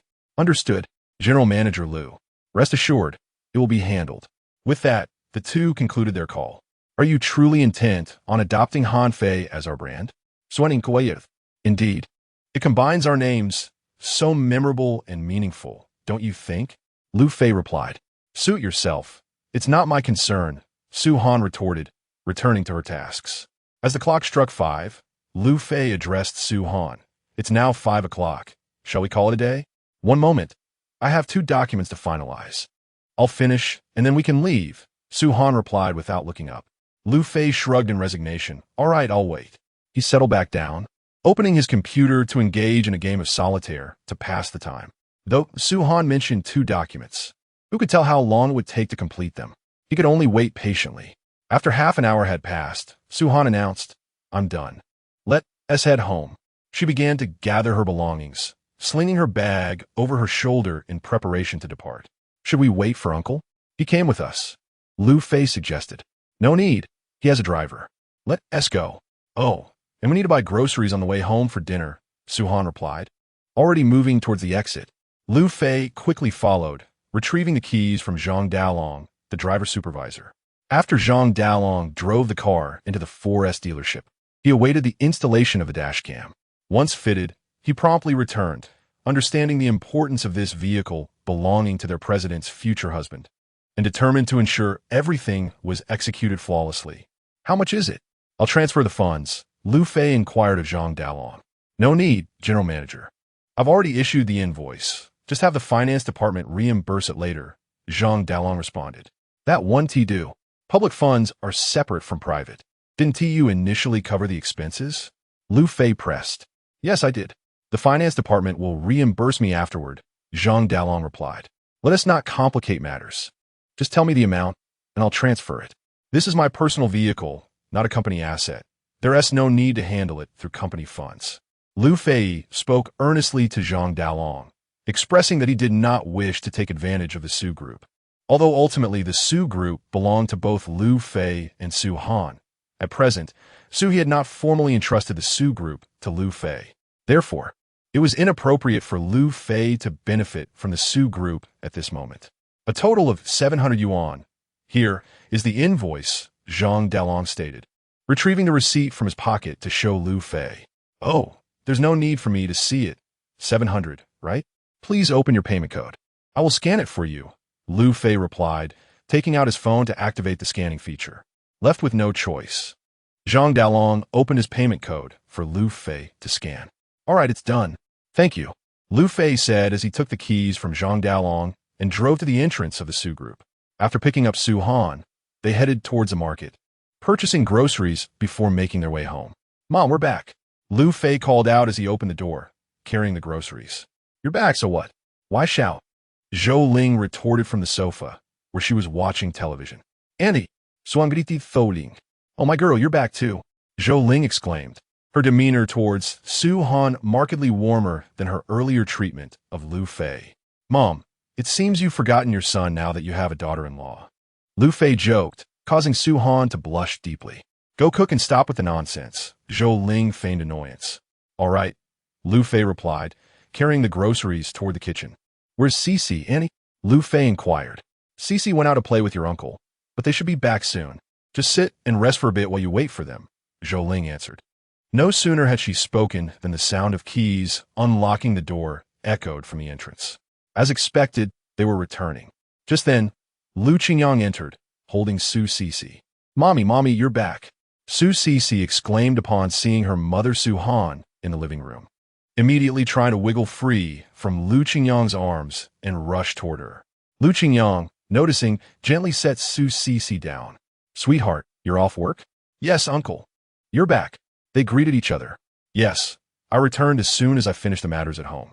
After a brief exchange of pleasantries, Su Han proceeded to Liu Fei's study to tackle her work tasks once more. "Mommy, could you play with Cece?" Yu Haven T spent the day with her. Su Cece pleaded, approaching Suan. "Of course, Cece.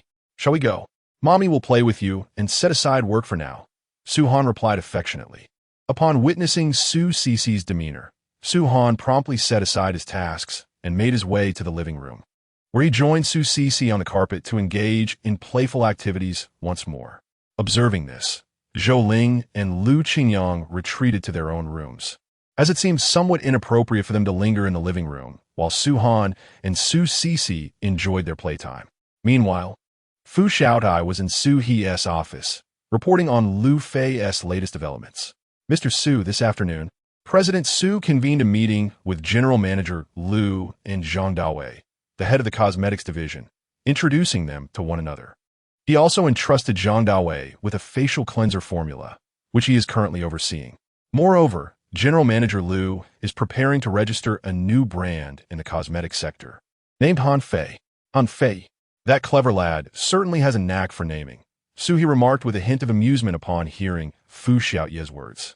Indeed, it seems to commemorate the love shared between the president and General Manager Liu. "However, Mr. Su, do you not find this name a bit unrefined?" Fu Xiaotai said with an awkward smile directed at Su He. Chapter 47.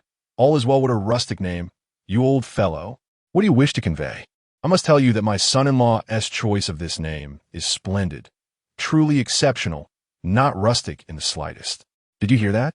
Su He was well aware of what Fu Xiaotai was about to express, and he promptly interjected. Indeed, Mr. Su, the name proposed by Mr. Liu is quite remarkable. Furthermore, I am urging Zhang Dawei to expedite the acquisition of this brand." "Correct. We must secure the brand at the earliest opportunity. If necessary, we can liaise with the government for special arrangements. Moreover, the profits from the cosmetics will also aid in resolving the issues surrounding Hengxiao Group's unfinished projects. I believe they will grant us the green light." After a moment of contemplation, Su He addressed Fu Xiaodai. "Understood, Mr. Su. I shall attend to this matter immediately." Fu Xiaotai replied, swiftly exiting the office to contact Zhang Dawei, preparing to reach out to the government. "Dinner is ready. Everyone, please wash your hands and prepare to eat." Liu Fei's voice resonated from the kitchen, prompting Su Han and Su Cece to hasten to the restroom to wash their hands. At that moment, Lu Qingyang and Zhou Ling also emerged from their rooms. Zhou Ling proceeded to assist Liu Fei in serving the dishes, while Lu Qingyang arranged the chairs. Once everything was set, the family gathered around the dining table, ready to commence their meal. "Should we inquire whether Uncle will join us for dinner? If he does, we shall wait. If not, we can begin," Liu Fei asked Su Han. "All right, I will check." Su Han retrieved her phone and dialed Su He. "Hello, Siya Han. What is it?" "Father, will you be joining us for dinner today?" "No, I have engagements later. You all go ahead and eat." "Okay." After hanging up, Su Han informed Liu Fei, "He has a social engagement tonight. Let us begin our meal."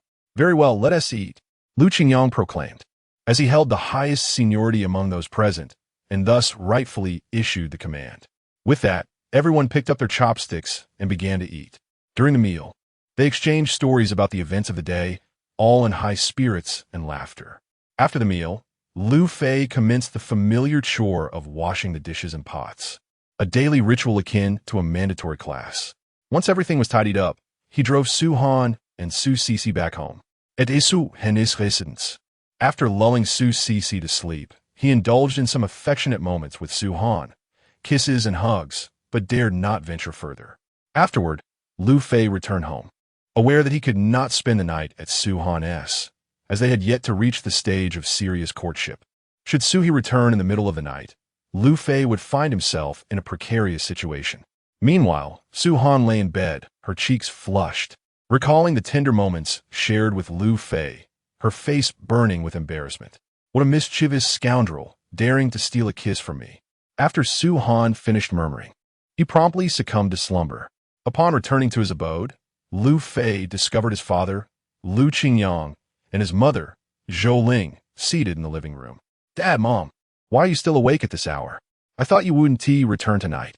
"Xiao Fei, until you and Xiao Han have officially registered your marriage. It is imperative that you do not spend the night at her home. Do you understand? Avoid any conduct that could be deemed inappropriate. You have already erred once. Do not repeat the same mistake." Zhou Ling admonished Liu Fei, her apprehension stemming from the possibility that, had he not returned, he might have encountered Su Han's father, Su He, at their residence, leaving her in an unexplainable predicament. "Mom, what are you talking about? I am fully aware of the gravity of the situation." Liu Fei responded to her. "Your mother speaks wisely. You must exercise discretion. Do you comprehend?" Liu Qingyang interjected. "Let us cease discussing this matter. I have heard that Su Han's father intends to pass the Su group on to you. Is there truth to this?" "Yes, Dad, that is indeed the case. It was mentioned last night while you were absent," Liu Fei admitted candidly, taking a seat on the nearby sofa. "I gathered from your mother that you seem somewhat reluctant." Liu Qingyang continued. "Son, if Su Han's father wishes to entrust the group to you, you must embrace this opportunity wholeheartedly. Although our family does not advocate for the concept of a son-in-law living under his wife's family, the magnitude of the group being placed in your hands signifies trust and acknowledgement of your capabilities. Why would he bestow this responsibility upon anyone else? You must consider this matter earnestly. Do you understand? Dad, even if I were to decline the Su group, rest assured, our lives would remain secure. After all, I hold a significant stake in Hung Xiao Group," Liu Fei replied with a wry smile. "What does being a shareholder of Hung Xiao Group matter? Su He is your future father-in-law. If you do not manage to win his favor, how could he possibly entrust his daughter to you? It seems you have yet to grasp the core of the issue. Had I not assuaged your grandfather's concerns, would he have entrusted your mother to my care? Old man, why are you dragging me into this?" Zhou Ling interjected, promptly silencing Liu Qingyang's remarks about her. All right, let us speak of him." Liu Qingyang quickly appeased Zhou Ling. "This time, you must perform diligently at the Su group, understood? Strive to carve out a niche for yourself. I have not sold our factory, nor have I touched the 2 million. In due time, I will have your mother set it aside for you. If all else fails, we can always return to the factory. At least it provides a fallback." Upon hearing Liu Qingyang's words, Liu Fei straightened himself and assured, "Dad, rest assured. I have already given my word to him. I have now taken over the cosmetics business of the Su family group. Rest assured, I shall strive diligently and uphold the family's honor." "Excellent. This is the spirit of my son. Keep up the good work and don't allow anyone to belittle us, understood? You can count on me, Dad." After submitting the materials for the Hanfei brand, Zhang Dawei engaged actively with the government, hoping for special treatment. Of course, he only dared to do so after receiving directives from Fu Xiaotai. Otherwise, even if he had 800 lives, he would not have the audacity to proceed in this manner. Similarly, Zhang Dawei reached out to Jiao Yunpeng, the chairman of Hung Xiao Group, and together they approached the relevant government departments for proactive discussions. They also assured that all funds acquired from the cosmetics business would be allocated solely for the completion of the housing projects, with the possibility of depositing the funds into a dedicated account. Each expenditure could be subject to government approval to ensure it pertains directly to the delivery of the housing projects. Upon observing Hung Xiao Group's initiative, the government department was more than willing to assist them, recognizing that Hung Xiao Group's issues are indeed complex and far-reaching, with numerous stakeholders involved. Any mismanagement could lead to significant repercussions. Their proactive approach to addressing debts and problematic properties was met with approval, as it would not adversely affect the government's performance metrics. Soon enough, everything was greenlit for special handling. By the following day, the patents were expected to enter the public announcement period. Upon arriving at the Su family building office, Liu Fei and Su Han were met by Zhang Dawei, who began his report. "Mr. Liu, yesterday we submitted the patent materials for the Hanfei brand. This morning, we anticipate entering the public announcement phase, having already communicated with the government, which has given us their assurance. Additionally, The registration for the new facial cleanser has been completed and is expected to conclude this morning, with production of a batch of samples commencing in the afternoon. If the trials proceed without issues, we could transition to mass production. The production of the skin cream is also progressing steadily, with shipping operations returning to normal and the previous supply shortages significantly alleviated. Zhang Dawei provided a report on the key developments, particularly regarding the Hanfei brand application and the facial cleanser registration. Well done. Continue to follow up on these matters. Moreover, we must ensure effective promotion for our facial cleanser. While it may not be necessary to employ celebrities, we should engage individuals who can clearly demonstrate its benefits. If feasible, I suggest producing a documentary to chronicle the journey of our facial cleanser and showcase the level of skin rejuvenation it can achieve. Furthermore, we should conduct follow-ups on the skin cream to verify whether the results meet our promotional claims. Please take charge of this. Understood, Mr. Liu. I will personally oversee this matter, Zhang Dawei assured Liu Fei. All right, you may go now. Zhang Dawei then exited the office. To his surprise, the Hanfei brand was approaching the public announcement phase so swiftly. Su Han remarked with a sense of wonder, "It is indeed certain. For we have pledged that all funds generated from the cosmetics industry will be devoted to the renovation of Hengxiao Group's properties. The government, too, does not wish to witness an abundance of unfinished buildings. They are inclined to assist us in ensuring these properties are delivered, as it is essential for the well-being of the populace. Therefore, it is quite reasonable and understandable for them to grant us a green light in this matter." No, what I mean is, how can such a rustic brand gain approval? Have these individuals not contemplated the significance of this brand? Upon hearing Su Han's words, Liu Fei could not help but smirk. Your statement implies that anyone, upon hearing this name, would easily deduce it as an abbreviation for the two of us, particularly those within our group. Just a moment, I must inform Zhang Dawei to incorporate our story into the promotional video, so that everyone understands the origin of the name Hanfei. No, I do not wish for that. Chapter 48. The firefighters arrive upon hearing Liu Fei's words. Su Han immediately and resolutely declined without a moment's hesitation. I must insist, no additions from within. If you persist, I shall disregard your presence altogether. Su Han issued a stern warning to Liu Fei. All right, I shall refrain from adding anything. Liu Fei hastily acquiesced, sensing Su Han's growing irritation, and promised not to incorporate any further implications into the Hanfei brand. In that moment, Su Han resembled a young girl playfully pouting at her boyfriend. Knock, knock, knock. At that juncture, the office door echoed with raps. As Su Han's devoted personal secretary, Zhang Ke could no longer enter Su Han's office with the same carefree abandon as before. With Liu Fei present, the dynamics had shifted. After all, he was her boyfriend. Should she continue to intrude recklessly, she might inadvertently witness something inappropriate, leading to an undeniably awkward situation. Come in, Su Han called out, having heard the knocking. She composed herself, adjusting her expression and demeanor as she addressed the door. Upon hearing Su Han's invitation, Zhang Ke entered. President, here is the schedule for today. In the morning, you are to inspect the cosmetics production line, and in the afternoon, you are to attend the meeting with Hengxiao Group. After delivering the information, Zhang Ke promptly placed a schedule on Su Han's desk. Su Han picked it up and immediately furrowed her brow. Am I to be out the entire day? Yes, President. The entire day is dedicated to inspections, Zhang Ke confirmed. Very well. When do we depart? At 9 o'clock. All right then. Notify me when it's time to leave. You may go now. Understood, President. Zhang Ke replied, exiting the office to arrange for the forthcoming inspections. So, does this mean you won't be in the office today? Liu Fei inquired once the conversation concluded, and Zhang Ke had stepped outside. Indeed, I shall not be in the office today.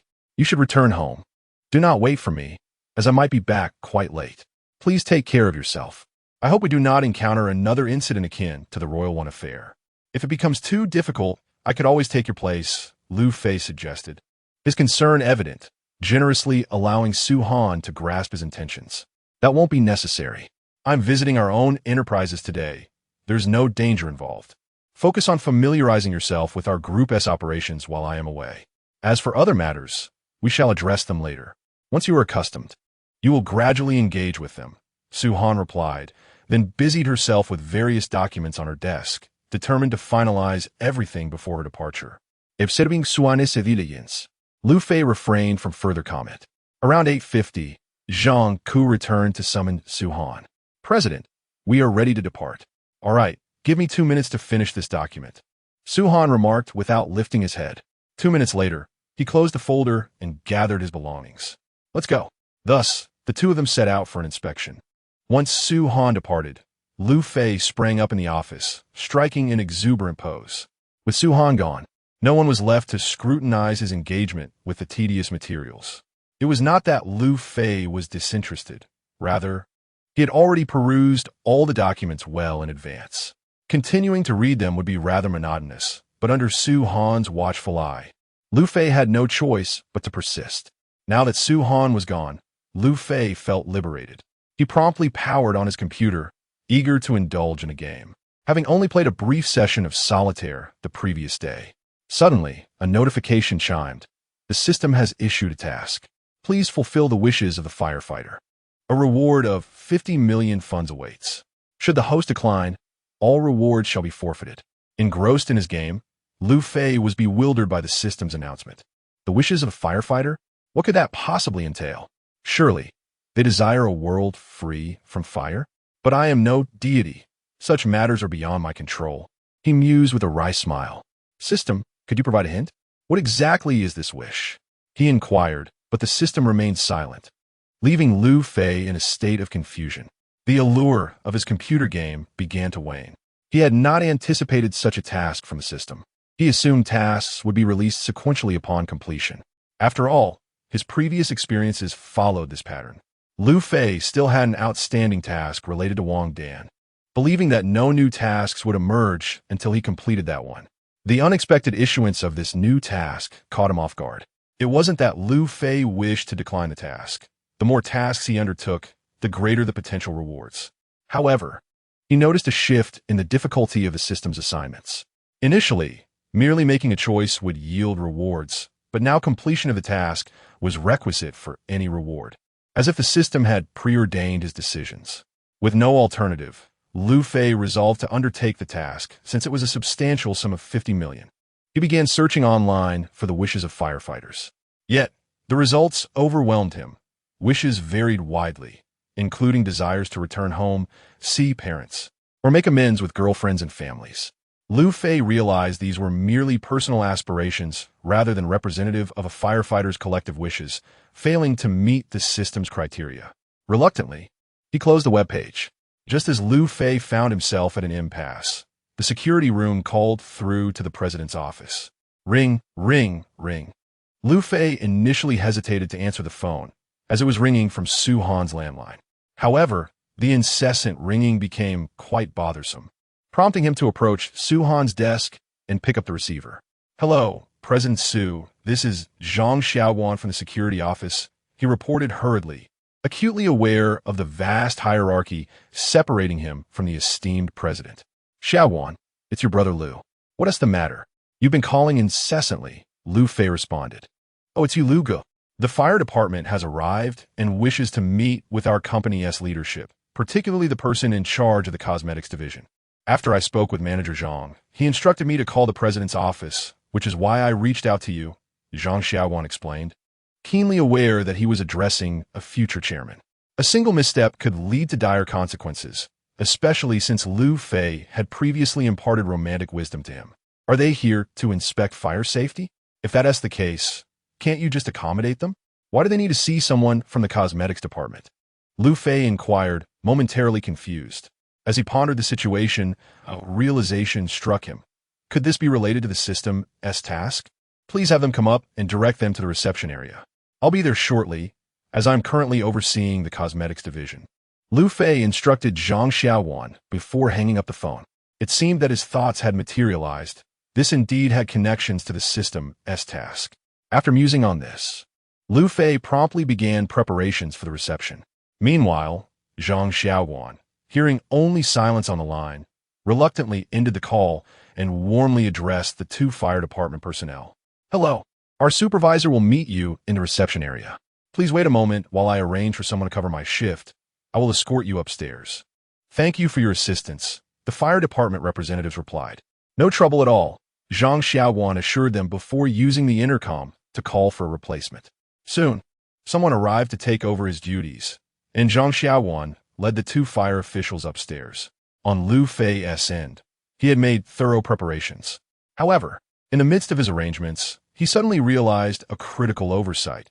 He had forgotten to inquire about the number of personnel accompanying Zhang Xiaoguan.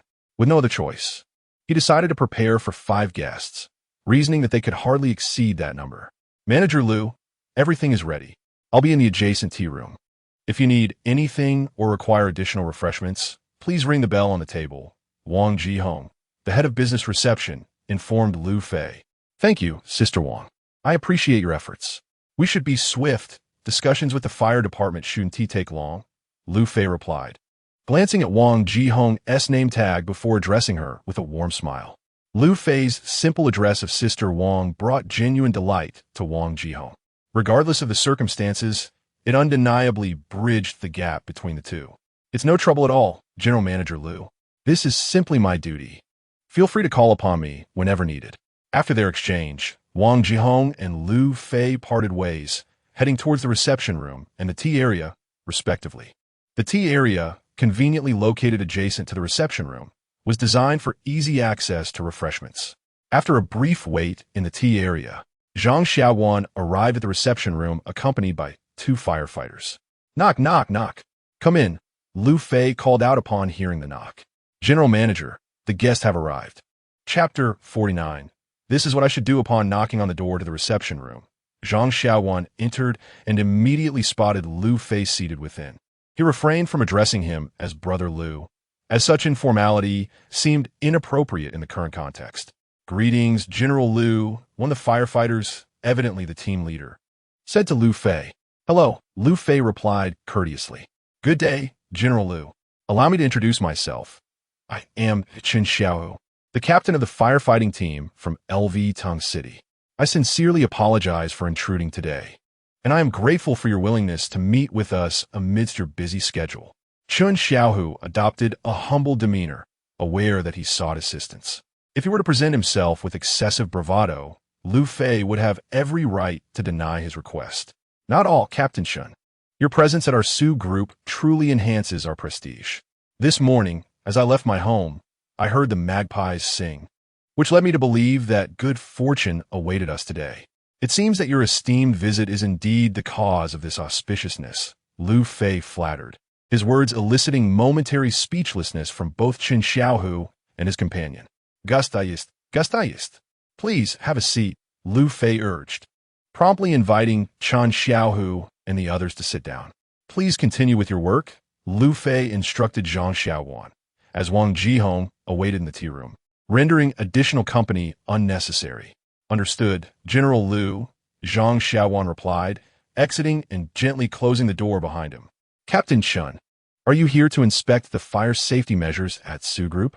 Rest assured, our fire safety protocols are thoroughly in place, complete with the necessary documentation, facilities, and personnel, Liu Fei said with a beaming smile directed at Chen Xiaohu. No, that is not the purpose of my visit. To be frank, Sue Group's fire safety has always been commendable. I have previously heard from my subordinates that there are no issues in this regard. Today, I am here for another matter and hope that General Liu can extend his assistance. Chen Xiaohu responded, slightly embarrassed. Liu Fei's interest piqued at Chen Xiaohu's words. What is it that you require, Captain Chen? Rest assured, as long as I, Liu Fei, am capable, I will lend my unwavering support. The truth is, every year, our country experiences numerous fire incidents, and regrettably, many firefighters sustain injuries. I have learned that your company has released a skin ointment that significantly aids in scar recovery and skin restoration. I am here today primarily to discuss this matter, and I wonder if you could prioritize supplying our firefighting team. You are aware that the scale of this need is considerable. If we were to rely solely on the standard procurement processes, it may be somewhat delayed. Furthermore, we cannot compete with the public for resources. Thus, I have come to Sue Group to humbly request your assistance. Chen Xiaohu promptly conveyed his requirements to Liu Fei. Upon hearing Chun Xiaohu's words, Liu Fei was struck by the realization that this represented the greatest aspiration of a firefighter. There is no desire greater than the yearning to return to normalcy. Captain Chun, I thought it was something significant. It turns out to be this minor matter. Upon hearing Liu Fei's response, Chun Xiaohu felt a surge of joy, for Liu Fei's words suggested that the matter might be resolved with greater ease. Is this something that warrants your personal attention? Couldn't you have simply sent someone to notify us at Sue Group? Liu Fei continued, I solemnly assure you, representing Sue Group, that we have no objections to what you have proposed. Furthermore, we have an established collaboration with the hospital, prioritizing the supply to them. For our brave soldiers, we will ensure they receive the utmost care, and as for the expenses, they will be entirely covered by us at Sue Group. Ding! The host has completed the mission. 50 million has been credited. Just as Liu Fei finished speaking, the system's notification resonated. Subsequently, Liu Fei's phone chimed, indicating a message about the incoming funds. Is this truly happening? Is Mr. Liu not jesting? His words hold weight. Even the composed Chun Xiaohu could not resist rising from his seat. Captain Chun, your words make it seem as if I am being untrustworthy. Sue Group, after all, is a publicly listed company. Rest assured, I will cooperate fully on this matter. Moreover, you are the ones on the front lines, facing danger head-on. You are the most admirable among us. The efforts I make pale in comparison to yours. Liu Fei sincerely expressed his respect for Chun Xiaohu and his comrades. Whenever calamities arise, be it fires or floods, there is always that reassuring hue of camouflage green. In addition, I wish to mention to Captain Chun that it is not solely our firefighters who should benefit. All our soldiers should have access to this support. I hope you can facilitate communication with the leaders of other departments, as they may not recognize me when I approach them. I kindly ask for your assistance in this matter. No problem at all. Rest assured, Mr. Liu, this will be taken care of, Chun Xiaohu replied with great enthusiasm. This was merely a matter of relaying a message, and Liu Fei had even mentioned it would be provided free of charge, whereas he had initially prepared to spend a significant amount. Every time Chun Xiaohu witnessed soldiers with burn injuries, he felt a pang of sorrow, especially for those who were severely burned, leading to profound feelings of guilt. Unlike other ailments, burn injuries cannot be repaired. They leave behind horrifying scars. When the skin ointment was first introduced, Chun Xiaohu had intended to discuss it with Sue Group, but had been unable to find time. Today, with a moment to spare and having reported to his superiors, he had come to negotiate with Sue Group, and to his surprise, the situation unfolded exceptionally smoothly.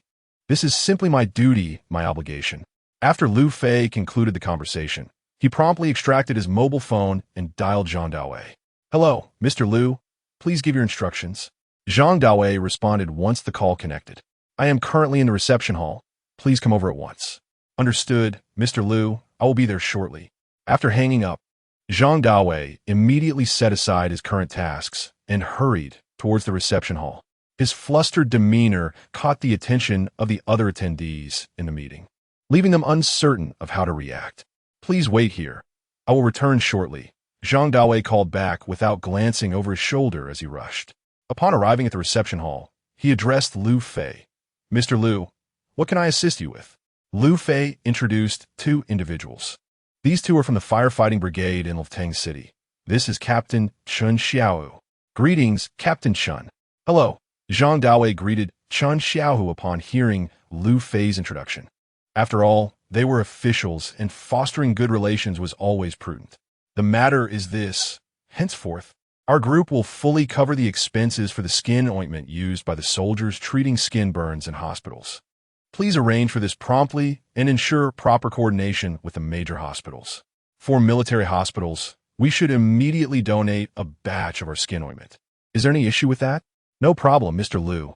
Rest assured, I will handle it right away, Zhang Daowei assured Liu Fei. Very well, go ahead. Yes, I will take care of it now. After responding to Liu Fei, Zhang Daowei swiftly turned to leave. Subsequently, Liu Fei and Chun Xiaohu engaged in a few more casual exchanges.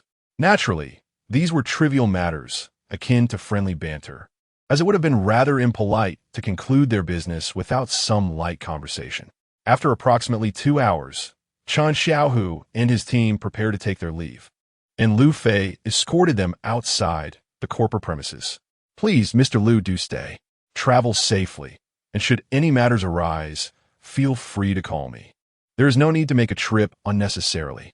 Certainly, if the need arises, we will not hesitate to reach out, Mr. Liu, Chen Xiao replied, harboring a newfound respect for the young general manager. He considered that with someone like Liu Fei at the helm, Sue Group was destined to achieve great heights. Particularly with the skin ointment, the military would ensure its success. After bidding farewell to Chen Xiaohu, Liu Fei returned to the president's office, humming a tune.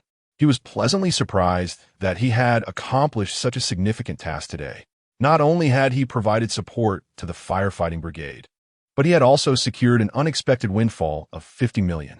The endeavor undertaken by Liu Fei has been meticulously reported to Su He by Fu Xiaotai, word for word. Such significant matters cannot be concealed within the corporate conglomerate, nor is there any necessity for subterfuge. Indeed, this is a commendable development. At this juncture, Liu Fei also contemplated the promotional potential of this event. What could serve as a more compelling narrative than that of a firefighter, whose skin has been ravaged by flames?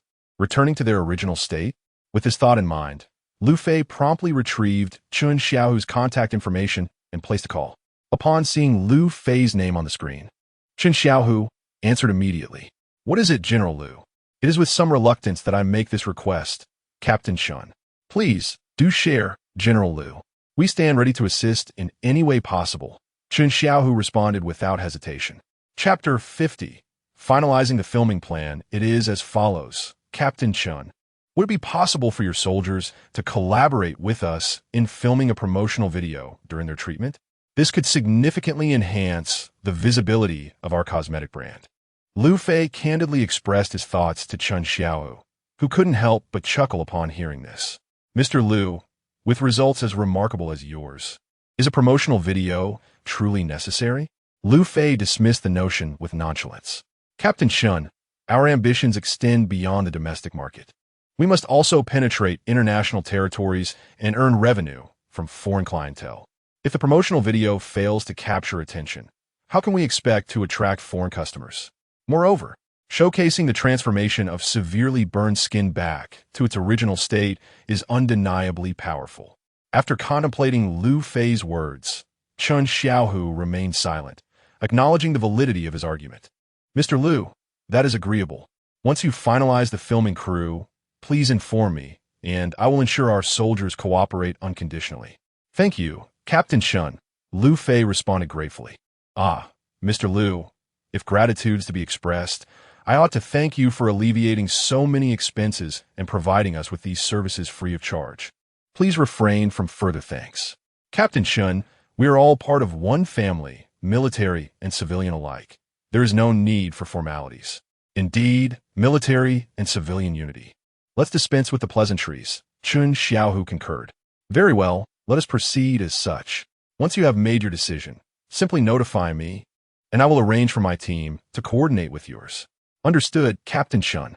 We shall proceed thus, Liu Fei affirmed. After concluding the call, Liu Fei promptly summoned Zhang Dawei. Mr. Liu, Zhang Dawei approached, reporting to Liu Fei. He genuinely felt as though he had lost a couple of pounds over the past few days, largely due to the unexpected summons from Liu Fei, which always left him flustered.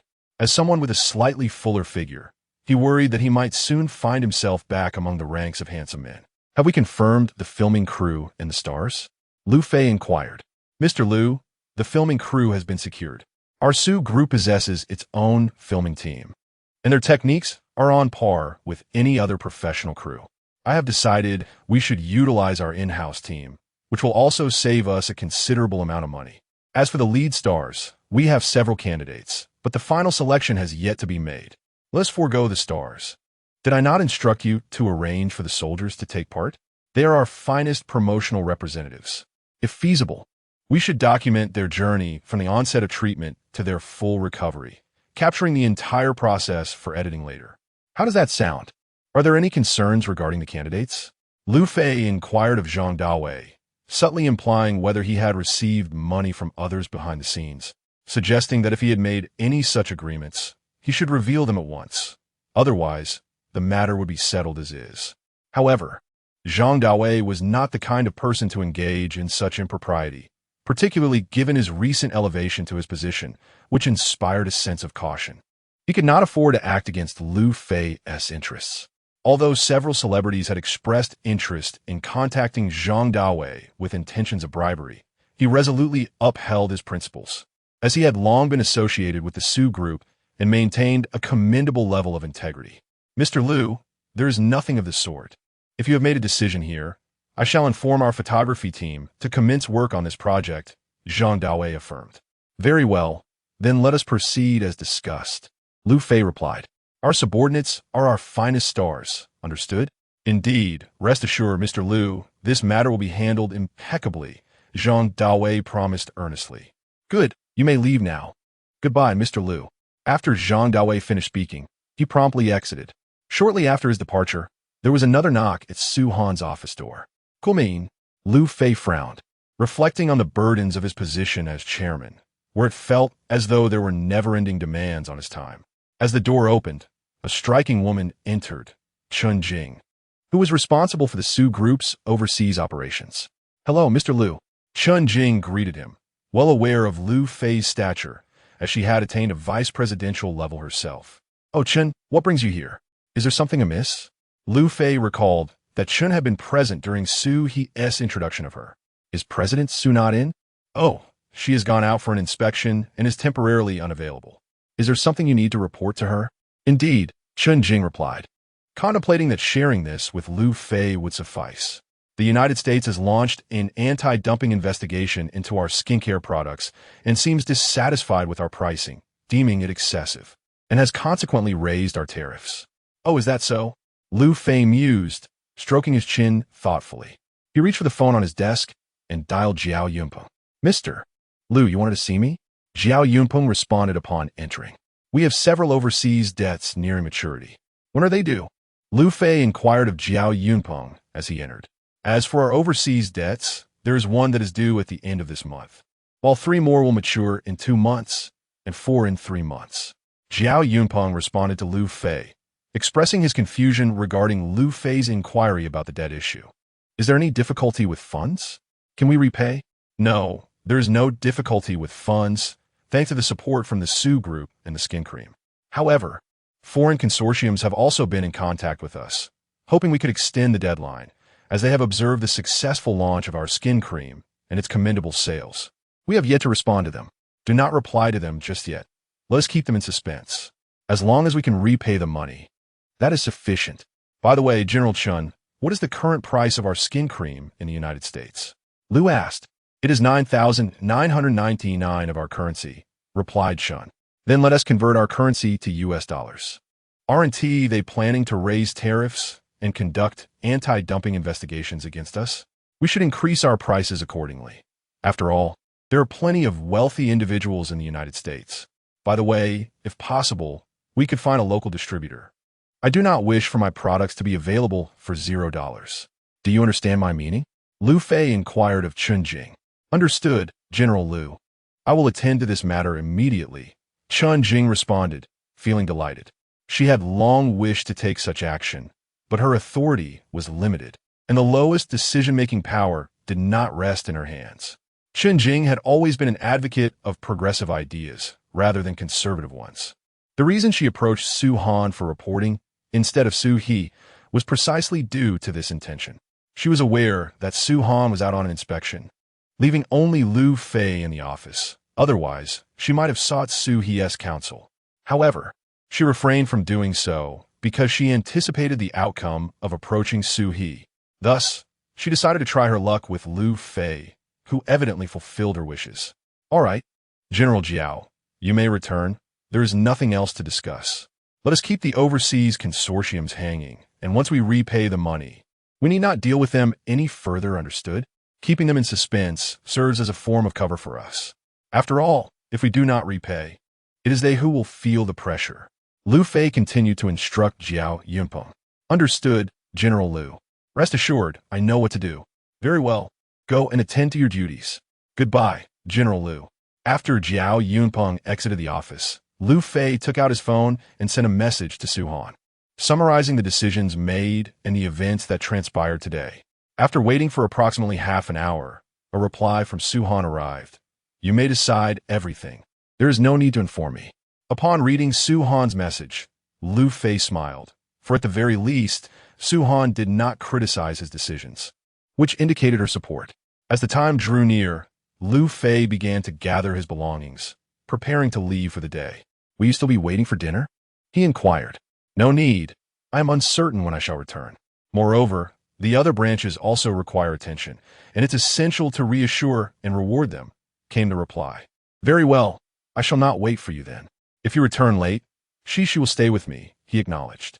After disconnecting the call, Liu Fei took his car keys and descended the stairs, following his routine of visiting the market to procure groceries before heading home. Presently, Liu Fei felt a sense of ease, for his parents resided nearby and were able to assist in caring for the children. They too took great delight in this task, having little else to occupy their time.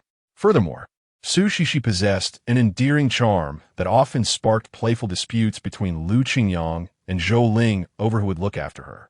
Of course, this information was relayed to Liu Fei by Su Shishi herself. He had not witnessed the reality of the situation firsthand. Chapter 51. The second child. Upon hearing the sound of the key turning in the lock, Su Shishi stumbled to her feet from the carpet and staggered towards the door. Mama, Mama. She assumed it was Su-han returning, but upon opening the door, she found Liu Fei instead. Shishi, your mother isn't back yet. She's busy with some matters, but will return shortly, Liu Fei reassured her as he lifted Su Shishi into his arms. Daddy, Daddy. Su Shishi exclaimed, planting a kiss on his cheek. Oh, Shishi is the best, Liu Fei replied, returning the affectionate gesture with a kiss on her cheek. You're back. Where's Xiao-han? Why hasn't she returned? Zhou Ling inquired upon seeing Liu Fei, mistakenly thinking it was Lu Qingyang who had come home, as he had just stepped out to shop. Mom, I just got off work. She went out to inspect the branch office and might be late. We shouldn't wait for her to eat. Liu Fei responded after putting Su Shishi down. You silly boy. How could you let her go to inspect the branch office alone? Why didn't you accompany her? At the very least, you both should have gone together. Zhou Ling scolded him. Just then, Lu Qingyang returned. What's going on? As soon as I step in, I hear you two arguing. What is the matter? Lu Qingyang asked while changing his shoes. Xiao-han hasn't returned. She went out to inspect the branch office. And your precious son didn't accompany her back? Zhou Ling retorted with irritation. What? You little rascal. Why didn't you go with her? Even if you know nothing, accompanying her would show you care. Don't you understand? If she runs away, I swear I'll have to discipline you severely. Lu Qingyang admonished Liu Fei loudly. Dad, Mom, it's not as serious as you think. I did ask her if I could go when she was leaving, but she said no. Liu Fei defended himself. She said no, and you took that as an answer? Don't you realize that when a girl says she doesn't want you to go, she actually wants you to? Zhou Ling mocked him at that moment. Really? Is it like that? Liu Fei was taken aback. Exactly. If you don't learn to read a girl's heart, you'll never bring a daughter-in-law home. I'm not exaggerating, Zhou Ling continued. Hearing his mother-esque words, Liu Fei paused, but soon dismissed the thought. After all, what was done. Dwelling on it wouldn't change anything. It was better to cherish the next opportunity. All right, Mom, you're right. I'll go cook now, Liu Fei said, hastily retreating to the kitchen to prepare dinner, eager to escape further nagging from his parents. This foolish boy has no idea how to seize opportunities. He truly pales in comparison to my younger self, Lu Qingyang remarked. Lu Qingyang lamented with a tone of disappointment. What happened to you back in those days? Let me tell you, it was my folly that led me to choose you. Otherwise, I would undoubtedly be leading a much better life now. Zhou Ling, equally indignant, chimed in, exactly, yes. At that moment, Lu Qingyang refrained from contradicting Zhou Ling and merely joined in her sentiments. All right, put away the things you bought, Zhou Ling instructed, noticing that there was nothing left to address on her end. She had vented her frustrations and expressed her thoughts, and now she turned to Lu Qingyang. As he had purchased a plethora of daily necessities, which were now forlornly strewn across the floor, creating an unsightly scene. Zhou Ling directed Lu Qingyang to tidy them up and place them in their designated spots, and he promptly complied. His wife's mood had just improved, and he deemed it unwise and unworthy to let it deteriorate over such trivial matters. 40 minutes later, Liu Fei had prepared dinner. Once it was set on the table, the family of four gathered around, ready to begin their meal. Zhou Ling, as usual, started by feeding Su Cici, while Lu Qingyang addressed Liu Fei, saying, "Son, speak while you eat." After saying this, he was the first to pick up his chopsticks and began to eat. Liu Fei, taking a bun for himself, also started eating while conversing with Lu Qingyang. "Dad, what is on your mind? Speak up. Son, what is the current status of your relationship with Xiaohan? When are you planning to bring her into the family? I have saved up 800,000 specifically for your wedding. When will you allow your mother and me to spend that?" "Dad, all I can say is that everything is progressing smoothly, but as for when I will marry her, I am still uncertain," Liu Fei replied with a wry smile. "The wedding can wait, but we must discuss the prospect of a second child. You don't intend to stop at just one daughter, do you? I must emphasize that we cannot allow the Liu family line to dwindle. Although your mother and I treat daughters and sons equally, it is essential that you have at least one more child." Zhou Ling interjected sternly. "Mom, what if the second child is also a daughter?" Liu Fei questioned. "If it is, then so be it. But you must help me accept that. I won't forget my daughter just because I have a grandson, but you absolutely must have another child. You must." Zhou Ling insisted earnestly. "Mom, that depends on what Xiaohan wants. If she is unwilling to have another child, there's nothing I can do, is there? Ultimately, a woman's wishes are paramount when it comes to having children. All you need to do is win her over, and wouldn't that reflect your own wishes too? My dear son, having two children is indeed preferable. It allows for mutual support and companionship. If you have only one, you'll lack a partner to rely on. Look at your father. I'm a living example of that struggle, as I have been alone. When our family started the factory, it was an incredibly busy time, and we had no one to assist us. The initial financial struggles were daunting, and I lacked even a close confidant to discuss matters with. Can you bear to see she feeling so solitary and desolate?" Lu Qingyang implored Liu Fei earnestly. "Father, this is not quite the same issue, is it?" Liu Fei countered. "Of course it is. You must act swiftly and consider having a second child," Lu Qingyang declared decisively. In that moment, Liu Fei realized that he was indeed being urged to have a second child. "But father, just the day before yesterday, you forbade me from staying overnight at her place. And now, you are pressing me for a second child? Not her place, but I never said you couldn't stay elsewhere. Honestly, I cannot fathom how you managed to find a girlfriend with your current demeanor. I'm perplexed as to what captivated Xiaohan about you, given your lack of wit." Lu Qingyang could no longer contain himself and criticized Liu Fei. Liu Fei shot a sidelong glance at Lu Qingyang and replied irritably, "No matter how foolish I may be, I am still your son. If you think I'm foolish now, where were you all this time? Besides, this is clearly inherited from you. Hey, you rascal. You must make an effort to have a second child. Do you understand? Very well, this topic is settled. You must hurry and have a second child, regardless of whether it's a boy or a girl. Just give us peace of mind, will you? Consider it a favor for your parents." Zhou Ling chimed in, playing the emotional card. All right, mother, I understand. I will act quickly, but I must emphasize that if she refuses, then there is little I can do. Don't worry. I will speak to Xiaohan and persuade her to agree. You need to be proactive, do you understand? When pursuing a girl, you must act swiftly. Your slow demeanor is utterly frustrating. You are nowhere near as quick-witted as your father was. How is it that you didn't inherit that trait? Zhou Ling lamented, exasperated. Enough, father and mother. Let us eat. If we delay any longer, the food will grow cold. Liu Fei, unable to bear the conversation any longer, used the cold food as an excuse to end the discussion. Otherwise, his parents would continue to delve deeper into the topic, potentially extending the conversation well beyond dinner. After the meal, Liu Fei tidied up. When will Xiaohan return? Zhou Ling inquired. I'm not sure yet, but it's quite likely that she will be staying with us tonight. Very well then, I shall have your father sleep in the adjacent room, and she will share a bed with me. She certainly wouldn't rest well with a grown man like you. Moreover, you wouldn't be able to tend to her if she kicks off her blanket. Tonight, she will sleep with me. All right, mother. At this moment, Liu Fei refrained from voicing any objections, for his mother had already made her stance clear. As the clock struck 10 in the evening, Su Han called Liu Fei. Hello? Hey, Liu Fei. Have you all settled down for the night? Is Shishi asleep? I'm back now. Shishi has already fallen asleep with my mother. Let her stay here for the night, Liu Fei replied, expressing his concern. Have you eaten? Are you hungry? I've already had my meal. I'm not hungry. All right then. Since she is asleep, let her rest there without the hassle of moving her back and forth. Wait, hold on. Seeing Su Han about to end the call, Liu Fei hurriedly interjected. What's the matter? Is there something else? Su Han inquired, a hint of confusion in his tone. No, it's nothing important. I just wanted to have a chat. We haven't spoken much today. Upon hearing Liu Fei's words, Su Han chuckled softly. Chapter 52. The Sweet Daily Life with Su Han. Do you miss me? How do you think of me? Su Han asked Liu Fei, but immediately regretted her words. They seemed somewhat inconsistent with her persona as a beautiful and cold-hearted CEO.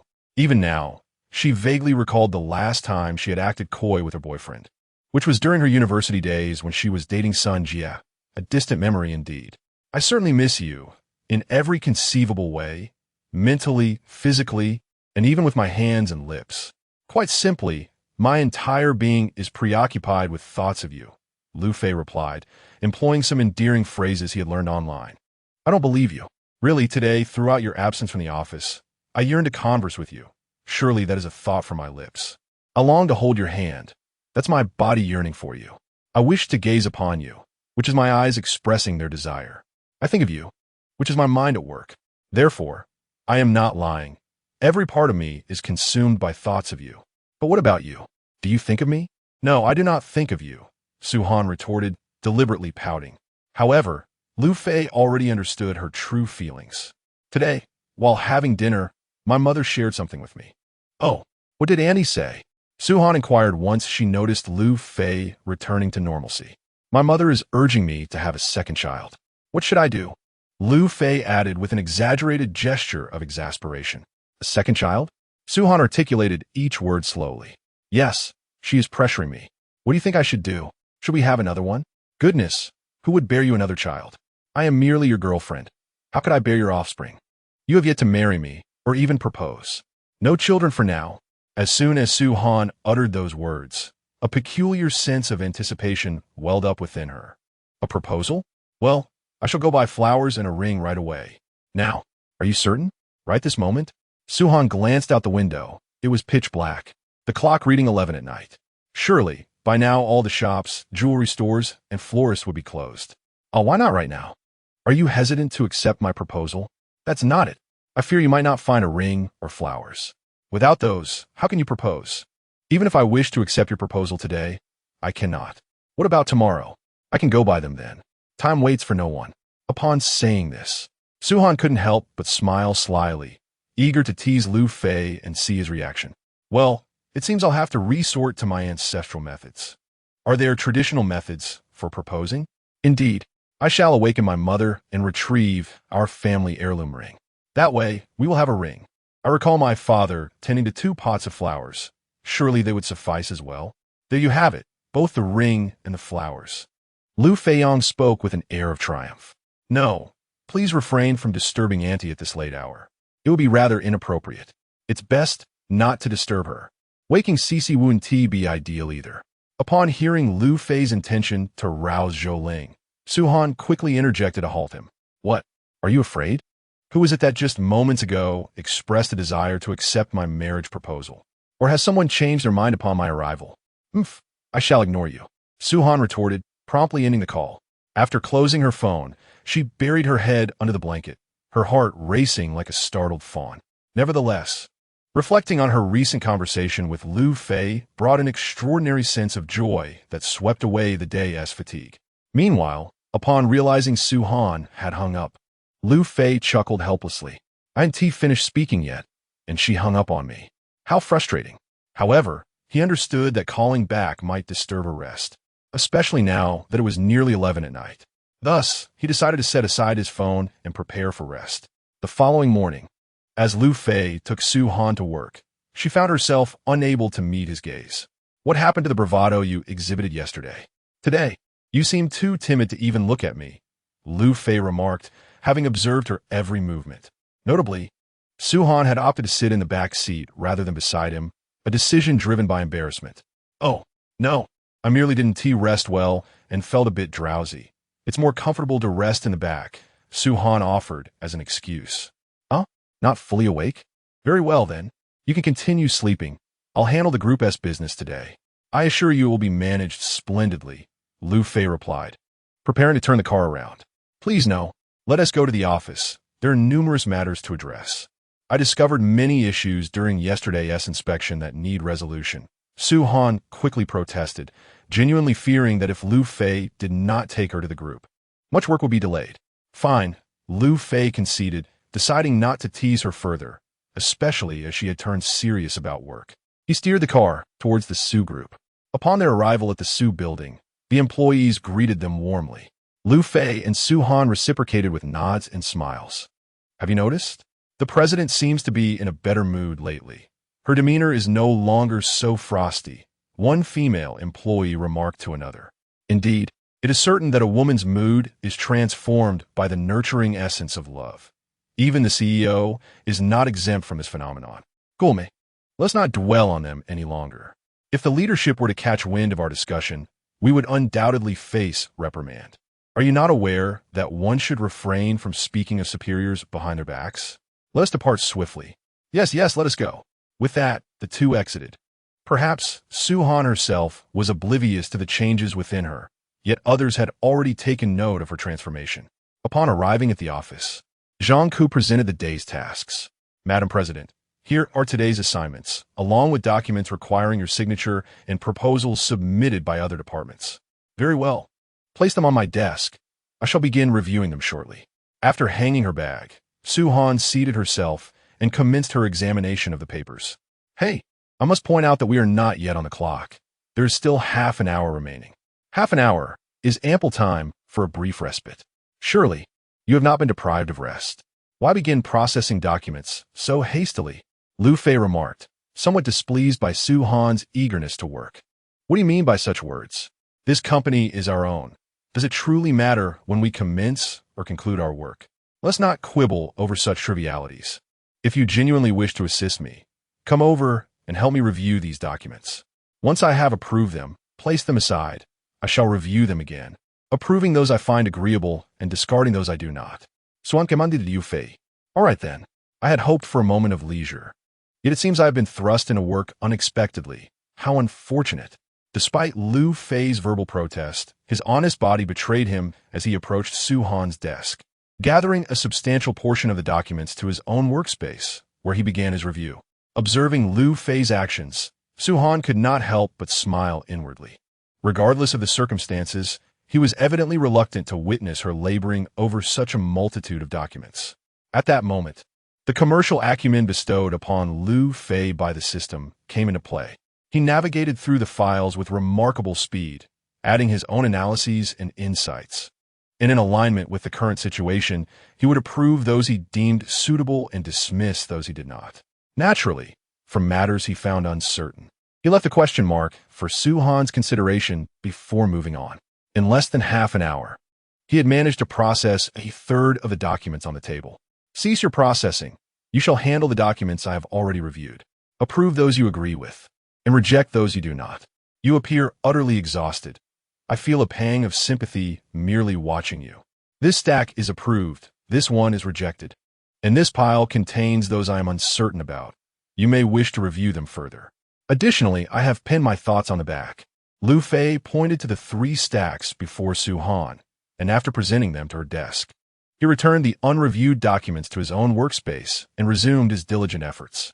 He was eager to complete the documents swiftly. If he failed to finish them, he would undoubtedly be unable to find the time to purchase the ring, which was of great significance. It was imperative that the ring be acquired today. Su-Han observed Liu Fei, who was engrossed in his work, and found it perplexing that he was moving so quickly. However, for the sake of her company's interests, she decided to review the documents Liu Fei had approved, as it was his first time handling such files, and one must exercise caution. Surely, after 2 or 3 instances, such scrutiny would no longer be necessary, but for the present, it was essential to conduct at least one thorough review. Nevertheless, Su-Han was quite pleased with the documents Liu Fei had processed. They reflected his unique insights. Additionally, Any thoughts he had were always appended at the end. Chapter 53. Purchasing the ring. To be honest, the documents have been approved quite satisfactorily, Su Han remarked with a nod of approval, then addressed Liu Fei. What are you waiting for? Take a look, and once you're done, step outside with me. I need to discuss something with you. Without turning his head, Liu Fei responded, continuing to review the documents with an unceasing hand.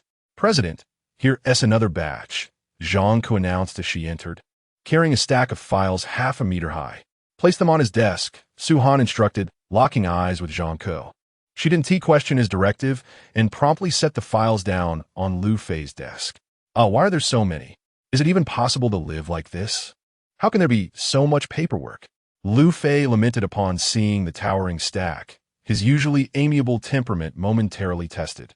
What are you complaining about? Get back to work, Su Han retorted. All right, Liu Fei conceded, the urge to protest swiftly quelled by Su Han's authoritative tone. Zhang Ke stifled a laugh at the scene, fully aware that any display of amusement would lead to dire consequences. 2 hours later, Liu Fei exhaled deeply. Finally done. Meanwhile, Su Han had only a dozen documents left to review. Hurry up and finalize those. Once you're done, we need to step out. I have matters to attend to, Liu Fei urged. What matters? We have a meeting shortly. Have you seen these documents? They are all to be discussed in the meeting.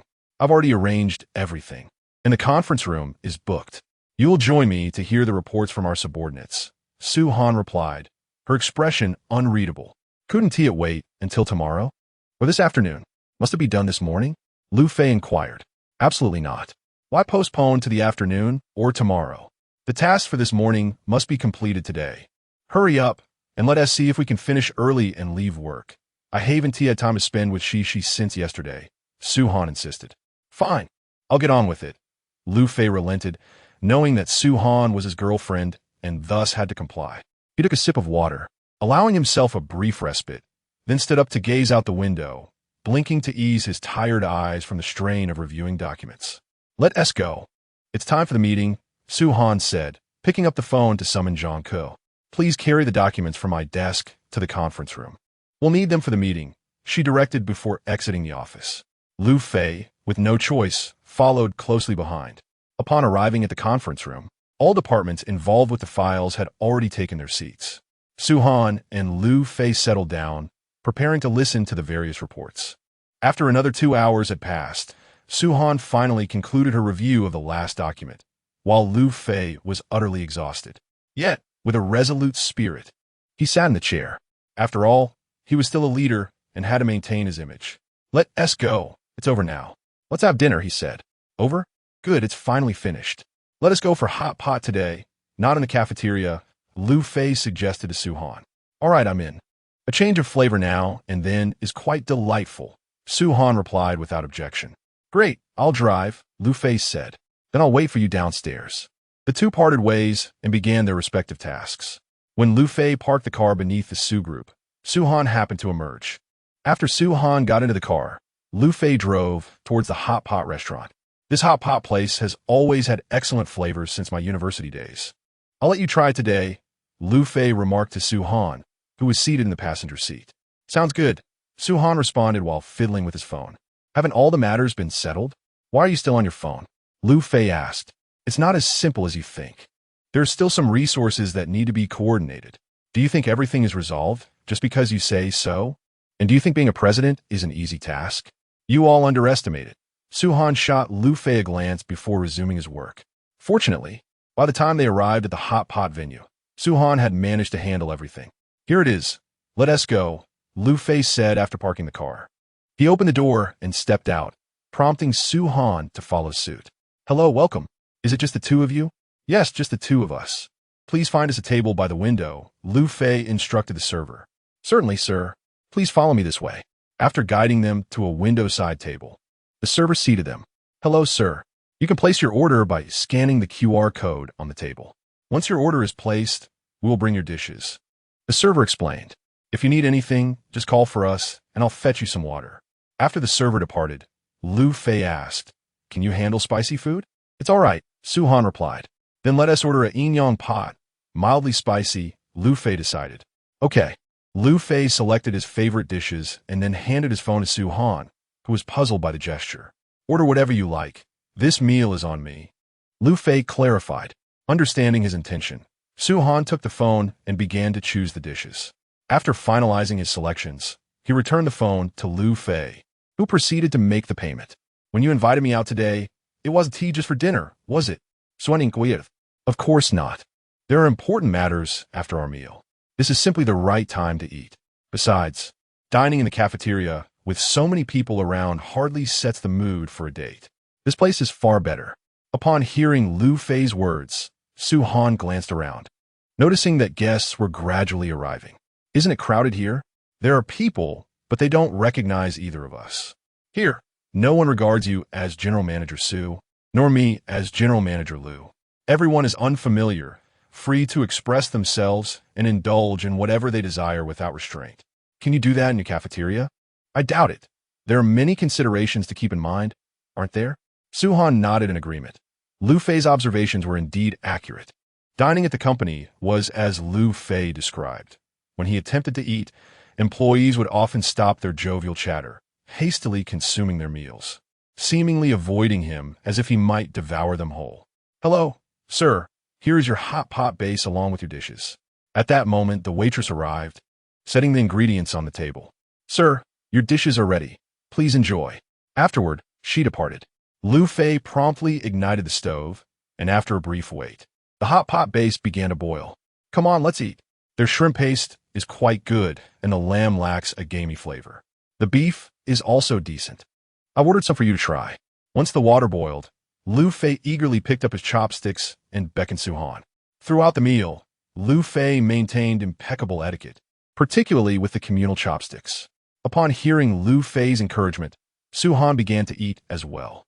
During the meal, Liu Fei served Su Han several pieces, which prompted a mix of amusement and exasperation from him. You don't need to serve me. I can help myself. No, it's just that the meat will toughen if I don't leave you some. I wouldn't want to seem rude, Liu Fei jested, earning a playful eye roll from Su Han. An hour later, they concluded their meal. It's all your fault for insisting on hot pot. Now my clothes smell like it. But I must admit, the flavor was delightful. Su Han chided Liu Fei, who could only chuckle in response. So where to next? Su Han inquired as he settled back in his seat. Of course, to the jewelry store. What business do we have at the jewelry store? To purchase something. And what exactly are we buying? Su Han replied with a hint of exasperation. A ring. A ring? Are you serious? Su Han's face flushed at the suggestion. Yes. How about I buy you a beautiful ring? You mentioned yesterday that every girlfriend deserves one. We must buy a ring first. No, please, let's not. Maybe another day. At this moment, Su Han spoke with a certain hesitance, unable to fathom that Liu Fei would indeed take her to purchase a ring. If a proposal was on the horizon, how should she respond? Rest assured, today we are merely acquiring a ring. There are no other plans. Liu Fei seemed to discern Su Han's apprehensions and reassured her as he started the car, driving towards the largest jewelry mall. Upon arriving at the jewelry store, Liu Fei and Su Han entered together. Welcome. Good day to you both. What would you like to see? The attendant greeted them. I would like to purchase a ring. Liu Fei replied to the attendant. Certainly, sir. Please follow me. This section features diamond rings, the salesperson said, leading Liu Fei towards the diamond ring display for an introduction. No, I intend to buy a gold ring, a pure gold ring, Liu Fei interjected. Oh, not a diamond ring? The attendant inquired in surprise. No. I wish to purchase a gold ring. Liu Fei reiterated to the salesperson. Very well, sir. This way, please. The attendant promptly guided Liu Fei and Su Han towards the gold display. Sir, for purchasing a ring for your girlfriend, diamond rings are usually preferable as they symbolize eternity. The attendant advised Liu Fei. No, I prefer to stick with gold. It retains its value, while diamonds are not necessary. Liu Fei firmly declined the suggestion. Chapter 54. The unexpected encounter with Su Han. Moreover, do you have natural diamonds here? I doubt it. Nowadays, diamonds are predominantly synthetic. Never mind, let's opt for gold instead. Gold retains its value and is precious. In prosperous times, antiques are revered, while in chaotic periods, gold reigns supreme. I have never heard of prosperous antiques and chaotic diamonds. Just show me the gold. I shall not consider anything else. Upon hearing Liu Fei's words, The sales attendant ceased her attempts to promote diamond rings and promptly led him to the gold counter, where she quickly presented several styles for his selection. Choose whatever you like. If something suits you, go ahead and acquire it. Don't concern yourself with the price. I am affluent. I earned 50 million yesterday. Surely, spending 50 million on a ring should be feasible, right? After the attendant placed the rings on the counter, Liu Fei turned and smiled at Su Han. Su Han shot him an exasperated glance before approaching the counter, beginning her selection of diamond rings. The sales attendant, considering Liu Fei's apparent wealth, began to showcase the more expensive rings, aware that her commission would increase with the price. Human nature often leans towards self-interest. Liu Fei noticed the attendant's subtle maneuvering but chose to remain silent. After all, this was for his wife, and why concern himself with costs? As a seasoned shopper, Su Han was also aware of the attendant's tactics, yet both parties chose to disregard the matter. Su Han merely focused on the rings displayed, not specifically examining those the attendant recommended. She maintained the mindset of selecting her preferences regardless of the attendant's suggestions. Currently, the bracelet adorning Su Han's wrist was a gift from Zhou Ling, prompting her to consider the harmony between the two pieces of jewelry. The bracelet was simple and elegant, devoid of any ostentation. Thus, while selecting, Su Han gravitated towards a similar aesthetic, believing that simplicity embodies grace and sophistication. Excuse me, could you please retrieve this particular design for me? Su Han pointed to a ring in the display case. Certainly, the attendant responded. Upon observing the ring's price, which was a mere 30,000, she refrained from comment, as her professional integrity dictated that she must not judge anyone based on their choices. Such bias could lead to unnecessary complications. Madam, the ring you have chosen is one of our featured styles, simple, elegant, and fashionable. You may extend your hand. I will assist you in determining if it fits. Upon hearing the attendant's words, Su Han extended her right hand. The attendant swiftly took the ring and attempted to place it on Su Han's middle finger, but it was slightly too small to fit comfortably. Observing this, Liu Fei interjected.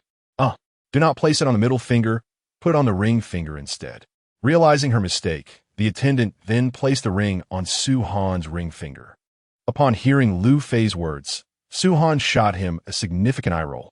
However, she made no effort to halt the actions of the sales attendant. As it mattered little whether the ring was put on now or later, she simply decided to proceed. Madam, the size fits perfectly, the attendant remarked with a beaming smile after adorning Su Han with the ring. Well, I shall choose this one. I find it quite appealing, Su Han declared without hesitation. Are you not going to consider any others? This particular piece Liu Fei began, his words trailing off with an implication that the ring's value was rather modest, not quite befitting her stature. Indeed, this is the one, and I truly like it. What's the matter? Reluctant to spend? Oh no, not at all. It's just that I fear you might have regrets, Liu Fei replied. What is there to regret? After all, it is a gift from you. This is the one. Suandi affirm to Liu Fei. Very well then, this shall be the one. Excellent choice. Please wrap it up and issue a receipt for us. Liu Fei instructed the attendant. Certainly, sir. Please hold on a moment, the attendant responded, turning to prepare the receipt. Although the sale did not meet his initial expectations, a sum exceeding 30,000 yuan was still commendable. He would receive a commission, which was better than having made no sale at all. Sir, how would you like to pay? We accept QR code or card payments, the attendant inquired. QR code, please, Liu Fei answered. All right, this way, sir. The attendant guided Liu Fei to the counter to process the payment.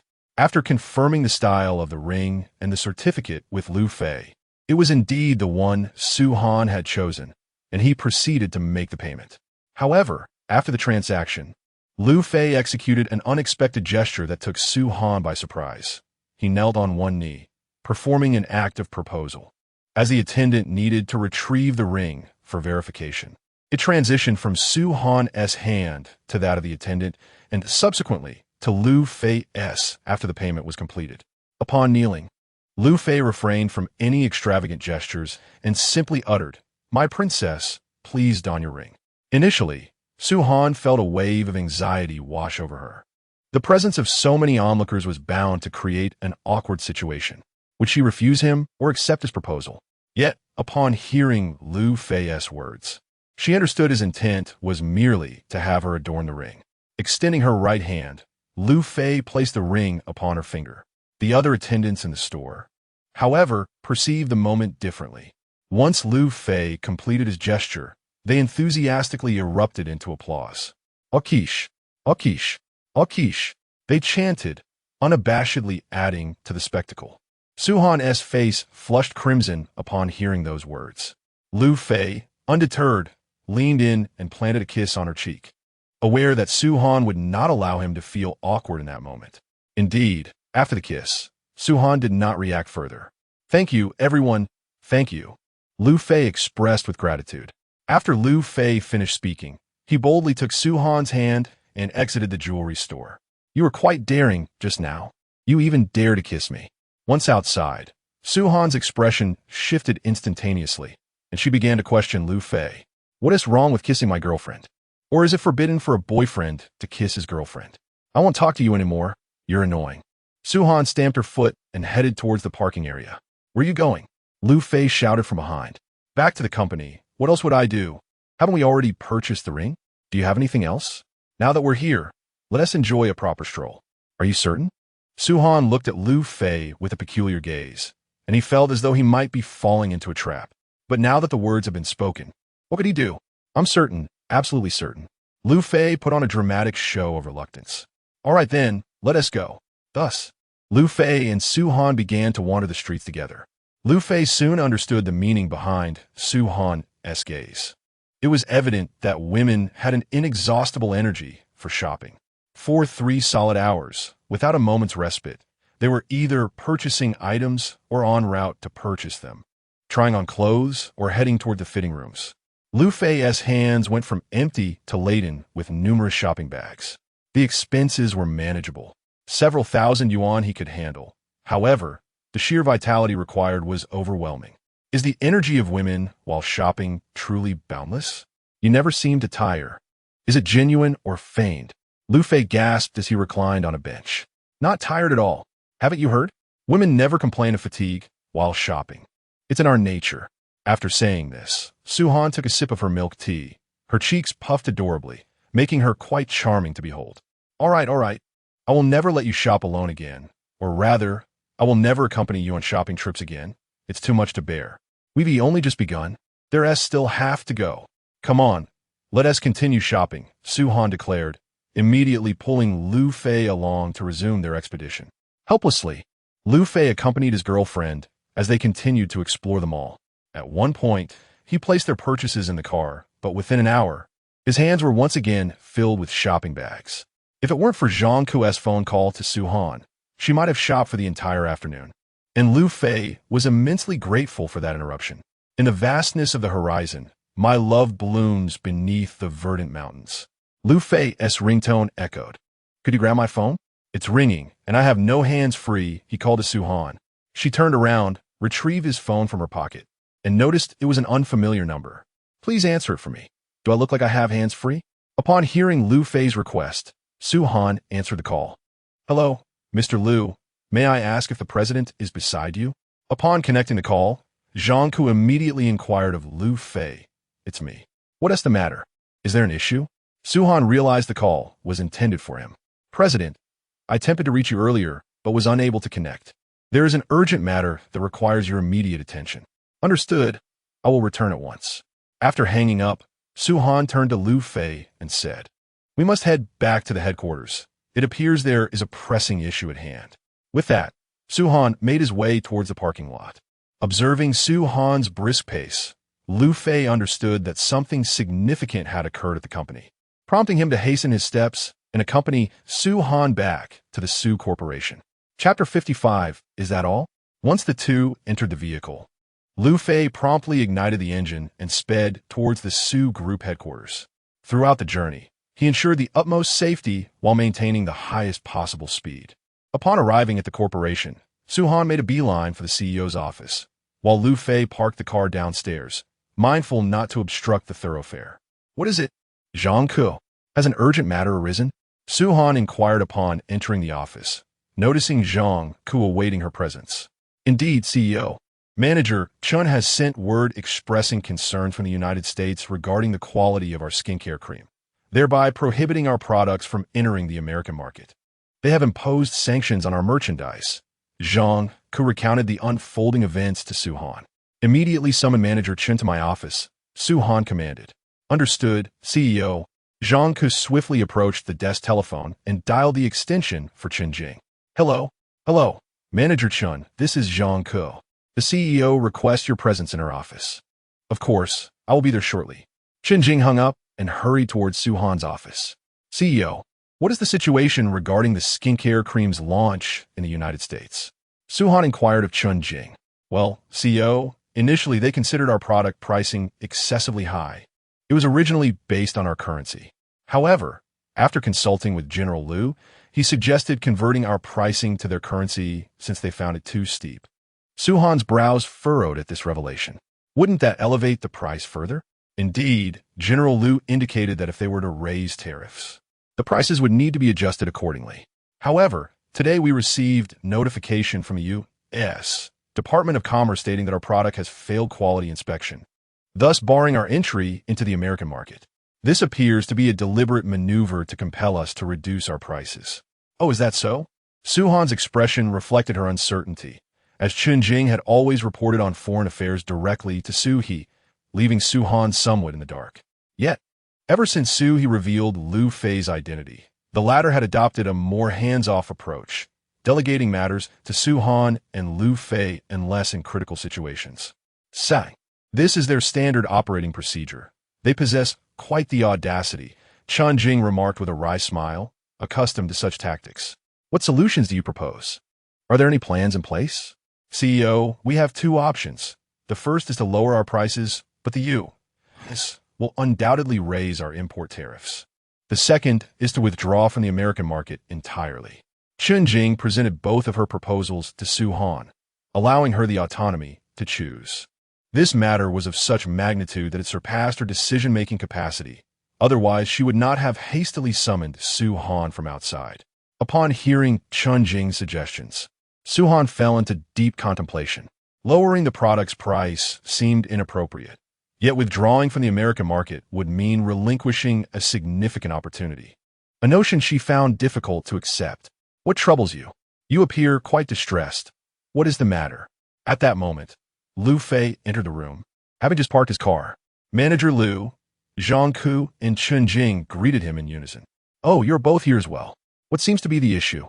Manager Liu, it appears that our skin cream might not be able to enter the American market. We just received a notification from U.S. Department of Commerce indicating that there are quality concerns regarding our product, deeming it substandard. Moreover, our pricing strategy has been considered too high, leading to a prohibition on our market entry in the U.S. Chen Jing recounted the situation to Liu Fei. Isn't this their standard procedure? Liu Fei responded without much surprise. That's all well and good, but how do we resolve this issue? Su Han interjected in response to Liu Fei's remarks. Resolving it is straightforward. If they won't allow us to enter the market, then we simply won't. Why must we insist on entering the American market? The world is vast. We can explore opportunities in Europe or Africa instead. Why cling to this singular tree? However, doing so would jeopardize our interests. Chen Jing expressed her concerns. Why should our interests require safeguarding? Our current cost is 50 yuan per bottle, correct? Selling at 51 yields us a profit of 1 yuan. If we venture into other countries and face increased tariffs, we can adjust our pricing accordingly. Conversely, if we receive favorable terms, we can set a more accessible price. We merely need to factor in transportation costs and our profit margins. As for the U.S., if they prohibit our market entry, then we shall refrain from entering. However, should we discover that other distributors from different countries are penetrating the American market, we will cease supplying them. Consequently, only the U.S. will be devoid of our products. Once the populace recognizes the quality of our offerings, they will inevitably appeal to their government. Thus, we need only to wait a little while. Are you truly so troubled over this matter? Liu Fei inquired of the three before him, who all nodded in agreement. Very well, I shall take my leave. I had thought this was a matter of great significance. Is it merely this? Sigh. Liu Fei sighed after speaking and prepared to sit down at his desk. Despite the issue at hand, he was genuinely grateful to Chunjing. At the very least, he was spared the ordeal of accompanying Su Han on shopping excursions, which were hardly a pursuit befitting a man. It seemed that Su Han had also made a firm decision, addressing Chunjing with resolve. Let us proceed according to President Liu's directives. Since the U.S.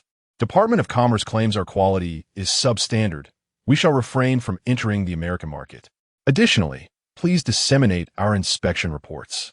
We must respond to the actions of the U.S. Department of Commerce. Otherwise, we may encounter complications in other countries. By the way, regarding the documentary, you can coordinate with Zhang Dawei. Once our documentary is released and the promotional effects materialize, the truth shall be revealed, and I trust that an impartial judgment will be made. Liu Fei added to Chunjing. Understood, President Liu, President Su. I will attend to this matter immediately. Chunjing affirmed before promptly leaving Su Han's office to execute the task. Well, President, there is nothing else to discuss. I will take my leave. Zhang Ku also exited Su Han's office, opting not to intrude upon the private moment shared by Liu Fei and Su Han. At that moment, Su Han found herself at a loss, feeling strangely idle. Had it not been for the earlier circumstances, she would have been engrossed in handling documents. Yet, with Liu Fei having completed them, she felt an unexpected void and found herself unaccustomed to such leisure. Are you all right? Are you feeling unwell? Liu Fei inquired with concern as he observed Su Han's restlessness. No, it's just that I'm not used to this. I've never been so unburdened before. Indeed, having you around has its advantages. At least the documents are processed swiftly, she replied. Is that so? Then I shall assist you with the documents from now on, allowing you to enjoy a lighter workload. You need only oversee the process, Liu Fei suggested. That sounds perfect. It's settled then. You will handle the documents, and I will review your work. Su Han agreed without hesitation, her mind racing with the prospect of alleviating her responsibilities. This arrangement would indeed save her much effort. She could simply follow his lead without the need for further scrutiny. Upon hearing Su Han's words, Liu Fei felt a tinge of disdain. I was merely being courteous. I never expected you to genuinely acquiesce. However, he wisely refrained from voicing this sentiment, knowing it could lead to unnecessary discord. Very well, it is decided. Please inform Zhang Ku to place the documents directly on my desk from now on. Understood. What shall we do this afternoon? Shall we simply gaze at each other in silence? I have no objections. Relishing the company of a beautiful woman is indeed a delightful pastime. Liu Fei inquired of Su Han. What if something arises? In this instance, one can address an urgent matter akin to the recent situation. It may not be overwhelmingly significant, yet it is not trivial either. However, no one dares to take the lead, primarily due to the fear of encountering such occurrences. So han comprehended Liu Fei's implicación, which was that Liu Fei wished to conclude his workday. Yet, should an urgent issue arise among his subordinates, requiring immediate direction from a leader, what would be done in the absence of someone to make that decision? Could you check if Uncle is present? If he is, we shall withdraw. If not, we must remain here, as there would be no other option, Liu Fei suggested to Su Han. Very well, please wait here for a moment while I ascertain his presence. Su Han replied, acknowledging the validity of Liu Fei's reasoning. In truth, Su Han also yearned to return home. She had not seen Shishi the entire day prior and felt a pang of longing for her. Upon arriving at Su He's office, she found him leisurely brewing tea, seemingly unconcerned with any pressing matters. Father, have you completed your task for today? I have no tasks today. Haven't you two already handled all the documents? So, it turns out the files that Zhang could delivered were yours? Su Han realized at that moment. The youth should take on more responsibilities. Soon, I shall retire and then return home to look after your children, he replied with a chuckle. Currently, Shishi is not under your care. It is Liu Fei's mother who is tending to her. You are simply being lazy, Su Han retorted, rolling her eyes at her father. I am heading back now. Should any urgent matters arise, please attend to them, she declared, leaving no room for Su He to respond as she walked out. Chapter 56. Home to accompany the child after exiting Su He's office. Su Han hurried to her own workspace. She intended to summon Liu Fei and commence their journey home. Meanwhile, Su He, momentarily taken aback by Su Han's swift departure, soon regained his composure. With a quiet chuckle, he resumed preparing tea. Regardless of the day's events, he had managed to address most of his tasks adequately. His daughter had reassured him that only minor, unforeseen circumstances had arisen. Otherwise, the day would have proceeded smoothly, allowing him to leave work on time. Thus, he leisurely continued his tea preparation. Let us go home. I've already informed my father, Su-han announced as she entered her office, addressing Liu Fei.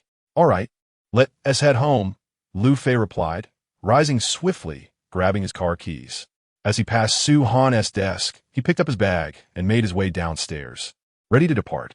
Once in the car, Su-han instructed Liu Fei, drive a bit faster but ensure safety. Understood. Don't worry, Liu Fei acknowledged, pressing the accelerator as they headed towards Mingmen Tianqing. Upon arriving home, Su-han and Liu Fei opened the door to find Zhou Ling and Lu Qingyang on the carpet, watching Su Cece play with animated characters on television. Upon hearing the sound of the key in the lock, they exchanged curious glances, aware that it was not yet time for the couple to return. Dad, Mom, Uncle Andy, we're back. Liu Fei and Su-han greeted the pair as they entered. Oh, why are you two home so early? It's not yet time, Zhou Ling inquired, looking at them with surprise. Well, today's work is all wrapped up, and there were no significant issues. Su-han returned late last night and missed seeing Cece, so we decided to come back a bit earlier to play with her, Liu Fei explained, while Su-han changed into her slippers and joined Su Cece on the carpet. Mommy, you're back? Su Cece exclaimed joyfully upon spotting Su-han. Yes, I'm back to play with you. Great. Mommy, will you help me build a castle? Daddy, you come too. Let us build a castle together. So Cece Liu Fei. Sure, you play with Mommy first. Let me take off my shoes and I'll join you shortly, Liu Fei responded with a smile. Exchanging knowing glances, Zhou Ling and Lu Qingyang quietly excused themselves, understanding that their presence was no longer needed as the couple began to settle into their family time. After returning to their room, they left the pair to enjoy their evening together. Let us venture out for a stroll, since your arrival. You have yet to explore the surroundings properly. At the very least, we should take a look at the community and the nearby park. With both children back, we have the time. Come on, Lu Qingyang proposed to Zhou Ling. Now, what if they need something later? I think I'll stay home. I'm a bit uneasy. Zhou Ling replied. What is there to be uneasy about? Can't they manage one child? Honestly, come on, let's go for a walk, Lu Qingyang urged. Besides, if they are at home, they can enjoy some time alone together. We ought to create such opportunities for them. Are we to be mere shadows in their lives? Lu Qingyang continued to encourage Zhou Ling. After pondering for a moment, Zhou Ling realized the truth in his words and reluctantly changed her clothes to accompany him outside. Xiao Fei, your mother and I are going out for a stroll. You two stay home and watch over the little one, all right? Lu Qingyang said as he stepped outside, changing his shoes. Sure, Dad. You go ahead. We'll take care of everything here, Liu Fei replied without turning back, understanding that his father was providing them with a chance for some private time, which would surely enhance their relationship. Call if you need anything, Zhou Ling added while putting on her shoes. After they left, Lu Qingyang returned shortly. What's the matter, Dad? Did you forget something? Liu Fei asked, intrigued by his father's sudden return. Son, could I borrow your car for a moment? I left mine back at the old house and didn't bring it along. So it's a bit inconvenient now, Lu Qingyang admitted sheepishly, feeling somewhat awkward asking his son for a favor. Oh, I thought it was something serious. The keys are on the shelf by the door. Just take them and go. Do you remember where you parked? Yes, I saw it downstairs just now. Then go ahead. Just drive safely. Got it. Lu Qingyang took the keys and promptly left again. It appears I ought to buy a car for my father. It would be inconvenient for him to go out if anything arises, Liu Fei mused. Sure, what kind of car do you have in mind? Perhaps you could take one from my garage for him, Su-han replied without looking back, as she was currently assisting Su Cece with building blocks. No. Your cars are too luxurious. He would feel comfortable driving them. A car around 100,000 would suffice. We could head to the dealership and get him a Volkswagen. A Volkswagen? Is that suitable? Isn't it a bit too understated? No. Let us get him an Audi like yours. It would be quite impressive, wouldn't it? Liu Fei pondered over Su-han's words and realized their truth. All right then. I'll head to the Audi dealership and procure another vehicle for him. He responded to Su-han before resuming playtime with Su Cece. What on earth are you doing with a child's car? Zhou Ling chided as she noticed Lu Qingyang approaching with the car keys. What do you understand? If we take the car away, they won't be able to leave, and they will be obliged to stay home and tend to the child. Besides, Cece is likely to take her afternoon nap soon, and once she is asleep, won't that present us with an opportunity? At that point, won't your second child be on the way? Zhou Ling's expression shifted to one of realization after reflecting on Lu Qingyang's words. Yes, you're right. Let's hurry and drive the car away. Once inside the vehicle, Lu Qingyang caressed the steering wheel and interior of Liu Fei's car. Autos are truly superior. They far outclass my old Volkswagen. The comfort level is unmatched. Just look at these leather seats. How I wish I had a car like this. Lu Qingyang lamented with a tinge of envy. What do you need a car for? This one belongs to your son. If you desire a car, earn it yourself. Wallowing in envy of your son's possessions only highlights your own inadequacies. Now, let us go and stop embarrassing yourself here. Zhou Ling reprimanded Lu Qingyang without reservation. Lu Qingyang remained silent, offering only a few awkward chuckles before driving off. However, the plans concocted by Lu Qingyang and Zhou Ling were destined to fail. Although Liu Fei and Su Han's relationship had indeed deepened, as their playful interactions with Su Cece involved gentle nudges and physical contact. The day's events took an unexpected turn. Su Cece did not take an afternoon nap, which was a significant oversight on their part. The vast horizon is my love, and at the foot of the endless green mountains, flowers are in bloom. Liu Fei's phone rang, and upon checking, he saw it was his mother, Zhou Ling. He answered promptly. Hello, Mom.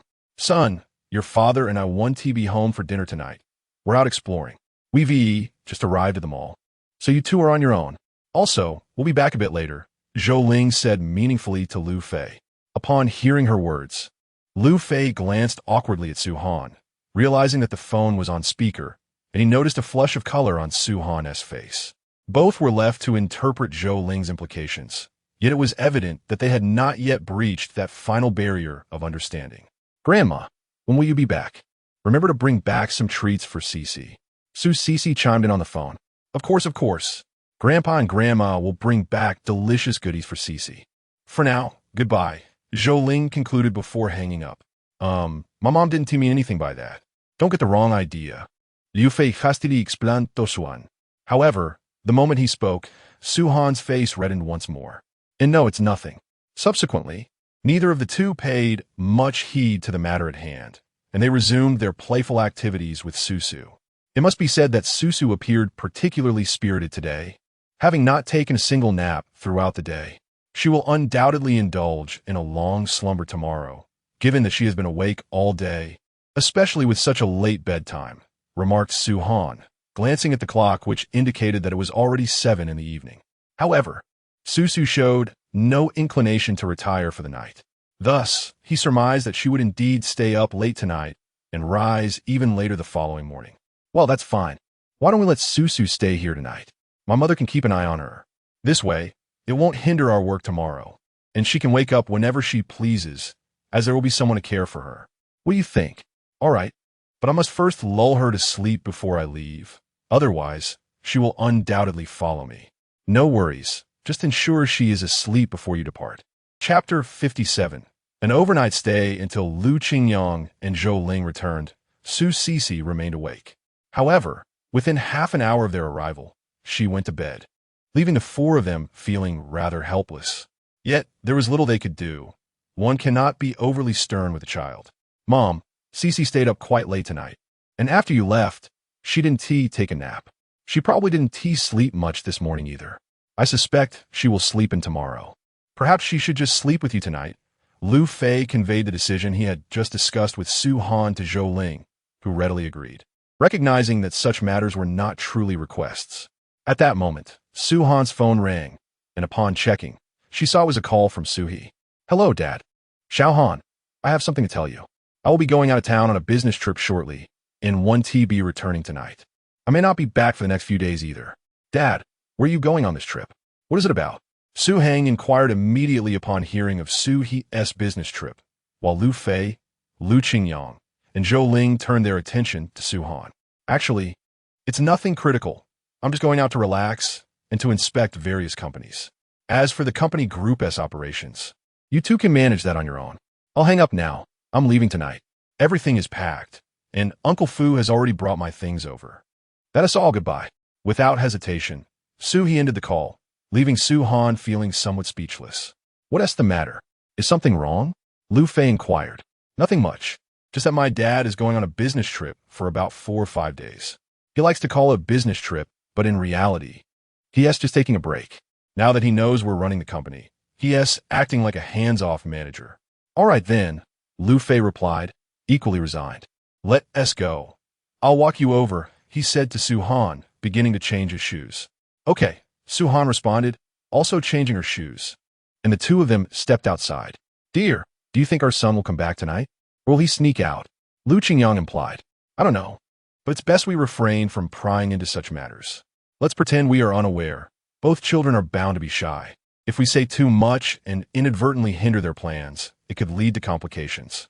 Let us keep this matter to ourselves, understood? Rest assured, Lu Qingyang assured Zhou Ling. While Liu Fei, upon stepping outside, immediately looked around, ensuring no one was watching before he took Su Han's hand. Startled by Liu Fei's sudden gesture, Su Han nevertheless allowed him to hold her hand. Come on, let's take a stroll. Since your dad isn't coming back tonight, we may as well enjoy the scenery in the neighborhood, Liu Fei suggested nervously. All right, let us go, Su Han replied to Liu Fei with a calm demeanor, as if she were already partially aware of the forthcoming events. At that moment, Liu Fei felt a surge of anxiety. Yet the two of them strolled hand in hand through the community. This is the first time I've held a girl's hand like this in the neighborhood, especially at such a time and in this environment, Liu Fei remarked with a smile directed at Su Han. Oh? Pray tell, how many young ladies have fallen for that line? Besides, you have a fiancé, It shouldn't be that dismal, should it? It's true. Although I have a fiancé, the typical activities between a couple, like watching movies and dining out, have occurred. However, certain other experiences, such as evening strolls and the like, have not. Moreover, there is no need to deceive you. Right? Su Han pondered Liu Fei's words but remained skeptical. They say a man's words are but a web of deceit. How can I trust you? Well, whether you believe me or not is entirely your prerogative. However, I can withstand the test of time, or perhaps you could put me to the test. By the way, when can we officially marry? Liu Fei broached the subject again with Su Han. Why are we discussing this again? Did I not mention that you must first propose? How can one marry without a proposal? Didn't I propose today at the jewelry store? You even accepted my ring. Upon hearing Liu Fei's words, Su Han's expression soured. Do you truly understand a girl's heart? Is a proposal supposed to unfold in such a manner? If someone were to propose to Cici like that, would you simply agree and let her go with him? Of course not. If any rascal dared to propose to Cici in such a way, I would ensure he leaves with broken legs. Are you not afraid that my father might break your legs instead? Su Han countered, leaving Liu Fei momentarily speechless. Well, I promise to give you a grand wedding. Naturally, the proposal will also be magnificent, so rest assured. Very well then, I shall await your grand plans. If it's not splendid, I certainly agree, and we might as well live our lives this way.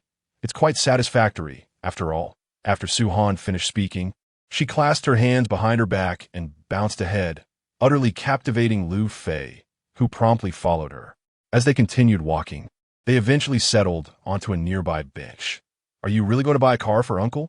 If it's an issue, you could simply give him your car. Then take another from the garage. There is no need to waste money, although we aren't lacking in funds for a car. Of course, I must buy him a new one.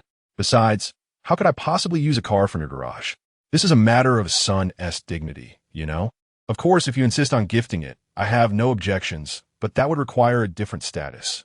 What status? Certainly, it will be offered in the capacity of a future daughter-in-law. Thus, I shall undoubtedly procure it as a son. The significance differs, Liu Fei elucidated to Su Han. Very well. Do as you please. Operate in whatever manner you wish, Su Han replied. Let us depart.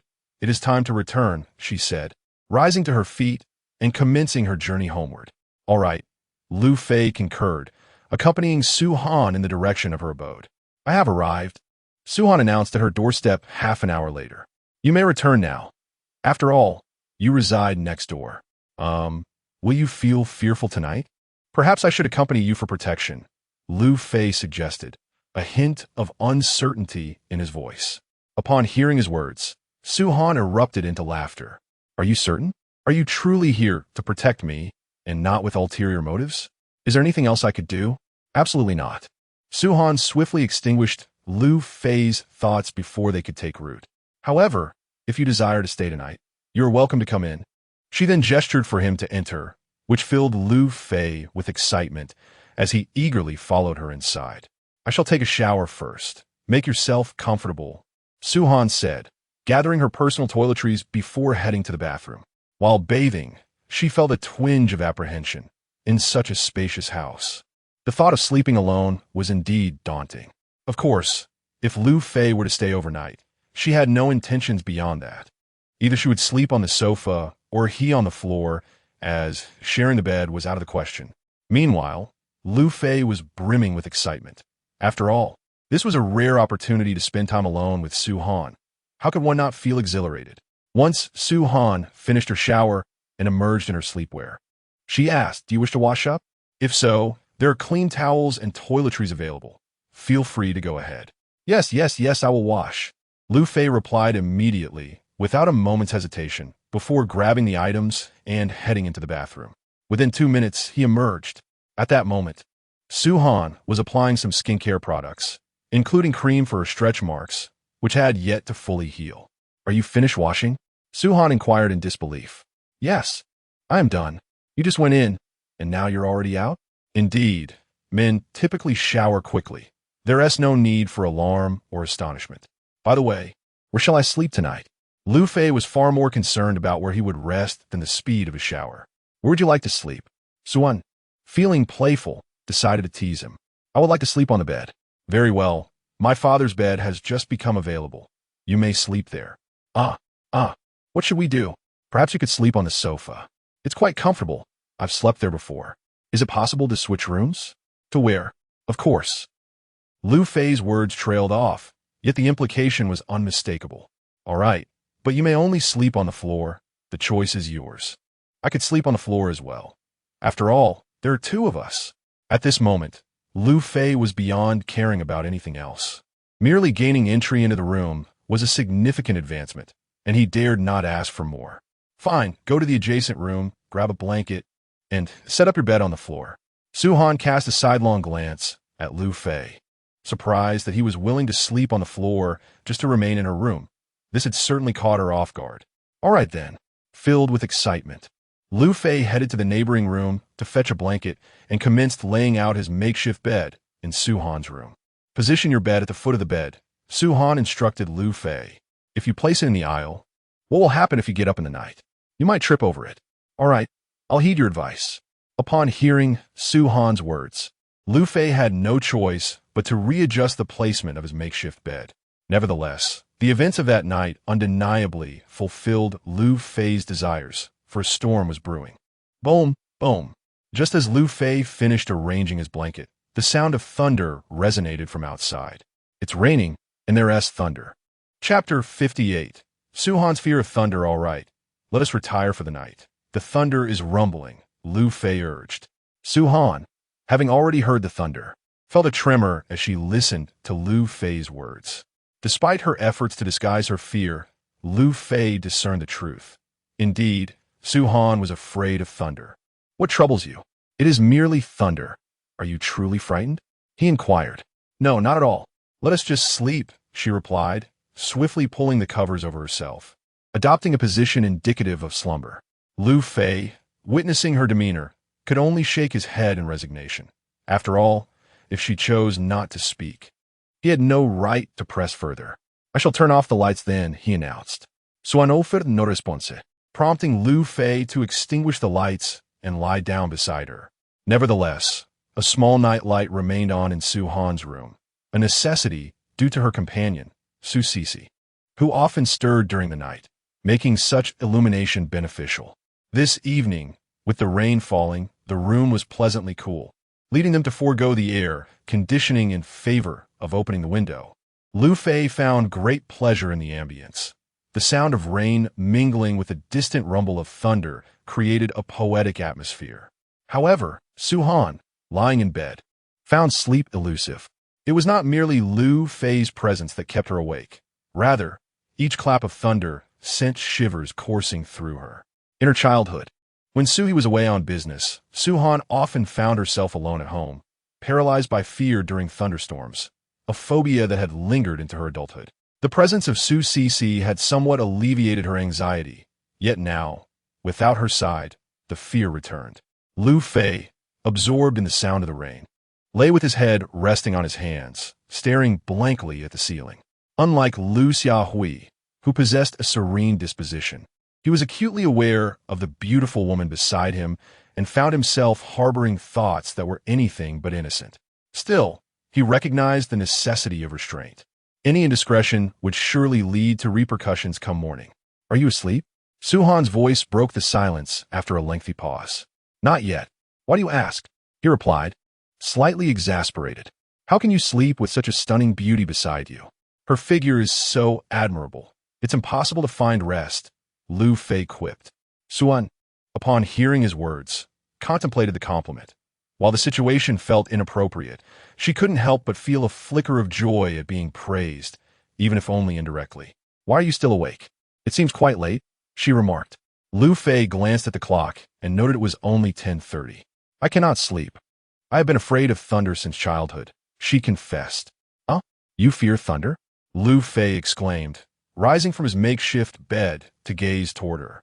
He observed that Su Han was indeed trembling, her fear palpable in the air. Liu Fei found himself in a state of deep conflict, torn between the desire to embrace Su Han and the hesitation that accompanied it. Though his heart yearned to act, he feared the judgment of others should he proceed without her explicit consent, worried he might be branded a rogue. Yet, perhaps the heavens sensed Liu Fei's turmoil, for at that moment, a resounding thunderclap echoed through the air. Startled by the deafening sound, Su Han sprang up, quickly leaping from her bed to throw herself onto Liu Fei's makeshift cot, enveloping him in a tight embrace that sent him tumbling to the ground. This unexpected act rendered Liu Fei momentarily speechless. However, as he felt Su Han trembling in his arms, he instinctively lifted her up, gently caressing her. "Do not fear. Do not fear. I am here. I am here. Now sleep," he whispered soothingly. In that moment, Liu Fei's thoughts had shifted entirely. All he wished for was to see the woman in his arms drift into slumber. Perhaps his words of comfort had a soothing effect. Or maybe Su Han was finding solace in his presence, for her breathing gradually steadied under his tender touch. Realizing she had succumbed to sleep, Liu Fei dared not move, fearing that any slight motion might awaken her, which would be rather unfortunate.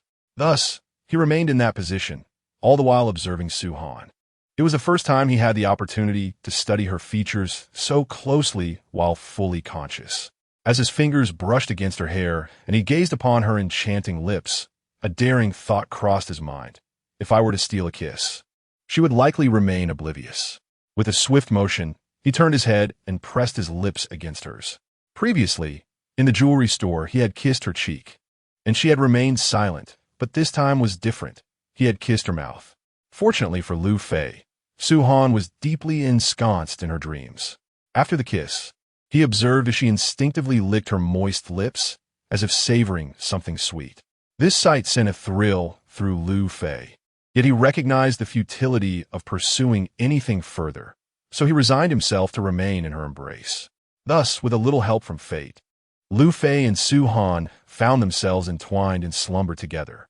Throughout the night, Liu Fei discovered a rather troublesome habit of Su Han's. She loved to cling to him and nuzzle against him, a sensation that he found quite overwhelming. Consequently, he spent the entire night awake, and at 4 a.m, the rain ceased. Do not inquire how he knew this. It was because he had been wide awake the whole night. As dawn broke and the clock struck 5, Su Han stirred awake. The first sight that greeted her was Liu Fei's face, which was composed and turned away from her, his gaze fixed upwards. As she shifted slightly, Liu Fei felt her movement and immediately turned to look at her. "You're awake?" he asked. She replied. "So I nodded slightly." Yet her embrace around Liu Fei resembled that of an octopus, unwilling to release him immediately. When she had left from her bed to hold Liu Fei yesterday, she was still conscious, fully aware of her actions. Thus, she was prepared for the events that transpired last night. The night was still young. Should she indulge in a few more moments of slumber? Moreover, it seemed the rain had ceased and the thunder had quieted. No need, I'm already awake, Su Han replied, tightening her hold around Liu Fei once more. What is the matter? Liu Fei queried, perplexed by Su Han's increased grip. Having woken, one would typically rise and depart, yet she clung to him even more fiercely. Silence. Close your eyes and do not speak, Su Han commanded. Liu Fei, with no other recourse, complied and shut his eyes. Although his eyes were closed, his heart remained wide open. Su Han's head rested upon his neck, and he could feel the warmth of her breath. Initially, it felt a bit unfamiliar, but gradually he settled into the moment, relishing the serene beauty that enveloped them. However, this tranquil bliss was abruptly shattered by the blaring of a phone alarm. Liu Fei hastily reached out to silence it, only to find Su Han staring at him with wide eyes, a hint of embarrassment gracing her features. Let us rest a little longer, just a bit more, she suggested. No need. We should get up. It's already 6 o'clock, and daylight has arrived, Su Han declared, promptly rising from Liu Fei's side. She slipped on her slippers and opened the door, preparing to freshen up, leaving Liu Fei in a state of disarray, silently lamenting his predicament. Why didn't I silence my phone? Why didn't I turn off the alarm? He chastised himself. After a moment of regret, Liu Fei gradually got up, tidied the bedding, returning everything to its rightful place, and began his own morning routine. Was your car borrowed by your uncle yesterday? And she is still asleep over there. It's likely she hasn't woken up yet. You can take my car today. The keys are in the drawer by the front door. Just take one, Su Han informed him. All right, I'll go buy breakfast. After we've had our meal, we can head to the office, Liu Fei responded before stepping out to procure their morning repast. Given the scarcity of ingredients at Su Han's residence, he lamented that if they were at his home, he could have prepared a heartfelt breakfast, but alas, that was not the case here. Once Liu Fei had departed, Su Han found it increasingly difficult to maintain her composure. His presence offered her an undeniable sense of security. This was her assessment of Liu Fei. Yet the recollection of the previous night brought a faint blush to her cheeks. Half an hour later, Liu Fei returned with breakfast in hand. After arranging the plates and bowls, he called Su Han over for breakfast. During the meal, neither of them uttered a word, both deliberately avoiding the events of the previous night. Indeed, those happenings were from last night, and there was little worth reminiscing about, at least in Su Han's opinion. However, for Liu Fei, the previous evening had been quite delightful, the only flaw being that not enough had transpired. Once they finished their breakfast, Liu Fei went to drive. He chose a Mercedes-Benz, as he felt that driving a Lamborghini or something similar would be excessively ostentatious. A Mercedes-Benz seemed more understated. Yet, the reality was that upon seeing the controls inside the car, Liu Fei realized he could only operate the Mercedes, unable to manage anything else. Chapter 59. Announcement from the Su Group. Upon their arrival at the Su Group, Zhang Ku and the others had yet to commence their work, prompting Liu Fei to lean back in his office chair to regain his energy. Would you like a cup of coffee? I have some here. I could brew you a cup, he offered. No, do you have any tea? She replied. Yes, there is some in my father's office. I can fetch it for you, he said. That's unnecessary. I can get it myself. By the way, what do you drink? Me? Water is fine. I'm not tired, Su Han answered, a hint of guilt in her voice, acknowledging that it was her presence that had caused Liu Fei to have a restless night. All right, then I'll get you a cup of plain water. I'll go get the tea now, Liu Fei said as he rose to retrieve the tea leaves. After procuring a canister of Dahong Pao, he returned to the office building and prepared himself a large cup of strong tea. Coffee, he found, was still an acquired taste, too robust for his liking. He preferred the richness of strong tea. Having brewed his tea, Liu Fei then poured a cup of hot water for Su Han and placed them both on their respective desks. After setting everything in order, he waited for Zhang Ku's arrival. It was only 7:50 a.m., and they were not due to begin work until 9 o'clock. You could take a short nap if you'd like, or perhaps rest inside, Su Han suggested, noticing Liu Fei's weary appearance. No need. I'll just lie back in my chair for a bit. I'll deal with the paperwork once everyone is here, Liu Fei replied. rubbing his temples in response to her concern. Very well, rest for now, she said, allowing him to recline in his chair until 9 o'clock. As the clock struck 9, Zhang Ke promptly knocked on the office door. Come in, Su Han called. After entering, Zhang Ke addressed Su Han. President, here are the documents that require your approval. Place them on his desk. From now on, all documents should be placed there. Understood? Soin instructive. Yes, President. Understood. Zhang Ke acknowledged, placing the files on Liu Fei's desk. Hearing the knock, Liu Fei quickly tidied himself up. Upon seeing the stack of documents before him, he let out a wry smile, but nonetheless picked up a pen and began to process them. Yet, a sense of inevitability loomed over him. He felt as though he would never finish. Each time he neared the bottom of a stack, Zhang Ke would invariably appear with another pile, delivering fresh documents for his attention, while the approved files were forwarded to Su Han for her review and execution. Tell me, beautiful, how many more documents are there? Liu Fei inquired of Zhang Ke as she brought in another set. General Liu, this is the final batch. Once you finish these, there should be no more, though emergencies may arise, she replied. Very well, place them here. Let's expedite this process, Liu Fei responded, diving back into his work with renewed determination. Immediately arrange a conference room and summon the heads of the departments involved in these documents for a meeting, Su Han instructed Zhang Ke. Understood, President. I will take care of it right away. Zhang Ke, having gathered the documents, began reaching out to the heads of various departments. Just then, a series of knocks echoed from outside the office door. Come in, Su Han called.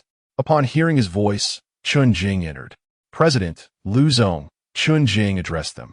What brings you here? Is there something amiss? Indeed, President. We have responded to the U.S. Department of Commerce, but it seems they are persistently tarnishing our reputation.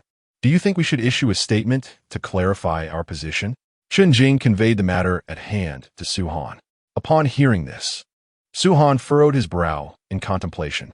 After all, the Su Group still had considerable business interests in the United States.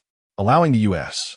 Department of Commerce to continue their smear campaign could undoubtedly impede future operations. Let's issue a statement announcing the complete withdrawal of the Su Group from the U.S. market. Furthermore, we should publicly disclose the unfair treatment we have endured from them. It's a straightforward task. As Su Han pondered, Liu Fei, without lifting his head, interjected, President, I concur with your view. However, this matter exceeds my authority. Nonetheless, as Liu Zong mentioned, we have already ceased the market launch of our skincare products in the U.S. The Department of Commerce will likely concoct other ostensible reasons to target our other products. Rather than endure this, it would be wiser to sever ties decisively and withdraw. Chun Jing echoed her agreement with Liu Fei's sentiments, acknowledging that while the Su Group might incur some losses in the short term, such a course of action would be most prudent in the long run. Very well, proceed with the announcement. And do not forget to communicate with the government departments to ascertain their stance. The government is inclined to support our position, Chun Jing responded. I spoke with them yesterday, and they are in agreement. The only remaining concern is whether we can forfeit such substantial profits. Are there any business interests left for us in the U.S.? President, there are considerable entanglements, as we have also gone public in the U.S., came the reply. Then let us delist and relist in our own country. Why should we, as a national enterprise, seek to be listed abroad? Withdrawal is the answer. We will divest any assets that can be sold and handle what needs to be addressed. Let's simply pull out. I firmly believe that, in the end, the United States will bear the greater loss. While we may experience some short-term setbacks, in the grand scheme of things, the advantage lies with us. At this moment, Liu Fei raised his head and addressed Chun Jing. Very well, President Liu, I shall proceed at once. Go ahead, Chun Jing replied. After responding to Liu Fei, he turned his gaze towards Su Han, for she too needed to heed Su Han's directives. Let us act according to President Liu's instructions. Additionally, the announcement can be issued directly. Understood, President. With a clear response, Chun Jing promptly turned and set about his tasks. In truth, the American market still holds considerable potential for us. What good is a large market if the profits cannot be retrieved? Moreover, there are always those seeking to undermine us. Perhaps it is better that we forego these earnings. Rest assured, they will ultimately come to us in supplication. It is important to remember that the United States is not governed solely by one entity. When merchants perceive their interests at stake, they will certainly petition the government, particularly the populace. Just wait. We shall not suffer losses in this matter. Very well, I shall follow your lead. Subsequently, the Sue Corporation and Hung Xiao Group jointly issued an announcement. This unexpected declaration caught the U.S. Department of Commerce off guard. They had intended to employ political maneuvers to coerce the Sue Corporation into compliance, only to find that their adversary had simply exited the stage. Upon seeing the announcement, the U.S. government felt a twinge of regret, for such a substantial publicly listed company contributes significantly to tax revenues. However, there was a silver lining for domestic enterprises, as the absence of such a formidable competitor would inevitably create market opportunities for them, which is advantageous for local businesses. Nevertheless, another announcement from Hung Xiao Group and the Sue Corporation sent the domestic populace into a frenzy. Due to business adjustments, the Sue Corporation would be redirecting a significant portion of its operations to the domestic market, thereby introducing numerous policies to benefit the public. Furthermore, in a bid to better serve the populace, they would enhance communication with the government. In essence, the Sue Corporation intends to focus on products that genuinely meet the needs of the people, offering exceptional value without exceeding the prices of foreign goods. This is undoubtedly favorable for the public and the government alike, as it enhances the citizens' sense of well-being. However, for businesses, this may not bode well, as profits that once totaled 100 may now dwindle to 50, 40, or even 30. Though earnings may be diminished, for Su Han and Liu Fei, it is of little consequence. Upon reading these two announcements, Suhi could only smile wryly. These two youngsters are indeed audacious, undertaking actions I had hesitated to pursue. Suhi had long contemplated withdrawing from the American market, but had been indecisive. These two have fortuitously provided him with the resolve to act. The stocks of the Sue Group and Hung Xiao Group have surged once again, as domestic enterprises remain resilient and a substantial amount of capital circulates within the country, instilling confidence among investors. Meanwhile, the events unfolding outside seem to bear little relevance to Liu Fei, despite his involvement in the matter. He is currently preoccupied with the arduous task of managing emails and documents. As for Su Han, he has convened a meeting in the conference room to revisit projects that require further discussion before any decisions can be made. Hastily arriving at a conclusion could result in potential losses for the conglomerate. Although the Sue Group is currently prosperous and may not be overly concerned about minor losses, it is prudent to mitigate any losses, for money does not come easily. At this moment, Liu Fei's phone rang. However, upon seeing the caller's number, an enigmatic smile graced his face. Chapter 60, Communication with a Friend. At that moment, the call was from Wong Bo, a college classmate and roommate of Liu Fei. Without hesitation, Liu Fei pressed the answer button. "Buddy, I saw you in the news. I can't tell if it's true, but they say you're the largest shareholder of Hung Xiao Group." "Wait, with Hung Xiao Group merging with Sue Group, does that mean you're also a major shareholder of Sue Group?" Once the call connected, Wong Bo wasted no time, bombarding Liu Fei with his thoughts, inquiries, and all his doubts in one breath. Hold on. Let's take it one at a time. Which question do you want to ask first? You've thrown so much at me. Where should I even begin?" Liu Fei replied with a wry smile. Upon witnessing Liu Fei's engagement in the call, Su Han expressed her curiosity. "Whose call is it?" He seemed quite pleased. Liu Fei responded, "It's my college classmate, Wong Bo. We were roommates, and we got along well. It's been a while since we last connected, though not too long, just a few days."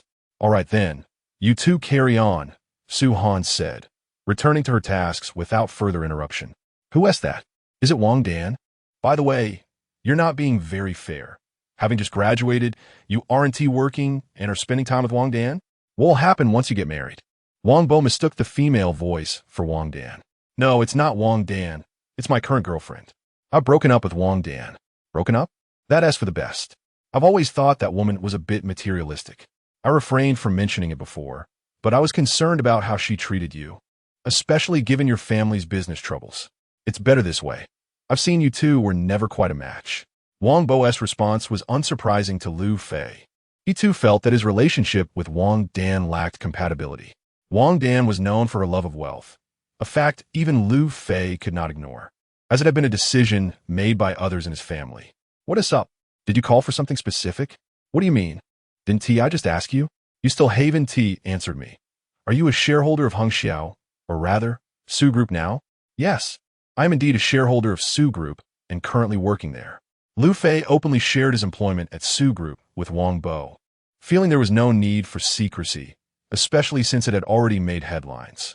Wow, I just saw the news today via mobile notification. I had no idea our dorm housed such a significant tycoon. Tonight, you must treat us to dinner. All right, dinner it is. Where shall we go? Certainly. It is indeed the familiar place. Allow me to inform you that the old haunt has introduced numerous new specialties. With a beaming smile, Wong Bo remarked to Liu Fei, who was fully aware that the old place referred to the street vendor located in the alley behind Greenvine University, renowned for its delectable skewers. They frequently visited this spot to indulge in skewers while engaging in lively discussions about their female classmates and beautiful women, relishing the moments of camaraderie. All right, no problem. You don't mind if I bring an additional guest, do you? Liu Fei inquired, shifting his gaze towards Su Han. Let me introduce you to someone. Who? Who are you introducing? Is there anyone else you wish to meet? My current girlfriend, Liu Fei declared, his words radiating happiness. You certainly move quickly. Breaking up and then so swiftly finding a new girlfriend, Wong Bo expressed his astonishment. During our graduation, it was Wang Dan who proposed the breakup, and it was my doing. Furthermore, I can't elaborate on this matter now. We could discuss it in person. Is that all right? Very well. Let us meet at the old place at 7 this evening. Agreed, 7 o'clock at the old place. Following this exchange, Liu Fei and Wong Bo concluded their call. Liu Fei placed the phone on the table, shook his head, and returned to his tasks. In truth, he was not at all surprised by Wong Bo's call. However, he was taken aback that Wong Bo expected him to treat him to a meal at the old place. Logically, one would assume that upon realizing his newfound wealth, he would splurge on a lavish meal. Yet Wong Bo still requested a meal at their familiar haunt. Nevertheless, their 4-year friendship during university was not something that could be easily measured in monetary terms. Are you going out tonight? Yes, there's a gathering this evening. You should join us, as I've already agreed to it, Liu Fei requested of Su Han. Do not misunderstand. It is merely a small gathering with a university classmate. Not many people will be there, and it will conclude rather quickly. Additionally, I simply wish to catch up with him, nothing more. If it serves any additional purpose, it is merely to enjoy some drinks, and you can drive us home. Liu Fei conveyed his thoughts to Su Han. All right then, I shall accompany you tonight, as promised. Upon hearing that it was a gathering with his university classmates, Su Han felt a tinge of curiosity about the nature of these acquaintances. Wong Bo, what are you doing there? Shouldn't you be getting to work? Why are you still on the phone for so long? Wong Bo's supervisor, Ma Fei, reprimanded him. As an intern yet to be confirmed for a permanent position, Wong Bo valued this opportunity greatly, exercising patience with his supervisor to avoid offending him, knowing that failing to secure a permanent role could lead to significant complications. The company where Wong Bo worked was considered respectable, albeit only moderately successful. Nevertheless, for Wong Bo, it was a commendable position, especially given the current job market's challenges. Yes, Supervisor Ma, I will be there shortly. A friend just called, urgently apologizing. Sorry. I'm sorry. I'll be right back, Wong Bo said with a sheepish grin to Ma Fei. After that, he promptly returned to his workstation and resumed his tasks. As an intern, one must embody the spirit of an intern. How could one attend to personal matters during work hours? Today, you'll be fined 50. Ma Fei remarked to Wong Bo. Yes, I apologize, Manager Ma. Please forgive my transgressions. Remember, work diligently. Your application for a permanent position is still with me. Ma Fei admonished. If I approve, you will be confirmed. If I disapprove, you shall remain in limbo. Perform well. After delivering this, Ma Fei turned on his heel and departed. Observing Ma Fei's retreat, Wong Bo silently expressed his disdain. What a person, truly. Sighing, he lamented the loss of 50 yuan earned through hard work.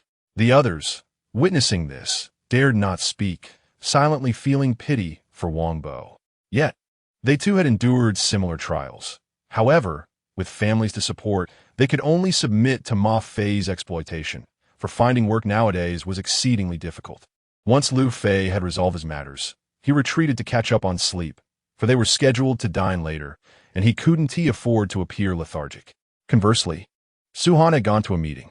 Meanwhile, Wong Bo completed his tasks for the day. Having finalized the plan and sent it to Ma Fei, he prepared to tidy his belongings and leave. This plan is unsatisfactory. Stay late tonight to revise it, Ma Fei remarked without even opening Wong Bo's proposal, immediately sending back 3 additional plans. Revise these as well. Upon reading Massachusetts' Fei's message, Wong Bo's face turned pale. Manager, I truly have commitments tonight. Is it possible to revise it at home? No. You may leave only when the revisions are complete. You wouldn't want to jeopardize your chances of securing a permanent position, would you? Ma Fei threatened. Manager, I genuinely have important matters tonight, Wong Bo protested. What could possibly be more critical than work? These 3 proposals are urgently needed by the clients. Hurry up. After sending the message, Ma Fei ignored Wong Bo and began to pack his own things to leave. Brother, I genuinely sympathize with you. If there are other opportunities, consider departing. It's evident that Manager Ma holds a grudge against you, Wang Yonggang, at the adjacent workstation, advised Wong Bo. Yet they all had endured similar hardships. After all, Ma Fei possessed the authority to sign off on permanent position applications. Damn it, I've had enough of this, Wong Bo fumed, packing his belongings and leaving. He had plans to meet Liu Fei that evening, and it would be inappropriate to cancel, as it had been quite some time since they last gathered. As for this job, Wong Bo has decided to relinquish it. Day in and day out, he toils incessantly for a meager sum, and the prospect of full employment only serves to further constrain him. Moreover, he can no longer tolerate Ma Fei's character. Wong Bo, do not act impulsively. Wang Yong urged him. Regardless of impulse, I'm leaving now. Let whatever happens, happen, Wong Bo retorted before turning on his heel and departing. Upon witnessing Wong Bo's exit, the others silently applauded his decision, yet they returned to their tasks, burdened by the relentless demands imposed by Ma Fei. Unlike Wong Bo, who could afford to walk away freely, they felt compelled to endure the oppressive circumstances. Chapter 61. Do you need my assistance? At 6 o'clock, Su Han called Liu Fei to rise. It's time to get up. Haven't you rested enough? We must leave now, as the clock has struck 6. Su Han said as he entered the room. Really? Is it already 6? Liu Fei replied, sitting up from his bed. All right, let me wash my face. He then approached the sink, splashing his face with water to rejuvenate himself. Let us go. Okay, let us depart. Subsequently, Liu Fei and Su Han exited the office. However, some employees at Su Corporation were still working overtime. Though the company encouraged extra hours, it generously compensated its staff, ensuring they willingly stayed to contribute. In contrast, the situation at Wong Bo's place was quite different. Overtime was obligatory and lacked any rewards. The disparity was stark. Once Liu Fei settled into the car and started the engine, he drove towards their agreed-upon location for the skewers, arriving at 6:30. At this hour, with students on vacation, business was somewhat slow as the primary clientele had departed. Boss, oh, you're back. The proprietor of the skewer shop greeted Liu Fei warmly upon recognizing him. Who is this? Oh, this is my girlfriend. Please, take a seat over there while I place our order. I anticipate Wong Bo will arrive shortly, Liu Fei informed Su Han. All right, finding a suitable spot. Su Han settled down. He held no disdain for the surroundings, having experienced college life and dined at such street vendors before, displaying no airs of superiority. You've done well, haven't you? How did you manage to get a new girlfriend? The shop owner leaned in, whispering to Liu Fei. My previous girlfriend left me because she thought I was broke. That is hard to believe. With your current girlfriend's looks, her standards must be high. Come on, boss. Can't there be such a thing as true love? Liu Fei replied with a chuckle. But I must admit, my current girlfriend is quite remarkable. She shows no disdain for this place. My last girlfriend, on the other hand, would come here with an expression of disgust. Your perspective is misguided, boss. Do you truly lack confidence in your establishment? I find this place quite charming. Affordable prices, decent flavors, cleanliness, and a delightful dining experience. Liu Fei promptly corrected the owner. However, he could not contest the owneress remarks about Wang Dan's demeanor, as she often exhibited an air of superiority during their visits. even going so far as to wipe down her chair multiple times before sitting, which made the owner uncomfortable. Had Liu Fei not been a regular customer, it was likely Wang Dan would not have been attended to at all. Let us stick to the usual for now. By the way, do you have barbecue? If so, I'd like to order some lamb skewers. Liu Fei instructed the proprietor. All right, please have a seat. No problem, I will serve you shortly. Is it just the two of you today? One more is on the way, Wong Bo, as you know. Also, bring a case of beer, chilled. Sure, please take a seat. After concluding his conversation, Liu Fei settled down beside Su Han. How do you find this place? Quite pleasant indeed. It has a vibrant atmosphere. Oh, I thought you might disdain this place.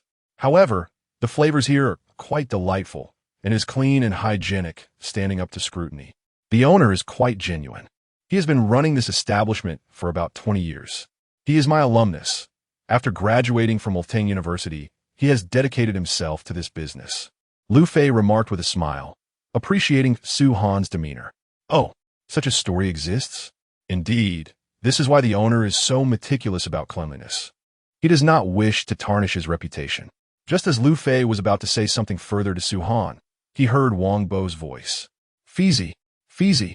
Wong Bo's tone was rather awkward, but Liu Fei understood that this was Wong Bo's unique way of addressing him. I'm here. Liu Fei stood and waved at Wong Bo. Coming, just let me park my bike. After speaking, Wong Bo proceeded to park his small electric vehicle. Unlike Liu Fei, he could not yet afford a car, remaining a struggling youth. Who is this? Wong Bo inquired as he approached Liu Fei, gesturing towards Su Han. This is my girlfriend, Su Han. That name sounds rather familiar. Upon hearing Liu Fei's words, Wong Bo stroked his chin. You wouldn't be Su. At that moment, Wong Bo recalled who Su Han was. Liu Fei gestured dismissively. Sister-in-law, hello. Sister-in-law, nice to meet you, Wong Bo said, slightly taken aback, and extended his hand. Hello. Su Han shook his hand and smiled back at Wong Bo. Please, have a seat. Why did you arrive so late? Hey, I came straight after work. My bike was sluggish, and even at top speed, I couldn't get here before you. What do you do now? I work as a designer at a company. Unfortunately, the job market is tough. Moreover, our field of study is not applicable here. Thankfully, I developed some interests in college, and my design skills are decent. Otherwise, I would truly be at a loss. Wong Bo plopped down and spoke to Liu Fei. Just as Liu Fei was about to respond, Wong Bo's phone rang. He checked to see it was a call from Hanfei. Hold on, my supervisor is calling. After answering, Wong Bo was met with Ma Fei's booming voice. Wong Bo, where have you been? Didn't I ask you to work overtime? The owner is now planning a proposal. What should be done? Hurry back to make modifications. Originally, Ma Fei had returned home, but he had forgotten something and went back to the office to retrieve it. However, upon noticing that Wong Bo was not at his desk, he inquired with a nearby colleague and learned that Wong Bo had already left for the day. This revelation filled him with anger, as he felt that Wong Bo had not taken his words seriously. In truth, the client had not requested a proposal. Ma Fei merely intended to use this situation to pressure Wong Bo. Since Wong Bo joined the company, he has consistently exhibited a lack of understanding and has never treated Ma Fei to a meal or offered him gifts, which left Ma Fei feeling humiliated. Normally, individuals aware of their standing would come forward to curry favor, yet Wong Bo displayed no such inclination, which unsettled Ma Fei and made him feel that his authority was being undermined. Manager Ma, I have an urgent matter to attend to tonight, so I won't be working late. Can I make the revisions to the proposal once I finish at home? Wong Bo said, hearing Ma Fei's voice on the phone. He glanced at Su Han and Liu Fei, feeling a bit embarrassed, and turned away to speak softly. Nevertheless, Liu Fei and Su Han had overheard the commotion on the call, but since it was Wong Bo's personal matter, they felt hesitant to intervene. You must return immediately. If you fail to do so, once your probation period is over, be prepared to leave. Ma Fei continued to threaten Wong Bo. Damn it. Ma Fei, do you really think so highly of yourself? Whether I sign or not is my choice. I won't serve you any longer, Wong Bo retorted, now thoroughly angered, and ended the call after repeated attempts to reason with Ma Fei. Upon hearing the busy signal, Ma Fei's face turned a shade of purple with frustration. Fine, Wong Bo. Since you do not value this opportunity, I regret to inform you that I will not be signing your application for permanent status, Ma Fei declared. Meanwhile, after placing his phone on the table, Wong Bo sheepishly addressed Liu Fei and Su Han. I apologize for the disturbance. What happened? Was it work-related? They inquired. Oh, it's just our supervisor. I feel he's been making things difficult for me. Never mind. I have no intention of catering to him anymore. We're going to enjoy our meal regardless. Whatever happens, happens, Wong Bo replied nonchalantly. Work should be enjoyable. If it isn't, one can always seek alternatives. Do you need any assistance? They offered. No, it will be too much to ask you for help with something so trivial. If it comes to that, I'll just find another job. Wong Bo insisted, genuinely not wanting to trouble Liu Fei. All right, if you require anything, just give me a call. The Sue Group has numerous positions available, and with your qualifications, you should be able to secure a role. I can recommend you, but as for the rest, you'll have to rely on your own merit. No need for me to elaborate, Liu Fei advised. Really, no need, Fei Z. If I find myself in need in the future, I'll reach out. For now, I can manage, Wong Bo assured him. Our supervisor. I have long been displeased with him. As Wong Bo concluded his statement, the voice of the Chuan Xiang restaurant owner resonated nearby. Lamb skewers are here, along with your, and the beer will follow shortly. After placing the meal on the table, the owner turned to fetch the beer.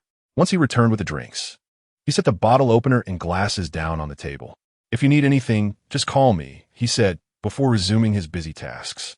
Come, Feizi. Let us have a drink, Wong Bo exclaimed. It has been quite a while since I last indulged.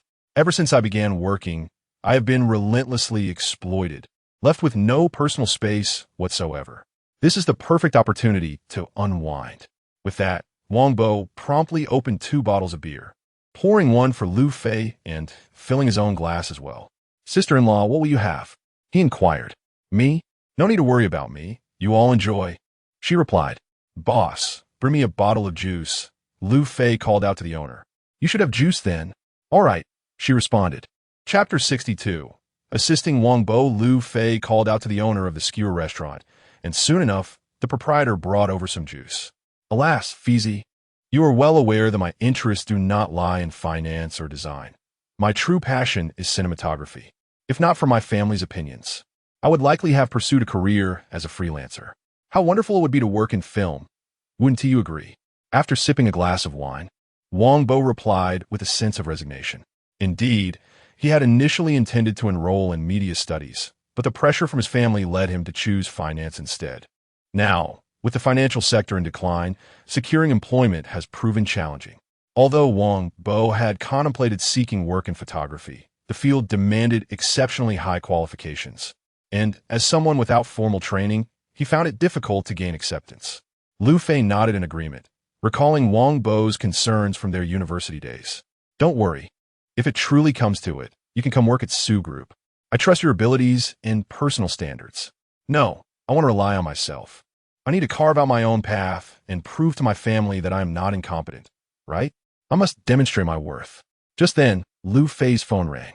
The vast heavens are my love. Beneath the endless mountains, flowers bloom, Wong Bo remarked, recognizing the ringtone. You still use that tone? You've had it for 4 years. Aren't you tired of it? Of course. You both are my idols. Otherwise, I would have kept this ringtone for so long. I'll take the call now. Liu Fei answered, noting that it was a call from Zhang Dawei, likely urgent. Hello, President Liu. This is Zhang Dawei. What is the matter? Is something wrong? Well, President Liu, one of our photographers is facing a family emergency.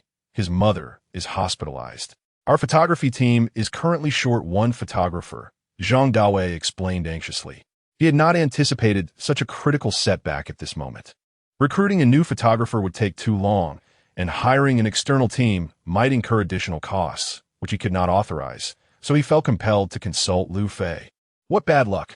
Liu Fei's expression darkened. He was understandably frustrated by the situation. There's nothing we can do, President Liu. I try to persuade him to stay, but it seems futile. We cannot force him to neglect his familial duties, Zhang Dawei said with a wry smile. Liu Fei pondered this and realized the truth in Zhang's words. Is there an alternative plan? There is the option of hiring another team for the shoot, though it may entail additional costs. Alternatively, we could recruit another photographer, but it seems rather time-sensitive as we are scheduled to commence filming tomorrow. All right, I understand. I will get back to you shortly. Liu Fei concluded the call, for he had already found a photographer, one who was currently dining with him. What is it? What happened? Su Han inquired, noticing Liu Fei's less-than-pleasant demeanor. The lead photographer from the team had to return home due to his mother's sudden illness and hospitalization, prompting Zhang Dawei to call and ask how we should proceed. Isn't it feasible to hire someone new? The HR department responded that it might be too late, as we were set to begin filming tomorrow. So urgent? Su Han remarked, stroking his chin thoughtfully, while Liu Fei turned his gaze toward Wong Bo, who was enjoying lamb skewers. Are you a photographer? Su Han asked Wong Bo's sister-in-law. I am not a professional photographer. It's merely a hobby of mine. However, I have not abandoned it throughout my 4 years at university. You can ask Fei Zi if you don't believe me. How are your skills? They're decent. Liu Fei answered on Wong Bo's behalf. All right then, would you be interested in working for the Sue Group? Wong Bo was momentarily taken aback, almost choking on his lamb, and after taking a large gulp of wine, he regained his composure. Sister-in-law, you can't be serious. Besides, didn't I just say I would look for work myself? If it truly comes to it, I can call Fei Zi again, right, Fei Zi? Wong Bo glanced at Liu Fei. His statement was indeed accurate. The photographer for the Sue Group had an unexpected family emergency, and we were scheduled to shoot a promotional video tomorrow. It would be impossible to recruit someone in such a short time. You are currently available, so consider a favor for me. Give it a try. Liu Fei addressed Wong Bo earnestly. Seeing Liu Fei's serious expression, Wong Bo sensed the gravity of the situation. Fei Zi, are you serious? Aren't you worried I might mess it up? I have faith in your skills. Besides, you have been capturing impressive work for 4 years at university, even publishing your videos on well-known websites. What do you say? Will you assist me with this? I initially intended to help you find a job, and now here I am, seeking your assistance. So, will you come or not? Yes, I will come, of course. Now that you've asked, it would be rather inconsiderate of me to decline. But what if I truly mess it up? If you do, I will simply sell you and cover the expenses. Liu Fei joked. All right, with your encouragement, I shall showcase my utmost abilities and demonstrate just what Wong Bo is capable of. Wong Bo, brimming with confidence, remarked, Isn't this merely a case of a pillow arriving just when one feels sleepy? I have just lost my job, and a new opportunity is already on the horizon. Thus, they agreed that he would report to the Sue Group at 8 o'clock the following morning. After finalizing the arrangement with Wong Bo, Liu Fei promptly retrieved his phone and dialed Zhang Dawei. Manager Zhang, he said, as Zhang Dawei answered the call, who felt a pang of guilt. He had assured Liu Fei of his support, yet an unexpected complication had arisen at such a crucial moment. I have found a photographer for you. He will report to the Sue Group at 8 tomorrow morning. Please arrive a bit earlier to help him acclimate. His name is Wong Bo. I will send you his phone number shortly. How is his skill level? Manager Liu, Zhang Dawei inquired, not out of curiosity, but due to the immense significance of the promotional video. He had initially planned to engage a professional photography team, and any misstep would surely incur Liu Fei's ire. You need not worry. His skills are exceptional and have been proven in practical scenarios. I've seen his work, and it is flawless. That's settled. Liu Fei assured him before ending the call and promptly sending Wong Bo's phone number. Well, this matter is resolved. See you at work tomorrow. Thank you so much. Wong Bo expressed sincerely. Although the Sue Group was short a photographer, he recognized that Liu Fei was extending a helping hand. He could have sought a professional photographer for collaboration, yet Liu Fei entrusted him with such a pivotal task, demonstrating his unwavering faith in Wong Bo. Just ensure you do a good job, and pay attention, Liu Fei encouraged, raising his glass. Let us drink, and continue celebrating. After exchanging toasts, the two resumed their light-hearted conversation, consuming 6 bottles of beer between them, all well within their capacity. How are you holding up? Are you still able to ride your electric bike? Liu Fei queried, noting Wong Bo's slightly swaying posture with concern. Are you worried about my drinking capacity? This is merely the beginning. Have no fear, Wong Bo replied confidently before mounting his electric bike and heading home. He needed to rest well for the next day's visit to his former workplace to retrieve his personal belongings before making his way to the Sue Group, which he knew well enough to reach with a simple navigation search. Shall we depart as well? Yes, Liu Fei responded as he and Su Han entered the car, setting off towards Mingmen Tiancheng. How proficient is your classmate in photography? Let us not risk ruining the promotional video in an attempt to assist. If necessary, Zhang Dawei should reach out to a professional photography team. On the road, Su Han hesitated for a considerable time before finally speaking to Liu Fei. Earlier, at the dining table, she had to consider Liu Fei's feelings, thus refraining from expressing her thoughts too harshly. However, now that it was just the two of them, she felt free to voice her opinions candidly. Rest assured, Wong Bo's photography skills are quite commendable. You need not worry. He will undoubtedly impress you. Moreover, he currently finds himself without a job, doesn't he? I am fully aware of what matters most, and during our 4 years at university, he has produced a number of remarkable pieces. You can trust me on this. Liu Fei offered words of comfort to Su Han, assuring her not to be concerned. Chapter 63. Wong Bo skills very well. I shall heed your words. Upon hearing Liu Fei's remarks, Su Han understood that any further discourse on the matter would be futile. Besides, since Liu Fei had already expressed himself thus, she felt somewhat embarrassed to voice her own thoughts, regardless of what lingered in her heart. After returning home, Su Han spent some time playing with Su Cece. Naturally, Lu Qingyang and Zhou Ling were also aware that Liu Fei had not returned home the previous night, yet they refrained from mentioning it, choosing to act as if the events of yesterday had never transpired. Son, how did the battle fare yesterday? Was there any tangible progress? Lu Qingyang inquired discreetly, approaching Liu Fei when Su Han was not paying attention. Dad, what are you thinking? It's not as you imagine, Liu Fei replied. Come on. What could possibly be so difficult to discuss with your old man? Really? Lu Qingyang, noticing Liu Fei's reluctance to elaborate, felt somewhat disheartened and subsequently stood up to walk away. Zhou Ling, too, chose not to broach the subject with Su Han, as it was indeed a rather awkward topic, and Su Han, being somewhat shy, was too bashful to say anything. By the way, Dad, I forgot to mention I'll buy you a car. It's rather inconvenient without one for your outings. Liu Fei brought up the decision made the previous day.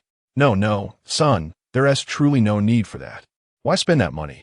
Besides, taking the bus is quite convenient for me, and, if necessary, I can always take a taxi.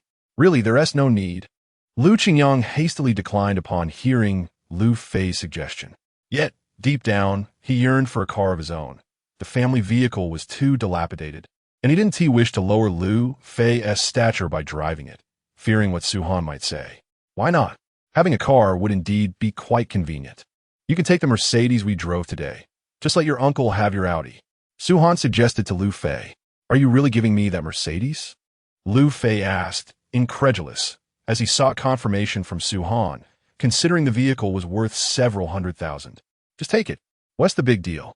You can let your uncle drive your Audi, Su Han replied without turning back. Very well then. I shall take that car, and I'll drive the Mercedes instead. Liu Fei conceded. No, you all take it. I really don't need to be involved. Lu Qingyang hurriedly objected. Let us agree on this, then it's settled. Su Han affirmed. Indeed, uncle is giving it to you, just drive it. It's a token of Liu Fei's goodwill, she added to Lu Qingyang. Well, I suppose I shall accept it, Lu Qingyang said, feeling somewhat bashful, yet he genuinely appreciated the Audi. After all, it was a man's dream. However, he could only express refusal verbally, as it would be inappropriate to compete with his children for such gifts. Ultimately, Lu Qingyang, upon hearing the resolute insistence of Su Han and Liu Fei, acquiesced graciously, ceasing his refusals. The following day, Liu Fei, accompanied by Su Han, set off towards the Su Group. Ever since Liu Fei and Su Han began their employment at the Su Group, their mornings commenced earlier, embodying a semblance of a typical couple's routine. Having someone at home to care for the children, they would commute to work together and return home in unison. Albeit their hours were still rather early, nevertheless, it mattered little. Upon arriving at the entrance of the Su Group, Liu Fei parked the car and approached the security personnel to convey a message when Wong Bo arrived. He was to be allowed entry to locate Zhang Dawei without any complications. Just as Liu Fei was relaying this to Zhang Xiaoguan, Wong Bo arrived. Fizi, why are you here so early? It's not even 8 yet. Liu Fei glanced at the time, noting it was only 7:45. One must arrive early. I can't afford to embarrass you. Can I? Arriving early allows us to wait here for a while. True enough. By the way, have you contacted Manager Zhang? Yes. I reached out as soon as I got home yesterday. I'll meet him at the entrance at 8. It's all arranged, Wong Bo replied. All right, let us head in and wait for him in the lobby, Liu Fei instructed. Xiaowan, all is well. This is our new recruit at the Sue Group. Please inform the security staff to ease his access. Additionally, his employee badge should be ready today. Rest assured, I will take care of it, Zhang Xiaowan assured. Come on, Wong Bo, let us go inside.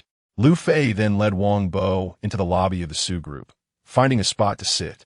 Shortly after, as the receptionist approached with 2 cups of tea, she recognized Liu Fei and promptly served them, understanding the significance of their future leader. After a brief wait, Zhang Dawei arrived, mindful of his demeanor given that Liu Fei personally recommended Wong Bo. He could not afford to offend. However, if Wong Bo's capabilities were indeed lacking, Zhang Dawei would risk Liu Fei's displeasure to rectify the situation. Manager Zhang, you've arrived. Liu Fei greeted upon seeing Zhang Dawei enter. Good morning, Liu Zong. And this must be Brother Wong Bo, Zhang Dawei said, hastening over. Hello, Manager Zhang. Wang Bo responded. Very well, Manager Zhang. I entrust this individual to you. The promotional video should commence filming immediately. Is that clear? Rest assured, Liu Zong. Provided the technical aspects are sound, filming will begin at 9 sharp. The personnel, equipment, and props are all prepared. We are merely awaiting the photographer's arrival to commence work. Then let us begin.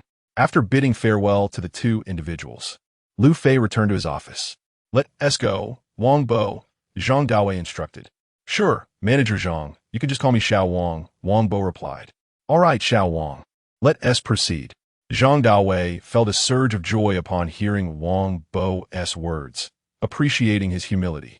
This time, our group company is producing a promotional video for the skin cream, which holds significant importance. Therefore, I would like to inquire if you are capable of handling this task. If not, please inform me in advance so that I can report accordingly. Of course, you will remain here as we coordinate with the professional photography team. If you have any uncertainties, do let me know ahead of time to avoid a situation where, after filming, the results fall short of what General Liu expects, which would be quite unfortunate. Zhang Dawei expressed his intentions clearly, urging Wong Bo to speak up if he felt unqualified to avoid any embarrassment later on. Upon hearing Zhang Dawei's words, Wong Bo felt a surge of determination. Manager Zhang, could we perhaps do a trial shoot first to assess my skills? If you find it satisfactory, I shall continue. If not, I will step aside and speak to General Liu, ensuring you face no difficulties. Very well. Let us proceed with the trial shoot. Zhang Dawei nodded in agreement, growing increasingly appreciative of Wong Bo's challenging spirit and capability. After arriving at the photography studio, their initial task was to capture promotional footage for the skin cream brand. The collaborative aspects with the team had yet to be addressed, so they intended to complete the basic interior shoots before moving on to outdoor scenes, aiming to achieve everything in one go. Are you familiar with this equipment? Can you operate it? Zhang Dawei pointed at the cameras and other gear on the table, addressing Wong Bo. I can manage, Wong Bo affirmed. Excellent, let us begin. It's your show now. I'll provide the script, but I want to interfere in the execution. I only require the final result. Is that clear? Understood. Hey, you all, come over, Zhang Dawei called to a few nearby staff members. This is our new photographer. Do as he instructs. Clear? Understood. The staff responded in unison. All right, you may start now. Okay. After reviewing the script, Wong Bo had formed a general idea in his mind. All right, everyone, prepare yourselves. We are about to commence filming.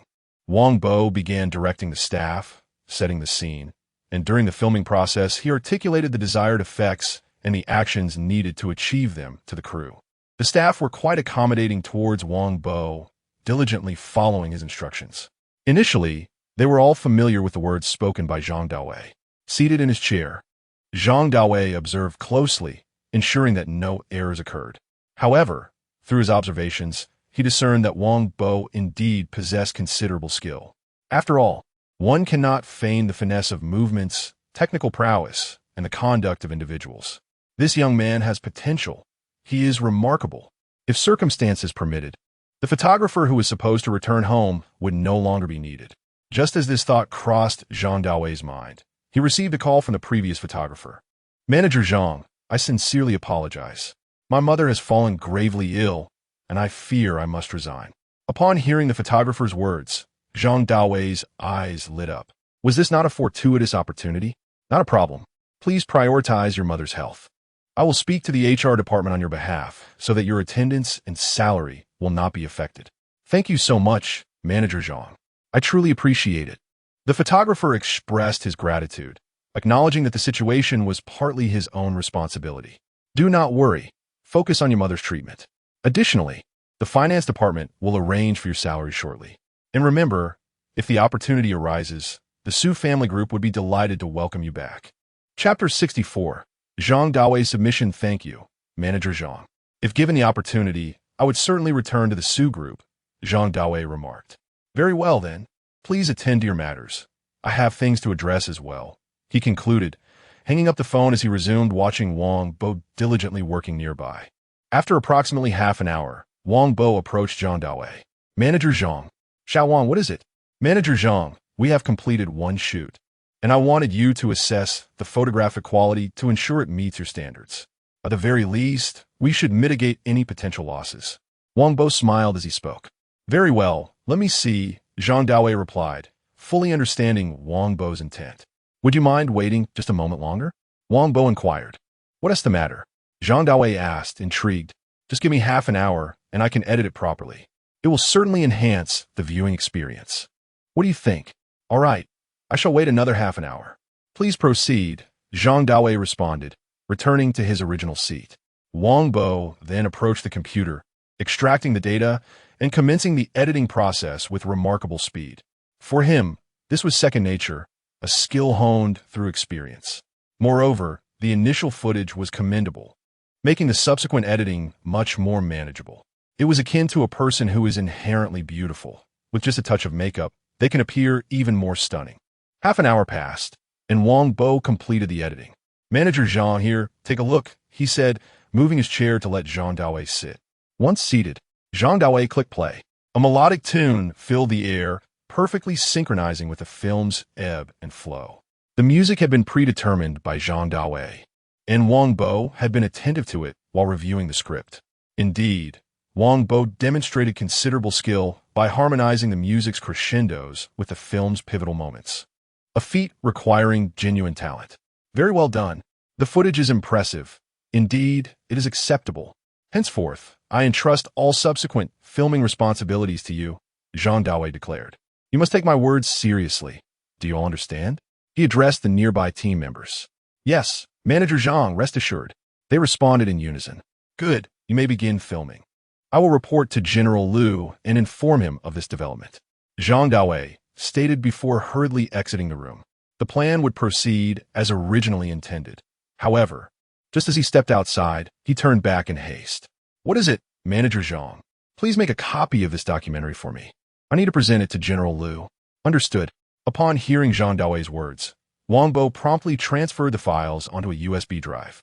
Once Zhang Daoi received it, he immediately made his way towards the president's office.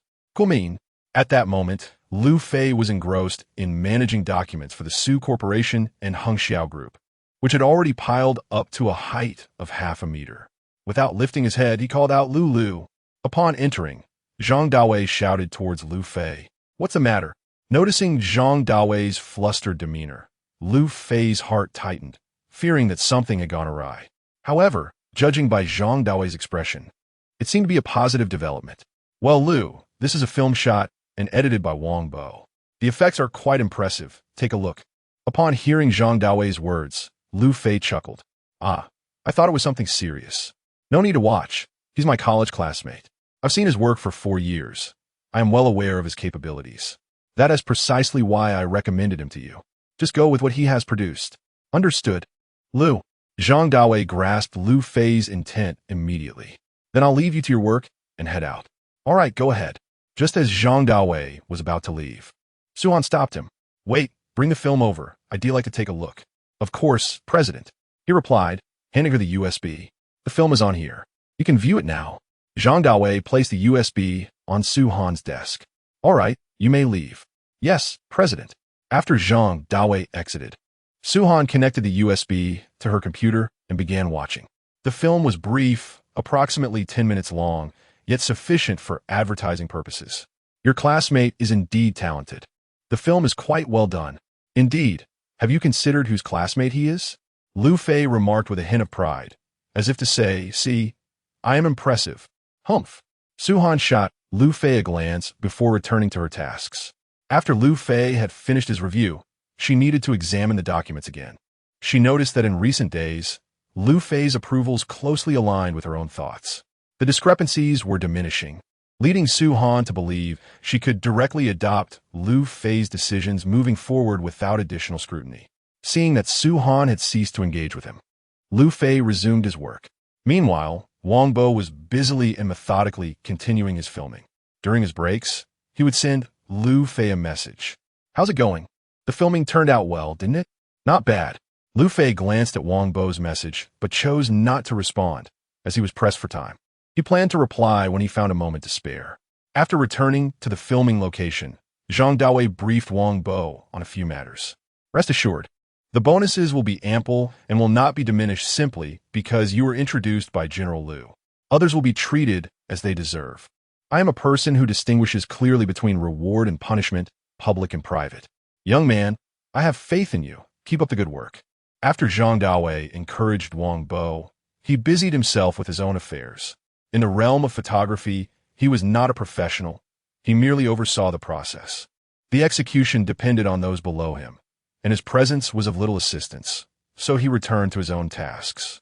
At Mingmen Tiansheng, today Liu Fei arrived driving Su-Han's luxurious vehicle, having agreed the previous evening to transfer his Audi to Liu Qingyang. At that moment, Liu Qingyang was diligently polishing his beloved car, while Su Cici played joyfully nearby. He watched Su Cici while attending to his vehicle, accomplishing two tasks at once. His mood buoyed by the dual engagement. Why the obsession with just a car? Is it truly necessary to spend all morning on it? You can clean it yourself. But must you drag the child outside with you? Zhou Ling scolded Liu Qingyang upon witnessing his dedication. What do you understand? A car is a man's second wife. A matter of great significance. Do you comprehend? Liu Qingyang shot a glance at Zhou Ling. Then go live with her. Why are you with me? Spend your days with her instead. Ah, it's a gesture from a child. You cannot dismiss it as mere dirt. It would be improper, wouldn't it? I must cherish the gift for my son, mustn't I? No sooner had Liu Qingyang finished his statement than Su Cici grabbed a handful of mud and flung it onto Liu Qingyang's car, causing him to feel as if his heart were bleeding, although he could not openly rebuke Su Cici. To do so would invite Zhou Ling's fierce gaze upon him. Cici, well done. Keep it up. Liu Qingyang forced a smile towards Su Cici. Seemingly inspired, Su Cici hurled a couple more handfuls before tiring and ceasing her assault. Go and clean it, Zhou Ling remarked, observing Liu Qingyang's pained expression. Of course. Upon receiving the command, Liu Qingyang immediately grabbed a bucket of water and ascended again, while Zhou Ling picked up Su Cici and headed home. She intended to wash her hands, as they were quite dirty, and if possible, give her a bath. Meanwhile, Liu Fei, in the midst of processing documents, occasionally communicated with the system. However, at this moment, it appeared unresponsive, as if it had vanished. Liu Fei still had one task pending, the retribution against Wang Dan. Although the system had previously issued a warning, Liu Fei had not forgotten this matter. For while it is easy to evade an open threat, a hidden one is far more insidious, and Wang Dan was certainly no noble gentleman. Thus, this matter weighed heavily on his mind. However, there is currently no way to see Wang Dan, and there are no unusual circumstances to speak of. Liu Fei remains uncertain as to whether the task has been completed. The system has offered no guidance, leaving Liu Fei quite perplexed. With no other option, he reluctantly resumed processing documents, as the system was unresponsive to his queries. By midday, Liu Fei had managed to sort through the documents quite thoroughly before lunch. Will there be a meeting this afternoon? He inquired of Su-Han. I'm not sure, but there probably will be, given the state of your revisions. If there are any questions, we may need to hear a report from the team below. If not, then there likely won't be a meeting, Su-Han replied. All right, if there is a meeting, please inform me, Liu Fei said before returning to his work on the documents. Chapter 65. The vanished system, Su Han found himself perplexed by Liu Fei's intentions. Observing Liu Fei's current demeanor, he decided to refrain from intruding. After Liu Fei finished handling his documents, he retreated to a private room, seeking a moment of respite. "What are you doing?" Su Han inquired. "I'm going to rest for a bit. I've been working all morning and am feeling quite fatigued. My eyes are weary. If you decide to go for a meal, do remember to call me," Liu Fei replied. "Actually, don't bother calling. Just bring me a portion," he added, before lying down on the bed, preparing to relax. Yet, even during his respite, Liu Fei found himself questioning the system. System, are you there?" he called out. But it seemed the system was oblivious to his presence, offering no response. System, are you there?" Liu Fei repeated, but once again, silence enveloped him. With no other recourse, he succumbed to slumber. As the saying goes, one cannot perish from a daze. The system's indifference was beyond his control. He would take things one step at a time. For the moment, his vehicle, residence, and finances remained unaffected, indicating that the system had yet to reclaim them. When mealtime arrived, Su Han instructed Zhang Ku to bring 2 meals, one for Liu Fei and one for himself. Meanwhile, in the cafeteria of Su Corporation, Wong Bo encountered a familiar face. Wong Bo. Hearing his name called while in line, Wong Bo turned to see Tian Saijia. He recognized her immediately as Wang Dan's roommate, with whom he had often dined in the past. Upon spotting her, Wong Bo stepped out of the queue and approached Tian Saijia. "What brings you here?" he asked. "I'm working at Su Corporation now. By the way, Wong Bo, what are you doing here?" "From your social media posts, it seems you're not affiliated with this place," she replied, her curiosity piqued. "When did you start?" "I had no idea." Tian Saijia's surprise was evident, her inquisitiveness akin to that of a child. "Well, the photographer from your filming team had to return home unexpectedly, so I came in as a replacement," Wong Bo explained, somewhat bashfully, harboring no ill will towards her. "Let us chat while we wait in line," Tian Saijia suggested, resuming her place in the queue, with Wong Bo following behind her. "What is your role at Su Corporation?" he inquired. "I'm in sales," she responded. "Sales? That is excellent. In sales, the commissions are substantial," he complimented her. "Well, it's not exceedingly high, you know. Do you know who the largest shareholder of Su Corporation is? And who the president is?" Tian Saijia said this with an air of mystery, anticipating that Wong Bo was unaware of such information, thus relishing the opportunity to appear enigmatic before him. "Of course, I know why I came to the Su Group. It was Fizi who brought me here," Wong Bo said with a wry smile. "However, I am quite grateful to him. He knew I was unemployed and offered me a position." "Oh, so you were aware of it," replied Tian Saijia. "Of course, I am well informed. I keep up with the news. I even watched the press conference announcing the merger between Su Group and Hengxiao Group." "Ah, I see." Tian Saijia seemed to grasp something and nodded. "But to be honest, the president of Su Group is indeed far more attractive than Wang Dan, and she possesses greater capabilities." Wong Bo's remark left Tian Saijia feeling somewhat awkward. Yet there was little to be done, for Wong Bo was merely stating the truth. "Well, it's our turn now. What would you like to eat?" "It's on me," Tian Saijia said generously. No, it's fine. I'll take care of it myself," Wong Bo replied politely. After they both chose their meals, they settled at a table, chatting amiably while their thoughts remained unspoken. "All right, Wong Bo, I must head back now. I have work to do this afternoon. I'm on the 15th floor. Feel free to come find me if you have time," Tian Saijia said after finishing her meal. "Sure, I'll definitely drop by when I can," Wong Bo responded, bidding her farewell. Once Tian Saijia returned to her desk, she immediately sent a message to Wang Dan. "Xiao Dan, do you know who I met today?" Upon receiving the message, Wang Dan quickly replied. Since leaving Su Group, she had found employment at a smaller company. The smaller firm did not show the same respect for labor laws as larger corporations like Su Group, which clearly outlined their benefits and salary structures. However, Wang Dan was doing quite well. She had leveraged her beauty to charm her supervisor, making her work relatively easier. "Who did you see?" Xiao Jia. "I saw Wong Bo, the roommate of Liu Fei," she replied. Wang Dan recalled Wong Bo's identity. "Yes, that's him. Liu Fei sent him to work at Su Group. I think you should reach out to him. Perhaps through Wong Bo, you can get in touch with Liu Fei." "Liu Fei? I no longer care. I have a new partner now, so please refrain from mentioning him in my presence again." Upon hearing Wang Dan's words, Liu Fei's mind was filled with the system's voice. Congratulations, host. Wang Dan has completely relinquished the opportunity to take revenge on the host. All remaining rewards have been fully distributed. Please check your inventory. After the system's announcement, a plethora of information regarding a complete set of skincare and cosmetic products flooded Liu Fei's mind. He had been asleep, but upon hearing the system's voice, he quickly sat up, startling Su Han, who was just entering the room. What are you doing? Liu Fei stared wide-eyed at Su Han and inquired, what were you planning to do while I was asleep?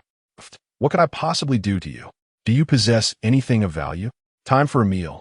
The food has arrived, Su Han remarked with a glance. Liu Fei placed a meal on the table in the lounge and began to eat.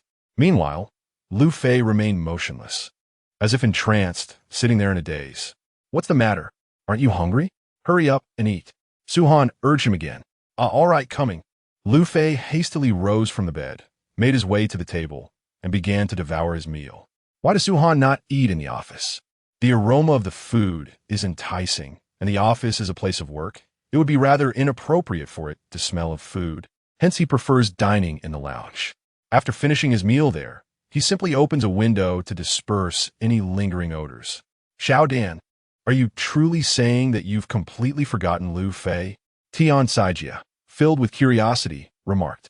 After all, it was she who had once pursued Liu Fei relentlessly. How could she so easily let go? Indeed, I have moved on. His well-being is no longer my concern. I found a new boyfriend now. Alix Dioye. That's enough for now. I must get back to work. Wang Dan casually shifted the conversation to a close and resumed her tasks, as her boyfriend had just messaged her, inviting her out to dinner. After a quick touch-up, Wang Dan set off to meet her boyfriend, who also happened to be her supervisor. This left Tian Saijia perplexed, but she soon closed the chat window. Since the matter was settled by the person involved, there was little point in lingering on it. She felt she had done all she could, and any future inquiries would no longer concern her. After completing her tasks, Tian Saijia rested her head on her desk, preparing for a brief respite to rejuvenate for the afternoon's work. Once Liu Fei and Su Han finished their meal in the lounge, he gathered the remnants and said, I'll lie down for a bit. Remember to wake me in the afternoon. After issuing her instructions, Su Han lay down to take a short rest, drifting into a light slumber. Seeing Su Han in such a state, Liu Fei sighed and began tidying up. After he finished, he drew the curtains, dimmed the lights to create a conducive atmosphere for rest, covered Su Han with a summer blanket, adjusted the air conditioning to a comfortable temperature, and quietly exited the room. Of course, Su Han was aware of all these gentle gestures. Once Liu Fei left, a smile graced her face. After stepping out of the lounge and into the office, Liu Fei immediately settled at his computer, beginning to print out all the formulas. In the afternoon, he intended to deliver these to Zhang Dawei so that he could initiate the production of the entire series, which was now ready. As the afternoon work hours commenced, Liu Fei chose not to rouse Su Han from her slumber. Instead, he wished for her to indulge in a bit more rest. Liu Fei then picked up the phone and summoned Zhang Dawei. Manager Zhang, please come to my office. I need to discuss something with you. After hanging up the call, Zhang Dawei hurriedly made his way to the president's office. Upon arriving, Liu Fei addressed him. Here are the complete materials for the skincare creams cosmetics line. Please take these and promptly initiate the production of the samples. The promotional video is being filmed today, correct? It should be feasible to capture their promotional materials simultaneously, allowing for a unified launch. Is there any issue with that? No problem, Zhang Dawei replied. Chapter 66. Liu Fei's plan well, since there are no concerns. Let us promptly execute the plan, swiftly launch all products, and penetrate our market. The Hung Xiao Group is eagerly awaiting our funds. Yes, Mr. Liu. I shall attend to this matter immediately. After Zhang Dawei exited the president's office, he set about fulfilling Liu Fei's instructions. Just as he stepped out, Su Han opened the door to the lounge. Why are you not resting a little longer? It seems you have only just laid down. Liu Fei remarked upon seeing Su Han emerge. I cannot sleep any longer. It is what it is. I am awake now and shall not return to slumber. Su Han shook her head and took a seat at her desk, opening her email to check for any correspondence, ready to commence her work. Liu Fei observed her and chose to remain silent. Since Su-Han had declared she would not rest, further comment would be superfluous. He allowed her to proceed as she wished. Upon Zhang Daowei's return, he immediately immersed himself in his tasks. Thanks to the professional production lines at the Su Group, the entire series of cosmetics was produced within a week. Zhang Daowei then quickly summoned Wong Bo, who is currently at the hospital documenting the effects of the skin cream. Manager Zhang, you called for me? Yes, Wong, come here. We have produced a new line of cosmetics that requires a promotional video. How long do you estimate the filming will take? Time is of the essence, and we need to integrate this with the previously shot footage for a simultaneous launch. Any concerns? Rest assured, Manager Zhang, I will ensure the task is completed. I'll take it and review it first. Very well, take it. Wong Bo took the skin cream set from Zhang Daowei and prepared to return to his studio for filming. Zhang Daowei had appointed him as the lead photographer of the shooting team, granting him the authority to make all decisions regarding the filming. With greater power came greater responsibility. And now Wong Bo was also in charge of the script, music, and other accompanying elements. Initially, he had inherited the previous photographer's materials, but now he had to manage it all himself. Fortunately, this was well within his capabilities, a task he could navigate with ease. Uncle, is there still no news? His trip seems to be stretching on rather long, does it not? Liu Fei inquired of Su-Han. No, I have not received any updates. He usually sends me pictures of where he is traveling and what he is doing each day, but I have not responded. What, do you miss him? Of course I do. Once he returns, at least there will be someone to share the workload. As it stands, he has become quite the absentee manager, showing no concern or inquiry. How can he bear such nonchalance? Liu Fei sighed, revealing his true feelings. Ever since he took over the Su Group, his days had become exhausting, filled with endless paperwork. Gradually, he noticed that Su-Han seemed to pay little attention to the documents he handled, delegating them for execution without even glancing at them. Previously, Su-Han had assisted him with the paperwork, which provided a semblance of balance in his heart. However, things had changed dramatically, leaving him feeling profoundly unbalanced.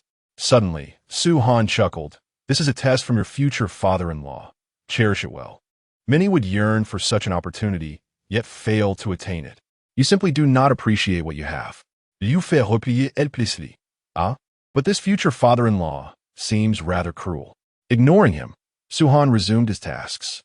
Nonetheless, the mention of the future father-in-law prompted Liu Fei to reflect, as the various affairs were gradually stabilizing and could operate normally. Familiarity with the Su Group was nearly achieved, and it was time to prepare for the proposal and marriage. Seizing the opportunity of having some free time, Liu Fei began to plan his proposal ceremony, envisioning it to be grand and splendid as a sign of respect towards Su-Han. However, he realized that executing such a vision would be challenging. With that thought, he took out his phone and stepped outside. Where are you up to? Oh, I'm just calling my mom about some matters, Liu Fei replied. All right, go ahead. Su-Han assumed Liu Fei had some urgent business. Liu Fei found a discreet spot near the staircase by the elevator and dialed his mother, Zhou Ling. Xiao Fei, what's wrong? Is there something on your mind? Zhou Ling answered promptly, concerned for her son. Mom, I do have something to ask you, Liu Fei said. Do we sell our old house when Dad was managing the factory back home? Of course not. How can we sell it? Zhou Ling responded, while Lu Qingyang, his father, interjected as they were all gathered together, playing. Dad, you're there too? Liu Fei noted. Of course. Where else would I be? Come on, Cici, play with this. Lu Qingyang replied, multitasking as he entertained the child. Understanding his father's words, Liu Fei continued, Dad, since the old house hasn't been sold, can we still go back to live there? What are you scheming, young man? Fortunately, I didn't sell the house. Are you planning to send your mother back there? Lu Qingyang asked, bemused. Besides, how could we ever sell the old house? It holds too much significance.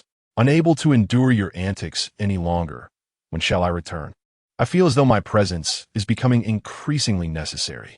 You, my friend, are not contemplating sending me and your mother back to our hometown, are you?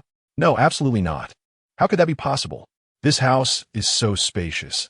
There is more than enough room for both of you. Liu Fei hastily denied the notion, knowing full well that upon returning home, he would face the consequences. You do possess a conscience, I'll grant you that. Now, speak plainly, what is the matter? The situation is such that I require the use of the house. Would you consider taking Cece and my mother back to stay for a couple of days? I shall send you a message when you can return. That sounds fine. Staying away for 2 days poses no issue. However, what do you mean by needing the house? Liu Qingyang inquired with a hint of confusion. As long as it does not entail sending me back, I have no objections. Yet, the thought of being sent away does strike a discordant note. After raising such a grown son, it would be hard to accept being dismissed in such a manner. The truth is, I plan to propose to Suhan, but I lack a suitable venue. Thus, I intend to transform the house into a romantic setting for the proposal. I worry that Cece and you might create chaos at home. Liu Fei shared his intentions with Liu Qingyang and his mother. Very well, my son, I support you wholeheartedly. Mother is behind you. Upon hearing her son's words, Zhou Ling was filled with joy, as this was a momentous occasion, proposing to her future daughter-in-law. She was genuinely pleased with Suhan and feared losing her. Moreover, prolonging the situation was not ideal, despite their child, in today's world. Having a baby does not necessarily bind two hearts together. In that case, let us prepare our belongings and depart today. I will take your mother and Cece back to our hometown, allowing relatives and friends to visit as well. After understanding the entire matter, Liu Qingyang cheerfully spoke to Liu Fei. No, please hold off on leaving today. Wait until this evening when Su Han and I return. You should discuss matters with them first. After all, you're taking their daughter away. What if they disagree? It would be wise to communicate beforehand. And if all goes smoothly, you can leave tomorrow morning. This way, it shows respect for their feelings. Liu Fei conveyed his thoughts to his mother, Zhou Ling, and father. Liu Qingyang, agree, my son. I will follow your guidance. I shall head out to buy groceries and prepare dinner for your return this evening. Zhou Ling replied to Liu Fei. All right then, it is settled. Liu Fei ended the call and returned to the office. Upon his arrival, Su Han inquired, where did you go? I made a phone call. Why did it take so long? What was so urgent? Was it really that long? It was only 5 or 6 minutes. Don't take it personally. Are you checking my position? Liu Fei said with a mischievous grin. What a fanciful thought. I was merely inquiring out of curiosity. Su Han replied somewhat nervously. I will call my mother and ask her to prepare dinner this evening. By the way, she has something to discuss with you later. What could it possibly be? What business can my mother have with you? Su Han's anxiety heightened upon hearing this, as he harbored a particular notion. It wouldn't be about having a second child, would it? No. What are you thinking?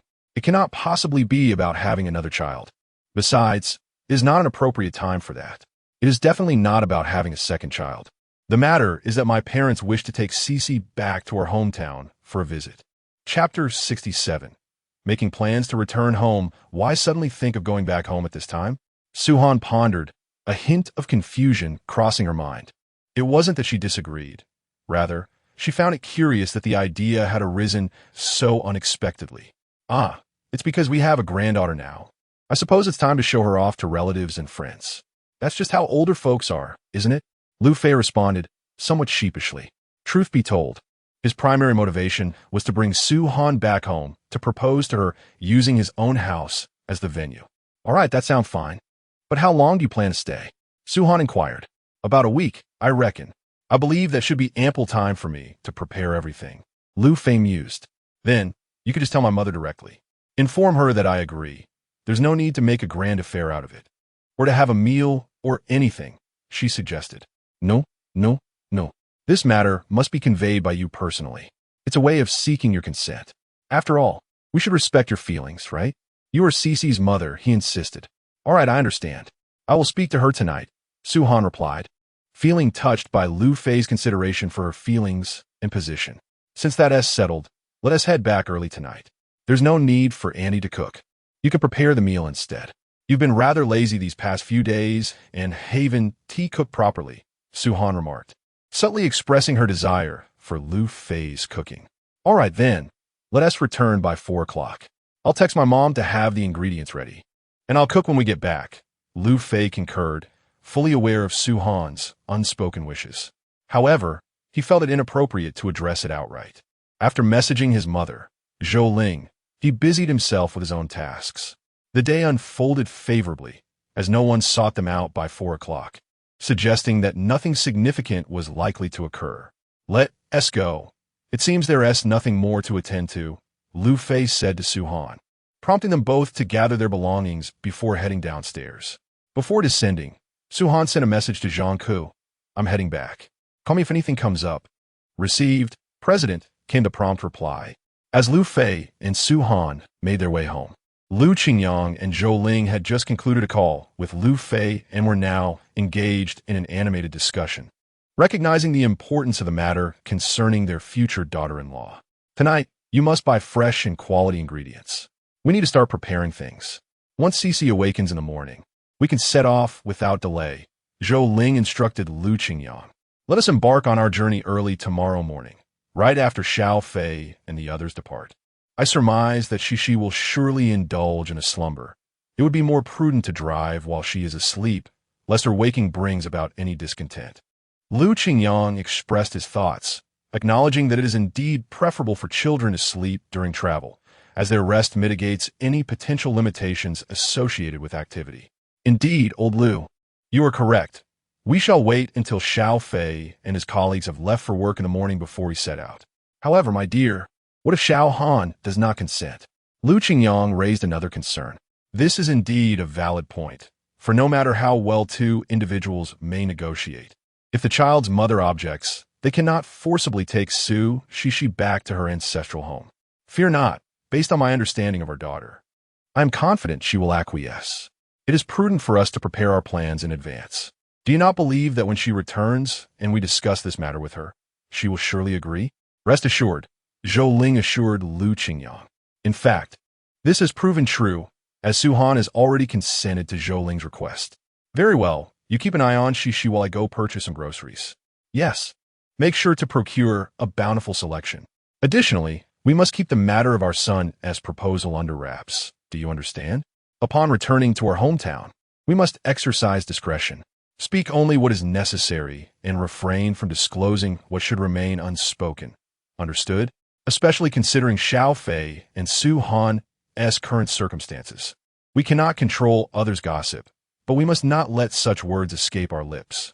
Relatives and friends, assist where you can, but do not offer help where it is unwarranted. When we established our factory, there were not many who extended their aid to us. Zhou Ling admonished Lu Qingyang, recalling vividly the poignant scenes from when they first opened the factory. The memories still tugged at her heartstrings, often bringing her to the brink of tears. I understand. My dear, I am acutely aware of what is important. Rest assured, Lu Qingyang comprehended Zhou Ling's sentiments, though he harbored some resentment. Nevertheless, he had come to terms with the fact that, at the time, it was unnecessary for others to assist him. However, the same logic applies now. He is under no obligation to help others. Very well, off you go to procure the groceries. Certainly. Lu Qingyang ventured out to buy the provisions and returned after half an hour, laden with bags. My love, I have returned with the groceries. Excellent. Let us wash and prepare them. Xiao Fei just messaged, stating that he would return early to cook. He assured us that all is well, so we need not worry. Understood. Lu Qingyang then proceeded to the kitchen to wash and prepare the vegetables. At 5 o'clock, Liu Fei and Su Han arrived home, and upon opening the door, they both stepped inside. Did you not return around for? Why are you home so late? Zhou Ling inquired of the two. Auntie, we encountered some traffic on the way. After Su Han finished speaking with Zhou Ling, he hurried to the carpet to join Su Cece and play. Yes, Mom, the traffic was terrible. I didn't expect it to be so congested, even though I left early today. Had I known, I would have done it like before. Liu Fei said with a wry smile. What are you babbling about? You rascal, go prepare dinner. Your father has already washed the vegetables. Now it's your time to shine in the kitchen.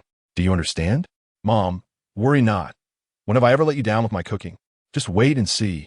Liu Fei replied, tying on an apron and heading towards the kitchen to showcase his culinary skills. Dad, you can step out now. I'll take it from here. Liu Fei instructed Lu Qingyang. All right, my son. Lu Qingyang responded without further ado, exiting the kitchen. He and Zhou Ling then returned to their room to start packing, as they would be heading back to their hometown the next morning. The primary task was to organize Su Cece's belongings. When Zhou Ling had offered to look after the child, some of Su Cece's items had already been moved from Su Han's home to Liu Fei's. However, essentials like small clothes and bottles needed to be packed as well, better safe than sorry. In truth, there wasn't much to pack for the elderly couple. After about 40 minutes, Liu Fei had prepared most of the meal and began setting the table. Everyone, get ready. It's time to eat, he called out before preparing the final dish. A simple soup. Within 2 to 3 minutes, the last item was ready and placed on the table. By then, Zhou Ling, Lu Qingyang, and Su Han had also tidied up and were taking their seats. Why such a lavish spread? Auntie, there's no need to go to such lengths for dinner or to buy so many ingredients, Su Han remarked, well aware of the significance behind the feast, yet feeling it was a bit excessive. Oh, it's not excessive at all. Besides, I asked your uncle to buy more ingredients just to give him some exercise, right? Old Lu? Exactly. Just consider a workout. It's not too much, Lu Qingyang quickly chimed in, seeking Zhou Ling's approval. Shall we eat then? Lu Qingyang suggested, now the elder in the household. Without his word, no one dared to lift their chopsticks. All right, they all began to eat. And as they were nearing the end of the meal, Zhou Ling turned to Su Han with a request. My dear, Annie has something to ask of you.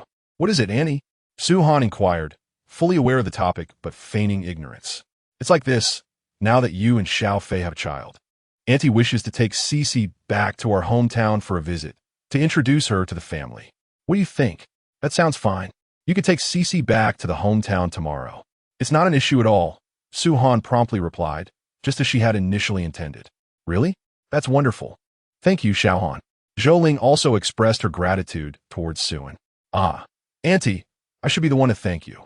Ever since you arrived, you can see that Cici has improved significantly. I feel she has even gained some weight.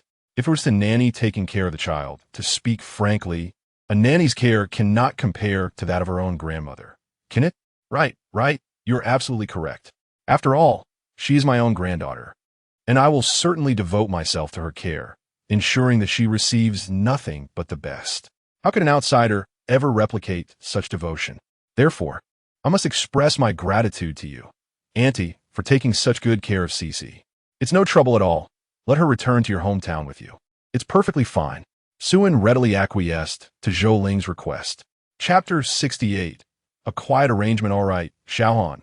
Let us return early tomorrow morning, Liu Fei proposed. Sure, no problem. Auntie, should we take Cici's belongings? I could gather a few things from my place, she offered. There's no need. Everything essential has already been packed.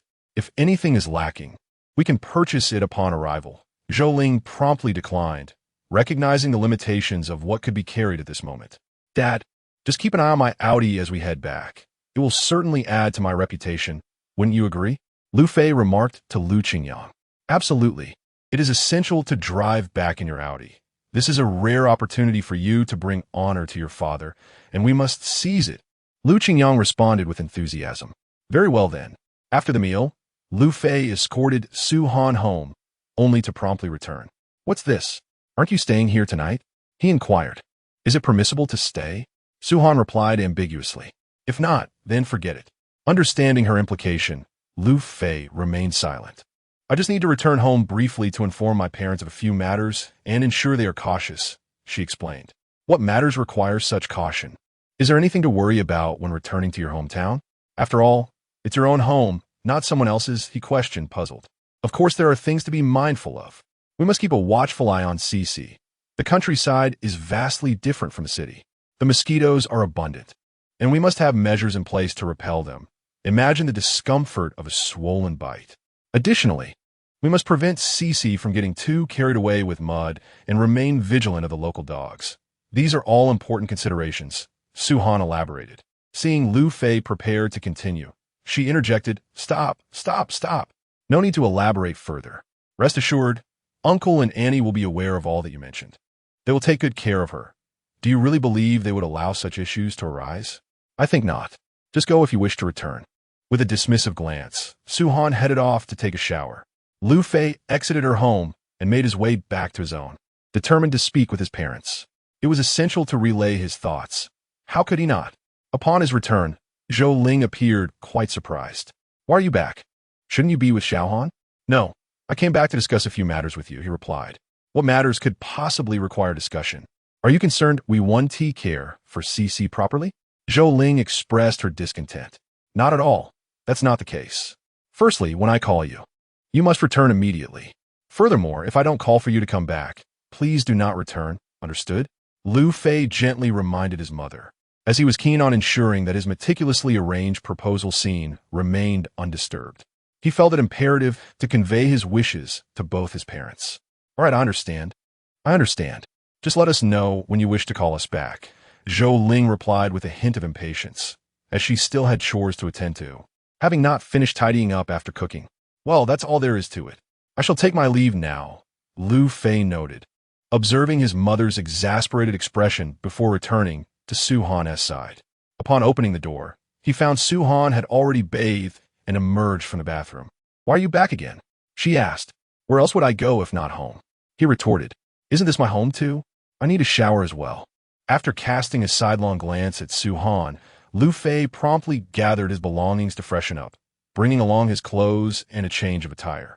Once both had bathed, they resumed their previous routine, lying down on the bed, although Liu Fei found himself on the floor. When will I ever get to sleep on the bed? The floor is so hard and cold, he lamented. That depends on your behavior, Su Han teased him. Liu Fei sighed, turning away in frustration. Pondering how this woman could be so unsympathetic, he resolved to fall asleep quickly, wishing to forget his grumbles. Meanwhile, Su Han smirked secretly, finding amusement in Liu Fei's plight. Ultimately, she desired for him to join her on the bed, but decided against it and drifted back to sleep, maintaining the separation between the two. The following morning, Liu Fei awoke, his back sore, and ventured out to procure breakfast. After purchasing the morning fare, he laid it out and went to wake Su Han. She had slept soundly through the night, undisturbed by thunder or the antics of children, feeling secure with Liu Fei nearby. So much so that she remained oblivious to his departure until he returned with breakfast. Come on, rise and shine. The sun is already up, Liu Fei announced, approaching the window to draw back the curtains, allowing sunlight to filter in while leaving the screen closed, so the outside world remained hidden. Please, just a little longer, she murmured. What time is it, sister? It's time to get up and eat before work, Liu Fei replied, somewhat bemused. Just 10 more minutes, Su Han whined playfully, a demeanor she would have never imagined adopting before. Previously, she would have jumped up at the first light, yet now she indulged in the luxury of a lie-in. Fine, I'll grant you 10 more minutes, but I shall come to wake you after that, Liu Fei conceded, taking a seat by the bed, prepared to indulge in 10 minutes of gaming or scrolling through his phone. After 10 minutes, he called out to Su Han again, but he did not draw the curtains, as it was no longer necessary. This also provided Su Han an opportunity to acclimate to the brightness. When the 10 minutes had elapsed, Liu Fei called out to Su Han once more. This time, Su Han did not linger in bed, but promptly arose. Go wash up. Breakfast has already been prepared. After you freshen up, we shall have our meal, Liu Fei instructed. All right, Su Han replied, rubbing her eyes as she made her way to the bathroom to freshen up. 10 minutes later, Su Han completed her morning routine and sat at the dining table. Eat up. After breakfast, change your clothes quickly. Once you're dressed, we will head to work. I have some matters to attend to over the next couple of days. After I finish with my paperwork, I need you to keep an eye on things while I step out. I will come and pick you up when the day is done. My parents are returning to their hometown today, and I won't be going back either. We shall stay here. Liu Fei spoke as he ate. Upon hearing Liu Fei's words, Su Han remained silent. What could she possibly say? Furthermore, remember to remind me to buy groceries after work. There's nothing here, and we can prepare our own meal, even if it's just a camel at dinner. Liu Fei added.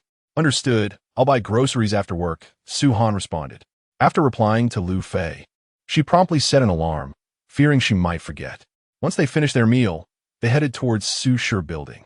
Meanwhile, not long after their departure, Lu Qingyang and Zhou Ling were also preparing to set off. Darling, are you ready? Lu Qingyang inquired of Zhou Ling. Almost. Shishi is still asleep, so please be quiet while you load the car, Zhou Ling replied. All right, I'll go and do that now. Lu Qingyang responded quietly, immediately starting to load the prepared bags into the vehicle. After securing everything, he bought some breakfast for himself and Zhou Ling, as they needed to eat before setting off. As for Su Shi, they had already decided to fill a thermos with hot water and prepare her some milk when the time came. Once they arrived home, it would take about 3 hours by car to reach Greenvine City, which was relatively quick. After they finished breakfast, Zhou Ling turned to Lu Qingyang and said, You start the car. I'll go and get Shi. After I've picked her up, we'll set off immediately. Let's try to be quick on the road so that she spends less time in the car. Once we reach the hometown, everything will be easier to manage. Right? Yes, I'll prepare right away, Lu Qingyang said as he gathered his things and went to start the vehicle. Zhou Ling returned to the room and saw that Su Shishi was still asleep, promptly lifting her up and heading towards the car. Once inside the vehicle, Lu Qingyang started the engine and drove back toward his hometown. Before departing, he also took out his phone and sent Liu Fei a message. Son, your mother, Shishi, and I are on our way back to the hometown. Await our updates. After sending the message, Liu Fei set his phone aside and concentrated on driving. He received this message after arriving at the Su-style building and parking his car. Although he had seen the message during his journey, he chose not to read it as Su Han was seated beside him. He feared that his father might have sent something inappropriate for Su Han to see. Additionally, he needed to focus entirely on the road, avoiding any distractions. All right, Dad, drive safely, Liu Fei replied before proceeding to his office. It was only 7:30, and the workday had yet to commence, but Zhang Ku and the others had already arrived. As the secretary to the president, it was expected that she would arrive slightly earlier than the president and others. Previously, Su Han adhered to a punctual arrival, allowing her to indulge in a bit of laziness. But she recently noticed that Su Han had begun to arrive increasingly earlier, leaving her no choice but to adjust her own schedule accordingly. Chapter 69, Quiet Arrangements, Part 2. Upon entering the president's office, Liu Fei promptly picked up the telephone on the desk, summoning Zhang Ku, who had just been spotted at her desk. Zhang Ku, please come here, he called. As soon as Liu Fei hung up, Zhang Ku appeared at the office door, which remained ajar. Liu, you called for me? Please bring me today's documents. I have already commenced my work, Liu Fei instructed. Certainly, Liu. Just a moment, Zhang Ku replied before returning to gather the files. Moments later, she returned with a substantial stack of documents, placing them on Liu Fei's desk. Is this all for today? Liu Fei inquired, noticing the modest amount of paperwork. That's hard to say. These are the documents submitted by various departments yesterday that require signatures. This is all there is so far. But I cannot predict what may come in as the day progresses, Zhang Ku candidly informed him, recognizing that such matters were beyond her control. Very well. For now, this will suffice. You may return to your duties. If anything arises, I will call for you. Should any additional documents arrive, simply bring them to me, Liu Fei instructed. After Zhang Ku departed, he began to process the documents, while Su Han took the opportunity to touch up her makeup. With Liu Fei present, she felt an increasing sense of ease. By 8 o'clock, Liu Fei had managed to address 1/3 of the paperwork. It was not the quantity that dictated his speed. Regardless of the volume, he adhered to a principle: to thoroughly review each document, comprehend its contents, and then provide his approval. Neglecting this could lead to significant repercussions. As anticipated, at 8:30, Zhang Ku called again with another large stack of files. Liu Fei, having resigned to the situation, understood that voicing his frustration was futile. His only recourse was to expedite the processing of the documents. By 10 o'clock, he had nearly completed his task, yet Zhang Ku had not delivered any new files. Checking his phone, he noted the time had surpassed 10, and he reasoned that there was still ample opportunity. Turning to Su Han, he said, I have almost finished with the documents. I need to step out for a moment. If there are no urgent files that require immediate attention, please leave them on my desk for me to address upon my return this afternoon. Also, do not wait for me at lunch. Without awaiting a response from Su Han, Liu Fei took his keys and exited the president's office. What would he be up to? Such an air of mystery surrounded his departure. Su Han pouted as she watched his retreating figure, but she recognized there was little she could do, as Liu Fei had chosen not to confide in her. Once in his car, Liu Fei set off towards the small commodity market to purchase decorations. A proposal undoubtedly required embellishments, and it was essential to adorn his home in a festive manner to achieve the desired effect. Upon Liu Fei's arrival at the small market, he procured an assortment of balloons, red paper, colorful lights, as well as candles and heart-shaped balloons. After gathering these items, he placed the bundles into his car and commenced his journey home. Upon reaching his residence, he first transported the vegetables to Su Han's room, as they had no intention of residing there any longer, at least for the time being. If the vegetables were left unattended, they would spoil, and it would be troublesome to dispose of them. Should they emit an unpleasant odor, it would permeate the entire house. Once this was accomplished, Liu Fei rearranged the living room, pushing the tables aside and moving the sofa closer to the wall to create ample space. However, after this adjustment, he felt it was somewhat inappropriate, perhaps too conspicuous, so he returned the sofa to its original position, leaving only the table against the wall.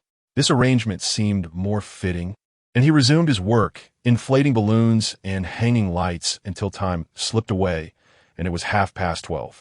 When the alarm rang, Liu Fei glanced at it, promptly retrieved his car keys, locked the door, and drove back to Su Group, mindful not to be absent too long so as not to raise Su Han's suspicions. Upon arriving at Su Shi building, the clock struck 1. Entering the president's office, he found Su Han dining. "Why are you eating so late today? Did you not go to the cafeteria?" "I had just returned from a meeting.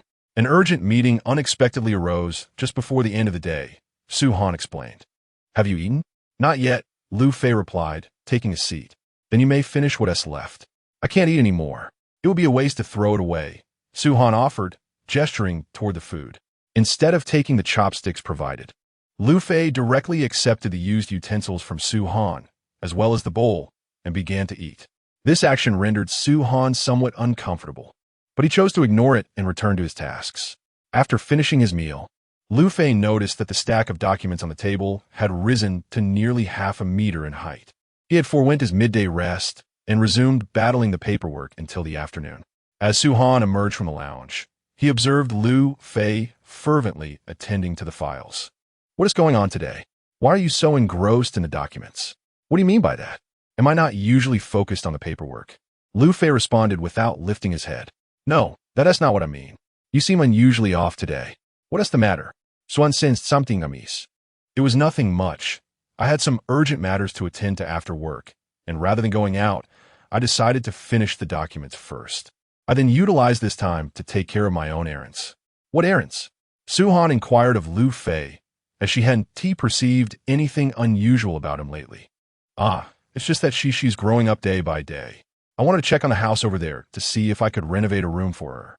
It's a perfect opportunity while they're away visiting their hometown. No one is at home, making it ideal for renovations. That's what I went to do."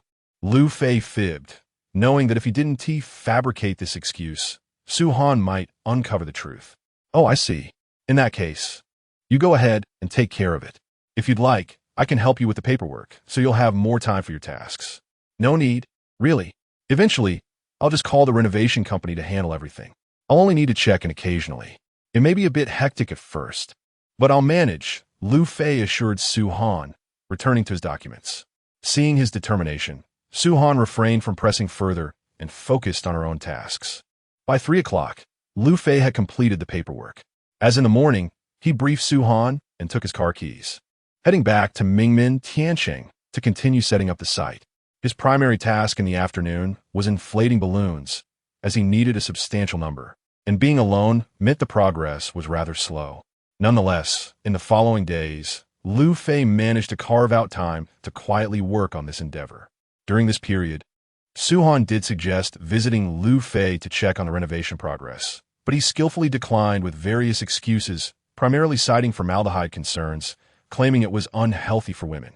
Regardless of his reasoning, he was determined to keep Su Han from entering. With no alternative, Su Han ceased her insistence, curious to see how Liu Fei would transform Shishi's room. Meanwhile, after Liu Qingyang and Zhou Ling returned to their hometown, their daily life became quite simple.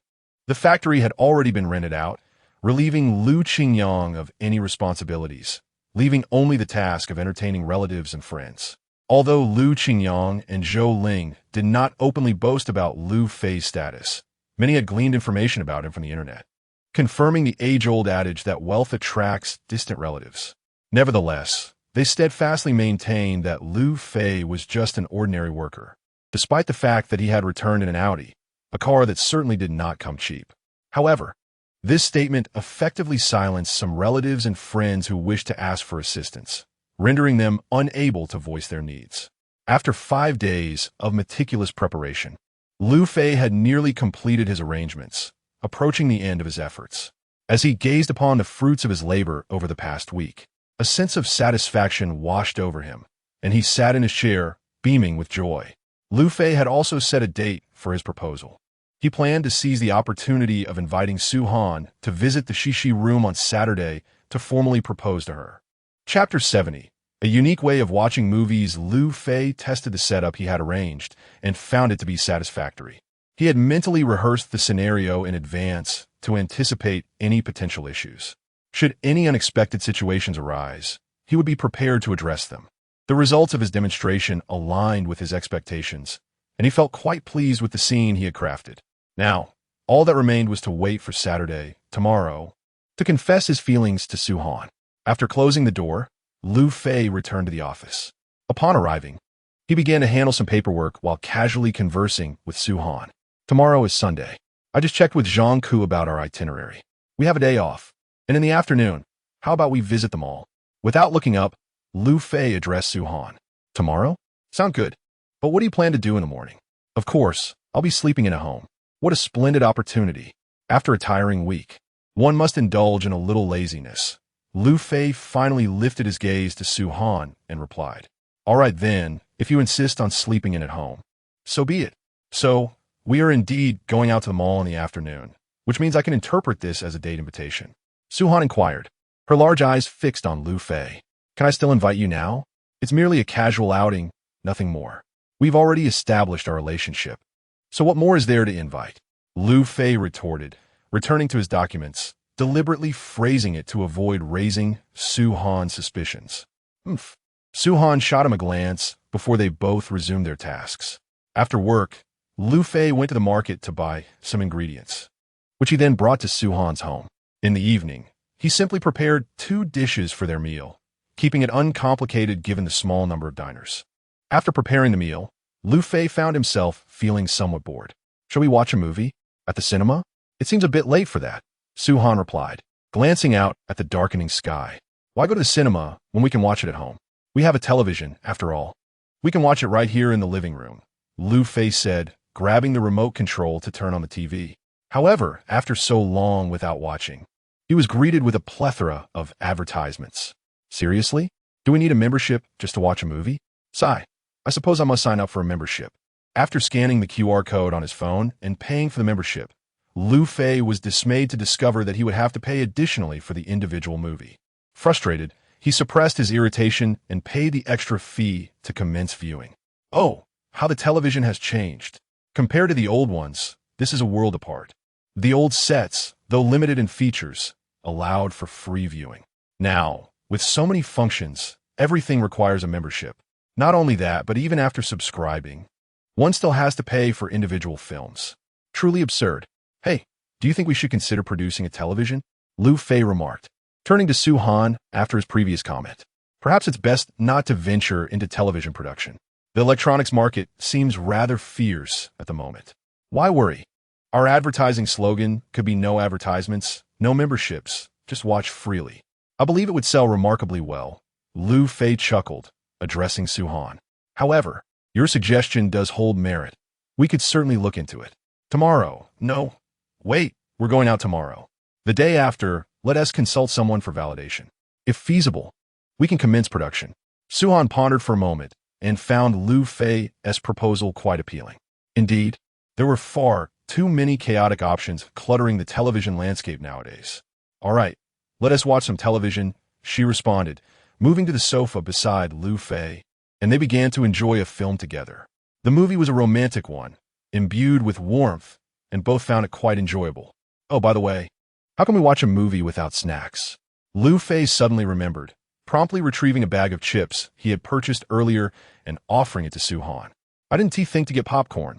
Let us start with these chips instead." "All right then." Su Han accepted the chips from Liu Fei, and they sat comfortably together. As the movie progressed, Su Han removed her shoes and curled her legs up on the sofa, reminiscent of a carefree young girl. In that moment, she felt liberated from the constraints of work and life, as if she had returned to her former self.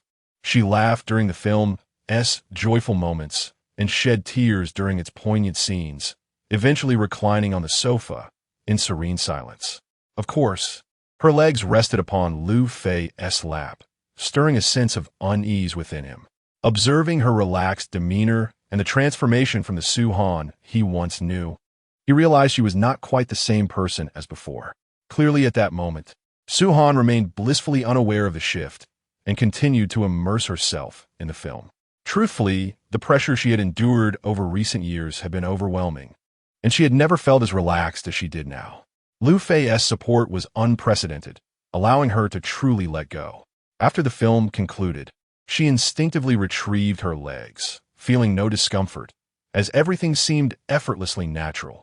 "All right, let us head to bed," Liu Fei suggested. "Okay." They both rose and made their way to the bedroom. After turning off the television, Liu Fei prepared to sleep while Su Han lay on the bed, and he settled on the floor. "Thank you for today. Watching the movie helped me rediscover the carefree feelings of my youth," Su Han said, gazing at the ceiling with a relaxed demeanor. "Is that all the gratitude I receive? We merely watch television at home. Imagine the experience at a cinema." Liu Fei replied with a light-hearted tone. "In truth, I have not watched a film in quite some time. The responsibilities of the organization, along with she and my father's expectations, weigh heavily upon me, akin to three formidable mountains pressing down, leaving me nearly breathless. Your presence, however, has been a welcome reprieve, allowing me to feel as though I can momentarily set down these burdens." "Oh, really? If possible, I shall shoulder these three mountains for you." Liu Fei was eager to seize this opportunity to draw closer to Su Han. "Come lie on the bed. Sleeping on the floor is uncomfortable." Liu Fei was taken aback when Su Han suddenly uttered these words. "Is that truly permissible? Perhaps I should not." Upon hearing Su Han's words, Liu Fei promptly clutched his blanket and dashed to the bed. "But let it be understood, no mischief tonight, and do not cross this line, understood?" Su Han immediately admonished Liu Fei. All right, I understand," he eagerly replied, not because he harbored any ill intentions, but rather because he had been sleeping on the floor for nearly a week and had nearly forgotten the sensation of a bed. He would acquiesce to any request if it meant he could sleep comfortably.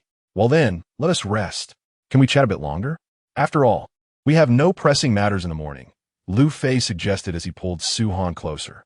Fine, we can chat," Su Han conceded, unable to resist Liu Fei's playful charm. That evening, the two engaged in an extensive conversation, covering a myriad of topics until they had meandered from the southern to the northern realms, from daylight to dusk. They were unaware of when they had drifted off to sleep, their eyelids growing heavy as they spoke. Originally, Su Han had insisted that Liu Fei not cross any boundaries. Yet in slumber, her body betrayed her intentions, and she found herself embracing Liu Fei. Liu Fei, half awake and sensing the warmth of another, instinctively responded by tightening his embrace, thus entwining them further. Although this was not their first time in such a position, Liu Fei felt an unusual sensation with each embrace of Su Han. When they finally awoke, it was well past noon. Su Han was the first to stir, and upon realizing she was holding Liu Fei, she quickly released him and retreated to her side of the bed to compose herself. At that moment, Liu Fei also awakened. "Awake? Yes, I am. Then let us rise. After we eat something, we shall venture to the mall." Liu Fei rubbed his eyes, attempting to shake off the remnants of sleep as he spoke to Su Han. "All right, sound good."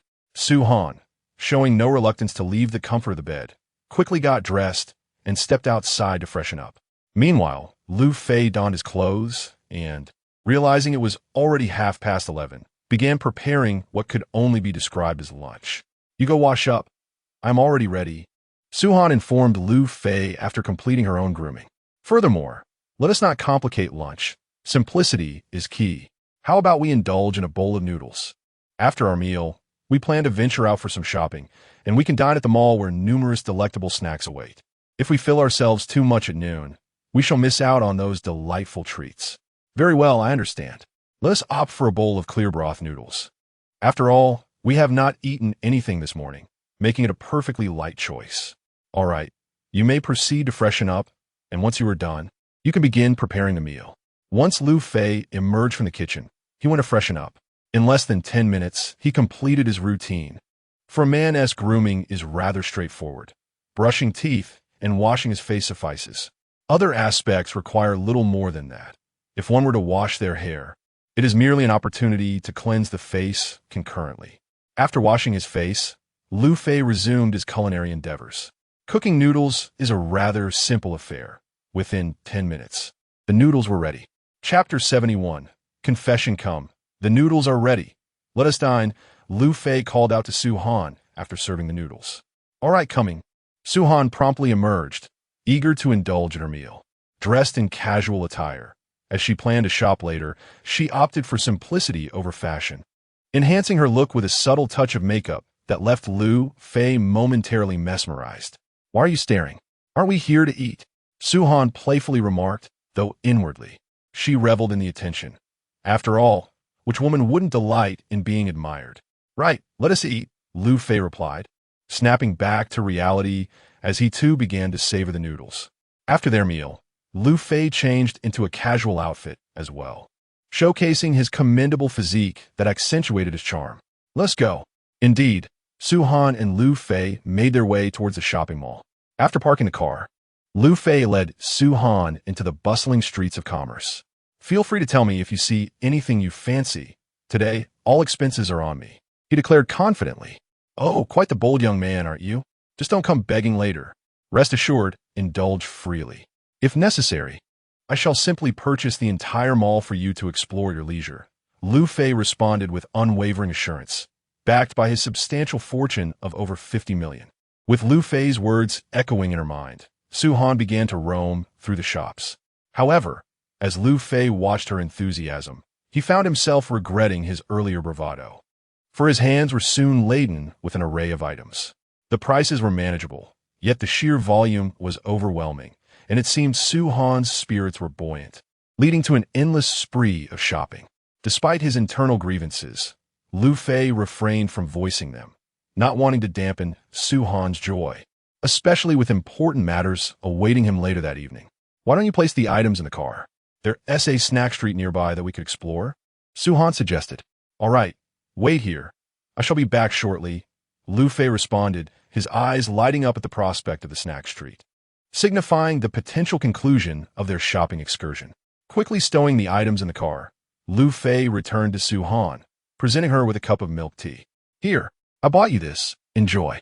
Thank you, she replied, as Liu Fei took the cup and sipped, not dwelling on the momentary fatigue brought on by their earlier activities. After a brief respite, he said, Shall we? Yes, Su Han agreed, and together they strolled toward the enticing snack street behind them all. Su Han took on the role of the enthusiastic foodie, while Liu Fei became her generous benefactor, as she eagerly ordered from every vendor they passed, often passing her surplus to Liu Fei when she could not finish. Unable to resist the principle of not wasting, Liu Fei consumed everything. Thus, before they realized, the clock struck 5 in the afternoon. The two rested on a chair, having spent a tiring afternoon wandering about. What shall we do next? Liu Fei inquired, glancing at the time.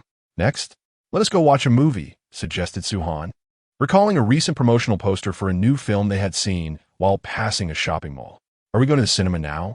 Didn't we just watch a film yesterday? Liu Fei questioned. What you watched yesterday hardly qualifies as a movie. Come on, let's go. Su Han exclaimed, pulling Liu Fei towards the cinema. They purchased tickets for the next screening and settled in to enjoy the film. By the time the movie concluded, it was already 7:30 in the evening. Let us head home now. It's already 7:30, Liu Fei said, waving his phone in front of Su Han. All right, let's go back. Su Han appeared somewhat reluctant, as such leisurely outings were infrequent for her. Liu Fei, sensing her disappointment, perhaps guessed her thoughts. Don't worry, there will be plenty more opportunities like this in the future. You won't have to bear it alone anymore. We will share the experience together. After hearing Liu Fei's reassuring words, Su Han nodded. Once they were in the car, they drove towards Mingmen Tiancheng. Upon arrival, Liu Fei did not park near Su Han's place, but rather on his side. Aren't we going to my house? Why are we at yours? Have your parents returned? Su Han asked curiously. No, not yet. Get out. I have a surprise for you, Liu Fei replied, his words slightly hesitant. Su Han, however, assumed it was about Su Cici's newly decorated room that Liu Fei wanted her to see. After exiting the car, Liu Fei opened the door to his room, which was enveloped in darkness. Turn on the lights. Why is it so dark in here? She exclaimed, struggling to see. The curtains aren't drawn either. I thought your mother would have done that before leaving. Liu Fei remained silent, guiding Su Han towards the living room. She was clearly puzzled. Why all the mystery over just showing me a room? Stand here and wait for me, Liu Fei instructed before turning to leave. Hearing the door close, Su Han called out, Liu Fei, where are you going? I'm right here. I just closed the door.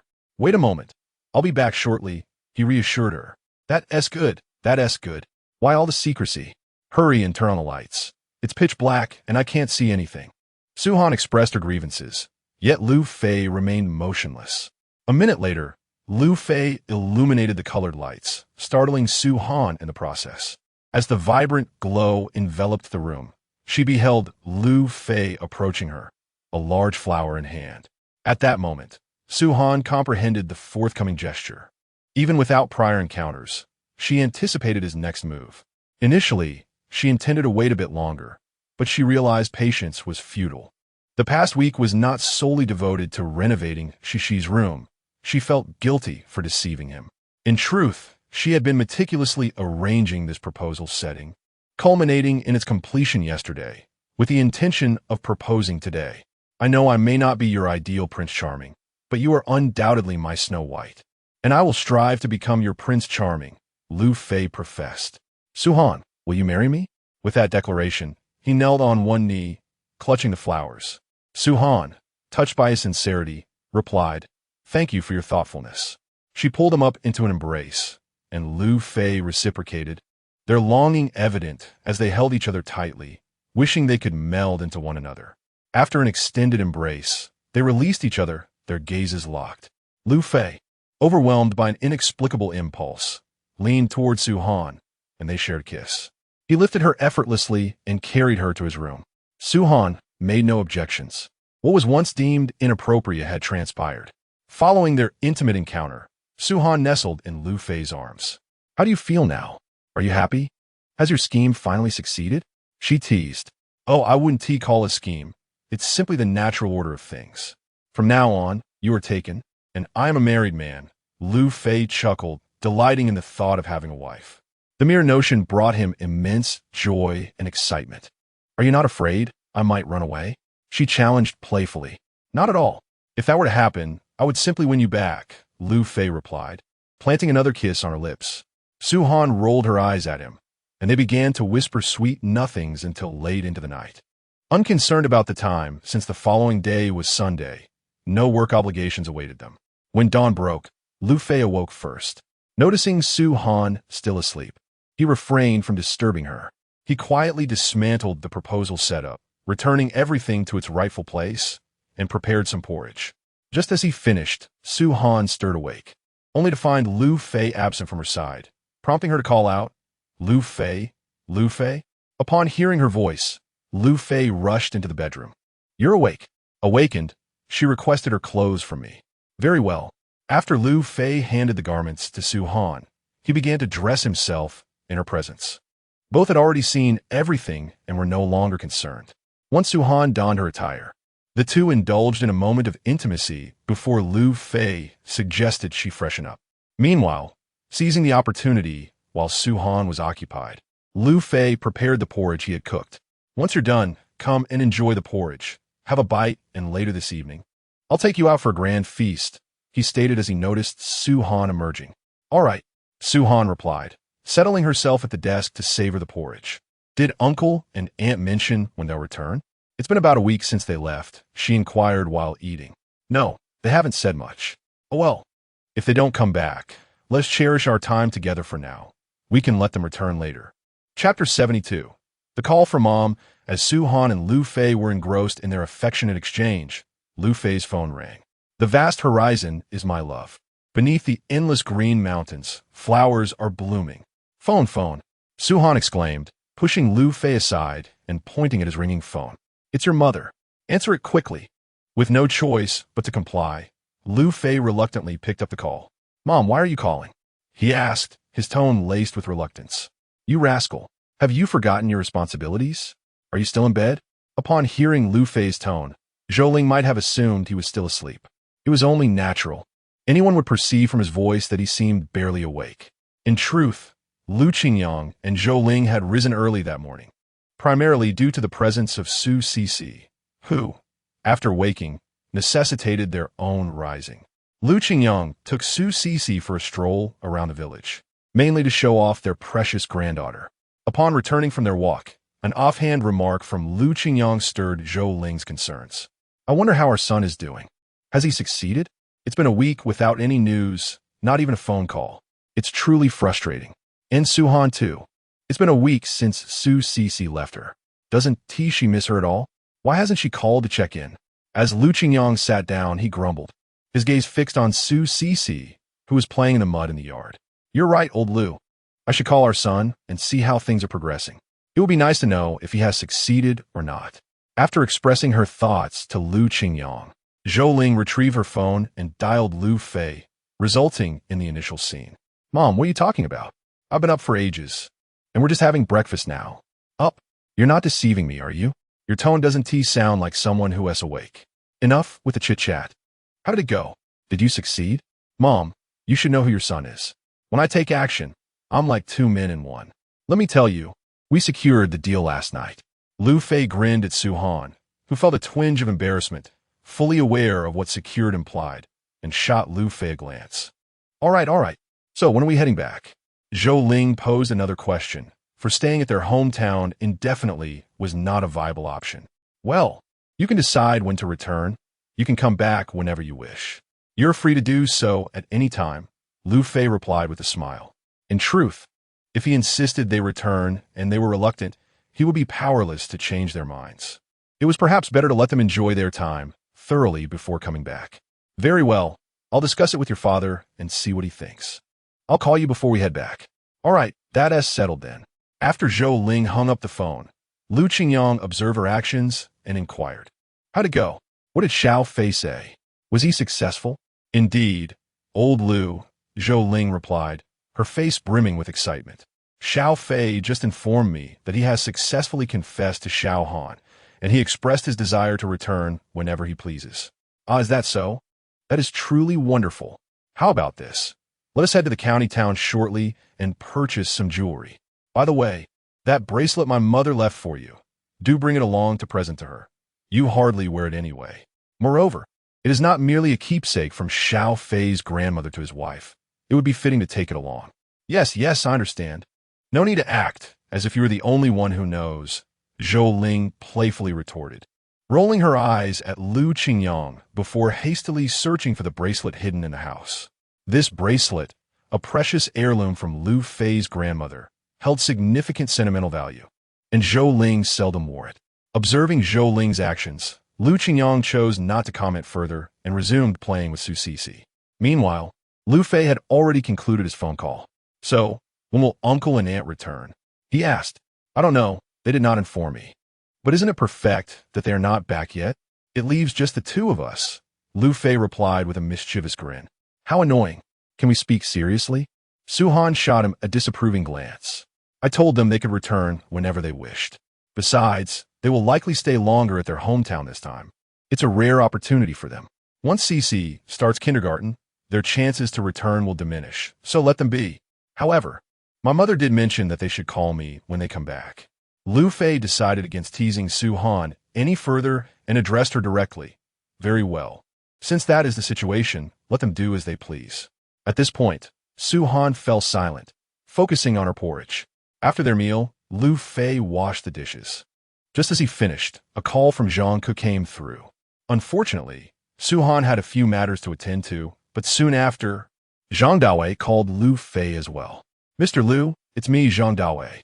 What is it, Manager Zhang? Liu Fei inquired upon answering the call. Well, Mr. Liu, the entire batch of samples has been produced, and the footage has been edited. When do you think we should launch the product? Should we announce a press conference? Zhang Dawei briefed Liu Fei regarding the skin cream product, emphasizing that such decisions required his approval, as subordinates lack the authority without his consent. All right, for this matter, please report to me specifically on Monday when work resumes. Moreover, I will ensure that the president and a few others join us. Please make the necessary preparations. Liu Fei instructed Zhang Dawei. It is imperative that you prepare thoroughly. Do you understand? Liu Fei emphasized this point. concerned that Zhang Dawei might not grasp the gravity of the situation. Rest assured, Manager Liu, I will be well prepared, Zhang Dawei replied. Very well, let us proceed with that. Understood, Manager Liu. Goodbye, Manager Liu.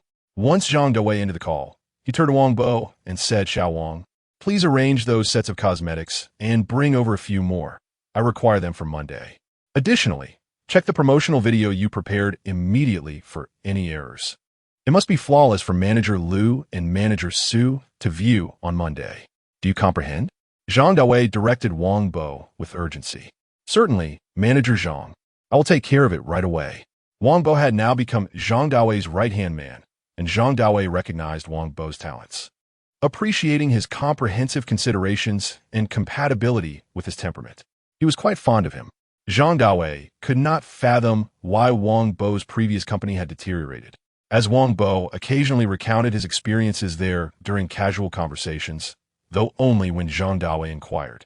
Over time, Zhang Dawei discovered that Wong Bo was indeed an excellent subordinate, thoughtful and adept at navigating workplace dynamics. Otherwise, he would not have promoted him so swiftly. Of course, Zhang Dawei did not place much weight on the fact that Wong Bo was a classmate of Liu Fei. Relationships mean little without capability. At Sue Group, one would inevitably be marginalized without merit. Was it not the same for Su Han when he first arrived? It was only after Su Han's character and diligence gradually won over the entire company that he earned their respect. After concluding the call, Liu Fei turned to Su Han and said, there is a meeting on Monday to discuss the launch timeline of our new product, and your attendance is required, along with that of the other executives. Upon hearing Liu Fei's words, Su Han pondered briefly and then, with alluring eyes, responded, shouldn't this be something you take care of? From now on, I shall content myself with sitting in the president's office and embracing my role as the beautiful president. After saying this, Su Han rose and returned to her room, which was in fact Liu Fei's room, as they had stayed at his home the previous night.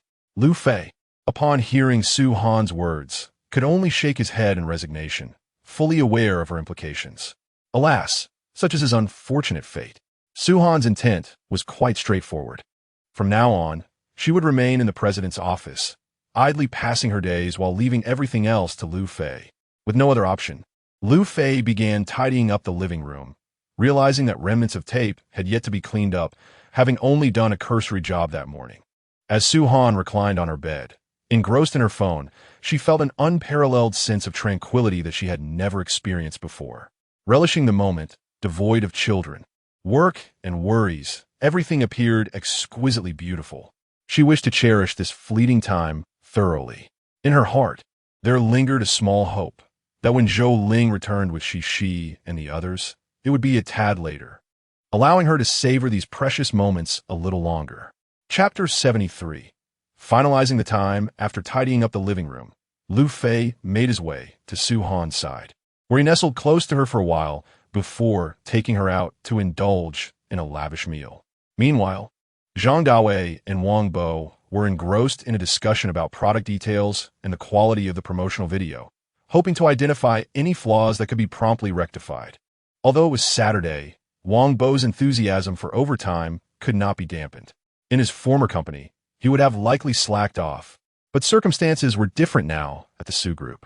The remuneration was wholly satisfactory, particularly today, as he would earn double pay. Manager Zhang, I proposed this during Monday's meeting. When we present our products, we could invite our female leaders to conduct a live demonstration. This would undoubtedly showcase their confidence in our offerings. Wouldn't you agree? Wong Bo suggested to Zhang Dawei, who brightened at the idea. Xiao Wang, that's an excellent suggestion. Indeed, we can arrange that. Just ensure you record the session without any edits. We want it to appear seamless and authentic, rather than manipulated, Zhang Dawei responded. Manager Zhang, this is a piece of cake. Rest assured, kiss, Wong Bo replied confidently. I'll make arrangements to incorporate this proposal. Zhang Dawei found Wong Bo's suggestion to be quite astute. Nothing could convey impact like a first-hand experience. What about the video? How do you feel about it, Manager Zhang? Wong Bo inquired, aware of his own confidence in the footage, while also recognizing Zhang Dawei as consistent approval of his work. However, He understood the importance of remaining humble and not becoming complacent. Upon hearing Wong Bo's question, Zhang Daowei promptly returned to his computer and meticulously reviewed the promotional video from the beginning. He scrutinized every detail, the ebb and flow of the music, the quality of the visuals, the dialogue from the side characters, and the expressions and skin tones of the actors. He was determined to present the most flawless version to the company leaders on Monday, as a successful execution of this task could lead to a promotion. Zhang Daowei was no longer concerned with a pay raise. The salary offered by Sue Group was already satisfactory. He was simply striving for advancement. I just reviewed it again and found no issues, not even minor ones. Could it be that I'm simply too pleased with your work? Zhang Daowei jested. How about this? Share the video with our department. Let everyone take a look. Actually, let us watch it together in this room at my desk. And no one is permitted to record. This is our promotional material and remains confidential. It must not be disseminated or exposed. Come on, call them over one by one and say it's my suggestion. After all, the strength of the masses is quite formidable. Many hands make light work. Let us see if we can pool our thoughts and identify some issues. If we cannot find anything, then so be it. We'll have to accept it as it is. However, if we do identify some problems, tomorrow being Sunday, we still have ample time for revisions. What do you think? All right, Manager Zhang, I'll go summon them now. Wong Bo, of course, complied with Zhang Daowei's instructions. He inherently recognized the importance of executing orders. Even if he did not initially concur, he believed in gradually embracing the rationale behind the commands through their execution. This trait earned him Zhang Daowei's admiration. He unwaveringly followed directives, regardless of dissent, thereby preserving his leader's authority. Before long, members of their department were summoned one by Wong Bo, each providing feedback in turn. Surprisingly, their opinions were remarkably unanimous. The work was deemed excellent, with no issues identified. They were aware that this was not mere flattery towards Wong Bo, and they recognized his favored status before Zhang Daowei. They were simply expressing their genuine thoughts. Well, since everyone has no objections, let us organize this and meet on Monday for the meeting, Zhang Daowei declared decisively. Manager Zhang, isn't this a bit inappropriate? Wong Bo replied nervously, as they were about to face high-ranking figures like the general manager and president of the Sue Corporation. Naturally, he felt some trepidation, especially as a junior employee amidst several hierarchical layers. What is inappropriate about it? The Sue Corporation values meritocracy and courage. As long as you possess genuine skills and abilities, promotions and salary increases are not an issue. Prepare well for this opportunity. Little Wong, this is an excellent chance to showcase yourself. Do not let it slip away. Understand? It's also a valuable experience for you, Zhang Daowei implied sagely. Yes, Manager Zhang, rest assured, I will seize this opportunity, Wong Bo replied earnestly, fully grasping the weight of Zhang Daowei's words. Good, go and prepare, Zhang Daowei concluded. Meanwhile at home, Su Han and Liu Fei were engaged in a discussion about what to have for dinner. Weren't you supposed to take me out for a feast tonight? What kind of feast? Su Han inquired, noticing Liu Fei lounging on the bed. I'm thinking of a delightful pot chicken. It's particularly delicious. We visited that place several times during our university days, and I want to take you there, Liu Fei explained. Upon hearing Liu Fei mention pot chicken, Su Han did not express disdain, for she understood that the most delectable snacks often resided in inconspicuous street stalls or alleys. Upscale restaurants, while offering better decor and ambience, often fell short in flavor. Having attained her current status and strength, she felt entitled to voice such opinions. Oh, where is it? During my university days, there was a delightful restaurant that specialized in clay pot duck, which I have not visited since my graduation, yet its flavors linger in my memory. Upon hearing Liu Fei's words, Su Han appeared intrigued and eagerly engaged in a spirited discussion with him. If we find the time, we could return and indulge in a meal there. Certainly, given that we are both in Greenvine City, it would be quite convenient to drive there, Liu Fei replied. All right then, it's settled. Today, let us first savor the clay pot chicken I mentioned and see how it tastes. Are you hungry? Yes, I am, Su Han admitted shyly, but we only had some porridge, which hardly satisfied my hunger. Come on, get dressed. We are heading out, Liu Fei urged. Upon hearing this, Su Han promptly began to prepare herself. Naturally, she returned to her own home to dress, as she had few appealing outfits at Liu Fei's place. This time, she donned casual attire that looked both clean and sharp, while Liu Fei opted for baggy shorts and a white t-shirt. Upon seeing Liu Fei's appearance, Su-han couldn't help but chuckle.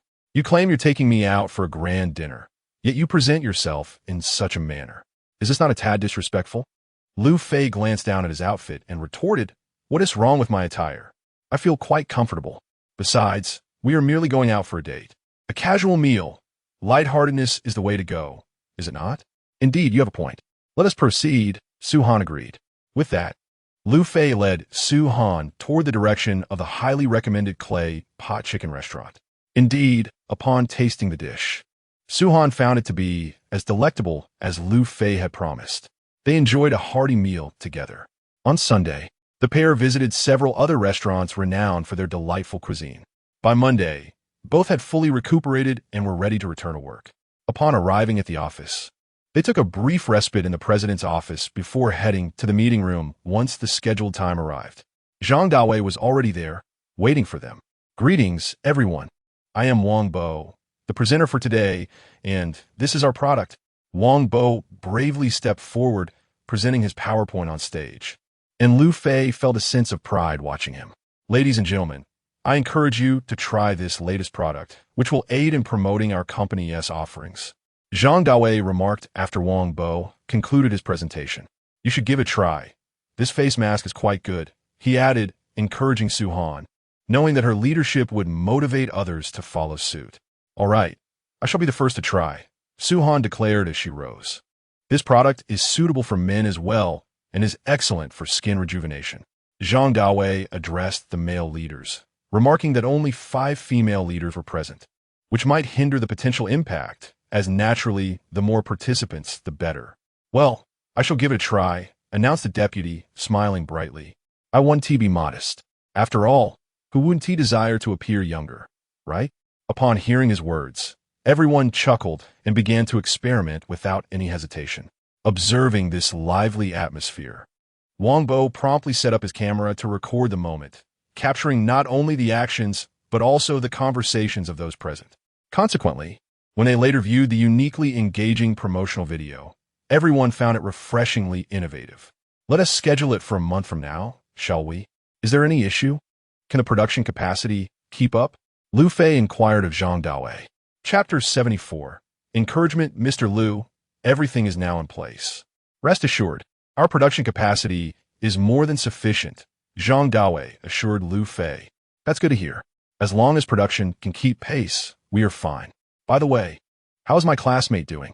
Is he performing adequately? To speak candidly, I was initially skeptical about your classmate's abilities.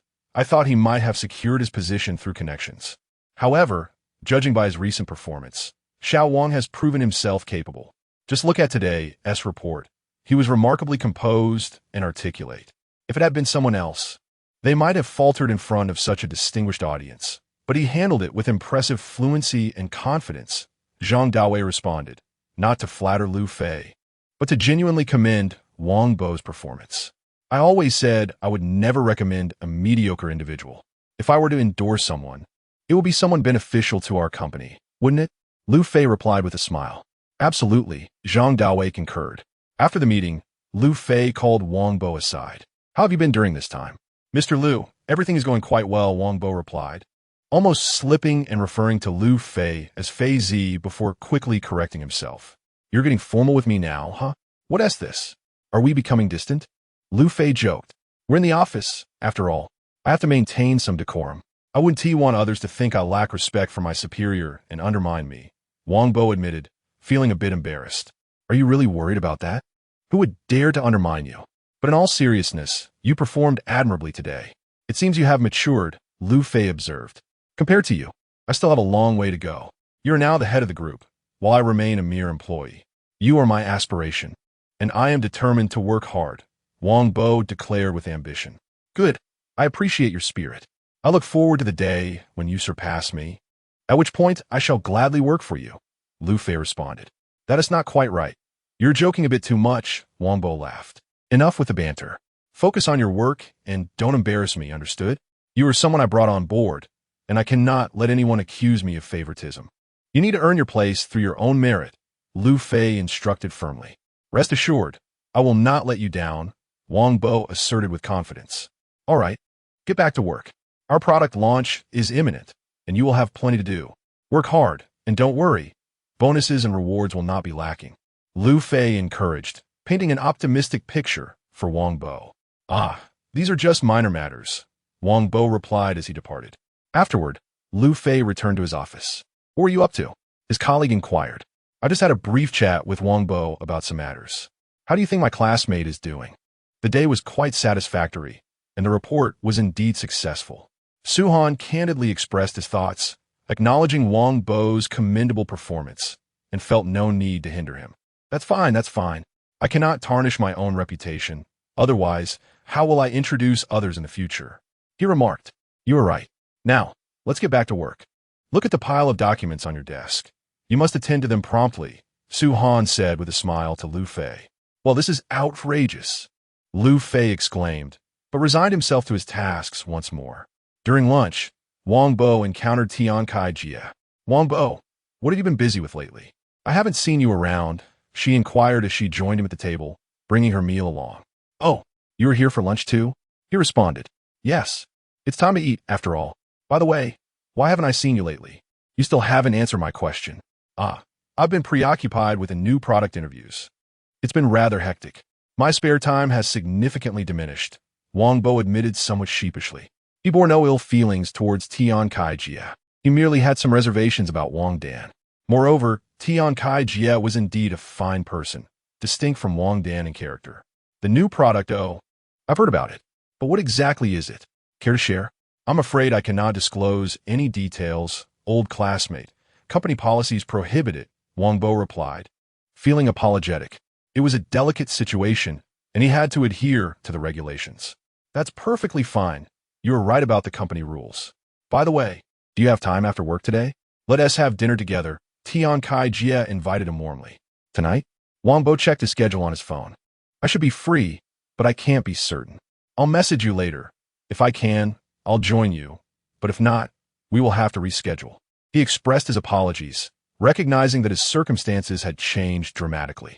Once a junior employee with little to manage, he was now the chief photographer, tasked with significant responsibilities. With Zhang Daowei delegating more, Wong Bo found himself quite busy. All right, I'll await your message, Tian Kai-jie acknowledged, understanding that he was now a busy individual, yet appreciating that he promised to respond. After their meal, Wong Bo returned to his work, and Tian Kai-jie went back to her position, taking a moment to rest as it was the lunch break. Meanwhile, in Liu Fei's hometown, Lu Qingyang and Zhou Ling were scheming about various matters. Dear, we have been at home for nearly a week now. Let us return and see how things are, Lu Qingyang suggested to Zhou Ling. Very well. Let us return. We have spent a considerable amount of time at home, met with all the necessary acquaintances, and paid visits to our relatives. There is nothing else to attend to, so we shall depart tomorrow morning. Indeed, let us proceed with our plans for tomorrow morning. I will call my son and inform him that we will be heading back then. After Lu Qingyang concluded his statement, he took out his phone, preparing to dial Liu Fei's number. In less than a minute, the call was connected. Chapter 75. Summation. Dad, what is the matter? Is something wrong? Liu Fei hastily answered the phone upon seeing it was his father calling. Xiaofei, your mother and I have discussed it, and we plan to return home tomorrow. Unless unforeseen circumstances arise, we should arrive by tomorrow evening. Oh, you're coming back tomorrow? Liu Fei's voice elevated slightly upon hearing the news, prompting Su-han to glance over at him. Yes, we're returning tomorrow. Your mother and I have already seen everything we needed to at home. All the relatives who were meant to visit have done so, and those who haven't will likely not be in touch again. There's nothing left for us to do here, so we decided to head back. I just wanted to inform you.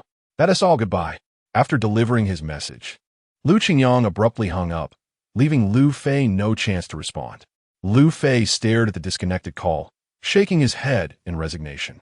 Are uncle and aunt coming back tomorrow? Su-han asked after noticing Liu Fei placing the phone on the table, indicating that the call had indeed ended. Yes, they should be home by tomorrow evening. They called just to let us know. Well, did you ask what time they would arrive tomorrow? Should we prepare dinner? No, I didn't have the chance to inquire. They hung up too quickly. Liu Fei replied with a hint of frustration. All right then. Make sure to leave work early tomorrow and prepare dinner. Understood. After responding to Su-han, both returned to their respective tasks. Knock, knock, knock. At that moment, someone was knocking at the door. Kumin, Su-han called out. Upon entering, Chun-jing greeted them. President Liu Zong. What is the matter? Liu Fei turned his gaze toward Chun-jing upon hearing her voice. It's like this, President. Today, the American company, Orange Corporation, sent us a message expressing their desire to discuss a potential collaboration.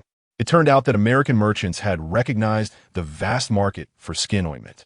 Following the withdrawal of the Sue Group from the American market, all related products had also exited, leaving the public with no choice but to purchase through alternative, costly channels.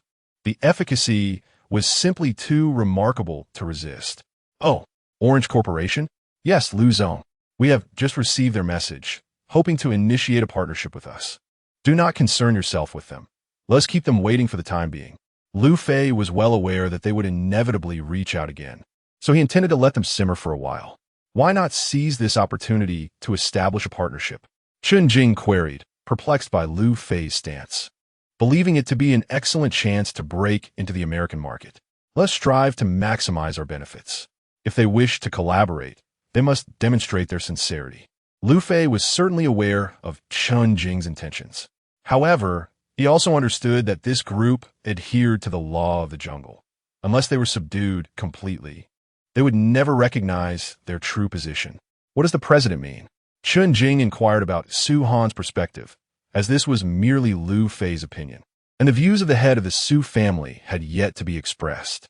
His meaning is synonymous with mine. Proceed with the execution. Henceforth, the Su Group will be governed by what General Manager Liu says. Do you comprehend? Understood, President. I shall inform the Orange Company at once. Chun-jing was fully cognizant that this was Su-han subtly directing him, for individuals who attain such positions are not ordinary. Very well, execute it. Goodbye, President. After bidding farewell to Su-han, Chun-jing exited. You truly know how to delegate. Now, everything has fallen into my lap. Liu Fei remarked with a hint of exasperation. Shall I seek assistance from others? Better not. I shall handle it myself. Upon hearing this, Liu Fei immediately felt disheartened and reluctantly resumed his paperwork. Meanwhile, in the reception area of the Su Group, Cheng Yi, the general manager of the Orange Company, anxiously awaited Chun-jing's response. Early that morning, he had received notification from the American headquarters instructing him to negotiate with the Su Group regarding the exclusive agency rights for their skin cream. Securing this would undoubtedly double the market value of the Orange Company. My apologies, General Manager Zhang, for the delay, Chun-jing said as he entered the meeting room. Adressing Cheng Yi. No, Manager Chun, what is your company's decision? Can the exclusive rights be granted to us at Orange Company? Cheng Yi, unfazed by Chun-jing's apology, was focused on his primary concern. I regret to inform you, General Manager Cheng, that our company needs to deliberate further on your request. Should I receive any updates, I will notify you immediately. What could your company possibly be deliberating? Is there any reason for hesitation? Please feel free to voice any concerns. We can address them together. Cheng Yi, of course, did not believe Chun-jing's evasive words. The so-called further discussion was merely a refusal. However, recalling his superior's directive to finalize this matter, it was evident that Chun-jing's response left Cheng Yi an impasse. I apologize, General Manager Cheng, but I do not possess the authority to inquire into our leadership's considerations. I'm simply executing orders. If you have any questions, you may need to wait for our news. All right? Chun-jing had effectively issued an eviction notice. Very well. Perhaps we shall collaborate another time. Cheng Yi realized that remaining any longer would be futile. He stood and extended his hand to Chun-jing, who shook it briefly before releasing it. With that, they parted ways. My apologies. After Chun-jing saw Cheng Yi off, she busied herself with her own matters, leaving other considerations aside. Besides, Liu Fei was there to take the lead. However, she felt a tinge of regret. Such a splendid opportunity seemed to have been squandered. In truth, Chun-jing was inclined to accept the olive branch extended by the Orange Company, recognizing it as a prime chance to penetrate the American market. Missing out could lead to extreme measures from the United States, making future attempts to enter that market rather troublesome. Yet, she had to take Liu Fei's opinions into account.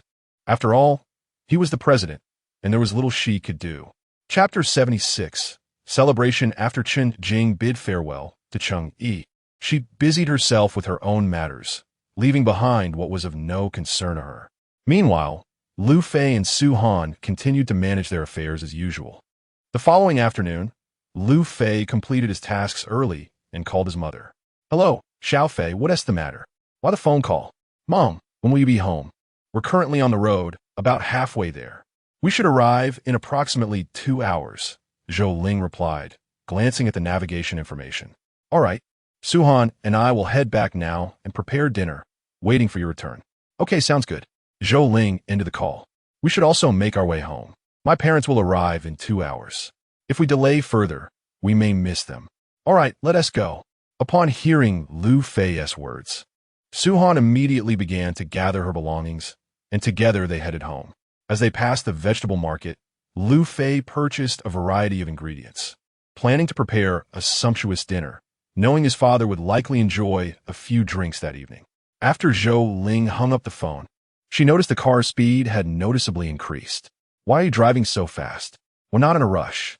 If anything happens on the road, that would be unfortunate. Drive slower. I just want to get home sooner. That is not acceptable. Safety first. Slow down, and besides, we have Shishi in the car. All right, I'll slow down. Liu Qingyang responded, promptly reducing the speed. Upon returning home, Liu Fei immediately began tidying up. Although he had left work early, the time spent shopping and traveling had consumed about an hour. With only an hour remaining, he felt the pressure to ensure they could eat as soon as his parents arrived, necessitating a quicker pace.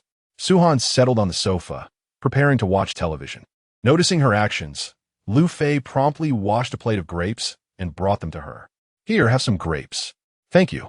Su-Han graciously accepted the grapes, munching on them while watching television. Meanwhile, Liu Fei busied himself in the kitchen.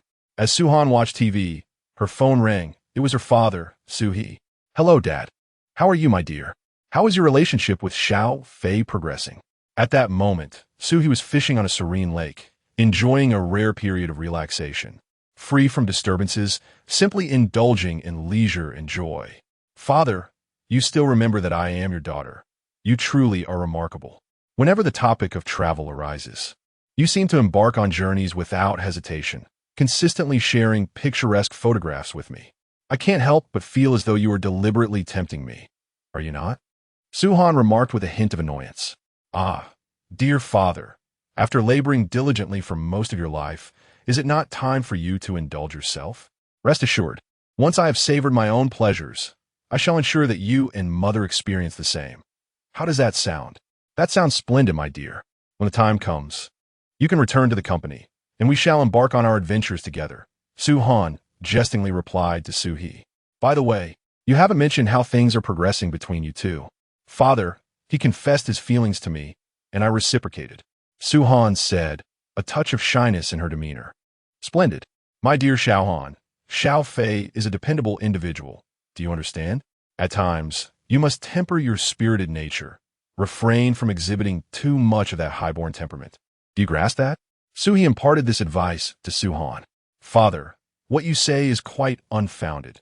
When have I ever displayed such a haughty demeanor? I truly cannot entertain this conversation any longer. All right, I understand. Should anything arise, do not hesitate to call me. Matters of youth are best left to the young to navigate. Farewell. Su-Han wished to converse further with Su-He, but he abruptly ended the call. This man truly relishes his own indulgence, leaving his beloved daughter to endure solitude at home. Alas, he remains unchanged since his youth. After her gentle grumbling, Su-Han promptly turned her attention to the television. As Liu Fei neared the completion of the meal, the sound of a key turning in the lock echoed from the entrance. Su-Han hurriedly dashed to the door and opened it. Uncle, Auntie, Cece, Mother. Upon seeing her mother, Cece rushed forward to embrace Su-Han's leg. Mother, I miss you dearly. Did you miss me too? Indeed, I miss you very much. Su-Han crouched down and lifted Cece into her arms. You're lying, Mother. If you truly missed me, why did you not call? I see that since you have father, you no longer care for me. Oomph. Su Cece turned her face away in a manner that was utterly adorable, causing Zhou Ling and Lu Qingyang to chuckle softly. At that moment, Liu Fei emerged from the kitchen, assisting Lu Qingyang and Zhou Ling in bringing in their belongings. In truth, there was little to carry, merely a few of Su Cece's items, light as a feather. "Father, mother, you have returned. Please wash your hands. Dinner is nearly ready." "Very well." Lu Qingyang and Zhou Ling responded to Liu Fei's words and proceeded to wash their hands, while Su Han coaxed Su Cece to do the same. Soon, the entire family was seated neatly at the dining table. "Son, do we have any wine?" "We do." "Then bring it forth." "Of course." Liu Fei promptly rose and went to retrieve a bottle of Maotai from its place. Since the last time Lu Qingyang and Su He enjoyed a drink at home, Liu Fei has taken to keeping several bottles of fine liquor in stock, fearing that they might run short during their next gathering, which would certainly lead to an awkward situation. Today, with his father in high spirits, he proposed that the two of them share a couple of drinks together. "Sound good, Dad. I'll join you for a drink." After pouring the liquor, Liu Fei placed a filled glass in front of Lu Qingyang. "Come on, son. Well done. Let us have a toast." Upon seeing this, Lu Qingyang promptly lifted his glass and gestured towards Liu Fei, preparing to clink their glasses together. Chapter 77. "Aunt, I cannot accept any more." Liu Fei, not one to refuse, lifted his wine glass and clinked it against Lu Qingyang's, both indulging in a hearty gulp. "Dad, let us dine," Liu Fei urged Lu Qingyang, as they had commenced drinking yet had not given the command to start the meal. "All right, let us begin," Lu Qingyang declared. Upon hearing his words, Zhou Ling and the others picked up their chopsticks and began to eat. Naturally, this did not include Su Cece, who, as before, was being fed by Zhou Ling, for children are afforded certain privileges. "Dear, please bring forth the gifts prepared for our daughter-in-law," Lu Qingyang instructed Zhou Ling. Upon hearing this, Su Han's face flushed with embarrassment, yet she remained silent. Lu Qingyang's boldness stemmed entirely from the success of his son's confession. Had it been unsuccessful, he would never have dared to speak so. "My dear girl, this was given to me by Xiao Fei's grandmother before her departure, with the instruction to pass it on to Xiao Fei's wife. Now, I entrust it to you," Zhou Ling stated to Su Han, producing an exquisite box from her pocket. Upon opening it, a jade bracelet was revealed. "My dear, allow me to adorn you," Zhou Ling said, reaching for Su Han's hand to place the bracelet upon it. "Aunt, please, I cannot accept this. I truly cannot. You already gifted me a gold bracelet last time, which I still wear. I cannot accept this jade bracelet, no matter the reason. Moreover, it belonged to your grandmother. I cannot take it." Su Han adamantly refused, asserting that now was not the appropriate time for such an acceptance. "Oh dear, just accept it. This is a keepsake from Xiao Fei's grandmother to you, not to me. She insisted it be given to her granddaughter-in-law. Although she never met you, it was her wish, and I am merely fulfilling my duty," Zhou Ling insisted, disregarding Su Han's protests as she pulled her hand over and placed the bracelet in her palm. "Indeed, Xiao Han, you should accept it. This was a gift from Xiao Fei's grandmother to you, not to your aunt. If it were intended for your aunt, it would be understandable to refuse, but you must not disregard the elderly's heartfelt intentions," Lu Qingyang added, attempting to persuade Su Han. "Uncle, aunt, I truly cannot accept this." "I genuinely cannot," Su Han reiterated, firmly standing her ground against the jade bracelet. "Mother, let us set it aside for now. You can present it again when we marry. It feels a bit premature to bring it out now," Liu Fei interjected, noticing Su Han's reluctance. "Yes, indeed. Aunt, I cannot accept it, truly," Su Han repeated. With no other recourse, Zhou Ling reluctantly retrieved the bracelet. "All right, Annie will keep it for you. When you get married, I'll get it to you then. And you certainly cannot refuse Annie at that time," Zhou Ling said as she placed the bracelet back into the jewelry box. Come, let us eat," Lu Qingyang interjected, trying to ease the atmosphere, as Zhou Ling had not managed to present her gift. There was indeed an indescribable feeling lingering in the air. So Lu Qingyang hurriedly encouraged everyone to resume their meal.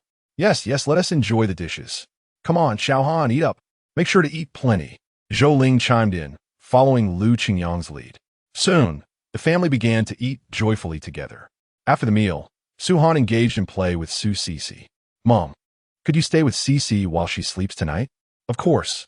Would you like to sleep here or at our home? Su-Han asked Su Cece. I want to sleep at Grandma's house. All right, I'll tuck you in tonight. Su-Han readily agreed without a second thought. Upon hearing Su Cece's request, Liu Fei could not help but roll his eyes. If Su Cece slept here, wouldn't there be another child between them? The thought made him feel somewhat deflated. Naturally, Liu Qingyang, who was still sipping his drink at the table, noticed Liu Fei's expression. Wife, find a pair of blankets and prepare a room for our son to sleep in. Liu Qingyang called out to Zhou Ling, okay. Zhou Ling responded immediately, fully aware of her son's feelings. Dad, why are you looking for blankets? I have my own room. I know you have a room, but isn't Xiao Han sleeping there tonight? So, I'll prepare another room for you, Liu Qingyang explained. What? What is wrong with me sleeping in my own room? Liu Fei protested, feeling displeased with Liu Qingyang's suggestion. Son, you and Xiao Han have only just expressed your feelings for each other. You are not yet married. This is a matter of respect for the girl. Do you understand? All right, Dad. I get it, Liu Fei replied, resigned to his father's reasoning. Su-Han couldn't help but chuckle at Liu Fei, her expression seemingly teasing. Let us see what you'll do tonight. Liu Fei shot her a glare, implying, I'll sneak in later. Liu Qingyang, observing their exchange, quickly grasped their unspoken thoughts, coughed lightly, and continued to drink. As if his cough served as a warning to Liu Fei, Zhou Ling soon found a room and placed the blankets inside. Coincidentally, this room was directly across from Liu Fei's original room. Liu Fei silently gave his mother a big thumbs up for her choice of room. All right, you all should get some rest. As for you, stop drinking. You've been driving all day and must be tired. Oh, I'm just trying to unwind, he replied. Well, I shall refrain from drinking any further and prepare for slumber. After Liu Qingyang tidied up the table, he made his way back to his room, ready to retire for the night. As for Su-Han, he paid no heed to Liu Fei, swiftly picking up Su Cece and heading toward Liu Fei's room. Upon entering, he closed the door with a notable thud. However, Liu Fei was aware that Su-Han had not locked it.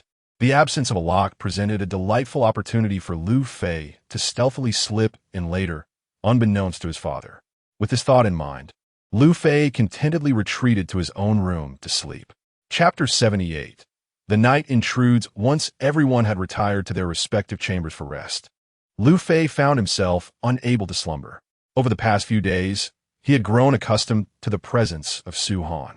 The sudden absence of her beside him left him feeling somewhat disoriented. Su-Han, too, was affected, as if they had both become intimately familiar with one another's existence. Yet, she understood that her immediate duty was to lull Su Cece to sleep. Children possess an inexplicable nature. The more you wish for them to sleep, the more elusive that sleep becomes. Thus, after lying in bed for an hour, Su Cece engaged Su-Han in conversation, recounting every scene she had witnessed during her time in the countryside, while Su-Han found herself growing drowsy listening to the tales. Su Cece seemed to thrive on the discourse, becoming increasingly animated. Cece, do sleep now. Are you tired? Mommy, Cece is not tired. I slept in the car today. Oh, please, just chat with me a bit longer, will you? I haven't seen you in days. Such is the nature of children. The more one urges them to do something, the less inclined they are to comply. Reluctantly, Su-Han continued the conversation, carefully avoiding any mention of sleep. Indeed, the more she refrained from bringing it up, the quicker Su Cece drifted into the realm of dreams. In less than 3 minutes, she was fast asleep, and within 6, soft snores began to escape her lips. Observing this, Su-Han shook her head, pondering the peculiarities of children, before retrieving her phone to message Liu Fei. Are you asleep? No, not yet. Has Cece fallen asleep? After sending the message, Liu Fei awaited Su-Han's reply with anticipation. However, as 2 or 3 minutes elapsed with no response, he was about to rise and investigate when suddenly, his door creaked open. It was Su-Han, who had decided to seek him out upon seeing his message. Upon sensing the door open, Liu Fei became alert, but his demeanor shifted to one of satisfaction as a striking woman entered. He recognized Su-Han immediately by her silhouette. What are you doing sitting here? Why aren't you lying down? She inquired, before promptly slipping under the covers and embracing him. It's your fault. I can't sleep without you by my side. Hey, Isn't that just splendid? This way, you want to leave me, he teased. Cut out, just sleep. What about Cece? What shall we do about her? She wants to wake up at night. Once she is asleep, she stays that way. And if she does wake, it's best if it's at dawn. But isn't it a bit inappropriate to leave her alone in a room? If she wakes, we want to even know. Don't worry, I know her too well. Are you going to sleep? If not, I'll head back. Fine, I will sleep. Reassured by Su Han's words, Liu Fei relaxed, allowing his hands to wander. Upon sensing something unusual, Su Han gently tapped Liu Fei, who, indifferent to her presence, simply rolled over and pressed himself against her. As dawn broke around 4 o'clock, Su Han stealthily returned to her own room from Liu Fei's. Noticing that Su Cece was still asleep, she exhaled in relief and nestled back into bed. When 6 o'clock struck, Liu Fei rose promptly to prepare breakfast. Once the meal was ready, he opened the door to Su Han's room. Time to wake up, sleepyhead. All right. Upon hearing Liu Fei's words and after he stepped out, Su Han began to rise. She could no longer dress in front of Liu Fei as she once did. The presence of others in the house made it somewhat awkward. After dressing, she emerged from her room. Go wash up. I'll serve your meal. Okay. Su Han entered the bathroom to freshen up. After completing her morning routine, she sat at the dining table, while Liu Fei had already finished his. The advantage of being a man, she thought, washing up was a swift affair. At that moment, Lu Qingyang and Zhou Ling also awoke. Mom, Dad, you're up. Breakfast is ready. After we eat, we'll head to work. You two can take care of the dishes. If you feel like washing them, go ahead. If not, I'll do it when I return. You little rascal, you're not going to make us do the dishes without calling us out, are you? By the time you get back, it'll be evening. Lu Qingyang replied, somewhat exasperated. Hee. Liu Fei remained silent and continued to enjoy breakfast with Su Han. After they finished, Liu Fei took Su Han to the office, while Lu Qingyang and Zhou Ling sat down. Dear, do you think our son actually slept in his own room last night? Lu Qingyang asked Zhou Ling while taking a bite of his egg. Why are you even asking? Why bring up the blankets? Isn't it fine for them to share a bed? If they slept together, wouldn't I be holding a grandchild by now? Honestly, I can't even begin to explain this to you, Zhou Ling retorted, not offering any praise to Lu Qingyang, but instead delivering a different perspective. Upon hearing Zhou Ling's response, Lu Qingyang momentarily forgot to chew his food. Do you understand now? Yes, I do. So, it's best not to make a fuss when there's nothing going on. Now, if you want them to share a space again, is there even another opportunity like this? Really? You're washing the dishes later. After reprimanding Lu Qingyang, Zhou Ling quickly finished her millet porridge and egg, tossing her bowl and chopsticks onto the table before leisurely heading off to watch television. She was truly beginning to relish life. Oh dear, my mouth. Lu Qingyang lightly patted his lips and began to eat as well. Although he had instructed his son to remain in his room, he was well aware that his son's nature would prevent him from being obedient. He would undoubtedly sneak out to rendezvous. Therefore, he harbored no concerns regarding Zhou Ling's second topic of discussion, the issue of having a second child. With this thought in mind, he resumed his breakfast with a cheerful spirit, even humming a little tune. It is truly remarkable how one can find joy in seemingly trivial matters. Is this truly a cause for celebration? Just as Zhou Ling pondered this, the voice of Su Cece resonated from Liu Fei's room. Oh, Cece, your grandmother has arrived. Chapter 79. Collaborating with oranges. Upon hearing Su Cece's voice, Zhou Ling hurriedly ran over. Liu Fei, having brought Su Han to the Su Corporation, returned to the president's office. As Liu Fei opened the door to the office, a chill ran through him. For Zhang, who had already placed the documents to be addressed today on his desk well in advance. Since Zhang learned that Liu Fei and Su Han arrived early, she had begun to come in even earlier, solely to ensure that all preparations were completed. Zhang Ku, Liu Fei called out upon seeing the pile of documents. President Liu, did you call for me? She responded, beautiful lady, what time do you commence your work? 9 o'clock. And what time did you arrive? 7 o'clock. 2 hours early? Yes, President Liu. Zhang Ku was somewhat perplexed by the reason behind Liu Fei's inquiries. Was it not customary for a secretary to arrive before the general manager and president? I ask you, do you receive overtime pay for those 2 hours from 7 to 9? According to our company's attendance policy, there is no compensation for arriving early, only for staying late. Oh, then you should simply arrive punctually from now on, Understood? While the company's regulations cannot be breached, President Liu, is it wrong for me to come in early? Zhang Ke asked, her confusion evident. I merely wish for you to arrive on time. It is neither good nor bad, and does not pertain to you personally. Understood? I harbor no personal objections towards you. I simply hope for your punctuality. Is that clear? Understood. Though Zhang Ke was still a bit bewildered by Liu Fei's words, she acquiesced. All right, go ahead and attend to your documents. Zhang Ke, do not misconstrue his intentions. He merely desires you to arrive punctually. Our early arrival is a result of waking up early, and we should not impose that on you. Typically, if work starts at 9, arriving by 8:30 or 8:50 will suffice. His insistence on your punctuality is reflective of the documents you placed on his desk. The sooner you submit them, the sooner he can address them, delay them, and he will do so later. Do you comprehend? Oh, I see now, President. I understand. Zhang Ke acknowledged, her realization dawning. Very well, you may leave now. Call for me if anything arises. Understood, President. Zhang Ke turned and exited the office. Really? Is it necessary? If you do not wish to handle them, why not wait until your official hours? Suan murmuretto Liu Fei. It is not that I am reluctant to address them. Do I not understand that the sooner they are handled, the better? Completing them early enables us to finish our workdays sooner, does it not? Yet, why should we burden that young lady with our early arrival? Liu Fei explained to Suan. All right, I can see that you have a point. Now, let us address the tasks at hand. Liu Fei, feeling a sense of helplessness, picked up the first document and began to peruse it.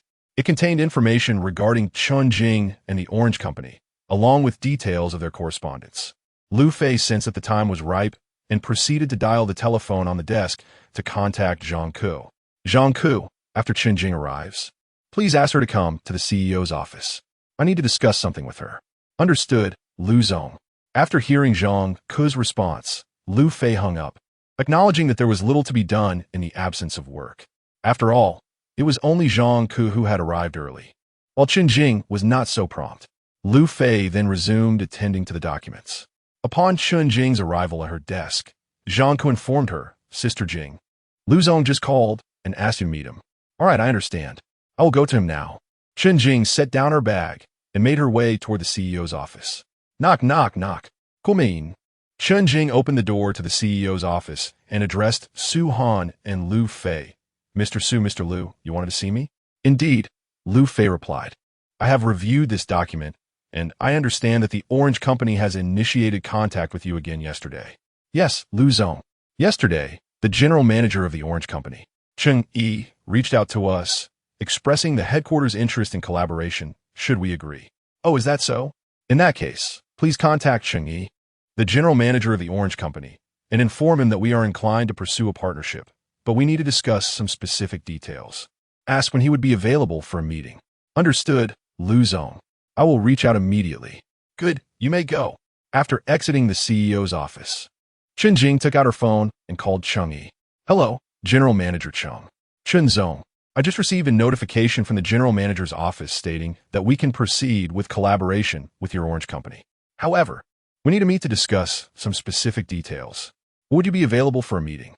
Chunjing, being a direct and efficient person, got straight to the point, while Cheng Yi also preferred straightforwardness. He believed in compatibility and was not fond of unnecessary complications. When the Su group had initially rejected him, he had not harbored high hopes for a partnership. However, under pressure from headquarters, he had no choice but to follow their directive. Really? Chun Zong, I am available right now. I will come to your company to discuss this matter. Excellent. Let us meet at 10 o'clock. We will be waiting for you at the Su group. All right, see you at 10. After Cheng, he hung up the phone with Chunjing. He began to report back to his superiors at headquarters. Although there exists a time difference, it is of no consequence. The matter at hand is of paramount significance, specifically entrusted to him by headquarters, and must be executed. Despite the temporal disparity, he could not afford to hesitate and promptly dialed the number of his superior. Cheng, what time is it on our side? You ought to be aware. I hope you can provide me with a satisfactory explanation. Upon receiving Cheng Yi's call, Kyuk suppressed his anger and addressed him.